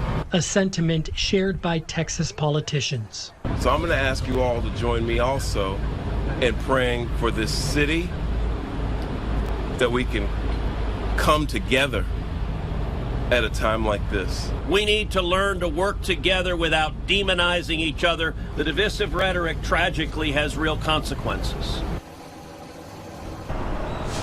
And the ICE facility that we're talking about is that brick building you see in the distance there just beyond the tree. And closer to us in this gated parking lot behind me is where investigators right now are going through the suspect's vehicle. At this point, the Department of Homeland Security has gone back and forth on the number of detainees they say died as a result of this shooting. Right now, we're hearing that they have backtracked and said one detainee has died, others have been injured, and then also, of course, we know that the gunman died from a self-inflicted gunshot wound. And Back so still a lot to learn there, and we appreciate there at Fox 4 in Dallas, Alex Boyer, for giving us the very latest as always. And so I want to put this up on the screen as well there from some of our partners there at Fox 4. Stephen Dials saying just in, the suspected shooter in the deadly Dallas ICE facility shooting has been identified. That is his picture right there on that tweet. Officials say that he died from that self-inflicted gunshot wound early Wednesday morning after he shot at least 3 detainees. And so I wanted to take the picture full as well on your screen there so you can get a better vantage point. And as we were just learning there from Alex, talking about the investigation that is still ongoing there at other area homes, we do know that records do show that his parents live in the Collin County city of Fairview. And some of our partners there at Fox 4 were able to capture some video a bit earlier today showing the FBI going through that property as well. And as we continue to talk a little bit more about what we've learned as well from the shooter's background, we do know that the shooter does have an arrest record as well. He was arrested in Collin County for just marijuana possession, nothing violent though at this time. And so I want to put up this as well. We have there from the governor of Texas, Greg Abbott, saying Texas fully supports ICE 100%. Both the Texas Department of Public Safety and Texas National Guard work closely with ICE. This assassination will not slow our arrest, detention, and deportation of illegal immigrants. We will work with both the Dallas police. AI is transforming customer service. It's obvious we know that. The leader in that category is our product, Fin. For work to offer ICE additional support to assist in their operations. And so we'll continue to keep you updated here with the very latest as well on Live Now from Fox. Want to put this up as well on your screen. We've been listening to and watching their coverage. Our partners there at Fox 4 were able to talk to a neighbor outside of the home. Let's listen in. Home's still there. Look at me. Ignore that camera. And spell your first last name. Jim Johnson. Traditional T-I-M-J-O-H-N-S-O-N? Okay. You've been living here for 30 years? Approximately 30 years. And tell me, you didn't really know a whole lot about this family, right? No, they pretty much kept to themselves the whole time. How unusual is that, considering you were saying you know most people on this street? Yeah, I mean, most people have lived on here for a very long time, and we all know each other. We all kind of keep to ourselves, but, you know, over the years, you just know your neighbors, but that's the only neighbors that I really had no contact with. What was your reaction when you heard about what happened this morning? Just astonished, you know. You never think something like that could happen that close to you. So just astonished that it happened. Walk me through when you realized that FBI agents were here, because I'm guessing did you see the news this morning and then say like, oh, that's crazy, and then you found out later that it was someone maybe connected to your neighborhood? Yeah, obviously, you know, I saw the reports this morning of the shooting down in Dallas, and you think just how crazy that is and how close it is to home now, you know, even though it's down in Dallas from where we're at up here north. And then I don't think anything about it, and I went out to check the mail, and I saw Fairview Police here and a few other cars, and I, you know, started wondering what was on, and then my neighbor across the street from me had texted me and told me what was going on, and it was just, you know, you're kind of shocked and amazed that it could happen that close to you. Yeah. Have you ever seen the suspected shooter? I can't remember if you said if you've seen him walking around before? Yeah, occasionally you'd see them walking up and down the street, but not very often. Gotcha. Okay. Anything else you want to just kind of taking away from this as you've watched FBI going in and out of this house and you watch Fairview Police? I mean, what do you make of all this? It's the biggest event we've had on here, but it's an unfortunate event. All right. I'm trying to think if there's anything else I got for you. Did you know, did they have any other like young people in here or just older people? I know you didn't know them well, but... No, and I was talking to my neighbor that, you know, first told me what had taken place. And he was just like me, really no contact with them and not familiar with their situation at all. Okay. Anything else you want to add? No, thanks. Appreciate you taking the time. Yeah, thanks for... Do you have any kids at the house? Family? Are they all grown up? There's no doubt. All right, so we did want to play that out for you. Just some new vantage points as well, as we were just hearing there from Fox 4 in Dallas. We do know that police are now investigating a few residences that are currently tied to that shooting suspect.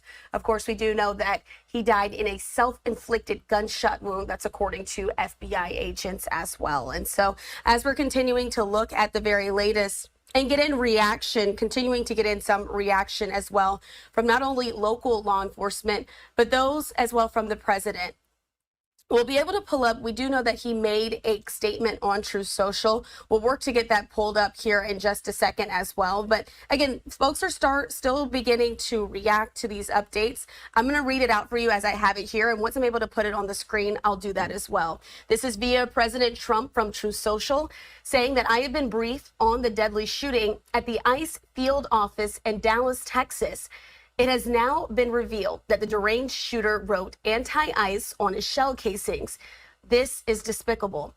The brave men and women of ICE are just trying to do their jobs and remove the, quote, worst of the worst criminals out of our country, but they are facing an unprecedented increase in threats, violence, and attacks by deranged radical leftists. This violence is the result of the radical left Democrats constantly demonizing law enforcement, calling for ICE to be demolished, and comparing ICE officers to, quote, Nazis. The continuing violence from the radical left terrorists in the aftermath of Charlie Kirk's assassination must be stopped. ICE officers and other brave members of law enforcement are under grave threat. We have already declared Antifa a terrorist organization as well. And so I do have that so I can put it up on your screen. Going to do that now. Again, this is the latest post that we have there from President Trump reacting to this shooting that happened a bit earlier today at that ICE facility. But he went on to say that we have already declared Antifa a terrorist organization, and I will be signing an executive order this week to dismantle these domestic terrorism networks. I am calling on all Democrats to stop this rhetoric against ICE and America's law enforcement right now. The Trump administration is fully committed to backing law enforcement, strong borders, securing our homeland, deporting violent illegal criminals, and fully rooting out the left-wing domestic terrorism that is terrorizing our country. Thank you for your attention to this matter. But again, that's the latest statement that we have there from President Trump reacting to the information that we have there out of Dallas. And so in the meantime, if you're just now joining us here on Live Now from Fox, we are going to play out the latest update that we got from some of those officials as they walked us through what they knew early on in this investigation. Let's listen in here on Live Now. All right. Let me start off by saying that I'm a person who believes very, very strongly in the power of prayer, and that prayer changes things. And so I'm going to ask everyone, please join me in praying for the families of the folks who lost their lives today. Pray for the speedy recovery for those who are hurt and were injured in what happened today. But maybe even more to the point, we're a country and a city that needs prayer. So I'm going to ask you all to join me also in praying for this city, that we can come together at a time like this, and that we can be there for one another the way we always have in times like this, to support one another, help us all get through this very difficult time, not just in our city, but in our country. And that's why I'd ask you to pray for our nation. There's a lot going on right now in our country. A lot of it's confusing. It's a scary time. I've got children. I've got 3 young children. And I'm here to tell you that it is challenging to explain to them what's going on in our country right now. But I said before, and I'll say it again, I believe in the power of prayer to change things. And it can change the hearts of people. It can change this country. It can change this city. So please pray for everyone who's affected by today's tragedy.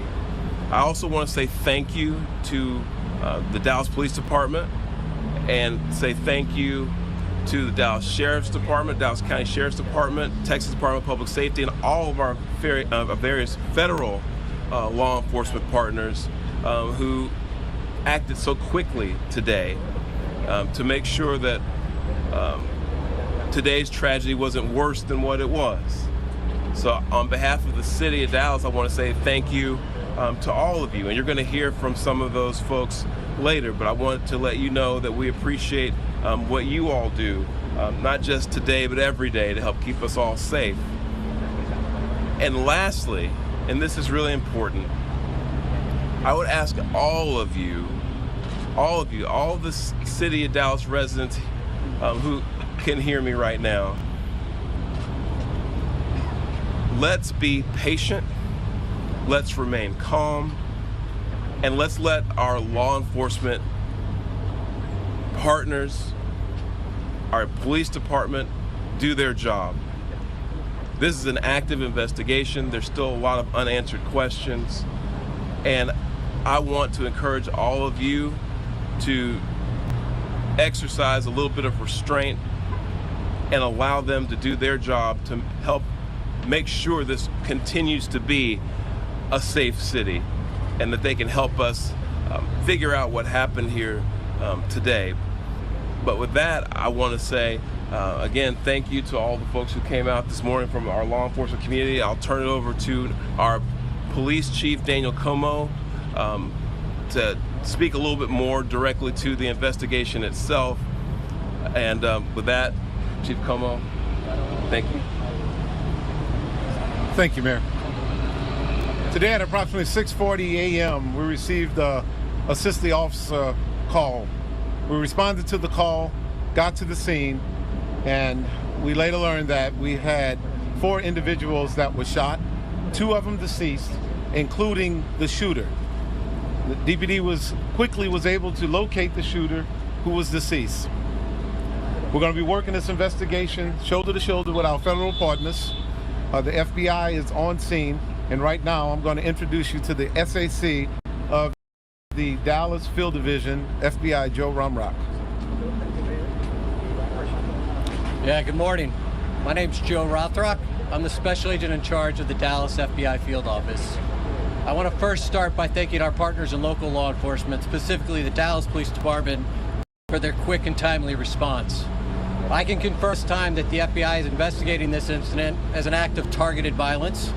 It is unfortunately just the most recent example we've seen of targeted violence, to include here in North Texas, where back on July 4th, we saw a coordinated attack carried out against an immigration detention center in Alvarado, Texas. What I can also share with you is that early evidence that we've seen from rounds that were found near the suspected shooter contain messages that are anti-ICE in nature. Again, this is just the most recent example of this type of attack. This will be a whole of government response. There will be no resource not utilized to bring all those individuals who How are we able to offer the Percy dining set for just $2.95? At Living Spaces, we design furniture with affordable materials. While we're not releasing identities of any victims at this time, what I can confirm for you is no members of law enforcement were hurt during this attack. If any member of the public has information that would help the FBI's investigation, I would ask that you please report that to 1-800-CALL-FBI. Again, any piece of information will be helpful, but this will be an ongoing investigation between us, a number of federal partners, and our local partners, again, to ensure that anyone responsible is held accountable. With that, I will turn it over to my counterpart from the ICE Enforcement and Removal Office. Good morning. My name is Joshua Johnson. I'm the acting field office director for ICE Dallas. I'll be brief with my comments, but I do want to start off by saying thank you to the Dallas Police Department, Dallas FBI, HSI, CBP, ATF, and virtually every law enforcement officer in North Texas for your support. This is the second time I've had to stand in front of you and talk about a shooter at one of my facilities, and I think that the takeaway from all of this is that the rhetoric has to stop. There are people out there who are seeing what is being placed online, and they're coming and they're doing acts of violence against ICE employees. So that's kind of all I have for today, is that it's just got to stop. It's dangerous, and people are losing their lives. Thank you. Thank you all so much for coming. We really appreciate it. Again, thank you all so much. As it was said here today, if you do have any information, reach out to 1-800-CALL-FBI. Thank you. Senator Cruz, thank you. This needs to stop. Violence is wrong. Politically motivated violence is wrong. It was 2 weeks ago today that we saw a political assassination in Utah that tore the heart out of much of this country. This is the third shooting in Texas directed at ICE or CBP. This must stop. To every politician who is using rhetoric demonizing ICE and demonizing CBP, stop. To every politician demanding that ICE agents be doxxed and calling for people to go after their families, stop. This has very real consequences. Look, in America, we disagree. That's fine. That's the democratic process. But your political opponents are not Nazis. We need to learn to work together without demonizing each other, without attacking each other. And I want to say thank you. I want to say thank you to the brave men and women of law enforcement. I want to say thank you to the brave men and women of ICE and CBP and everyone who puts their lives on the line to keep us safe. The divisive rhetoric tragically has real consequences. I hope that every one of us will pray, number one, for the safety of law enforcement that are risking their lives to keep us safe. Number two, for the health of those who were shot and injured today. We still don't know the full details of who was injured, but for the families also of the victims of this shooting. Violence has no place. It is wrong. And we should come together. If we want to have a debate about immigration policies, we can do so in the halls of Congress without demonizing each other, and especially without demonizing the men and women who every day put on a badge and go risk their lives to keep us safe. And we should not be putting language out there that inspires madmen to commit evil crimes. Our prayers are with the men and women of law enforcement, and we ought to come together and have some decency across the political aisle to say this violence is wrong and it needs to stop. Senator, have you been told that immigrant detainees were the victims of today's shooting? My understanding is the details of who the victims are still being ascertained, so I don't want to go ahead of law enforcement releasing these details. What they have said is that no law enforcement was injured, and so that's a natural inference, but I don't know the details. Special Agent, can you talk a little bit about some of the evidence you mentioned earlier? Just for clarity, I think there's going to be a lot of questions. Our understanding is that some of the shell casings had specific writing that was relevant to the voting. Can you give us more information? So I'm not going to go into any more details at this time. We will come back to you when we have more details to share. Again, our goal here will be transparency as those details become available, but we are still in the early stages of an investigation. Information is still coming in. When we have more details, we will come back to this group.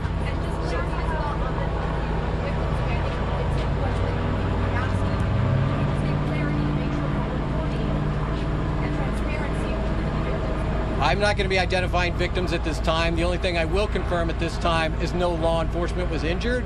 Certainly you can respect law enforcement's need to make notifications. Why are we not saying that they were the detainees that were shot? At this point in time, we're not going to take any additional questions from law enforcement. Again, I'd ask for you to respect the fact that this is an ongoing investigation, and as more details come available... We're not asking for the names of the victims. I understand. In general sense, if the victims are the detainees... The only thing I can say right now is no law enforcement was injured this morning as part of the attack. I won't be taking any more questions, neither will law enforcement this time. We'll come back to you later today or in the coming days when we have additional information. Thank you for your time. Thank you a lot. All right, as you see there, hearing that update from a bit earlier today, as they were really talking about the very preliminary information that they had as it pertains to the shooting that happened at this ICE facility in Dallas, Texas. But again, the biggest news that we've learned so far in the last couple of hours is that that shooter has since been identified as 29-year-old Joshua John. So we wanted to make sure that we brought you that update here on Live Now from Fox. We're going to take this time to slide away for a quick 2-minute commercial break. On the other side, diving a bit more into this story, still getting some of that reaction from our nation's leaders. Stay with us. To degrade the most prized and basic values of our nation that it was founded upon and must be denounced at every turn. I urge all Americans to unite and stand for the common values that make us the greatest nation in the history of the world. And so those are the words there as well that we have from Governor Greg Abbott, the governor of Texas, speaking out as we're still learning new details at this in the aftermath of this shooting that happened at this ICE detention facility earlier today. We're going to slide away for our final 2-minute commercial break of the hour. More coverage on the other side. Got there, they found 4 people shot, including the shooter. The other 3 people shot were ICE detainees. 1 is confirmed dead. 2 others are critically injured. Earlier, authorities said 2 detainees were killed, but they have since revised that downward. Police say 29-year-old Joshua Yan opened fire, striking an unmarked van at the Immigration Detention Center. Here's the only photo that we have right now of that suspected shooter. This is a mugshot from 2015 for an unrelated arrest. This arrest was for possession of marijuana out of Collin County. Police say he killed himself before officers arrived today as he was perched on a roof of a nearby building. The director of the FBI has shared this picture of evidence found at the scene of ammunition with anti-ICE messaging. And starting this afternoon, we saw police and FBI carrying out searches at 2 homes possibly connected to the shooter.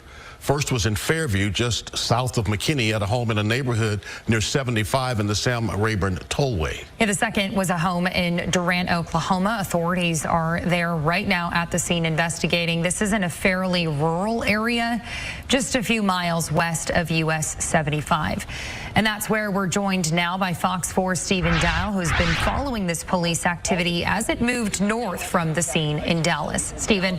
Suspect, 29-year-old. Hannah, we've been in Durant, Oklahoma for multiple hours, but we've just started seeing recent activity in the last 30 minutes. I'm going to step out of the shot so you can see what's happening. Before you see the B-roll that we shot moments ago, you see a Bryan County Sheriff's deputy driving down this road. Behind it is a home connected to the suspected gunman in the Dallas ICE shooting. Now I want you to look at video that we shot less than 30 minutes ago. In that video, you see an armored vehicle coming in with a battering ram and other multiple federal law enforcement agencies. At least the ATF and FBI are here on the scene. Moments after they entered the property, we heard a loud bang. Could have been them breaching a door, could have been a flashbang. I don't know because it's so far away from this property. But more activity in the last 30 minutes here in Durant, Oklahoma. Now, earlier today, we were in Fairview, Texas. That's outside of McKinney. There is another property associated with the alleged gunman in this Dallas ICE shooting. There, we actually were on scene when we saw what appeared to be family members arriving, and later the FBI and federal agents showed up at that location. Now, it's a quiet neighborhood, of course, like you typically hear with these types of stories. We talked to a neighbor. Take a listen. And I went out to check the mail, and I saw Fairview police here and a few other cars, and I, started wondering what was on. And then my neighbor across the street from me had texted me and told me what was going on. And it's just, you're kind of shocked and amazed that it could happen that close to you. So here back in Durant, Oklahoma, we are, finally seeing kind of activity here. We don't know, what they may be finding inside. Again, Sky 4 flew high above earlier before federal officials arrived, but now later we can only see what this entrance to this long road is to that property. It's a property and then a shed type property also on the property that, documentation traced us back to connecting it to the alleged gunman. Again, we are waiting for more details, and so we're going to send it back to you guys for now, and hopefully we'll have an update soon. All right, we'll check back in soon. Stephen Dow, thank you for the update. Well, again, this all started just after 6:30 this morning at that ICE detention facility in Dallas off Stemmons Freeway, right near Empire Central Drive. The moments during and immediately after the shooting were frightening for anyone who heard gunfire. Fox 4's Peyton Yeager joins us near the scene now. And earlier today, we spoke with somebody who was on the phone with a family member as soon as those shots were fired. Peyton. Hi, Hannah. Yes, we will get to that in just a few moments, but this is about as close as we can get to the ICE facility here off of Stemmons Freeway. We were pushed back all day by Dallas police, but they have been relieved. And behind me, I'm going to have my photographer push in.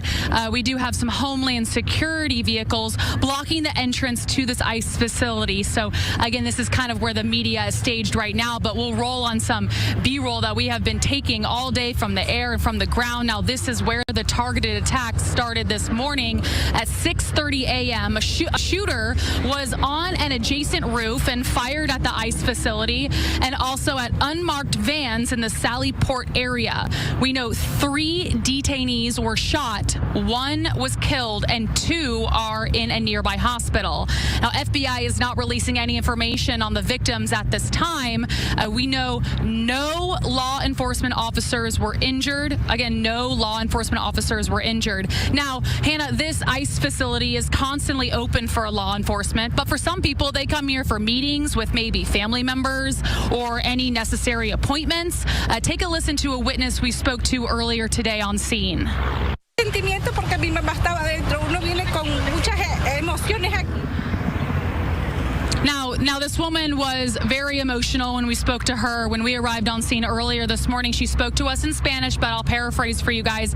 She showed us pictures of that back area where these detainees enter and exit with law enforcement. That back area, we know, is where the shooting took place. Now, this woman, she was here for a meeting with a family member. She got here bright and early and was in a parking lot nearby when all of a sudden, she says she heard gunfire. It sounded loud. It sounded close, according to this woman, and she tells us she heard more than a dozen shots. She says that's when law enforcement and workers here at the facility told her to remain calm and take shelter, and that's when SWAT entered the building. I also spoke to another man. You know, some of these people got pushed back to a nearby Burger King, got pushed back to a nearby Exxon Mobil, where there's a gas station nearby. A man was also here for a meeting, and he was here with his wife and also their child. So we know there was a child who was on the property here at the ICE facility. Again, you know, not involved, but they were here for a meeting. This facility does open bright and early. So again, we know some people were waiting for a meeting or waiting for it to open when that suspect, that shooter, started opening fire from a nearby roof. That's the latest here from outside the ICE facility along Stemmons Freeway. Hannah, back to you guys.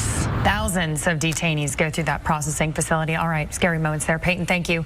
Well, the deputy director for ICE appeared on Fox News this afternoon saying the shooter fired indiscriminately into that facility. This picture shows the inside of the building. You can see a bullet hole in that framed American flag there, 2 bullet holes. Here's more from that interview. But what we do know so far is that this shooter was firing indiscriminately throughout the whole building. And so this shooter was at a building nearby and shooting directly into the building, going across the entire length of the building, and then including into the Sallyport, which is then where we're seeing a lot of the focus of the investigation in that Sallyport area. But you saw the photos of the American flag and saw that this punctured into the facility. This could have put law enforcement officers in a very dangerous situation, and we're already dealing with casualties of the illegal aliens. That is a tragedy in itself, and we're praying for them and their families and the law enforcement officers that responded to the scene. So just to be clear again, it was believed early on in the investigation that the Sallyport was specifically targeted, but you're saying that's not the case? The entire building was this assailant's target? We found bullets throughout the entire building that had punctured into the facility. And I think that's an interesting take there, Sean, because in that news briefing this morning with federal authorities, they said without question this was a targeted attack. So to hear that the shooter was firing indiscriminately, it almost seemed as if it didn't matter to the suspected shooter who they were hitting. Well, and beyond that, this goes to the targeted attack, right? Because the entire building was shot up, as we now know, and we see evidence of that. So this goes to a targeted attack against that facility and people, period. Now, here's one of the things we don't know. Were those detainees in handcuffs? Or whether they have chains around their waist. We don't know that. If so, they may not have been able to duck, hit the ground as quickly when those shots began to be fired, if they were being moved out at that time. All of that will be part of the investigation that follows, including the messaging on those bullets that we saw, anti-ICE, which is interesting. You would think that I would scribble something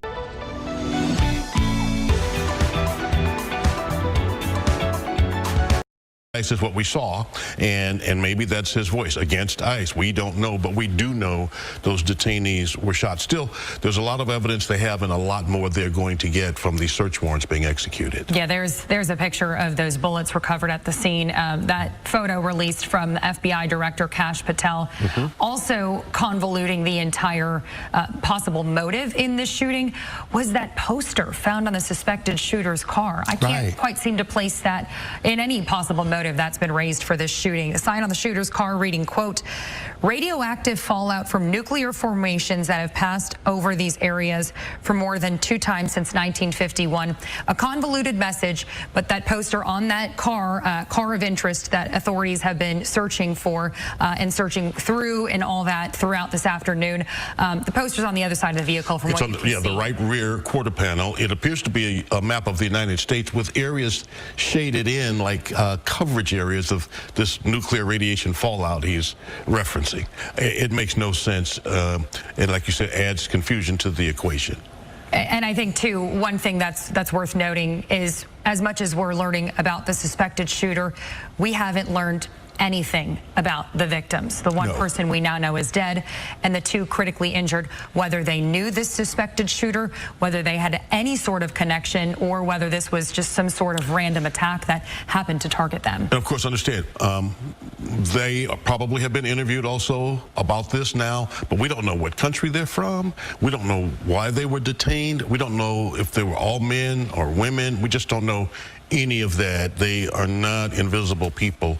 They are humans who are suffering at this moment, and their family members. Absolutely. And there will be continuing coverage from the Dallas ICE facility shooting, as well as all the updates on air and online at fox4news.com. We will continue our coverage after the break.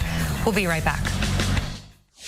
All right, our thanks to our partners there at Fox 4 in Dallas. As you heard them, they're speaking about their coverage that they've been having ongoing throughout the rest of the day, really doing an incredible job throughout the last few hours as these details are still being breadcrumbed out to us here in the media to learn a bit more about really what happened there at this ICE facility shooting. But again, just to recap here, we do know that that shooter has since been identified in the last few hours as 29-year-old Joshua Yan, putting his photo up on the screen as well. And so ultimately what we do know from them, this is a 29-year-old man with ties to North Texas and Oklahoma, and has since been identified as that suspect in this shooting. And it was, according to those Fox News and Fox 4 suspects, this was the one person who was a sniper, that they say, on top of another facility, shooting down into the ICE facility, quote, indiscriminately. That's what we heard there from some of those officials there as well. And so we'll continue to keep you updated as, again, records there show that his parents live in Collin County, city of Fairview, which is outside of the city of Dallas. If any more details come into our newsroom, though, we'll bring it to you here on Live Now from Fox. We are going to take this time, though, to step away for our first 2-minute commercial break of this hour's. More details, breaking news, and top stories after this. Stay with us. Entrepreneurship, they see democracy deliver, and they see a better path for themselves and their children. That's why I'm so excited by the work of commitment maker Yosel and what they're doing in Liberia. They're doubling the reach of their social entrepreneurship school, training young people and women to start businesses, create jobs, and build better futures. By replacing despair with opportunity, they're proving that economic empowerment is one of the strongest defenses of democracy.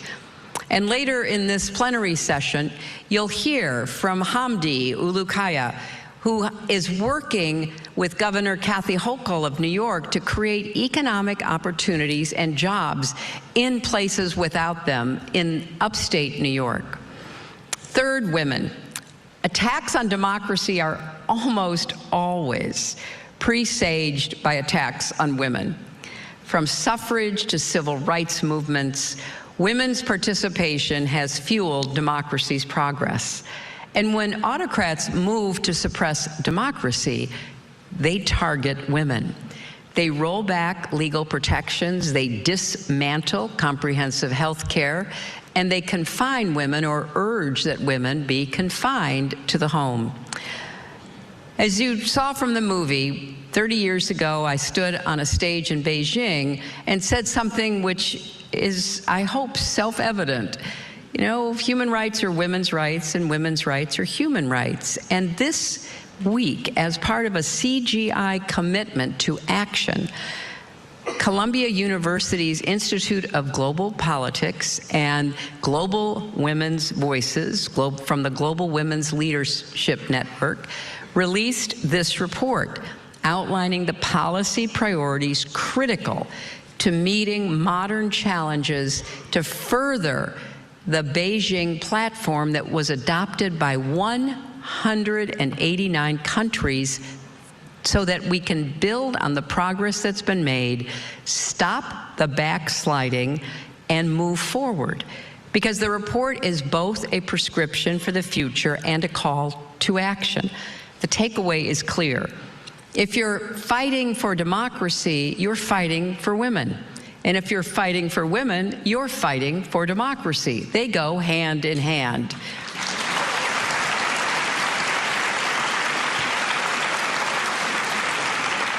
At CGI, we have a working group on democracy and human rights, and that work matters across our commitments in every area.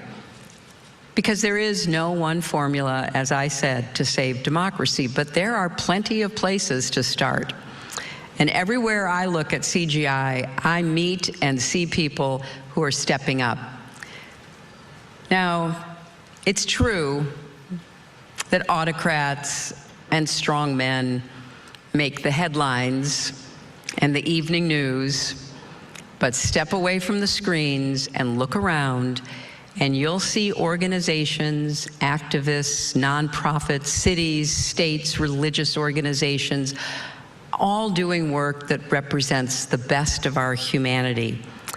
I really believe that any problem we face, there's somebody somewhere who is working to solve it. You know, my husband likes to say there's nothing wrong with America that can't be cured by what's right with America. I think that's true about our whole world. And here at CGI, we know that what's wrong with the world can't be just ignored if we expect to make progress anywhere else. We have to look at ways to bring people together around tables like those here at CGI to roll. Every Al has something to protect. I don't think I'm doing this right. Al Chun. Conference, it's always been a catalyst for change. And it's easy to forget, 2 decades on, how kind of radical this idea was. How anybody could come up with an idea for a conference where you just didn't come, meet people, listen to speakers, and go home, but you came because you were willing to make a commitment. It's been transformative for philanthropy, for families, for communities. And I think today CGI is a model of what we should be doing with collective action as well as collective commitment. And so when you think about why you're here, I hope you keep that in mind for the weeks and months ahead. Because even in these challenging times, I believe there are more people who want to build a just and prosperous future than there are people who want to tear it down. Yet we need all of us to stand together, shoulder to shoulder, with people who are doing the hard work literally around the world, who are ensuring that people in war zones and conflicts, people fleeing from the effects of climate change, people living under tyranny are having some linkage to what is possible for the future. I think that those of us who try to build platforms for change, communities of doers, it's our job to carry that energy and that commitment back into the world. You know, I really do believe it takes a village to raise a child. Well, I think it takes a great big village to save democracy. We are that village, so we have to step up every day, and we have to look for ways to take this spirit of CGI back out into the communities we come from. Now, there's somebody here today who has been making a real difference for people for a very long time, who has used her platform, who has used her voice, who has exercised the responsibility of making change everywhere she's been. She has fought for democracy, she has fought for freedom, she's been a long-time friend and partner. And as the first woman elected president of any nation in Africa, she helped to steer her country through the aftermath of a terrible conflict. It's really important to me that her words, her example, her continuing work be understood in the context of the courage that it took her to do it. This is not a time for those who are weak of heart to take on what we're up against. We need champions, we need warriors, we need women like this woman I'm about to introduce. With her is her granddaughter, Janelle, who's helping to carry on her legacy into the next generation. Please join me in welcoming President Ellen Johnson Sirleaf and Janelle Sirleaf.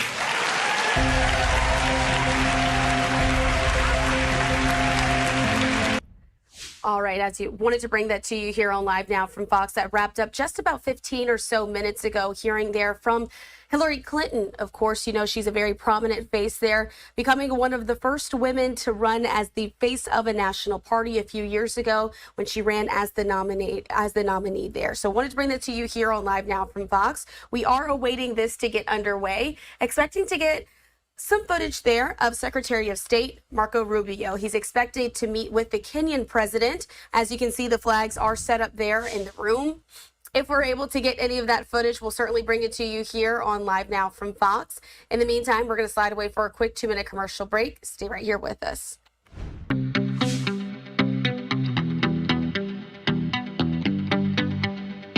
Responsible approach from all international institutions, the private sector, and also the governments. My country wants to contribute and to steer the debates and find solutions by hosting all the actors at the Summit on Education and AI in Bratislava, in our capital, in November this year. Finally, at the UN's 80, I want to return to the matter of how to make it fit for the next decades. To be diplomatic yet frank, in recent years, it has not always been in the best condition to meet its tasks. Its credibility has been reducing. Yet it would be unfair and incorrect to say it is irrelevant or incapable. Over the past 8 decades, the UN has provided us a space to speak on equal footing and to be listened to. Enemies can meet here, eye to eye. It has succeeded in a wide range of areas. There have been groundbreaking agreements in many fields, including human rights, disarmament, climate, and health. G7, G20, BRICS, and other regional organizations with their own goals will never be able to fully substitute UN. However, the UN's health cannot be a justification for disengagement. On the contrary, the situation calls upon us for reinvestment in its strength. It lies in our hands, member states, more than in the executive powers of the Secretary General. UN reforms is desirable, and in light In the land of code, magical helpers were corrupted by their own chaotic libraries, birthing a monster called context. Security Council is long overdue with representation of nations that better reflects the reality of the changed world. Slovakia welcomes the UN 80 initiative. It will be a difficult task, but we have a common goal. The UN must emerge from this as efficient and capable of having impact where it matters most, in the field. Ladies and gentlemen, we have been called upon by our citizens to fulfill our duties in very difficult times. We can no longer sweep issues under the rug or pass the buck. We must respond. Our steps will be measured and we will be judged against it. Slovakia is ready to do its share, also as a candidate for non-permanent seat in the Security Council. Slovakia, a peaceful nation in Central Europe with multilateralism deeply in its DNA, we will always support international cooperation, a world based on rules with a strong UN in its heart. No child should be punished for being born in the wrong part of the world. Each child has the right to live in peace. Each child has the right for a decent life. It is our duty to make this real. Slovakia will do its part together with the nations that believe in peace and cooperation. We give this promise to the United Nations and we give this promise to the future generations. Thank you very much. On behalf of the General Assembly, I would like to thank the President of the Slovak Republic.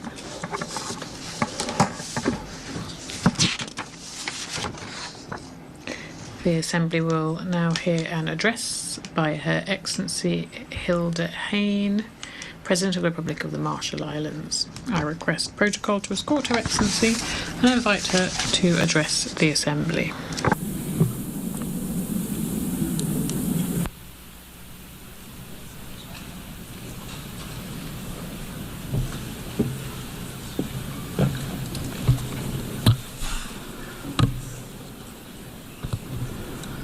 Madam President, Mr. Secretary General, Excellencies, the Republic of the Marshall Islands has a unique legacy with the United Nations, which reaches back to the creation of this organization 80 years ago.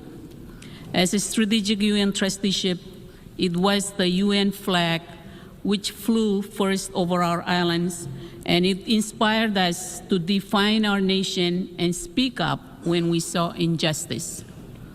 The UN was founded on a commitment to never again tolerate aggression, to avoid the very kind of geopolitical tension or even future open conflict between superpowers now openly foretold today in my own Pacific Islands region and far beyond. At a time when international cooperation is in dire need, the very foundations of global order are now more uncertain than ever. My low-lying atoll nation bears witness to the sharpest edge of climate change, which the Pacific Islands Forum leaders have consistently defined as the region's #1 security threat. The scale of impact and the future of our youngest generations depends on whether global powers are working together. If I could find a louder alarm for the Pacific Islands than my words today, I would sound it. There is still time for action, but only urgent action at scale can reduce vulnerability across all key sectors and to strengthen the free and democratic nations which define our island region. We need the world to better understand that our security is linked to our fragility, cutting across key indicators. We worry our institutions will not easily withstand future threats, whether if by rising seas or geopolitical competition. Madam President, during our decades as a UN strategic trusteeship administered by the United States, the UN Trusteeship Council remain an early and important platform for our voices and to tell the world where right lay from wrong. But it fell short of its mandate. Today, our nation bears the legacy of 67 atmospheric nuclear tests between 1946 and 1958, which posed profound contemporary challenges. And while we acknowledge important actions by the former administering authority, the U.S., significant disagreements remains, including ultimate responsibility for what remains today. Our communities seek justice, a clean environment, and safe return to their homes. Our Marshallese pleas to the Trusteeship Council to stop nuclear testing were disregarded with assurances of our well-being, with 2 resolutions assuring our well-being in 1954 and 1956, remain the only instance in which a UN organ has ever so explicitly allowed nuclear detonations. And the eventual result was a legacy burden of nuclear risk and exposure, which has persisted for generations of human rights, environmental, and health challenges, as addressed by UN Human Rights Council Resolution 57/26 and reported on by the UN High Commissioner. All right, as you see, they're listening into this General Assembly session, but this is what we were waiting on to see, this live image there of Secretary of State Marco Rubio as he's meeting with the Kenyan president as well, shaking hands there very quick, as these things normally sometimes go. They'll just shake hands, take a photo op after having that meeting as well. And so already exiting the room there, those photographers running around in tow behind them, but that was it. We just got the photo op of it and they've already dropped the shot. So we did want to bring that to you here on Live Now from Fox. We'll take this time to slide away for a quick 2-minute commercial break. Stay right here with us. So that our people can achieve basic human rights to dignity and health care. Madam President, as a small nation, events half a world away are increasingly relevant upon our own shores. Starting with the 2014 occupation of Crimea, Russian aggression in Ukraine has lacked any basis in international law and has pushed the world.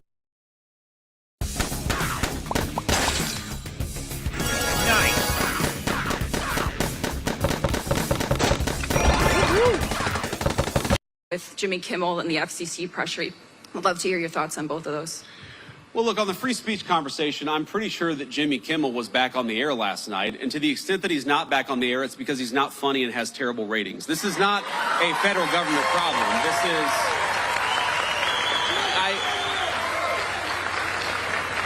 And Kit, I want to answer your question in good faith. What people will say is, well, you know, didn't the FCC commissioner put a tweet out that said something bad?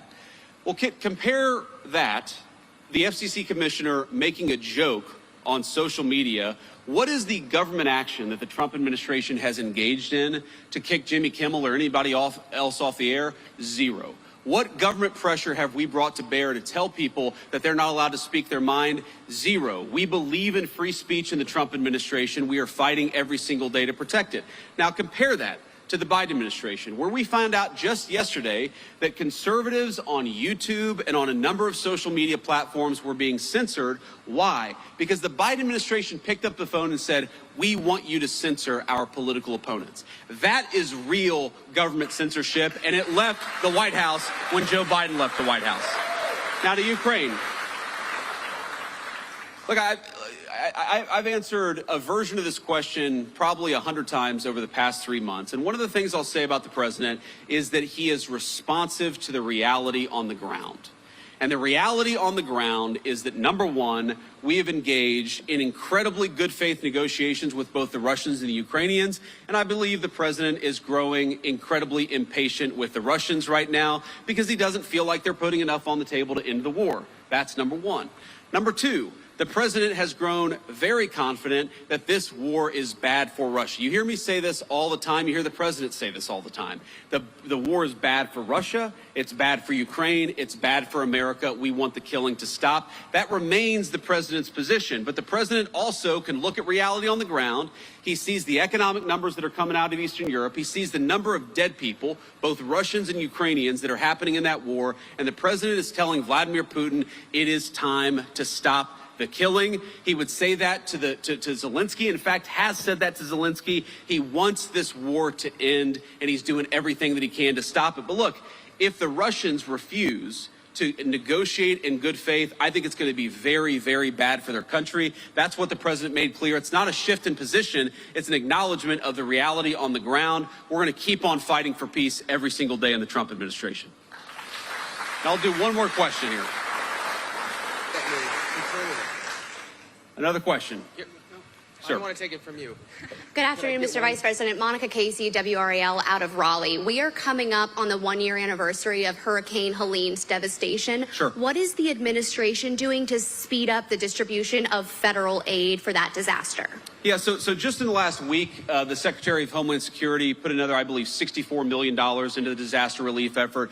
We inherited, I'm going to be honest with you, a FEMA that was mired in bureaucracy and red tape. The president has made very clear from day one, we want to get relief to the people of North Carolina as quickly and as rapidly as humanly possible, and that's what we're trying to do. The second thing I'll say is that I understand the governor had a very good call with the president, I believe on 9/11 actually, about a week and a half ago. It may have been, the day before or the day afterwards. But he had a good conversation with the president about some of the disaster relief needs that are there. We're going to keep on working on this. We're going to keep on working with some of our colleagues and the federal congressional delegation from North Carolina. But let me just say, I visited the devastation myself.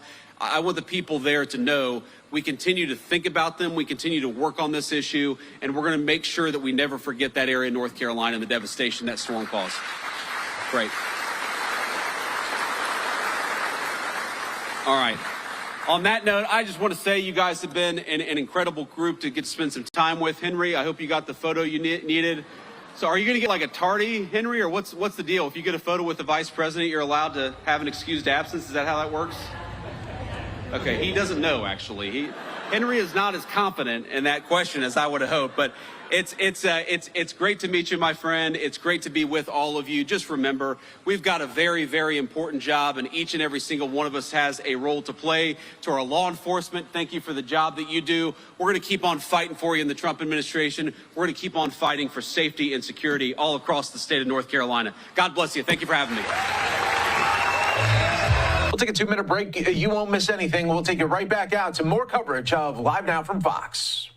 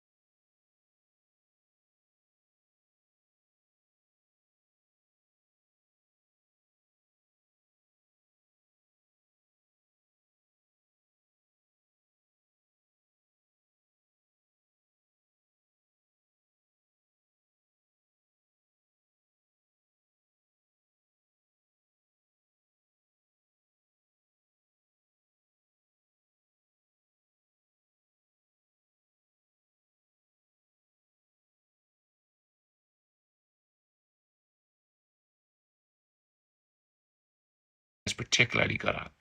We back that all up with the Fin $1 million guarantee. Learn more at fin.ai. By national unilateral policies, which are a source of harmful diplomatic crises. This tendency needs to be rolled back. This is because the global challenges that we face, in particular climate change, pandemics, and food insecurity, require a global response that shows solidarity, coherence, and which is concerted. The Republic of the Congo firmly believes that a stronger and more effective United Nations is the crucial condition for preserving peace and guaranteeing sustainable development. Hence, we call for a reform of its bodies, starting with its Security Council. This so as to make these bodies more representative, more transparent, and closer to the realities of our world. One can see clearly that the Security Council, in its current composition, no longer reflects the geopolitical balance of our world. Thus, the urgent need to reform it, not in theory, but in practice. Africa cannot remain marginalized.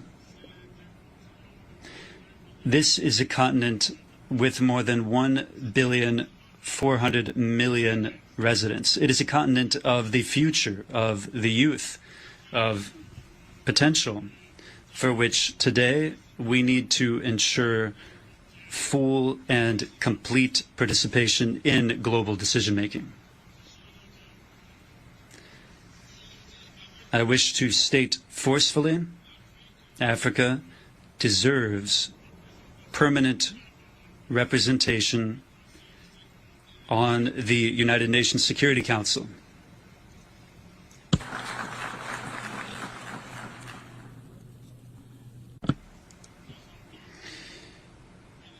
Not as the beneficiary of a favor, but as a legitimate partner. This is the solemn call that the Republic of the Congo wishes to sound from this high rostrum.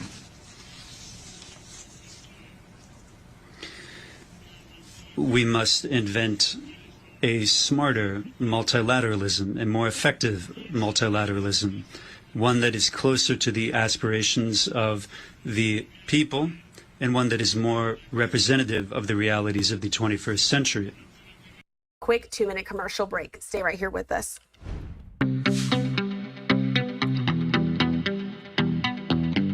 News conference held hours later, Dallas Police Chief Daniel Como said 911 calls began coming in around 6:40 a.m. A shooter armed with a rifle opened fire from the roof of a nearby office building into an ICE detention van. Chief Como said the shooter died from a self-inflicted gunshot wound. From above, you could see investigators gathering evidence from the scene, including what is believed to be the suspect's car. I can confirm at this time that the FBI is investigating this incident as an act of targeted violence. The FBI said ammunition found at the crime scene contained anti-ICE messaging. FBI Director Kash Patel released this photo on social media, which showed a rifle bullet with the words anti-ICE written on it. This is just the most recent example of this type of attack. Dallas FBI Special Agent in Charge Joe Rothrock is referring to a July 4th attack at the Prairie Land Detention Center in Alvarado, southwest of Dallas, that injured a police officer who was shot in the neck. Attackers dressed in black military-style clothing opened fire outside, federal prosecutors said. More than a dozen people have been charged in connection with the attack. The second time I've had to stand in front of you and talk about a shooter at one of my facilities, and I think that the takeaway from all of this is that the rhetoric has to stop. A sentiment shared by Texas politicians. So I'm going to ask you all to join me also in praying for this city, that we can come together at a time like this. We need to learn to work together without demonizing each other. The divisive rhetoric tragically has real consequences. And we do know again that there are some detainees who were injured who have been hospitalized as a result of this shooting. I can tell you that we have been in contact with the Mexican consulate here in Dallas, and a spokesperson confirms for us that one of the detainees who has been critically injured is a Mexican national. They say they have been in contact with his family back home in Mexico. Back to you. Alex, thanks so much for these updates, and we continue to always track the very latest here. Alex Boyer with Fox 4 Dallas, continuing to break down the major story of the day. Thank you, Alex. All right, let's continue with some other live feeds that we are getting in for you. I want to go out right now to Virginia Tech.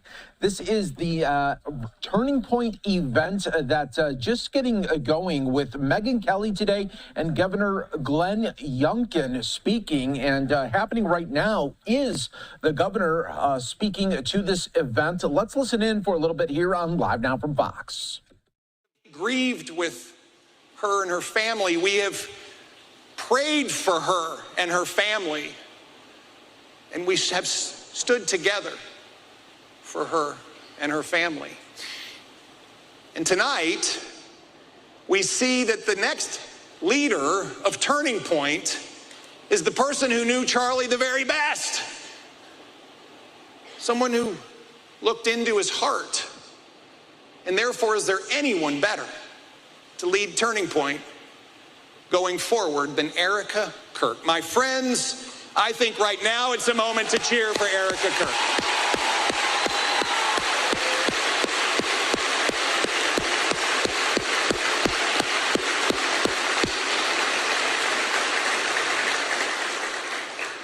But you see, you can't put a light under a dirty old bucket. That's the way we sang that song in church with my kids. You can't put a light under a dirty old bucket. Charlie was a light. He was a light who literally believed in truth. And he shined his light in such an extraordinary way, a way that demonstrated respect, a way that demonstrated the basic, most important command that after love God with all your heart and all your soul and all your being, love one another as he loves us. That was the foundation of Charlie Kirk.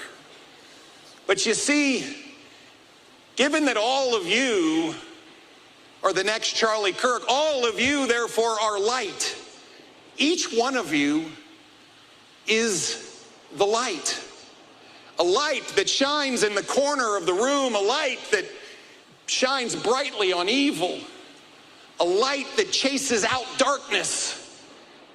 That is each and every one of you.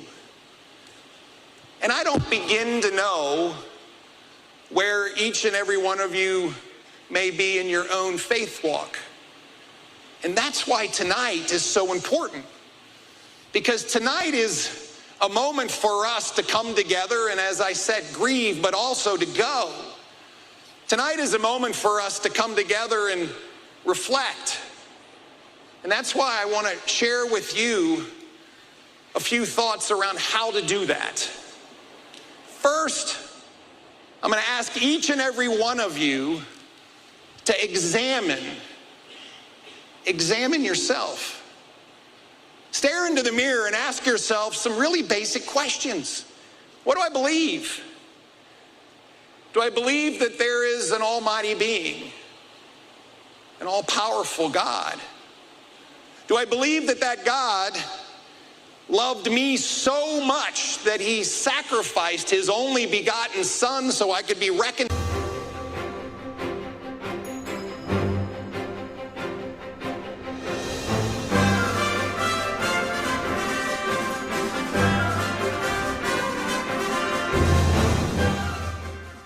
Faith walk is not one of a rocket ship. In fact, when I was sitting where all of you were sitting, I was not faithful. In fact, God fixed that for me. He put in my life one of, I think, the key tenets that Charlie constantly extolled all of you to understand that the most important decision you will make in your life after accepting Christ as your Savior will be deciding who you marry.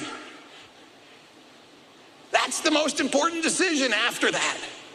And boy, did he change my life, because he put Suzanne in my life, and I love Suzanne, and I wanted to marry Suzanne, and so I asked Suzanne to marry me, and she said yes, but. Now guys, let me just tell you, that is not the answer you want. Yes, but. But she said yes, but. And then she looked at me and grabbed my hands and she said, Jesus is really the center of my life. And therefore, he has to be in the center of our marriage. Promise me you'll do that.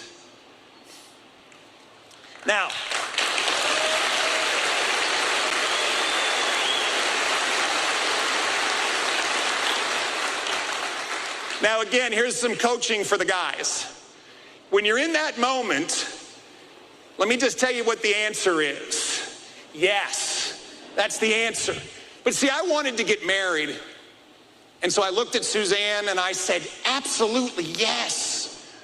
And little did I know that she was going to take me on a journey that would change my life in a way that I could never possibly imagine. Ever, ever. I remember the day when I actually truly accepted Christ. And I was in a new Christians class. Yes, you had to take that in order to join the church that we were joining. And I found myself in a moment where the Spirit descended on me and I could do nothing other than weep. And at that moment, I knew that there was so much more to this. And I was on a journey that I am still on today. A journey that opens up deeper pathways to God's love for us. So when I say examine yourself, look in the mirror, it's not a moment of judgment. It is a moment of opportunity. The second thing that I would challenge us all with is to engage. You see, one of the things that we all loved about Charlie Kirk is he not only spoke truth, but he challenged us. He challenged us to do more than sit on the sidelines. He challenged us to engage in thoughtful dialogue. Of course, recognizing we had to do it with respect, but to fully engage. Don't back down from your beliefs. Be prepared to debate them and discuss them, but engage.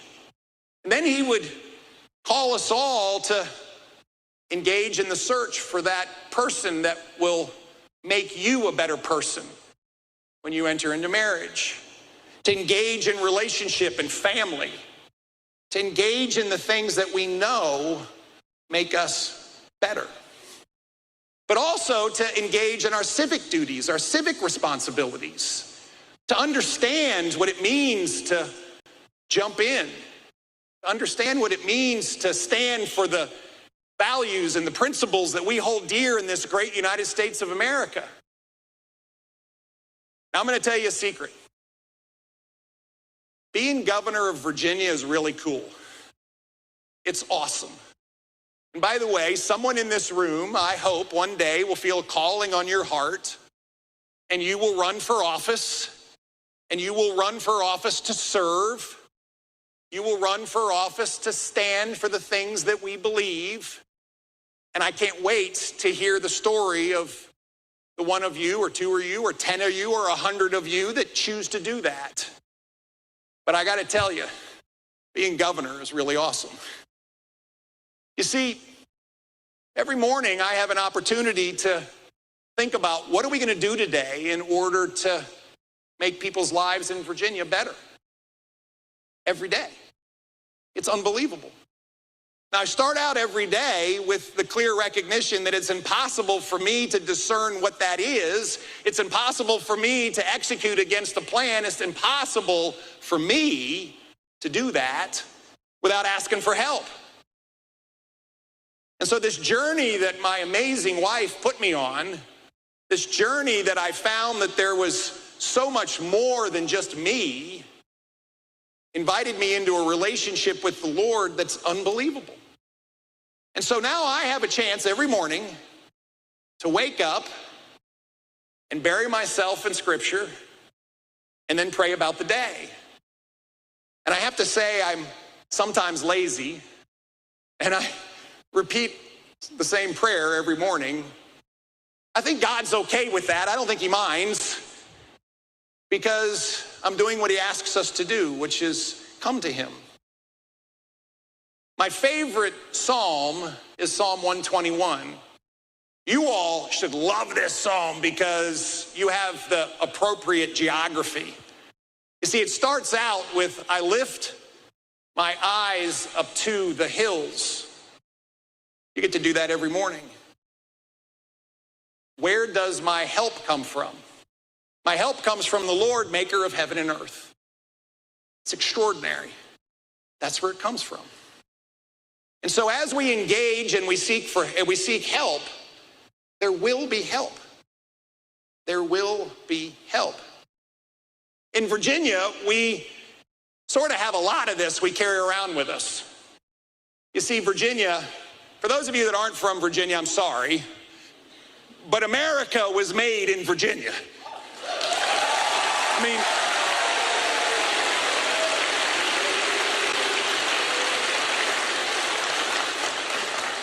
I was recently in South Carolina. It didn't go over so big.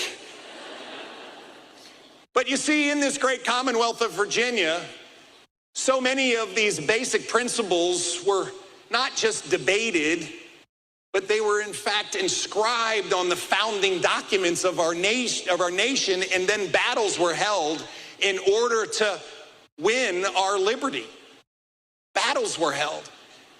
Most powerful words, I believe, written in this hemisphere were written by a Virginian, Thomas Jefferson. He wrote it in the Declaration of Independence. We're going to celebrate this in the 250th anniversary of the signing of the Declaration of Independence next year. I encourage everybody to start celebrating now because it's that big.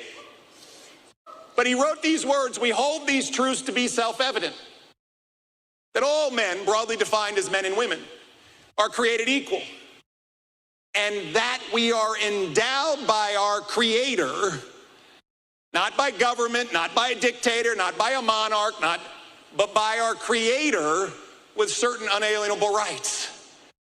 And among them are life, liberty, and the pursuit of happiness. These were incredibly powerful words that changed the world. Absolutely changed the world. Now, we as a nation have failed to live up to them, and yet we then get to look at another document that was, of course, written by a Virginian, James Madison, the Constitution. And the beginning of, we like James Madison. By the way, we celebrated Constitution Day last week. And he starts out the Constitution with these powerful words: we the people, us, we the people, in order to form a more perfect union, recognizing that it will come up short, we have to engage. That's what this is all about, engaging. I challenge each and every one of you to engage. I think Turning Point is an unbelievably great place to engage. That's what I think.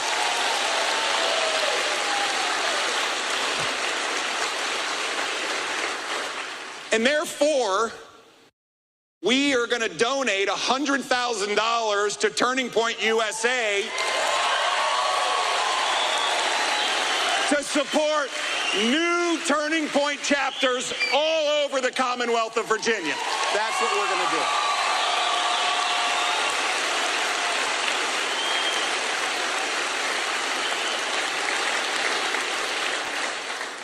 do. Engage. The last bit is to endure. You see, it's easy for moments to be flashes in the pan. 2 weeks of effort and then move on. This is the hard part. The hard part is to endure, is to set your sights on long term, to do the work that doesn't have immediate satisfaction but impacts 1 year, 5 years, 10 years. That is the magic. I was watching one of Charlie's interviews over the weekend, and he was reflecting on what it was like that first day, 2, 3, in the beginnings of Turning Point. And he was just reflecting on the fact they had no idea what they were doing, they had no money, and they were just showing up. Now think about that. Now fast forward to today. Fast forward to today. A sniper's bullet shot from a heart filled with evil tried to silence a voice of truth.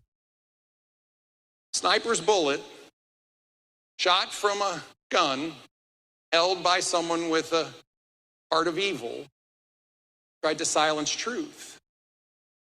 Tried to silence all of us. But you see, the exact opposite is happening.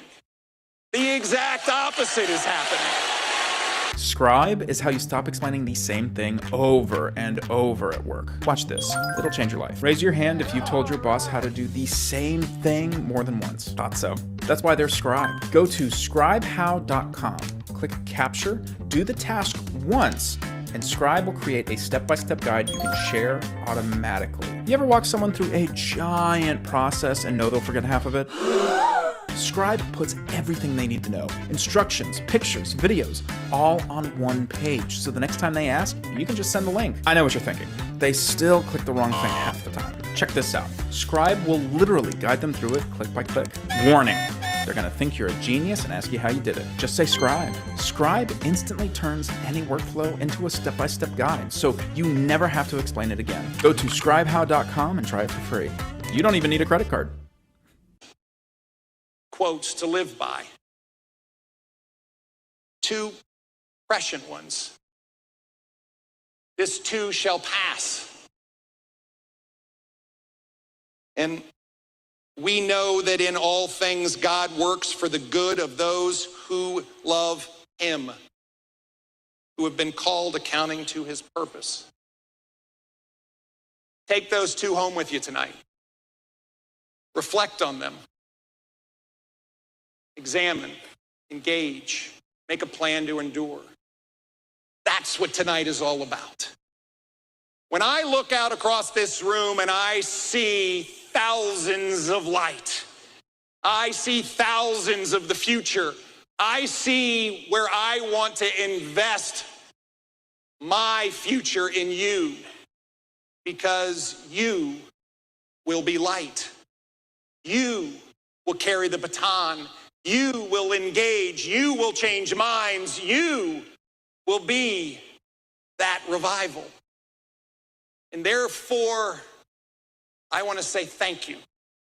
Thank you for being here tonight. Thank you for believing in what Turning Point stands for. Thank you for being willing to step outside your comfort zone. Thank you.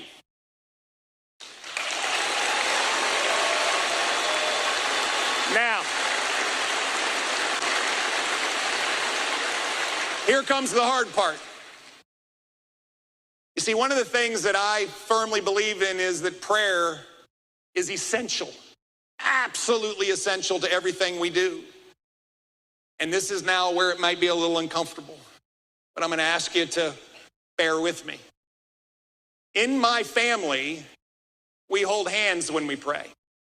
Now, oftentimes I do this with the big guys on my detail because I like to see them hold hands. We take pictures too. But if you wouldn't mind, just quietly reach over to the person next to you and hold hands. And gather yourself together and join me.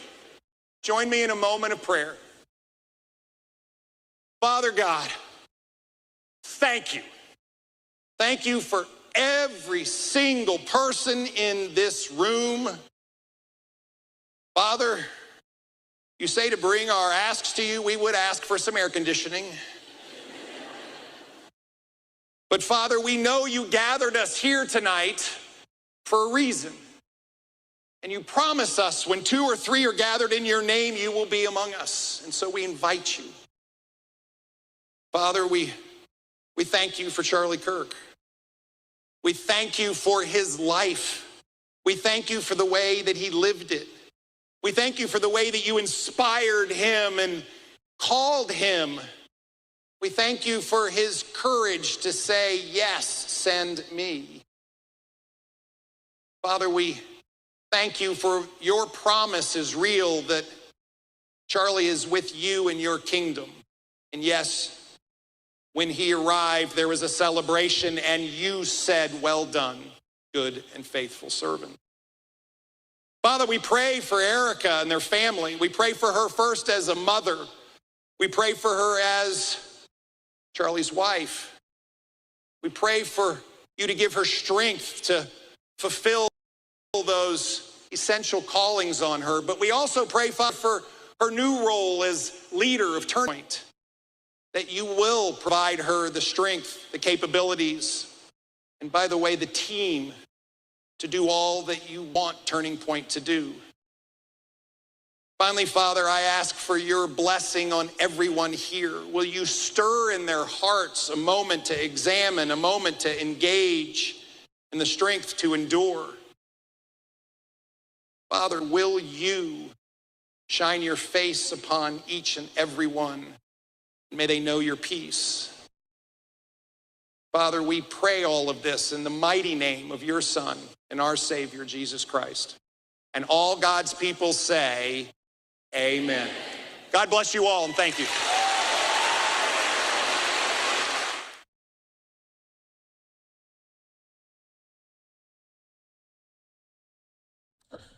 As Governor Youngkin wraps up at the Turning Point event, Megyn Kelly will also be there this evening. This is the second event in the fall college tour there. Earlier this week, if you remember, there already was an event at the University of Minnesota. This Virginia Tech event will have Megyn Kelly in just moments. We'll take a 2-minute break. We will be back with more on Live Now from Fox.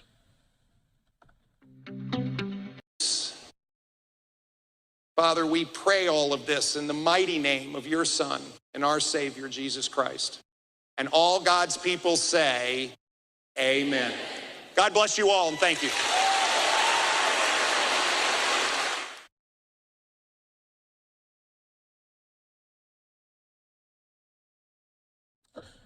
As Governor Youngkin wraps up at the Turning Point event, Megyn Kelly will also be there this evening. This is the second event in the fall Tiger. That signaled a real shift as the president met with Ukrainian President Volodymyr Zelensky as well. And Trump posted on Truth Social, saying Russia's sagging economy could help Ukraine win. Ukraine would be able to take back their country in its original form, he wrote, and who knows, maybe even go further than that. Putin and Russia are in big economic trouble, and this is the time for Ukraine to act. That is a major turn from his earlier position that Ukraine would have to agree to land swaps to make a deal with Russia to end the war, and it was welcomed by Zelensky. Are you surprised to hear that? A little bit. But Trump's message also included a call for European nations to stop buying Russian energy. They're funding the war against themselves. Who the hell ever heard of that one? And following a number of airspace incursions by Russia into countries outside of Ukraine, the president agreed that NATO countries should shoot down those aircraft. In Washington, Doug Luzader, Fox News. Thanks so much for those updates. We appreciate it. Live look right now out the White House as we continue to bring you some of the day's biggest top stories and live feeds. We're also checking in a little bit later to the Turning Point USA event at Virginia Tech this evening. We'll check back in a little bit here as the event continues. The headline speaker will be Megyn Kelly this evening. And once that gets going, we'll bring it to you right here on Live Now from Fox. But I want to talk some other stories that we have been following for you when it comes to some of the changes on immigration policy, talking about the big takeaway that we were learning just last week of the H-1B visas that will no doubt be changing the landscape of how businesses are able to not only recruit, but also discussing who they can hire as well. So let's bring in our next guest to help break it all down for us. This is Kate Lincoln Goldfinch, immigration attorney. Thanks so much for being with us here this evening, Kate. And yeah, I want to talk a little bit about when we heard from President Trump last week and what that could mean to businesses here in the U.S. So the H-1B visa is the workhorse visa. It's what many professionals work under in the United States. Many of them come to U.S. universities, graduate, and then get jobs in engineering or tech, and they work under the H-1B visa. It's a lottery. There are 85,000 granted each year. Last weekend, Trump announced that there would be a new 100,000. This moment feels heavy. Medical facilities are overwhelmed. This moment feels loud. Apply to people currently holding visas. So there was mass panic. People were getting off of airplanes. Then toward the end of the weekend, it was clarified that this fee would only apply moving forward. So essentially in 2026, this new fee is going to apply and it will be disruptive. So as it stands right now, people are just grandfathered in. Is that correct? That's right. It doesn't apply to current H-1B visa holders or people who have already been selected for the lottery for 2025. All right, so let's go then in 2026 when this will be happening. Just tell us from your point of view how this could be, in your words, destructive.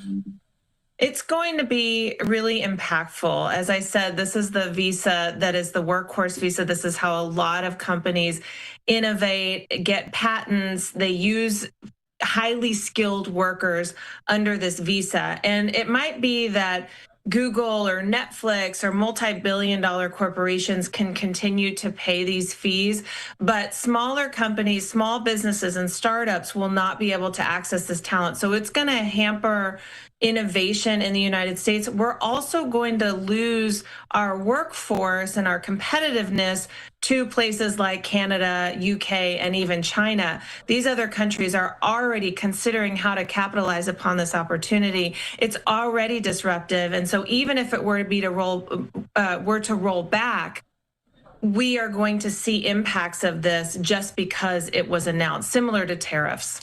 Now, what about on the other side of it, where a lot of people would say, okay, this is a good thing because this is going to force companies to maybe hire more Americans for the jobs. What do you say to that? Well, I mean, the studies and the reports on this show that actually won't be the reaction in many of these companies, that really we're just going to lose a lot. A lot of companies will choose not to have offices in the United States, and that we will just slow down our technological advancement as a nation and lose those opportunities to other countries. That actually is the outcome of a move like this. So I think it's not a good thing. And I wouldn't be surprised if this ends up changing, that if the business community reacts strongly enough, which it probably will, that Trump might backpedal. But again, there's this period of time where companies are already making their plans for 2026.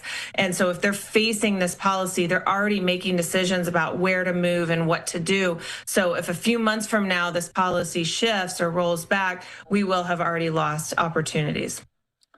Hey, thanks so much for your insight as well as your point of view here. And yeah, it'll be interesting to see how the dynamic changes within the year. We appreciate you coming on and giving us your thoughts. Thanks for having me on. No problem. All right, everyone, we want to continue on. More live feeds popping up right now. I want to take you back out to Virginia Tech. Megyn Kelly just taking the stage right now for the Turning Point USA event. Let's listen in on Live Now. The Turning Point event. And we did a long segment. We talked about Epstein. We talked about a bunch of stuff. And we finished it with Charlie asking me, what advice do you have for all these students here? Because it was the Student Action Summit. So it was a bunch of young people just like you. And it wasn't rehearsed. He didn't know what I was going to say. We just happened to have a lot of shared values. And I said, say the thing you really want to say. Say what you really believe. Say what's actually in your heart. Don't go along with what the professor wants you to say just to get a pat on the head or a good grade. It's truly deeply important. And let me explain why. You know the basics, but let me explain more.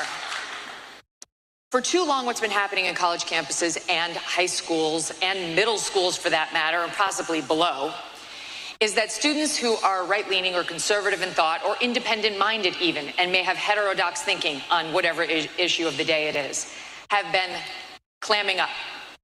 Because we all know very well that 99% of our professors are leftists, and they're not going to like us if they find out that we're not. And they will like us more if they at least think we might be leftists, like there's still a chance. And we're not going to get as good a grade on our paper if we write right-wing things instead of left-wing things. If we take all the positions that they want us to take, especially on cultural issues, we're going to be well-liked and well-graded. And maybe you want to go to med school. Maybe you want to go to grad school. So your grades matter. So you figure, I'm just going to play along for the short term, for the long-term gain. And then finally, maybe when I get out there into the world, I can say how I feel. At that point, I can express my actual beliefs. But what happens is, you get into grad school or med school or law school, and you just run into a bunch more of the same kind of professors. They're just giving you a different degree. So the game has to keep going because your grades don't stop mattering when you get into law school or med school or grad school. You could argue they matter even more because now you're competing for your real job at the end of this particular stint. So you need to have the perfect days in your med school. You've got to, these are competitive people. We're all doctors, we're all lawyers, we're all grad students. So you keep doing it, this routine. And then you get hired at a hospital or a law firm or a company that likes these grades and has no idea who you really are because you've done nothing. You haven't put anything on your resume that would telegraph you might not be like-minded to them. You might actually be on the right side of the aisle. So they welcome you into their company. And then you may find out the hard way, a year or two or more into it, that there has been a mismatch because they're not looking for somebody who thinks the way you do, who loves America the way you do, who believes in personal integrity the way you do. They're looking for a woke duck that's going to follow in line behind without making too much noise. And they see on your resume, you are such a person. You never caused trouble. You didn't put Turning Point USA on your resume while applying. You didn't walk into that interview with your advanced history or politics and gov essay and a D on the front of it, and you didn't hold it up like a badge of honor saying, let me show you what I wrote and why I got this D. Because I refused to write that capitalism is bad. I refused to write that men can become women. I refused to say the Second Amendment should be repealed. I refused to say that hate speech is not free speech. I refused and told that employer right from the get-go who you really were, so that at a minimum, if you weren't like-minded, you had a basic respect for the fact that you stand up for what you believe in and you don't lie about what's important to you. And so what needs to happen now for a couple of reasons. To ensure that your long-term marriage with your corporate employer, whoever it may be, is a good one, is a real one, and is founded on ideal principles. You don't have to wear your politics on your sleeve, but you can't hide them anymore. You can't hide them anymore because of the second reason, which is, simply put, there is safety in numbers. You know, the "We are all Charlie Kirk" that we've been saying and hearing, that's more than a slogan. We're saying that because we believe in Charlie's ideals, we believe in what he stood for, and we want to reinforce in our own personal lives. But "We are Charlie Kirk" means something more to me. If you say it, and you say it, and you say it, and you say it, and you say it, and you say it, then it is less dangerous for me to be up here, or for you to be up here the next time, or for you guys to be in class writing what's true, or for you guys to apply for that internship or corporate job or med school, whatever it is. We know we're in the majority. We know that conservatives are in the majority in the United States of America. That is why we have Trump as 47. So why are we so afraid? We're the majority. Why are we so afraid? Because we are indoctrinated for the first 25 years of our lives in leftist institutions that try to make us little leftists, or at least afraid, scared, cowering conservatives who don't want anyone to know. Let it out. Say it loud, say it proud. There's nothing wrong with it. It's beautiful. Stop hiding it. Stand up for what you believe in. Be respectful of the other side, just like Charlie was. You don't have to own your professor or, be a jerk. But they're not allowed to own you or be a jerk to you either. We've been going along with that, letting them do that to us for too long, and it's bull. You know me and my potty mouth if you listen to the show. But this is a Charlie event, so I'm going to keep it clean. I'm going to try. So you have to. Now you have to. And by the way, having been canceled from a job very publicly, can I tell you, it's better for you if you really do have your principles line up with those of your employer. I've actually come around to the place where I love cancel culture. I actually think it separates a person from a place at which they did not belong. You don't get canceled from a company that shares your values. Time after time, these cancellations have worked to remove, I would say, liberate many of us from a place that was positively vile. What? Was that out loud? So you've got to do it. So find your courage, find your strength, and show up. Show up for yourself. Be honest. Bring your integrity into the room. Stand up for your principles. Stop hiding them. Don't let a professor berate you out of them, and you remind them that you, not they, are in the majority. All right, enough from me. Let's hear from you. You guys have some question for me? I'm going to let the Turning Points people take it over. Come sit in the front row of your life.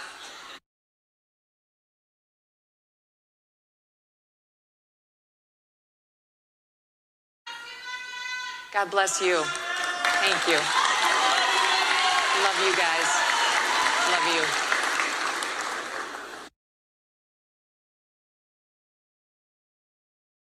It's like we have ways of making you talk late.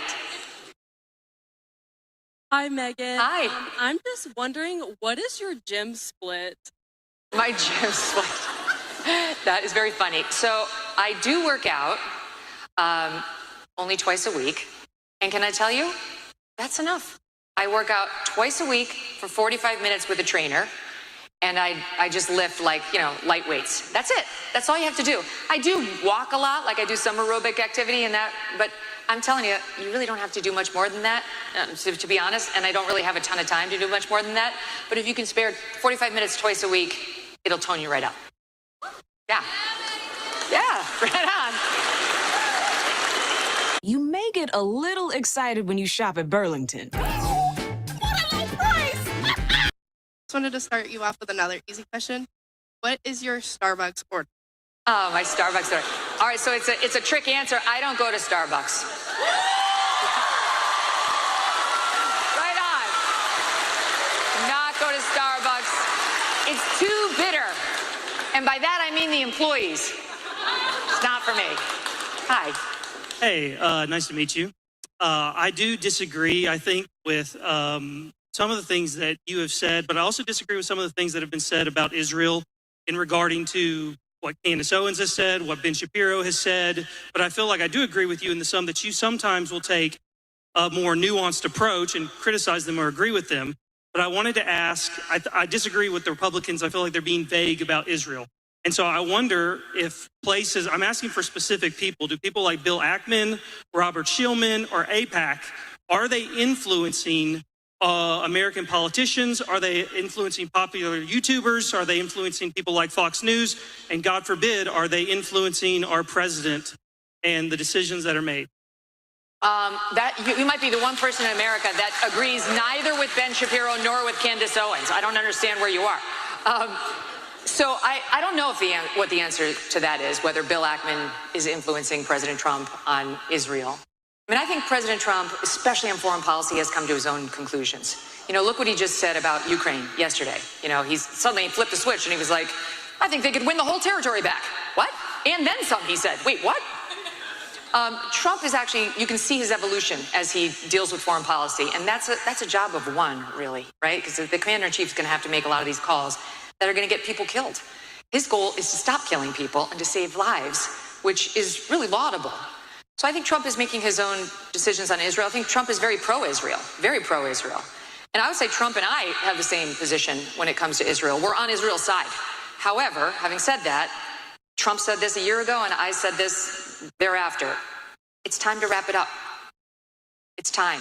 It's been too long, and Israel is losing the support of its closest ally and most important ally in the world, and that's us. They've already lost the Dems. They've lost the independents. They've lost Republicans under 30, and they're starting to etch away at Republicans over 30. And that can't happen if Israel wants to maintain its standing in the world. So that's my view. World Festival, quick follow-up, thank you. Do you think rich billionaire Jews or the Israeli government influences American politics? Did you say rich billionaire Jews? Yes. Whoa. I don't like when people call Jewish people Jews after the word billionaire. It sounds kind of uncomfortable. Makes me feel uncomfortable. Hell, why not? If you're a rich billionaire, whether you're a Jew or you're a Christian, you're a Muslim, why wouldn't you try to exert your influence? I mean, that's what they all do. They all try to buy the president. All of them. One of the reasons Trump got elected is because he had independent money and he promised us that he wasn't loyal to anybody except for us, and we believed that promise. And so far, I feel like he's done pretty well on it.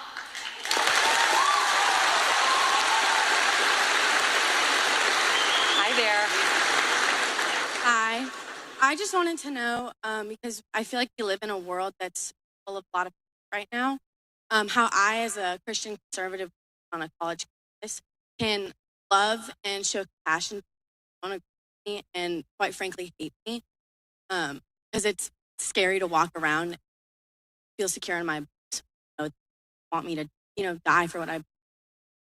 Well, I would say, first and foremost, having your frontal lobe, a woman named Erica Kirk. Have you ever seen such a showing of strength and compassion and Christianity in one soul?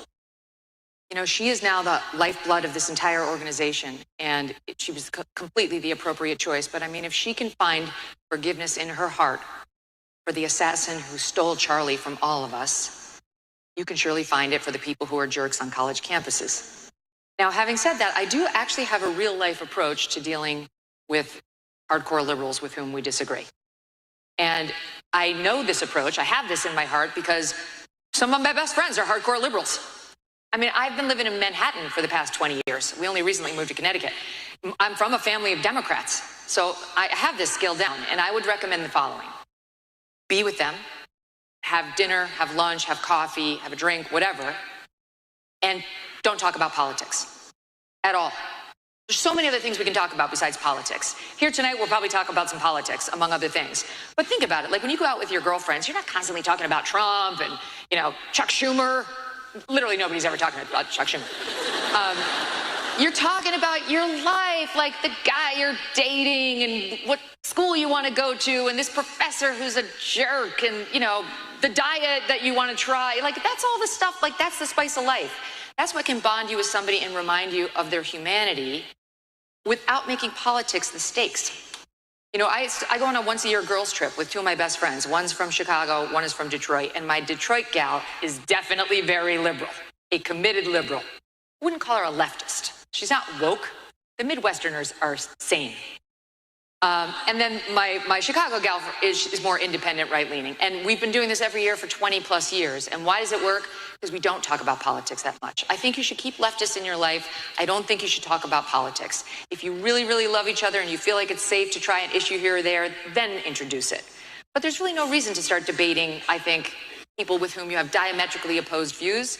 Because while you should hear them, you should know what they are, debating them with each other, I think is probably not likely to convince either one of you. Thank you, ma'am. Thanks for coming.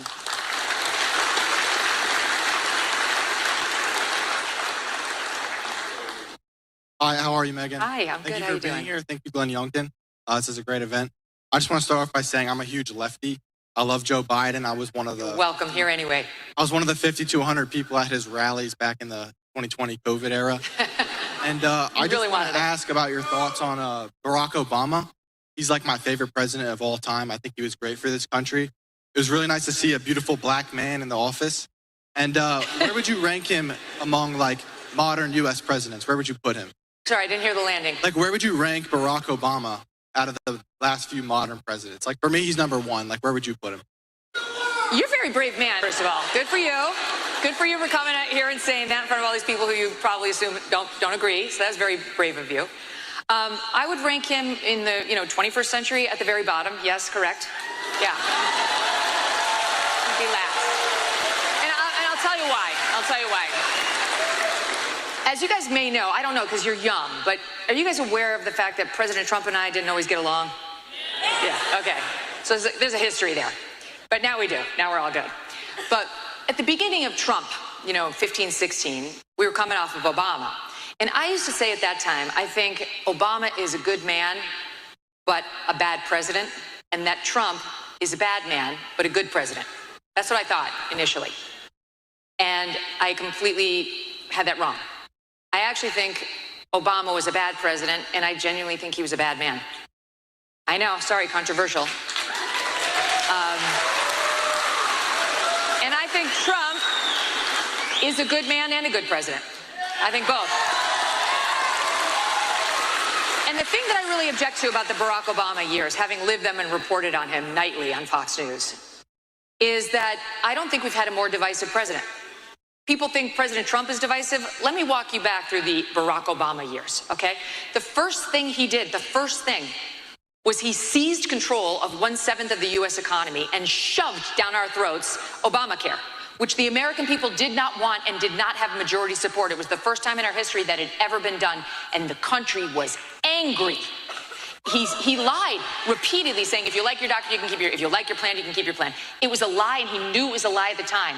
I used to give him the benefit of the doubt, saying he was mistaken about his own health care plan, because that's the kind of person I used to be. And then it became clear that he knew it was a lie because the facts came out he knew it was a lie. So he lied intentionally and took people's doctors away, and people died. He got in there and said, elections have consequences. Too bad. I'm doing it.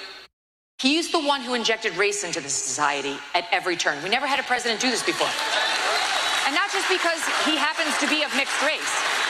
We never had a president take cases, legal cases, and I was a lawyer, practiced law for 10 years before I went into journalism, take legal cases that are in the news and comment on them in a way that's very provocative and stirs up anger, like the Trayvon Martin case. He's the one who made that a new practice of getting ahead of the evidence and dividing us on that issue.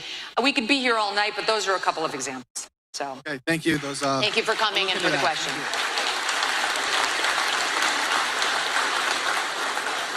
Hi, thank you so much for being here. So I'm a mom, and I know you're a mom, and I have my child on Yimpy, and that's a Christian-based, app, so she can watch TV and everything.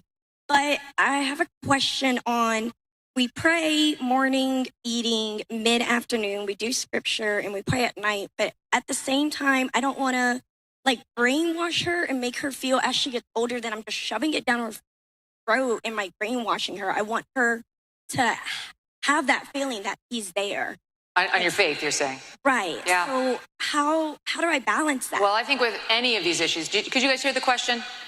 Okay. How can she raise her child to be a person of faith without shoving it down her throat and going over the top? I really think the answer to that is the answer I'd give you on virtually anything that you want to teach your children, which is light-handed. Let them think it's their idea.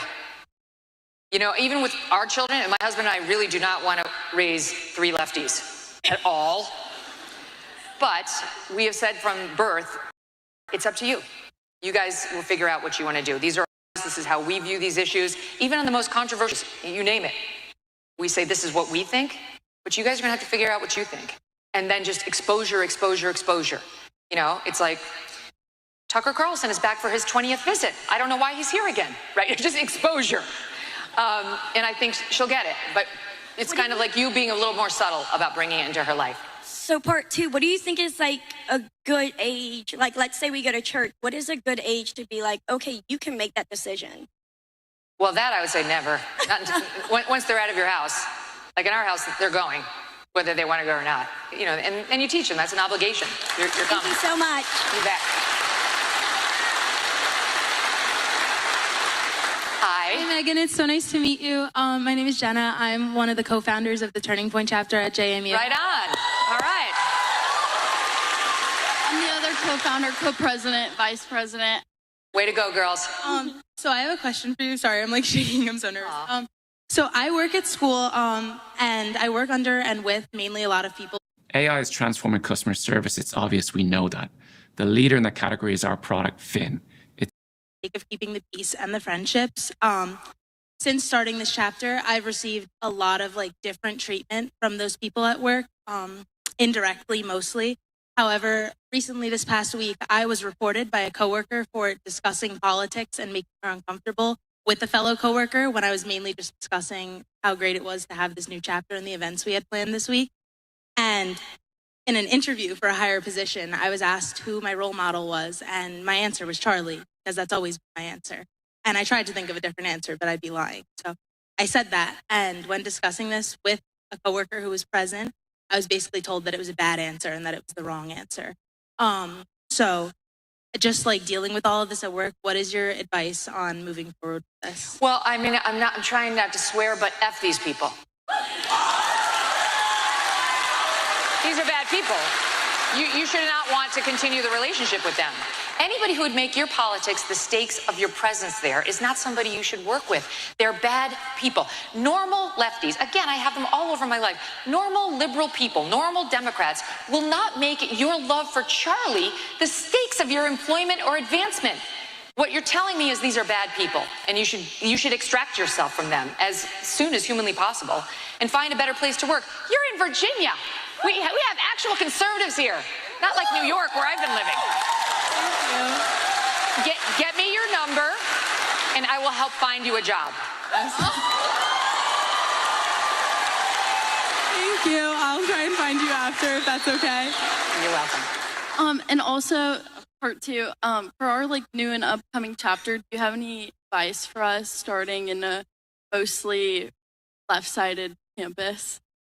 Well, you think they're mostly left-sided, this campus. But let me tell you what happens once you start speaking as a conservative. Because there have actually been studies on this, not about politics, but on how in any given room, you think you're in the minority, so you don't raise your hand. You think your question's dumb, so you don't raise your hand. You think your position is the weird one, so you don't raise your hand. And that every time you do speak up, you find there's a circle in the room that agrees with you. And then the circle multiplies because people hear you espouse the idea and they're like, you know what, that's my belief too. And you don't have to trust Megyn Kelly about this. Go on X any day of the week. I know you're all young. Do you guys go on X? It's okay, you're not stuck on TikTok alone, right? Because they hate our people. But go on X any day of the week and you will see the sea of videos coming out right now of young people saying, oh my God, I've been watching Charlie Kirk videos and I am a conservative. But you're not gonna get people there unless you speak the truth, you say what you believe, you stand up in class, and then someone's gonna say, you know what, she's bold. And I'll just say, not as, just as an aside, but I do kind of think where the hot men are, the hot women come. So I know Turning Point can be very heavily male dominated, but ladies, as soon as you start showing up there and show them who you're seeing, I feel like you're going to have a lot more droves behind you. Thank you so much. Welcome.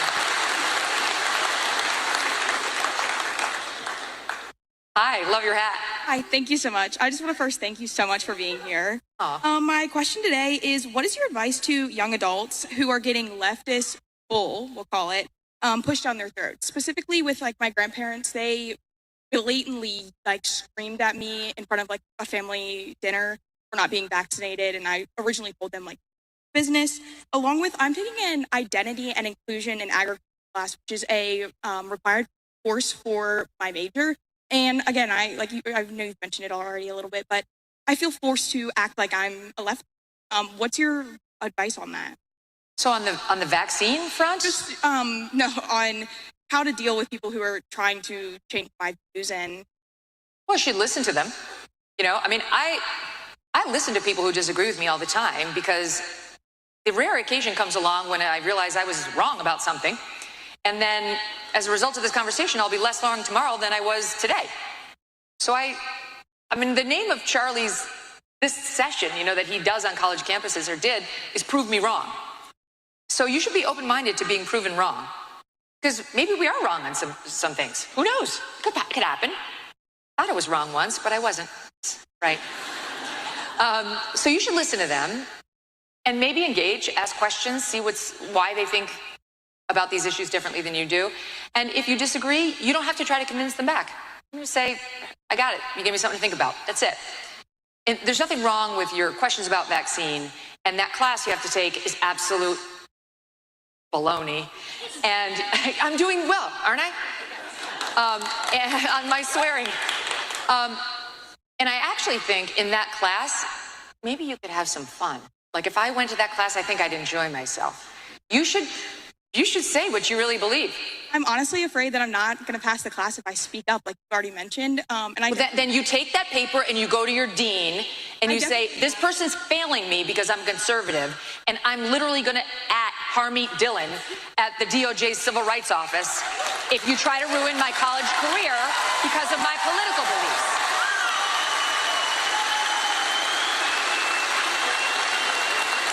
Okay, well, thank you so much. I definitely speak up in class. I'm just a little hesitant, even though I'm normally like pretty loud and proud about my. You're hesitant because you guys aren't having her back. Charlie's Army, they used that term at his memorial, Charlie's Army. And you're all part of it. And you guys have to have her back. Erica said she'd have your back. You got to have her back. If she speaks up in class and says something, somebody say, I agree with her.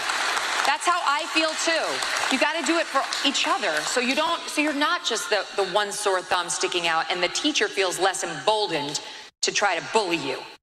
Thank you so much. Yeah.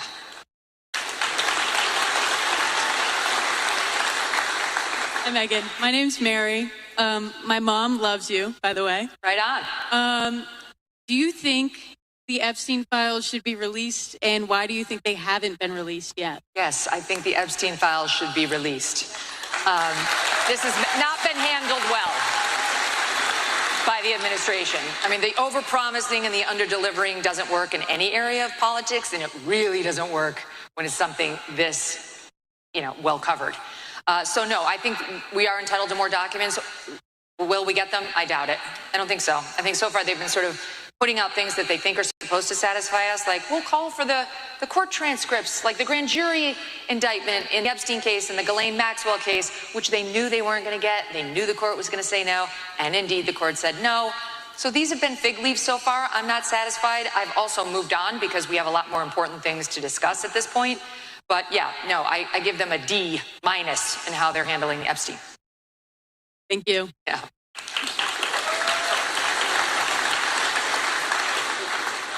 Hi. Big fan of the podcast. As a fellow Catholic, I really enjoy seeing you in the show, particularly when you bring on guests like Bishop Robert Barron and Father Michael Schmitz. My question is, seeing you re-engage with your faith, has that made you reconsider your position at all on IVF over the last year since the Alabama court case? I know that you've been very publicly supportive of IVF, and on a couple of points on which I think we agree. I think we both agree that all children that have been brought into the world using IVF are a blessing. It is a good thing that they exist and are in the world. I think we also both share the opinion that all children that are currently in a cryogenic freezer should have the opportunity to be born, and they shouldn't be held captive by an IVF clinic. But my question is specifically on your thoughts on, is it good for society? Should we allow society to have millions of human children conceived in a way through IVF in which many of them will be destroyed, many of them will never have the opportunity to be born? Did everybody hear it? He's asking about my opinion on IVF, in vitro fertilization, because it can leave a fertilized embryo in a test tube or petri dish forevermore, frozen, potentially millions of them, sitting, waiting, that'll never be born. And that is life. So it's a good question. And I've been public about the fact that we used IVF to conceive our kids. So obviously I'm in favor of it. Yeah, thank you. You're really going to love them when you meet them. But I totally get that it's controversial. And I would just say, I'm not really into, forcing other people to do it exactly the way I did it. But I think there is an ethical way of doing it. Because having been through this, now I can say, you get all the eggs, and you know how many eggs you have, and then you can choose how many to fertilize. Women will only produce 2 eggs. So most women would say, I would carry 2 babies. and then you can fertilize that egg, those 2 eggs. But if you are somebody who produces a bunch of eggs, let's say you produce 20 eggs, then now you have a real moral quandary. I think you should, before you fertilize all those eggs, because those are babies, and you probably aren't going to go back and get them. Now, having my 3 children, I can't imagine having 3 more of them, just like them, waiting for me in a freezer, and I'm too old to go get them, you know? So I agree with you that it really does pose a serious moral issue, and I thank God every day that we did it in a way where I did not have any extra embryos, and I think everyone can get there. The mother will have to go through potentially another cycle or 2, because you don't just get all the eggs at once and fertilize them all. But it's worth it. It's worth it to not have a child of yours sitting in a freezer somewhere. Yeah, I agree. Do you think that since it's such an ethical problem that we should have the government involved in a way where we can make sure that extra leftover children, as you once mentioned on the podcast, won't be created? Won't be? Like, how do we prevent the creation of what you called leftover children? Just like the children that you're worried about. I don't think it's a matter of the law. I agree with you. It's not a government solution. I think it's an individual solution. Are you concerned at all on just of society moving in a direction where we differentiate the value on life based on if you're conceived in a womb or conceived not in a womb, but yet to be implanted? Yeah. Yeah. A little. Am I worried about differentiating the value of life if it's in a womb versus out?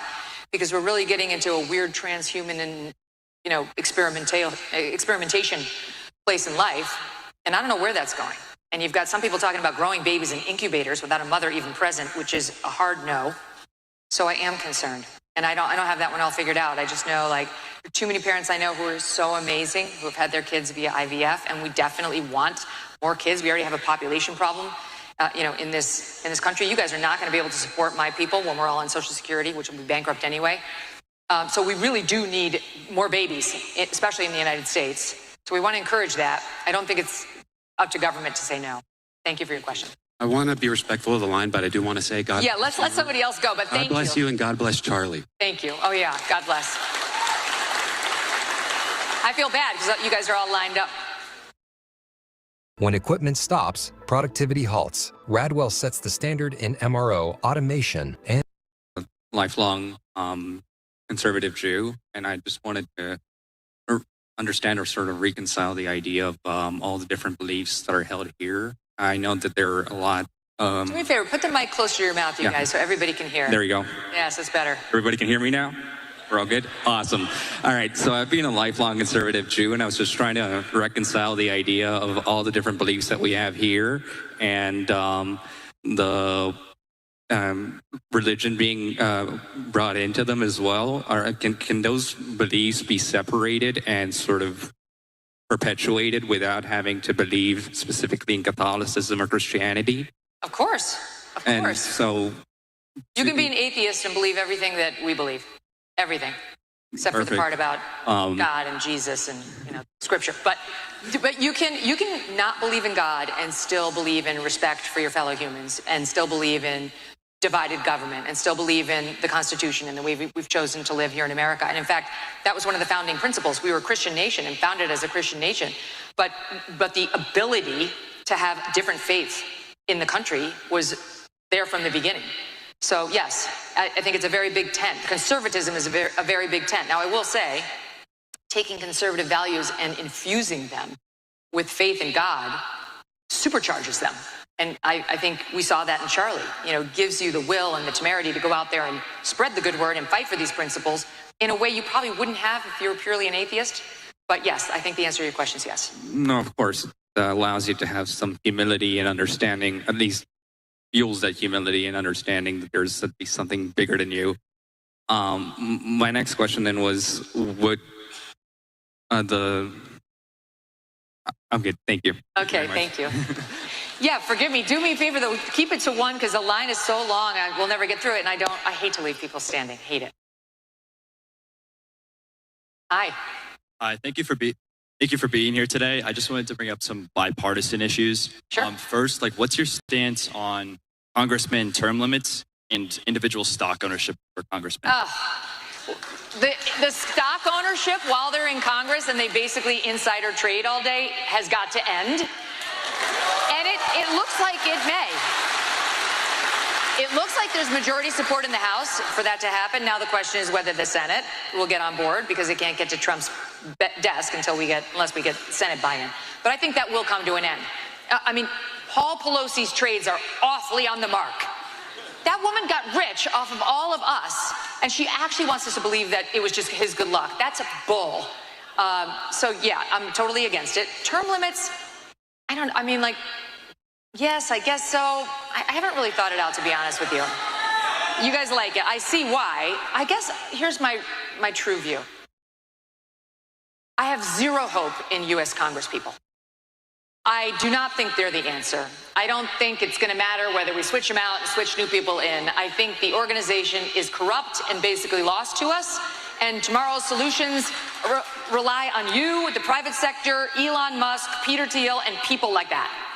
I just don't think the idea is not to give Congress any more power than it already has or find new people. That's not the solution. The institution has been lost. And it's been lost for a whole bunch of reasons. Citizens United, which I believe was correctly decided, but it has really corrupted Congress in a way where they only have to answer to the richest donors who oversee their district. So there's no more cross-the-aisle negotiating. They don't do bipartisanship anymore. And so they talk past each other. They don't make compromises. It's a lost institution as far as I'm concerned. We technically need them, but there's no fixing it. I wanted to bring up one follow-up quick question. Conservatives and liberals both combined polls show that about 80% support term limits or support banning individual stock ownership. And representatives are supposed to represent the people. Yet, obviously, they haven't tried to really push towards this. So how do we as individuals, even on both sides of parties, try to make this issue more known or try to be pushed more in representation? Well, you know how Governor Youngkin was saying, out of all of you, 1 or 10 or 100 of you may one day decide you might want to run for Virginia governor, and it's a great job and you should do it? Well, someday 1 or 10 or 100 of you may decide you want to become a journalist, and you should definitely not do it. Run. Do not walk in the opposite direction. But you could start a podcast, which isn't exactly the same thing, and use your voice and build your following and say all these things. And I think that's the future for my particular business. And I would submit to you that I have more influence over most issues of the day than any U.S. congressperson. So do use your voice, but find ways around this corrupt, broken system to do it. Thank you. I appreciate it. You bet. Good evening. I feel like we are living through a time of unprecedented political divide, and way closer. Okay, and it's something that I feel like affects like everyone. It's what ultimately got Charlie, in my opinion, and it's what almost got Trump. So how do you feel we should go about as individuals trying to reconcile that political divide? Yep. Because ultimately it's down to all of us. Well, I think we talked about it right off the top, right? First of all, say what you believe. We've seeded the fight on the right. We have seeded it. I mean, all the way through. It's like, and then, to continue the point I was making earlier, then you get out into your job, and now you're still not saying your politics because now you don't want to offend your boss or your coworkers, etc. And then dying in your bed, 50, 70 years from now, you can be really proud of yourself that you never offended anyone. Great job. I was just looking at this article that was online today, and it was about a hospice nurse who talks about what matters to them in the final days of their lives. And of course, we've all heard it's family and kids and having spent time with loved ones.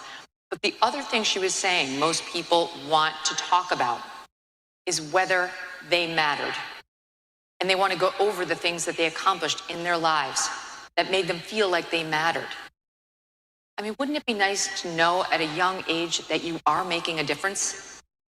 Right? That your voice and your values meant more to you than being well-liked everywhere? Where's that ever gotten anyone? The goal is not to be well-liked. The goal, Matthew McConaughey was on the show today, and he said, I want to be known as a good man, not a nice guy. He said, it's fine to sometimes be a nice guy, but what's important sometimes when there's conflict is that you're a good man, not that you're a nice man. And I think that's really what you're getting to. Like, there are times to stand up and say, I'm a good man, and a good man fights for his values and says what's real. And if we have to have a disagreement politically, I mean, when we're in the political arena, not at the dinner table, not necessarily at Thanksgiving, but in the political arena where we're in a class or we're in a conversation about politics, say what you believe. And don't be apologetic about it. You remember that you're the side that has the 80+ million votes. You're the side that's elected a Republican president twice. The Democrats are losing. Their party support is in the toilet. Even Democrats don't like Democrats anymore. Republicans are enthused. They're energized. It's never been cool to be a Republican. Trust me. This is people are like, Republicans are cool again. I'm like, oh, you had it almost right. So close. Again, does not belong on there. But we are.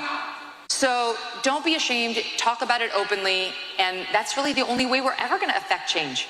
And by the way, I will say, even though I'm sort of a cynical mofo about Congress, there are signs of hope, like Congressman Brandon Gill, right? He's from here, Virginia, and he's brilliant. There are some people who go in there and they do it boldly and they do it well. So let guys like that be your inspo. All right, thank you. That was a great answer. Oh, thank you. Hi. Hi, Megan. I just have a quick question. So I work on labor and delivery at a hospital in Salem. I'm just going to read something. Yeah, go for it. So one of my coworkers posted on her Facebook that she would not pray for evil to rest peacefully, referring to Charlie. And then she shared a post that said Trump blamed the radical left on the assassination when there wasn't even a suspect identified yet. You want to know why our country is so divided? He divides us. He said, same friend. She said, same friend. I'll be playing No One Mourns the Wicked all day, every day in celebration. She was suspended for only a week. I just want to know how you think I should go about this, because if it was me or a conservative Christian who posted this, we would have been fired on the spot. We've also been told that we shouldn't post things on social media. I want to be unwelcoming and create like a hot. I want to know how I should go about this when they have double. What's her job? She's a lactation consultant, so she's not technically a nurse, but she goes in and helps new. Yeah, I know what a lactation consultant is. Yeah. That's all. That's in all your futures, ladies. Look forward to that. One thing I will say about breastfeeding, it is best for the baby, but they're selling it all wrong. If you breastfeed your baby, by the time that baby's 8 months, if you're still breastfeeding, which you should be, at least through the first year, that weight comes off like there's no tomorrow. It's better than the Ozempic. So, in any event,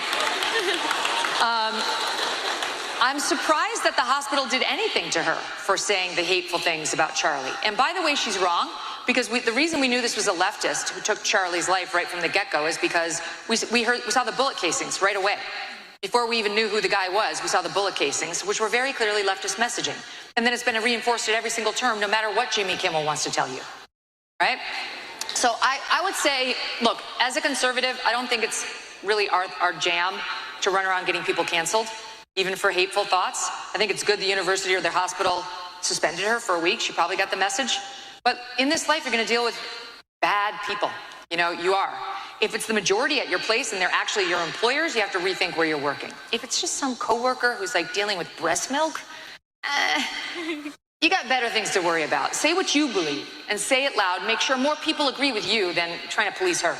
Okay. Doesn't have to be your problem. Just a second part really quick. How would you suggest that I, as a conservative Christian, if I talk to another person about my beliefs, like we'll talk about it at the nurse's station, it's no big deal.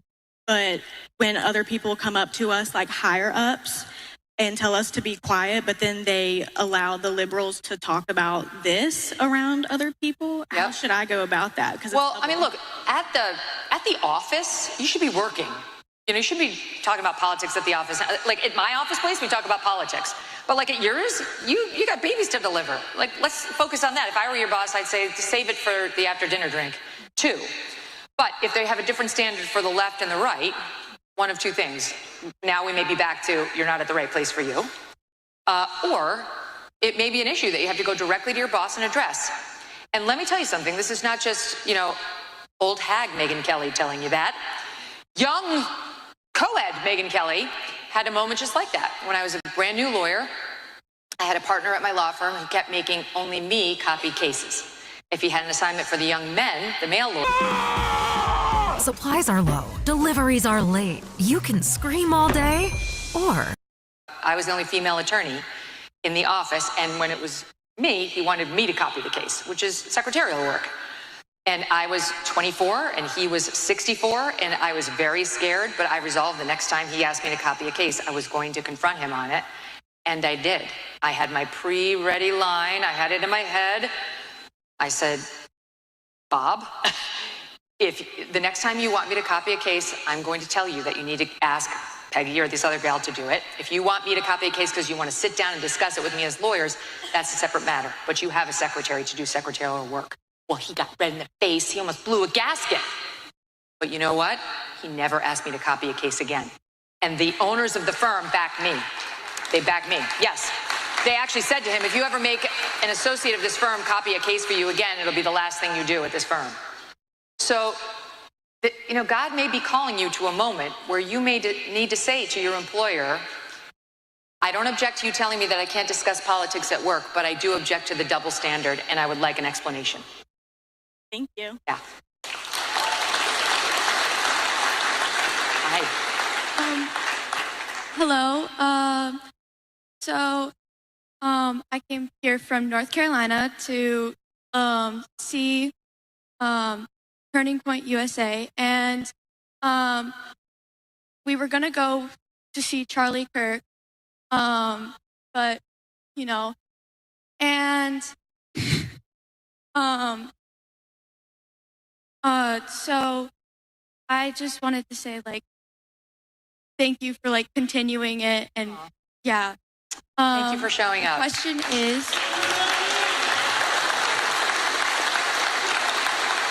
Thank you, guys.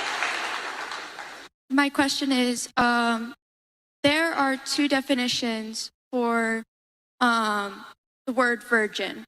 The first one is now it's getting good. Did you hear what she said? Two definitions for the word virgin. Pay attention. That in like Greek terms, the first definition is what we all know what a virgin is, and the second is a young woman of bearing age. So if like what was Mary? Like was she the first or the second? Wow, that's above my pay grade. I mean, a virgin in my understanding is somebody who has never had sex. Yeah, that's my understanding. That's my understanding of the Virgin Mary. Never had sex. I don't think the meaning changes. I'm not sure about the dual meaning. There's no Venn diagram that comes to mind that would explain that. I apologize for not being more illuminating to you. I'm stuck in 21st century America, but I think there's only one real understanding of it, and that's it. Thank you.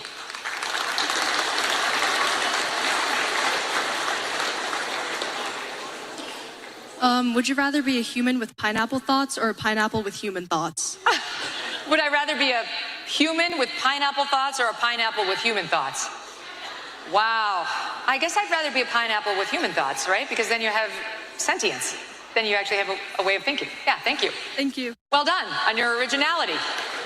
I got to ask the TP USA people whether that one's ever been asked.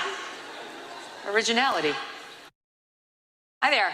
Hi, I had either a silly question or a serious question. Which would you prefer? Silly or serious? Yes, ma'am. Let's do a silly one.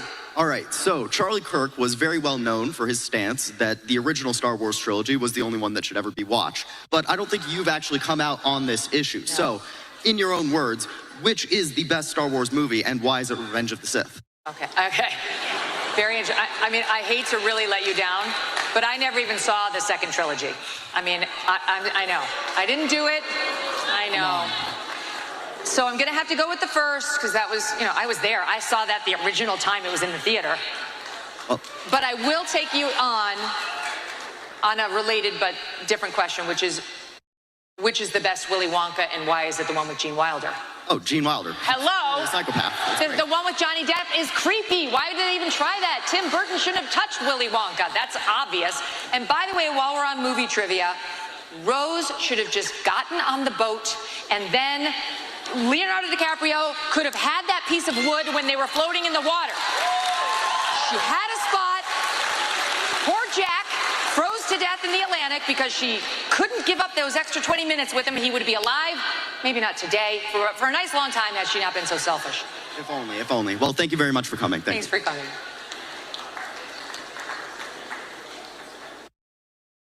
Hi, thank you so much for being here. This question was originally meant to be directed towards Charlie, so guess I have to ask, do you pay attention to basketball? Not at all. Oh, Erica pointed at me too. She could answer this. I was going to ask, well, Charlie said the GOAT debate should have been between MJ versus Kobe, so I was going to ask why he thinks Kobe's better than LeBron. Wait, better than LeBron or MJ? He was basically, he thinks the GOAT debate's between MJ and Kobe and not MJ and LeBron. So Yes. I wanted to ask I agree why he with that. thinks Kobe is better than LeBron. Well, I don't know about that, but I can tell, for sure, Michael Jordan's the GOAT, right? Are we all in agreement? That I know a little bit about because I did live through that, and I was in Chicago when the Chicago Bulls were, that Magic team was there. I ran into Dennis Rodman at a bar right after he married himself. That happened. And there was no, it was truly like watching Magic on the court. Those guys floated up and down. They didn't run. They weren't normal basketball players. That's as much as I can say. LeBron, I don't know anything about basketball other than he's annoying. And I'm sick of him giving me his opinion, which is completely boneheaded. He literally said that cops were hunting black men in the streets, which is A, untrue, and B, incredibly divisive and incendiary. Those are incendiary comments. So shame on him. I'm not his fan. Okay, that's all I wanted to hear. Thank you. I tried. Yeah.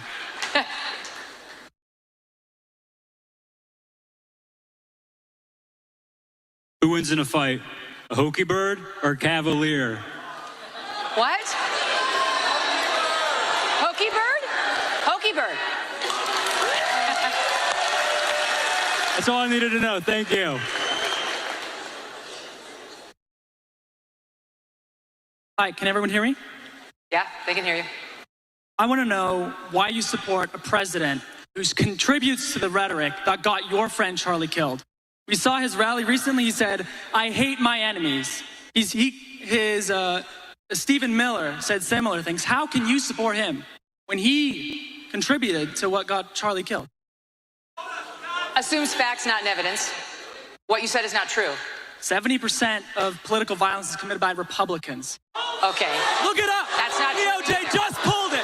The DOJ just pulled it from their website. DOJ just pulled the study from their website because they're delusional. That's not true because they just pulled it. Look it up. Once you pull DOJ pulled it from their website. Once you pull the crazies out of there, it is overwhelmingly left-wing violence. Google it. We have had every single person in the understand. audience. Google it right now. You know, this is how we get here. So first of all, let me take on the first part of the premise of your question, that it was President Trump's rhetoric that led to an assassin killing our friend Charlie Kirk. That's a blatant lie. It's a defamatory blaspheme, and it's inappropriate in this setting. That's not what I said. We know. Yes, it is. No, I said he contributed to the political atmosphere. Well, then you have no point. Tension. Then your point is utterly empty. Contributing to the atmosphere. This guy was, no, let's just make clear. This guy was motivated by leftist ideology. We know it from the bullet casings. We know it from the Utah governor. We know it from his own mother. Yes, we do. Let's be really clear on that. Even if that's true, so then you're saying because, let's say this guy's a leftist, even if that's true, does that make it okay for the sitting president of the United States to incite violence against liberals? The President of the United States has not accepted violence against liberals. The President of the United States made a joke at the Charlie Kirk Memorial, which was funny and self-deprecating. It was on the heels of Erica Kirk saying she, in an extraordinary moment, forgave her husband's killer. And let me finish. Her husband's killer. And let me finish. And then President Trump got up and making a joke playing off of what Erica said. He said, we disagree. I need to do better. Erica's going to try to convince me, but I'm in a different place. And that's completely normal for a politician to be thinking about his political fights. And by the way, Trump has every right to loathe his enemies. They tried to put him in jail for the rest of his life. They tried to bankrupt him. They tried to put his family in jail. And they tried to kill him. Criminal. Jack Smith. Wait. Okay, now you go. Thank you for your time. Okay. No, it's fine. It's good. It's good to have some folks come up and disagree. Hi. Try to follow that. I wanted to say thank you so much. I love that you embody your rhetoric. I mean, you talked to us about being brave and standing up and saying what you believe, and you've done that in the hardest of times, and it's cost you. And it's easy to say it, but when it costs you something, it means you really mean it. So I honor you for that. And someone stole my political question, so I was going to ask you a personal one, which is, what do you want to be remembered by or as? What do you want people to say about you? I mean, I think the number one thing I'd want them to say is that I was a great wife and great mother. And I hope broadcaster comes third. And it is something you have to nurture. You know, I'm a big believer in being a gunner and being a hard worker and out hustling your competitors in the office and elsewhere. But at the end of the day, you really do have to prioritize your family. And if that requires a downshift from time to time in your career, do it. Because young marriage dwarf everything in the professional lane. Even if the professional lane winds up good and great like it has for me, there's really no contest. So don't forget to nurture that piece of yourself, especially, and Charlie would want me to say this, and he was right, especially young women, because there is a clock, it does go tick-tock, and you don't have forever to find somebody to settle down with. It's not that, you know, you have to do it right away, but that whole virgin thing, that shouldn't stay on too long, because like at some point you're going to have to get down to business and start recreating fellow great humans. Hi, go ahead. Get some. The industrial-grade products you need. Grainger, for the ones who get it done. Videos and claims out there, like conspiracy theories, like Nick Fuentes talks about them a lot, about Israel. And some of them seem kind of true, but it's hard to find true information anywhere. Where would you find good, true, untainted Great question. information? That is a great question.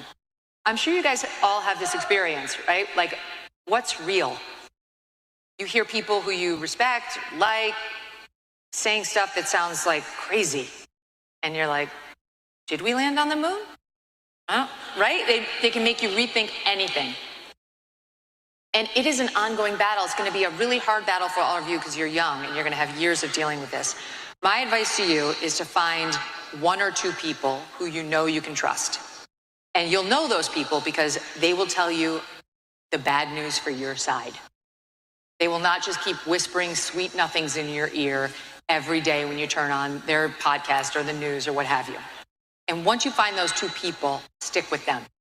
Don't trust a platform that has an agenda that's got corporate backers. You know, when I was at Fox, I did not realize that we were funded by Pfizer. But we were. There was a reason we weren't allowed to say certain things on the air. You tried to talk about what was causing autism and whether it was a vaccine back in 2005 at Fox News. It was not going to happen.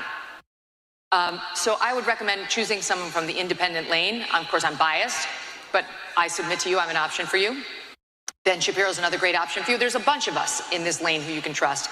And then stick with those people who don't get too out there, unless that's just your jam for fun. But I will say, once you sort of let those earworms get in there, it can kind of corrupt your thinking. So choose people who are super factual. Thank you. Jesus is Lord. Amen.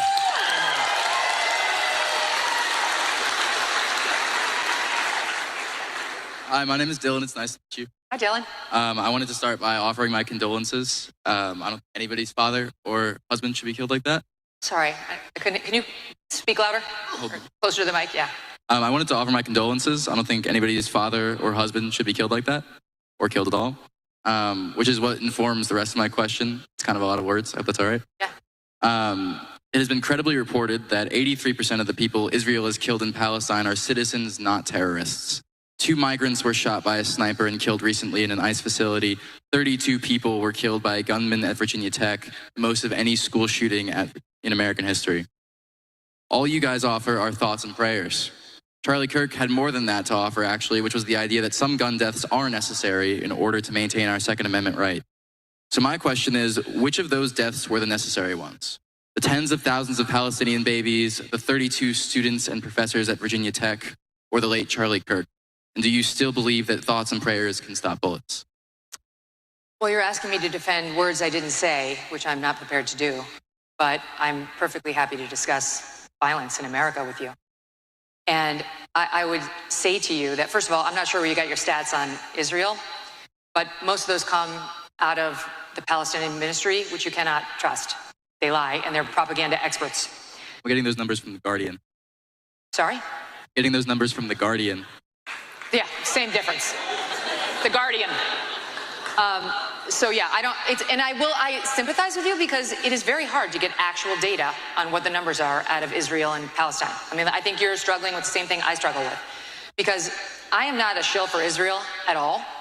I've been very defensive of American Jews on campuses. What's been happening to them is disgusting, and I will defend them to the death. But what Israel does in this war, I don't have to defend Israel. They are an important ally of us to end this war so that we can said. The civilian deaths is problematic, but in any war, there are massive civilian deaths. And if we went back and we looked at those civilian deaths in World War II, we'd be horrified at the numbers. So, I mean, those are just hard truisms. Now, on the gun violence here in America, it's not just thoughts and prayers. That's not true. Conservatives, look, and I'm a great person to talk to you about this because I am not a big Second Amendment person. Like, I believe in the Second Amendment, but I'm not somebody like my friend Dana Lash, who could, go chapter and verse for you on the guns. I've had my own frustrations on states that won't pass strong, like, red flag laws and so on. But having said that, we could take away all the guns in the country, all of them, and killers still want to kill. But on the first premise, we cannot actually take away all the guns in the country because you know how many there are? What? Over 400 million guns. There are more guns in America than there are people. And the vast majority of those, over 300 million, are semi-automatic pistols. So the kind that can kill you very quickly. And I'm sorry to say, you mentioned Virginia Tech, the kind that was used right here at Virginia Tech, where I came after that terrible shooter killed so many of the students on this campus. So it wasn't an AR-15, it wasn't a machine gun, it was a semi-automatic pistol. And not even the Democrats' plan to ban assault weapons would get semi-automatic pistols in. Elizabeth is somebody who would like, I think, to see an assault weapons ban or something. They're just not going to do it. Even if we pass with the Democrats' dream, it's not going to encapsulate, it's not going to get 300 million of those guns. So we have to talk about what the other solutions are. And I think Republicans have two, which makes sense to me. One is to fortify the soft targets so you guys don't have to go to school worrying about this stuff. You guys need armed guards on your campus to protect you. God forbid something were to happen. This school of all schools understands that risk. And secondly, and schools like K through 12 schools, which are just sitting ducks. That's why these terrible people choose them, because they know teachers aren't armed, students aren't armed, and usually there isn't an armed guard. But secondly, we really need, desperately need, mental health care facilities to which loving parents would voluntarily commit their children if they need it. And we don't have it right now. We don't have it. There's one facility in Michigan called Nemours, which is not terrible. But time after time we've seen with these mass shooters, their mom knew or their dad knew in advance, but didn't know what to do with them. The therapists, they won't take somebody who's a psychopath. You can't be therapized out of psychopathy or a sociopath. He's killing the family hamster, he's torturing the cat. They won't take them. These parents don't have the skills to deal with it, so they have to wait for them to get caught up in the criminal justice system, which most parents don't want because that means jail. Well, at least it used to be in this country, if they went to jail, 30% of the jails would offer mental health services. No more. So now they go to jail, the mental health services are gone, and by the way, usually now because of the leftist policies, they're not really going to jail. They're going through a revolving door right back onto the street where they're killing their fellow Americans. So we need a facility, a loving but secure facility to which loving parents would commit their own child. Thank you for your time.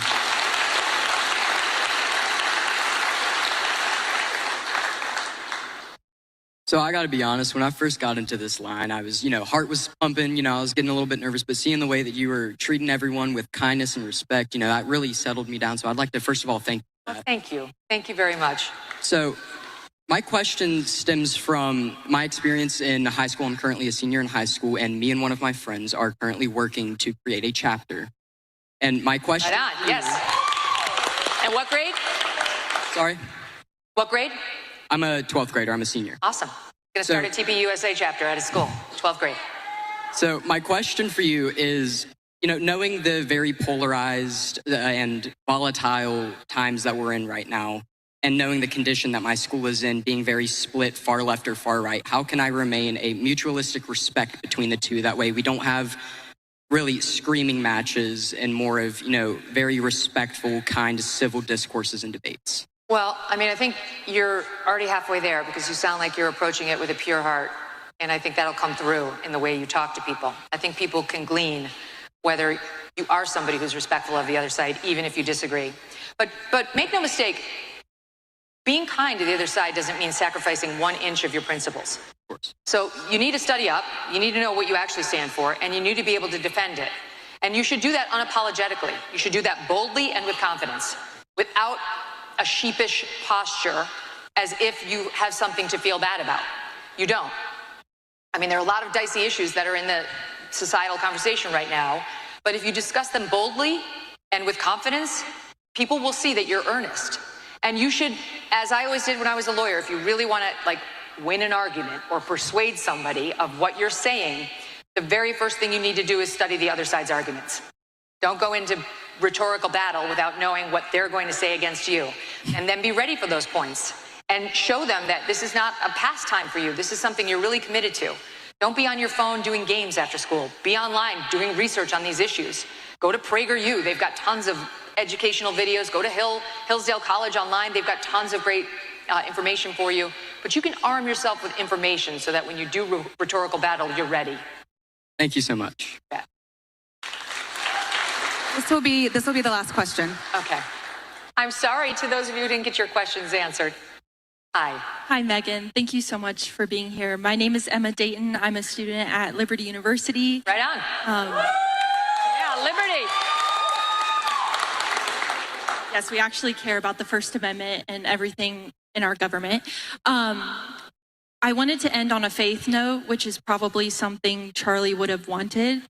We're seeing revival all across this country I've never seen anything like it before. And we saw so many people in church the first Sunday after Charlie was assassinated, which is amazing.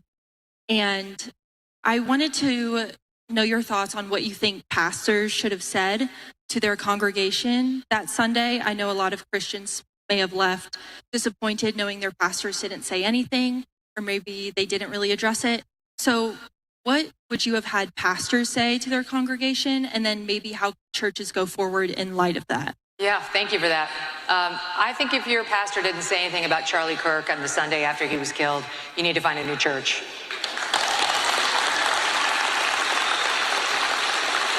I think that's a sickness. Who could Christians find that was better than Charlie as an evangelist for their beliefs, both faith-based and political? Most Christian conservatives lean right, and most understood that Charlie was talking about the gospel in a way that was inspirational, even if they didn't share his politics, and would like to hear him more on the faith-based issues. And so I don't understand that there could be a pastor in America who wouldn't at least embrace that side of Charlie and take a moment to pay their respects to him. I think it's disrespectful to him and to the millions of people around the world who felt inspired by him and feel inspired by him right now. So I think shame on them. Find a new church. Once again, back to my original point, in a way that's cancel culture. It's you canceling them or them canceling themselves right out of your life. That should not be your faith leader. Listen, you guys, that's it. Remember this? Yeah, we're gonna do a lot more of this. And some of that over there. The Kelly Clarkson Show, all new this fall. Lots of love. Have a great night. Megan Kelly wrapping up there at the TPUSA event at Virginia Tech, bringing it to you live, raw, and unfiltered, just like if you were in the event right there. All right, everyone, we will take a 2-minute break on Live Now from Fox. We'll be back here in moments to bring you other top stories and headlines from across the country. What was our reaction? We have closed our border. We have built a fence, not a wall, but a fence. And we have put tremendous efforts in order to protect us from the illegal migrants. We have stopped 1 million illegal migrants at our southern border by building the fence there. We have spent multiple billions of dollars in order to be able to protect our border and our security. And guess what happens in Europe? The European Commission forces us to pay €1 million penalty on a daily basis because of protecting our border. €1 million penalty on a daily basis for the protection of our borders. This is insane, this is crazy. But I have to tell you that regardless of this penalty, we will protect our border. We rather pay €1 million per day, but we do not allow illegal migrants to come into Hungary. We protect ourselves. May I say, this is the best investment into our own security. And the pro-migration policy of the European Union comes forward with very sad impacts in the western part of Europe. Modern age anti-Semitism, parallel societies, gang wars, and no-go zones. I want to make clear that regardless of all pressure from Brussels, Hungary will continue to protect the Hungarian people. We will protect ourselves, our culture, our way of life, and our security. And we stick to our own sovereign right to make the decision who can enter the territory of Hungary. This decision must be made by us and not by bureaucrats in Brussels. We have to consider the violation of border as it is, a crime. And those who commit this crime must be punished. International law speaks very clearly. If someone is being forced to leave her or his home, she or he is entitled to stay temporarily on the territory of the first safe country, but not the second, the third, the fourth, or fifth, the first. And we are an example here. We are a neighboring country to Ukraine. So for those who have to escape from Ukraine because of the war, we are the first safe country, and we let all of them come in. All of them. But at our southern border, those who want to come in, those are illegal migrants. And none of them has been allowed, and none of them will be allowed to enter the territory of our country. Thirdly, no gender. In Hungary, we do consider family as the basis of society. But we have to understand that there is a very aggressive which has been attacking family not only as an expression but as an institution as well. Therefore, I think it's appropriate to clarify what we Hungarians do mean under family. We do mean that family consists of a mother, a father, and children, where mother is a woman, father is a man. And the marriage can be made between one man and one woman. And in order to make sure, we have put all these into our constitution. And when it comes to our economic strategy, we do carry out a family-based economic strategy. 5% of GDP we spend on supporting the families, which is far number one in the OECD area. And currently, a family-based tax revolution is going on in Hungary. Our basic principle is that if you decide to have a kid, that must not put you in a less advantageous position compared to if you do not have a kid. We do consider children as a blessing. Therefore, we do support the families to have as many kids as they wish to. From next year onwards, all mothers who have given birth to 2 children will enjoy lifelong exemption from paying personal income tax. And after the birth of each children, a certain part of the salary of the parents is exempted from taxation. And we will double this exemption from the beginning of next year. If the mother wishes to stay at home with the newborn kid for 2.5 years, she receives 70% of her former salary. And all women spending 40 years at work can go to pension regardless of age.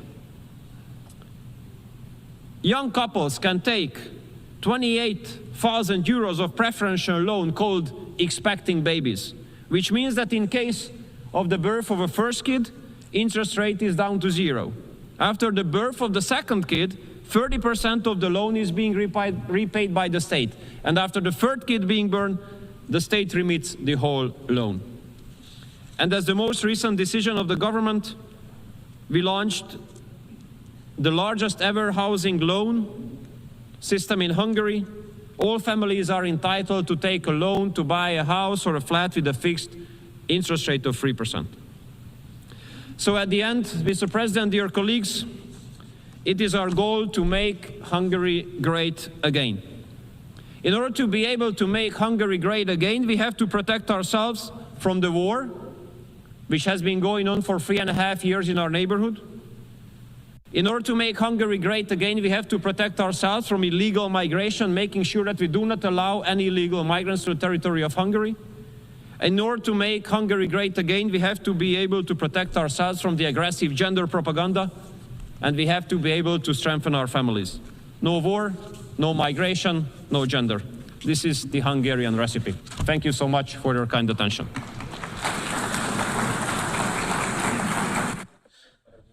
Watching the UN General Assembly out in New York City. We are going to take another 2-minute break on Live Now from Fox. We'll be back with more in just moments. Costa Rica calls on the international community to recognize that humanitarian security requires a multidimensional response and an integrated regional architecture. It requires real-time information sharing mechanisms, harmonized regulatory frameworks, strengthened institutional capacities, and shared responsibility with coordinated action to preserve the stability that our peoples deserve. Grip, stability, precision. That's the essence of driving. Lawfin costs millions. But repairing its failures costs billions. We in the Americas know that price very well. In Venezuela, Nicaragua, and Haiti, we see the consequences of arriving too late. We could have acted in time. We could have prevented the repeated and systematic violations of human rights and the exodus of millions who now seek refuge and other forms of international protection. But we did not prevent it. The multiple crises across Latin America and the Caribbean, in democracy, human rights, security, migration, and development, all bear witness to our own shortcomings. And it is always the most vulnerable who pay the price, those who demand protection and justice. The triple planetary crisis is another of the greatest existential threats of our time. The seas are rising, the oceans are acidifying, and millions will be forced to migrate. A temperature increase of only 1.1 degrees Celsius already puts food security, health, and peace at risk. Costa Rica suffers from devastating hurricanes, droughts that affect our farmers and energy sources, and cause economic losses in the billions. But for decades, instead of contributing to the problem, Costa Rica has been part of the solution. We doubled our forest cover. We generate nearly all our electricity from renewable sources and protect almost 1/3 of our territory. The great challenge remains that no country can face the triple planetary crisis alone. It is a global problem. And therefore, we must all accelerate the energy transition, finance climate action, and respond with justice to the loss and damage suffered by countries like Costa Rica that endured the devastating consequences of climate change. Confronting these crises requires joint action, science-based decisions, adequate financial resources, and compliance with our international legal obligations. Without any excuses, without any pretexts, without any delays, This triple crisis is also an ocean emergency. That is why Costa Rica is driving the process of concluding a binding treaty on plastic pollution that covers its entire life cycle, advancing scientific research, and calling for a precautionary pause on deep-sea mining, as well as urging the full implementation of the BBNJ treaty with conservation as its top priority.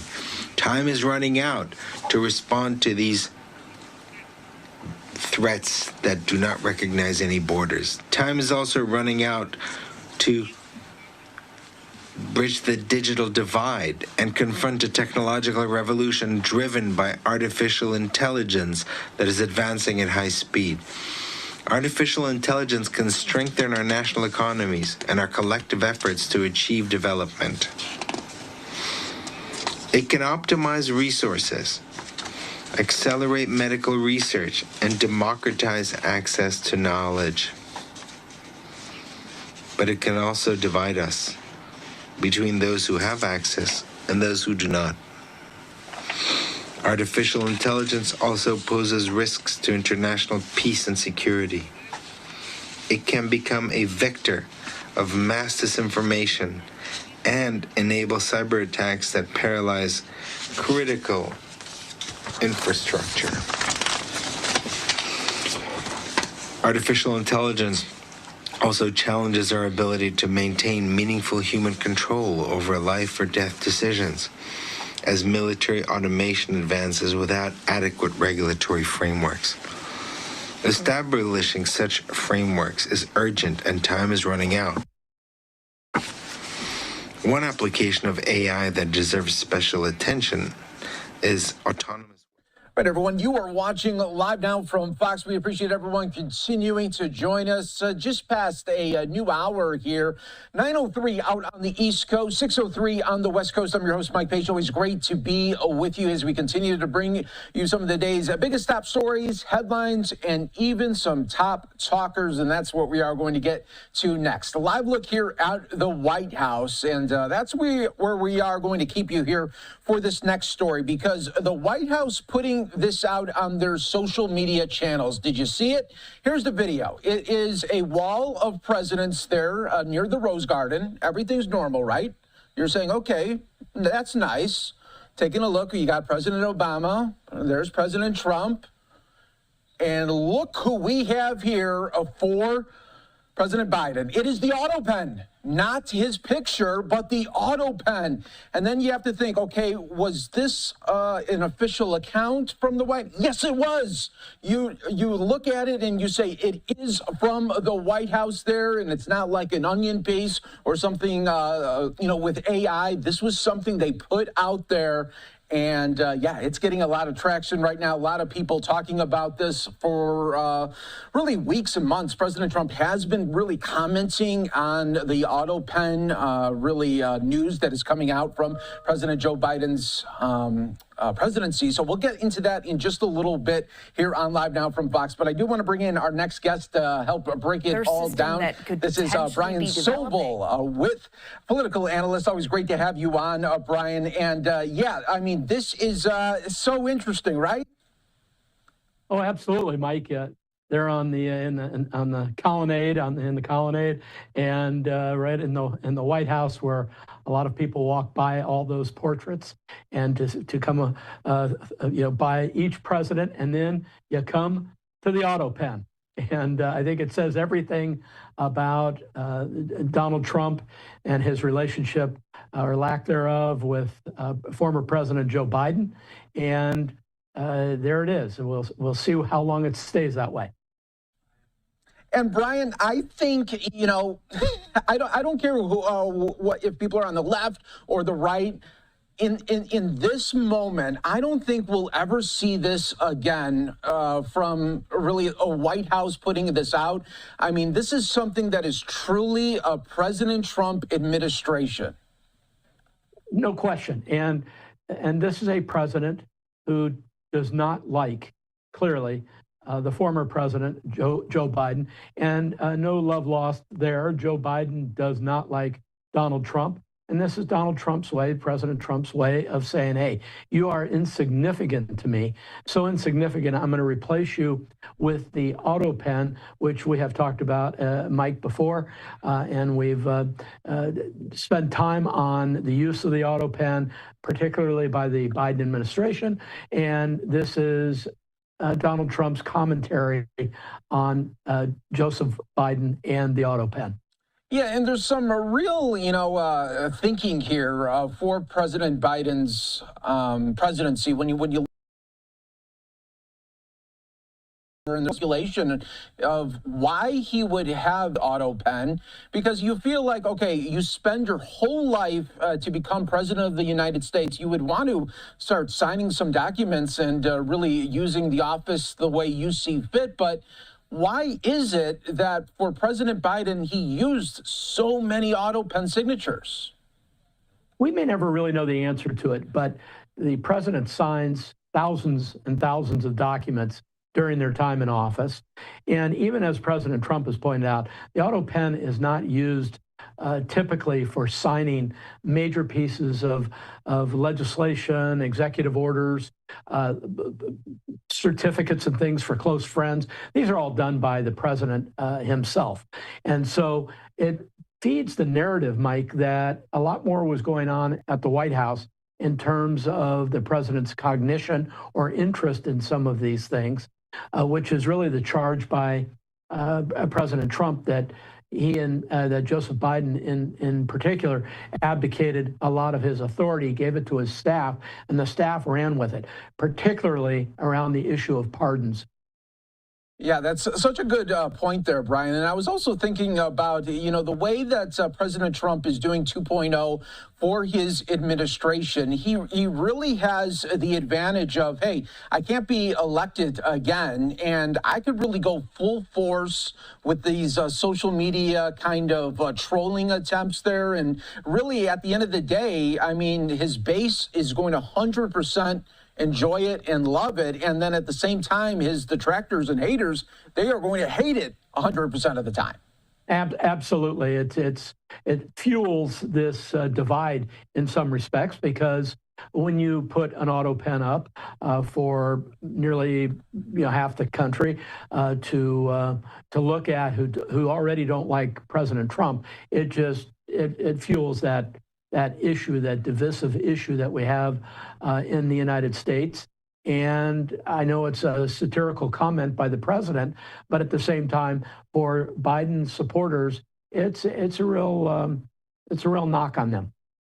Yeah, so true. And I mean, to look at it as well, not only having the White House put it out, not only having like White House aides put video there, like we saw with Margot Martin, but then, it's like different tiered approaches when it comes to the trolling level here. I just want to point out this photo that the White House put on. And I mean, it's President Trump now looking at the photo there of the auto pen. So it's just all these different layers, just in case maybe people were thinking, oh, maybe President Trump didn't sign off on. 100% he did. He's looking at it.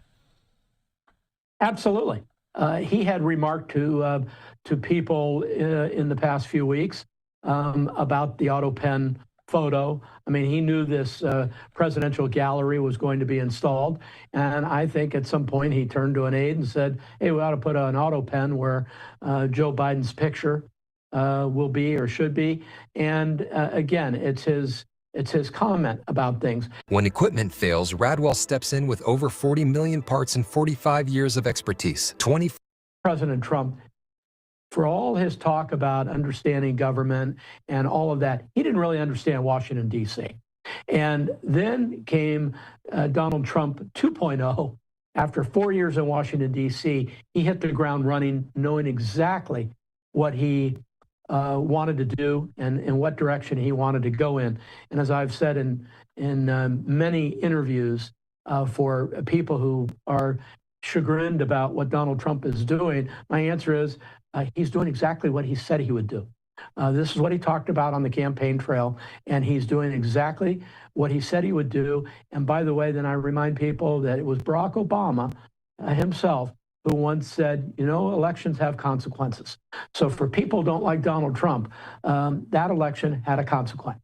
Yeah, that's so true. And I mean, you could also, for President Trump fans out there, they could actually thank probably President Obama for getting him involved in politics so much, because there was a lot of talk there of that White House Correspondents' Dinner when President Barack Obama was there, and he really was egging on Donald Trump, who was in the audience there. And a lot of people say it was that moment where Donald Trump says, you know what, I am going to run.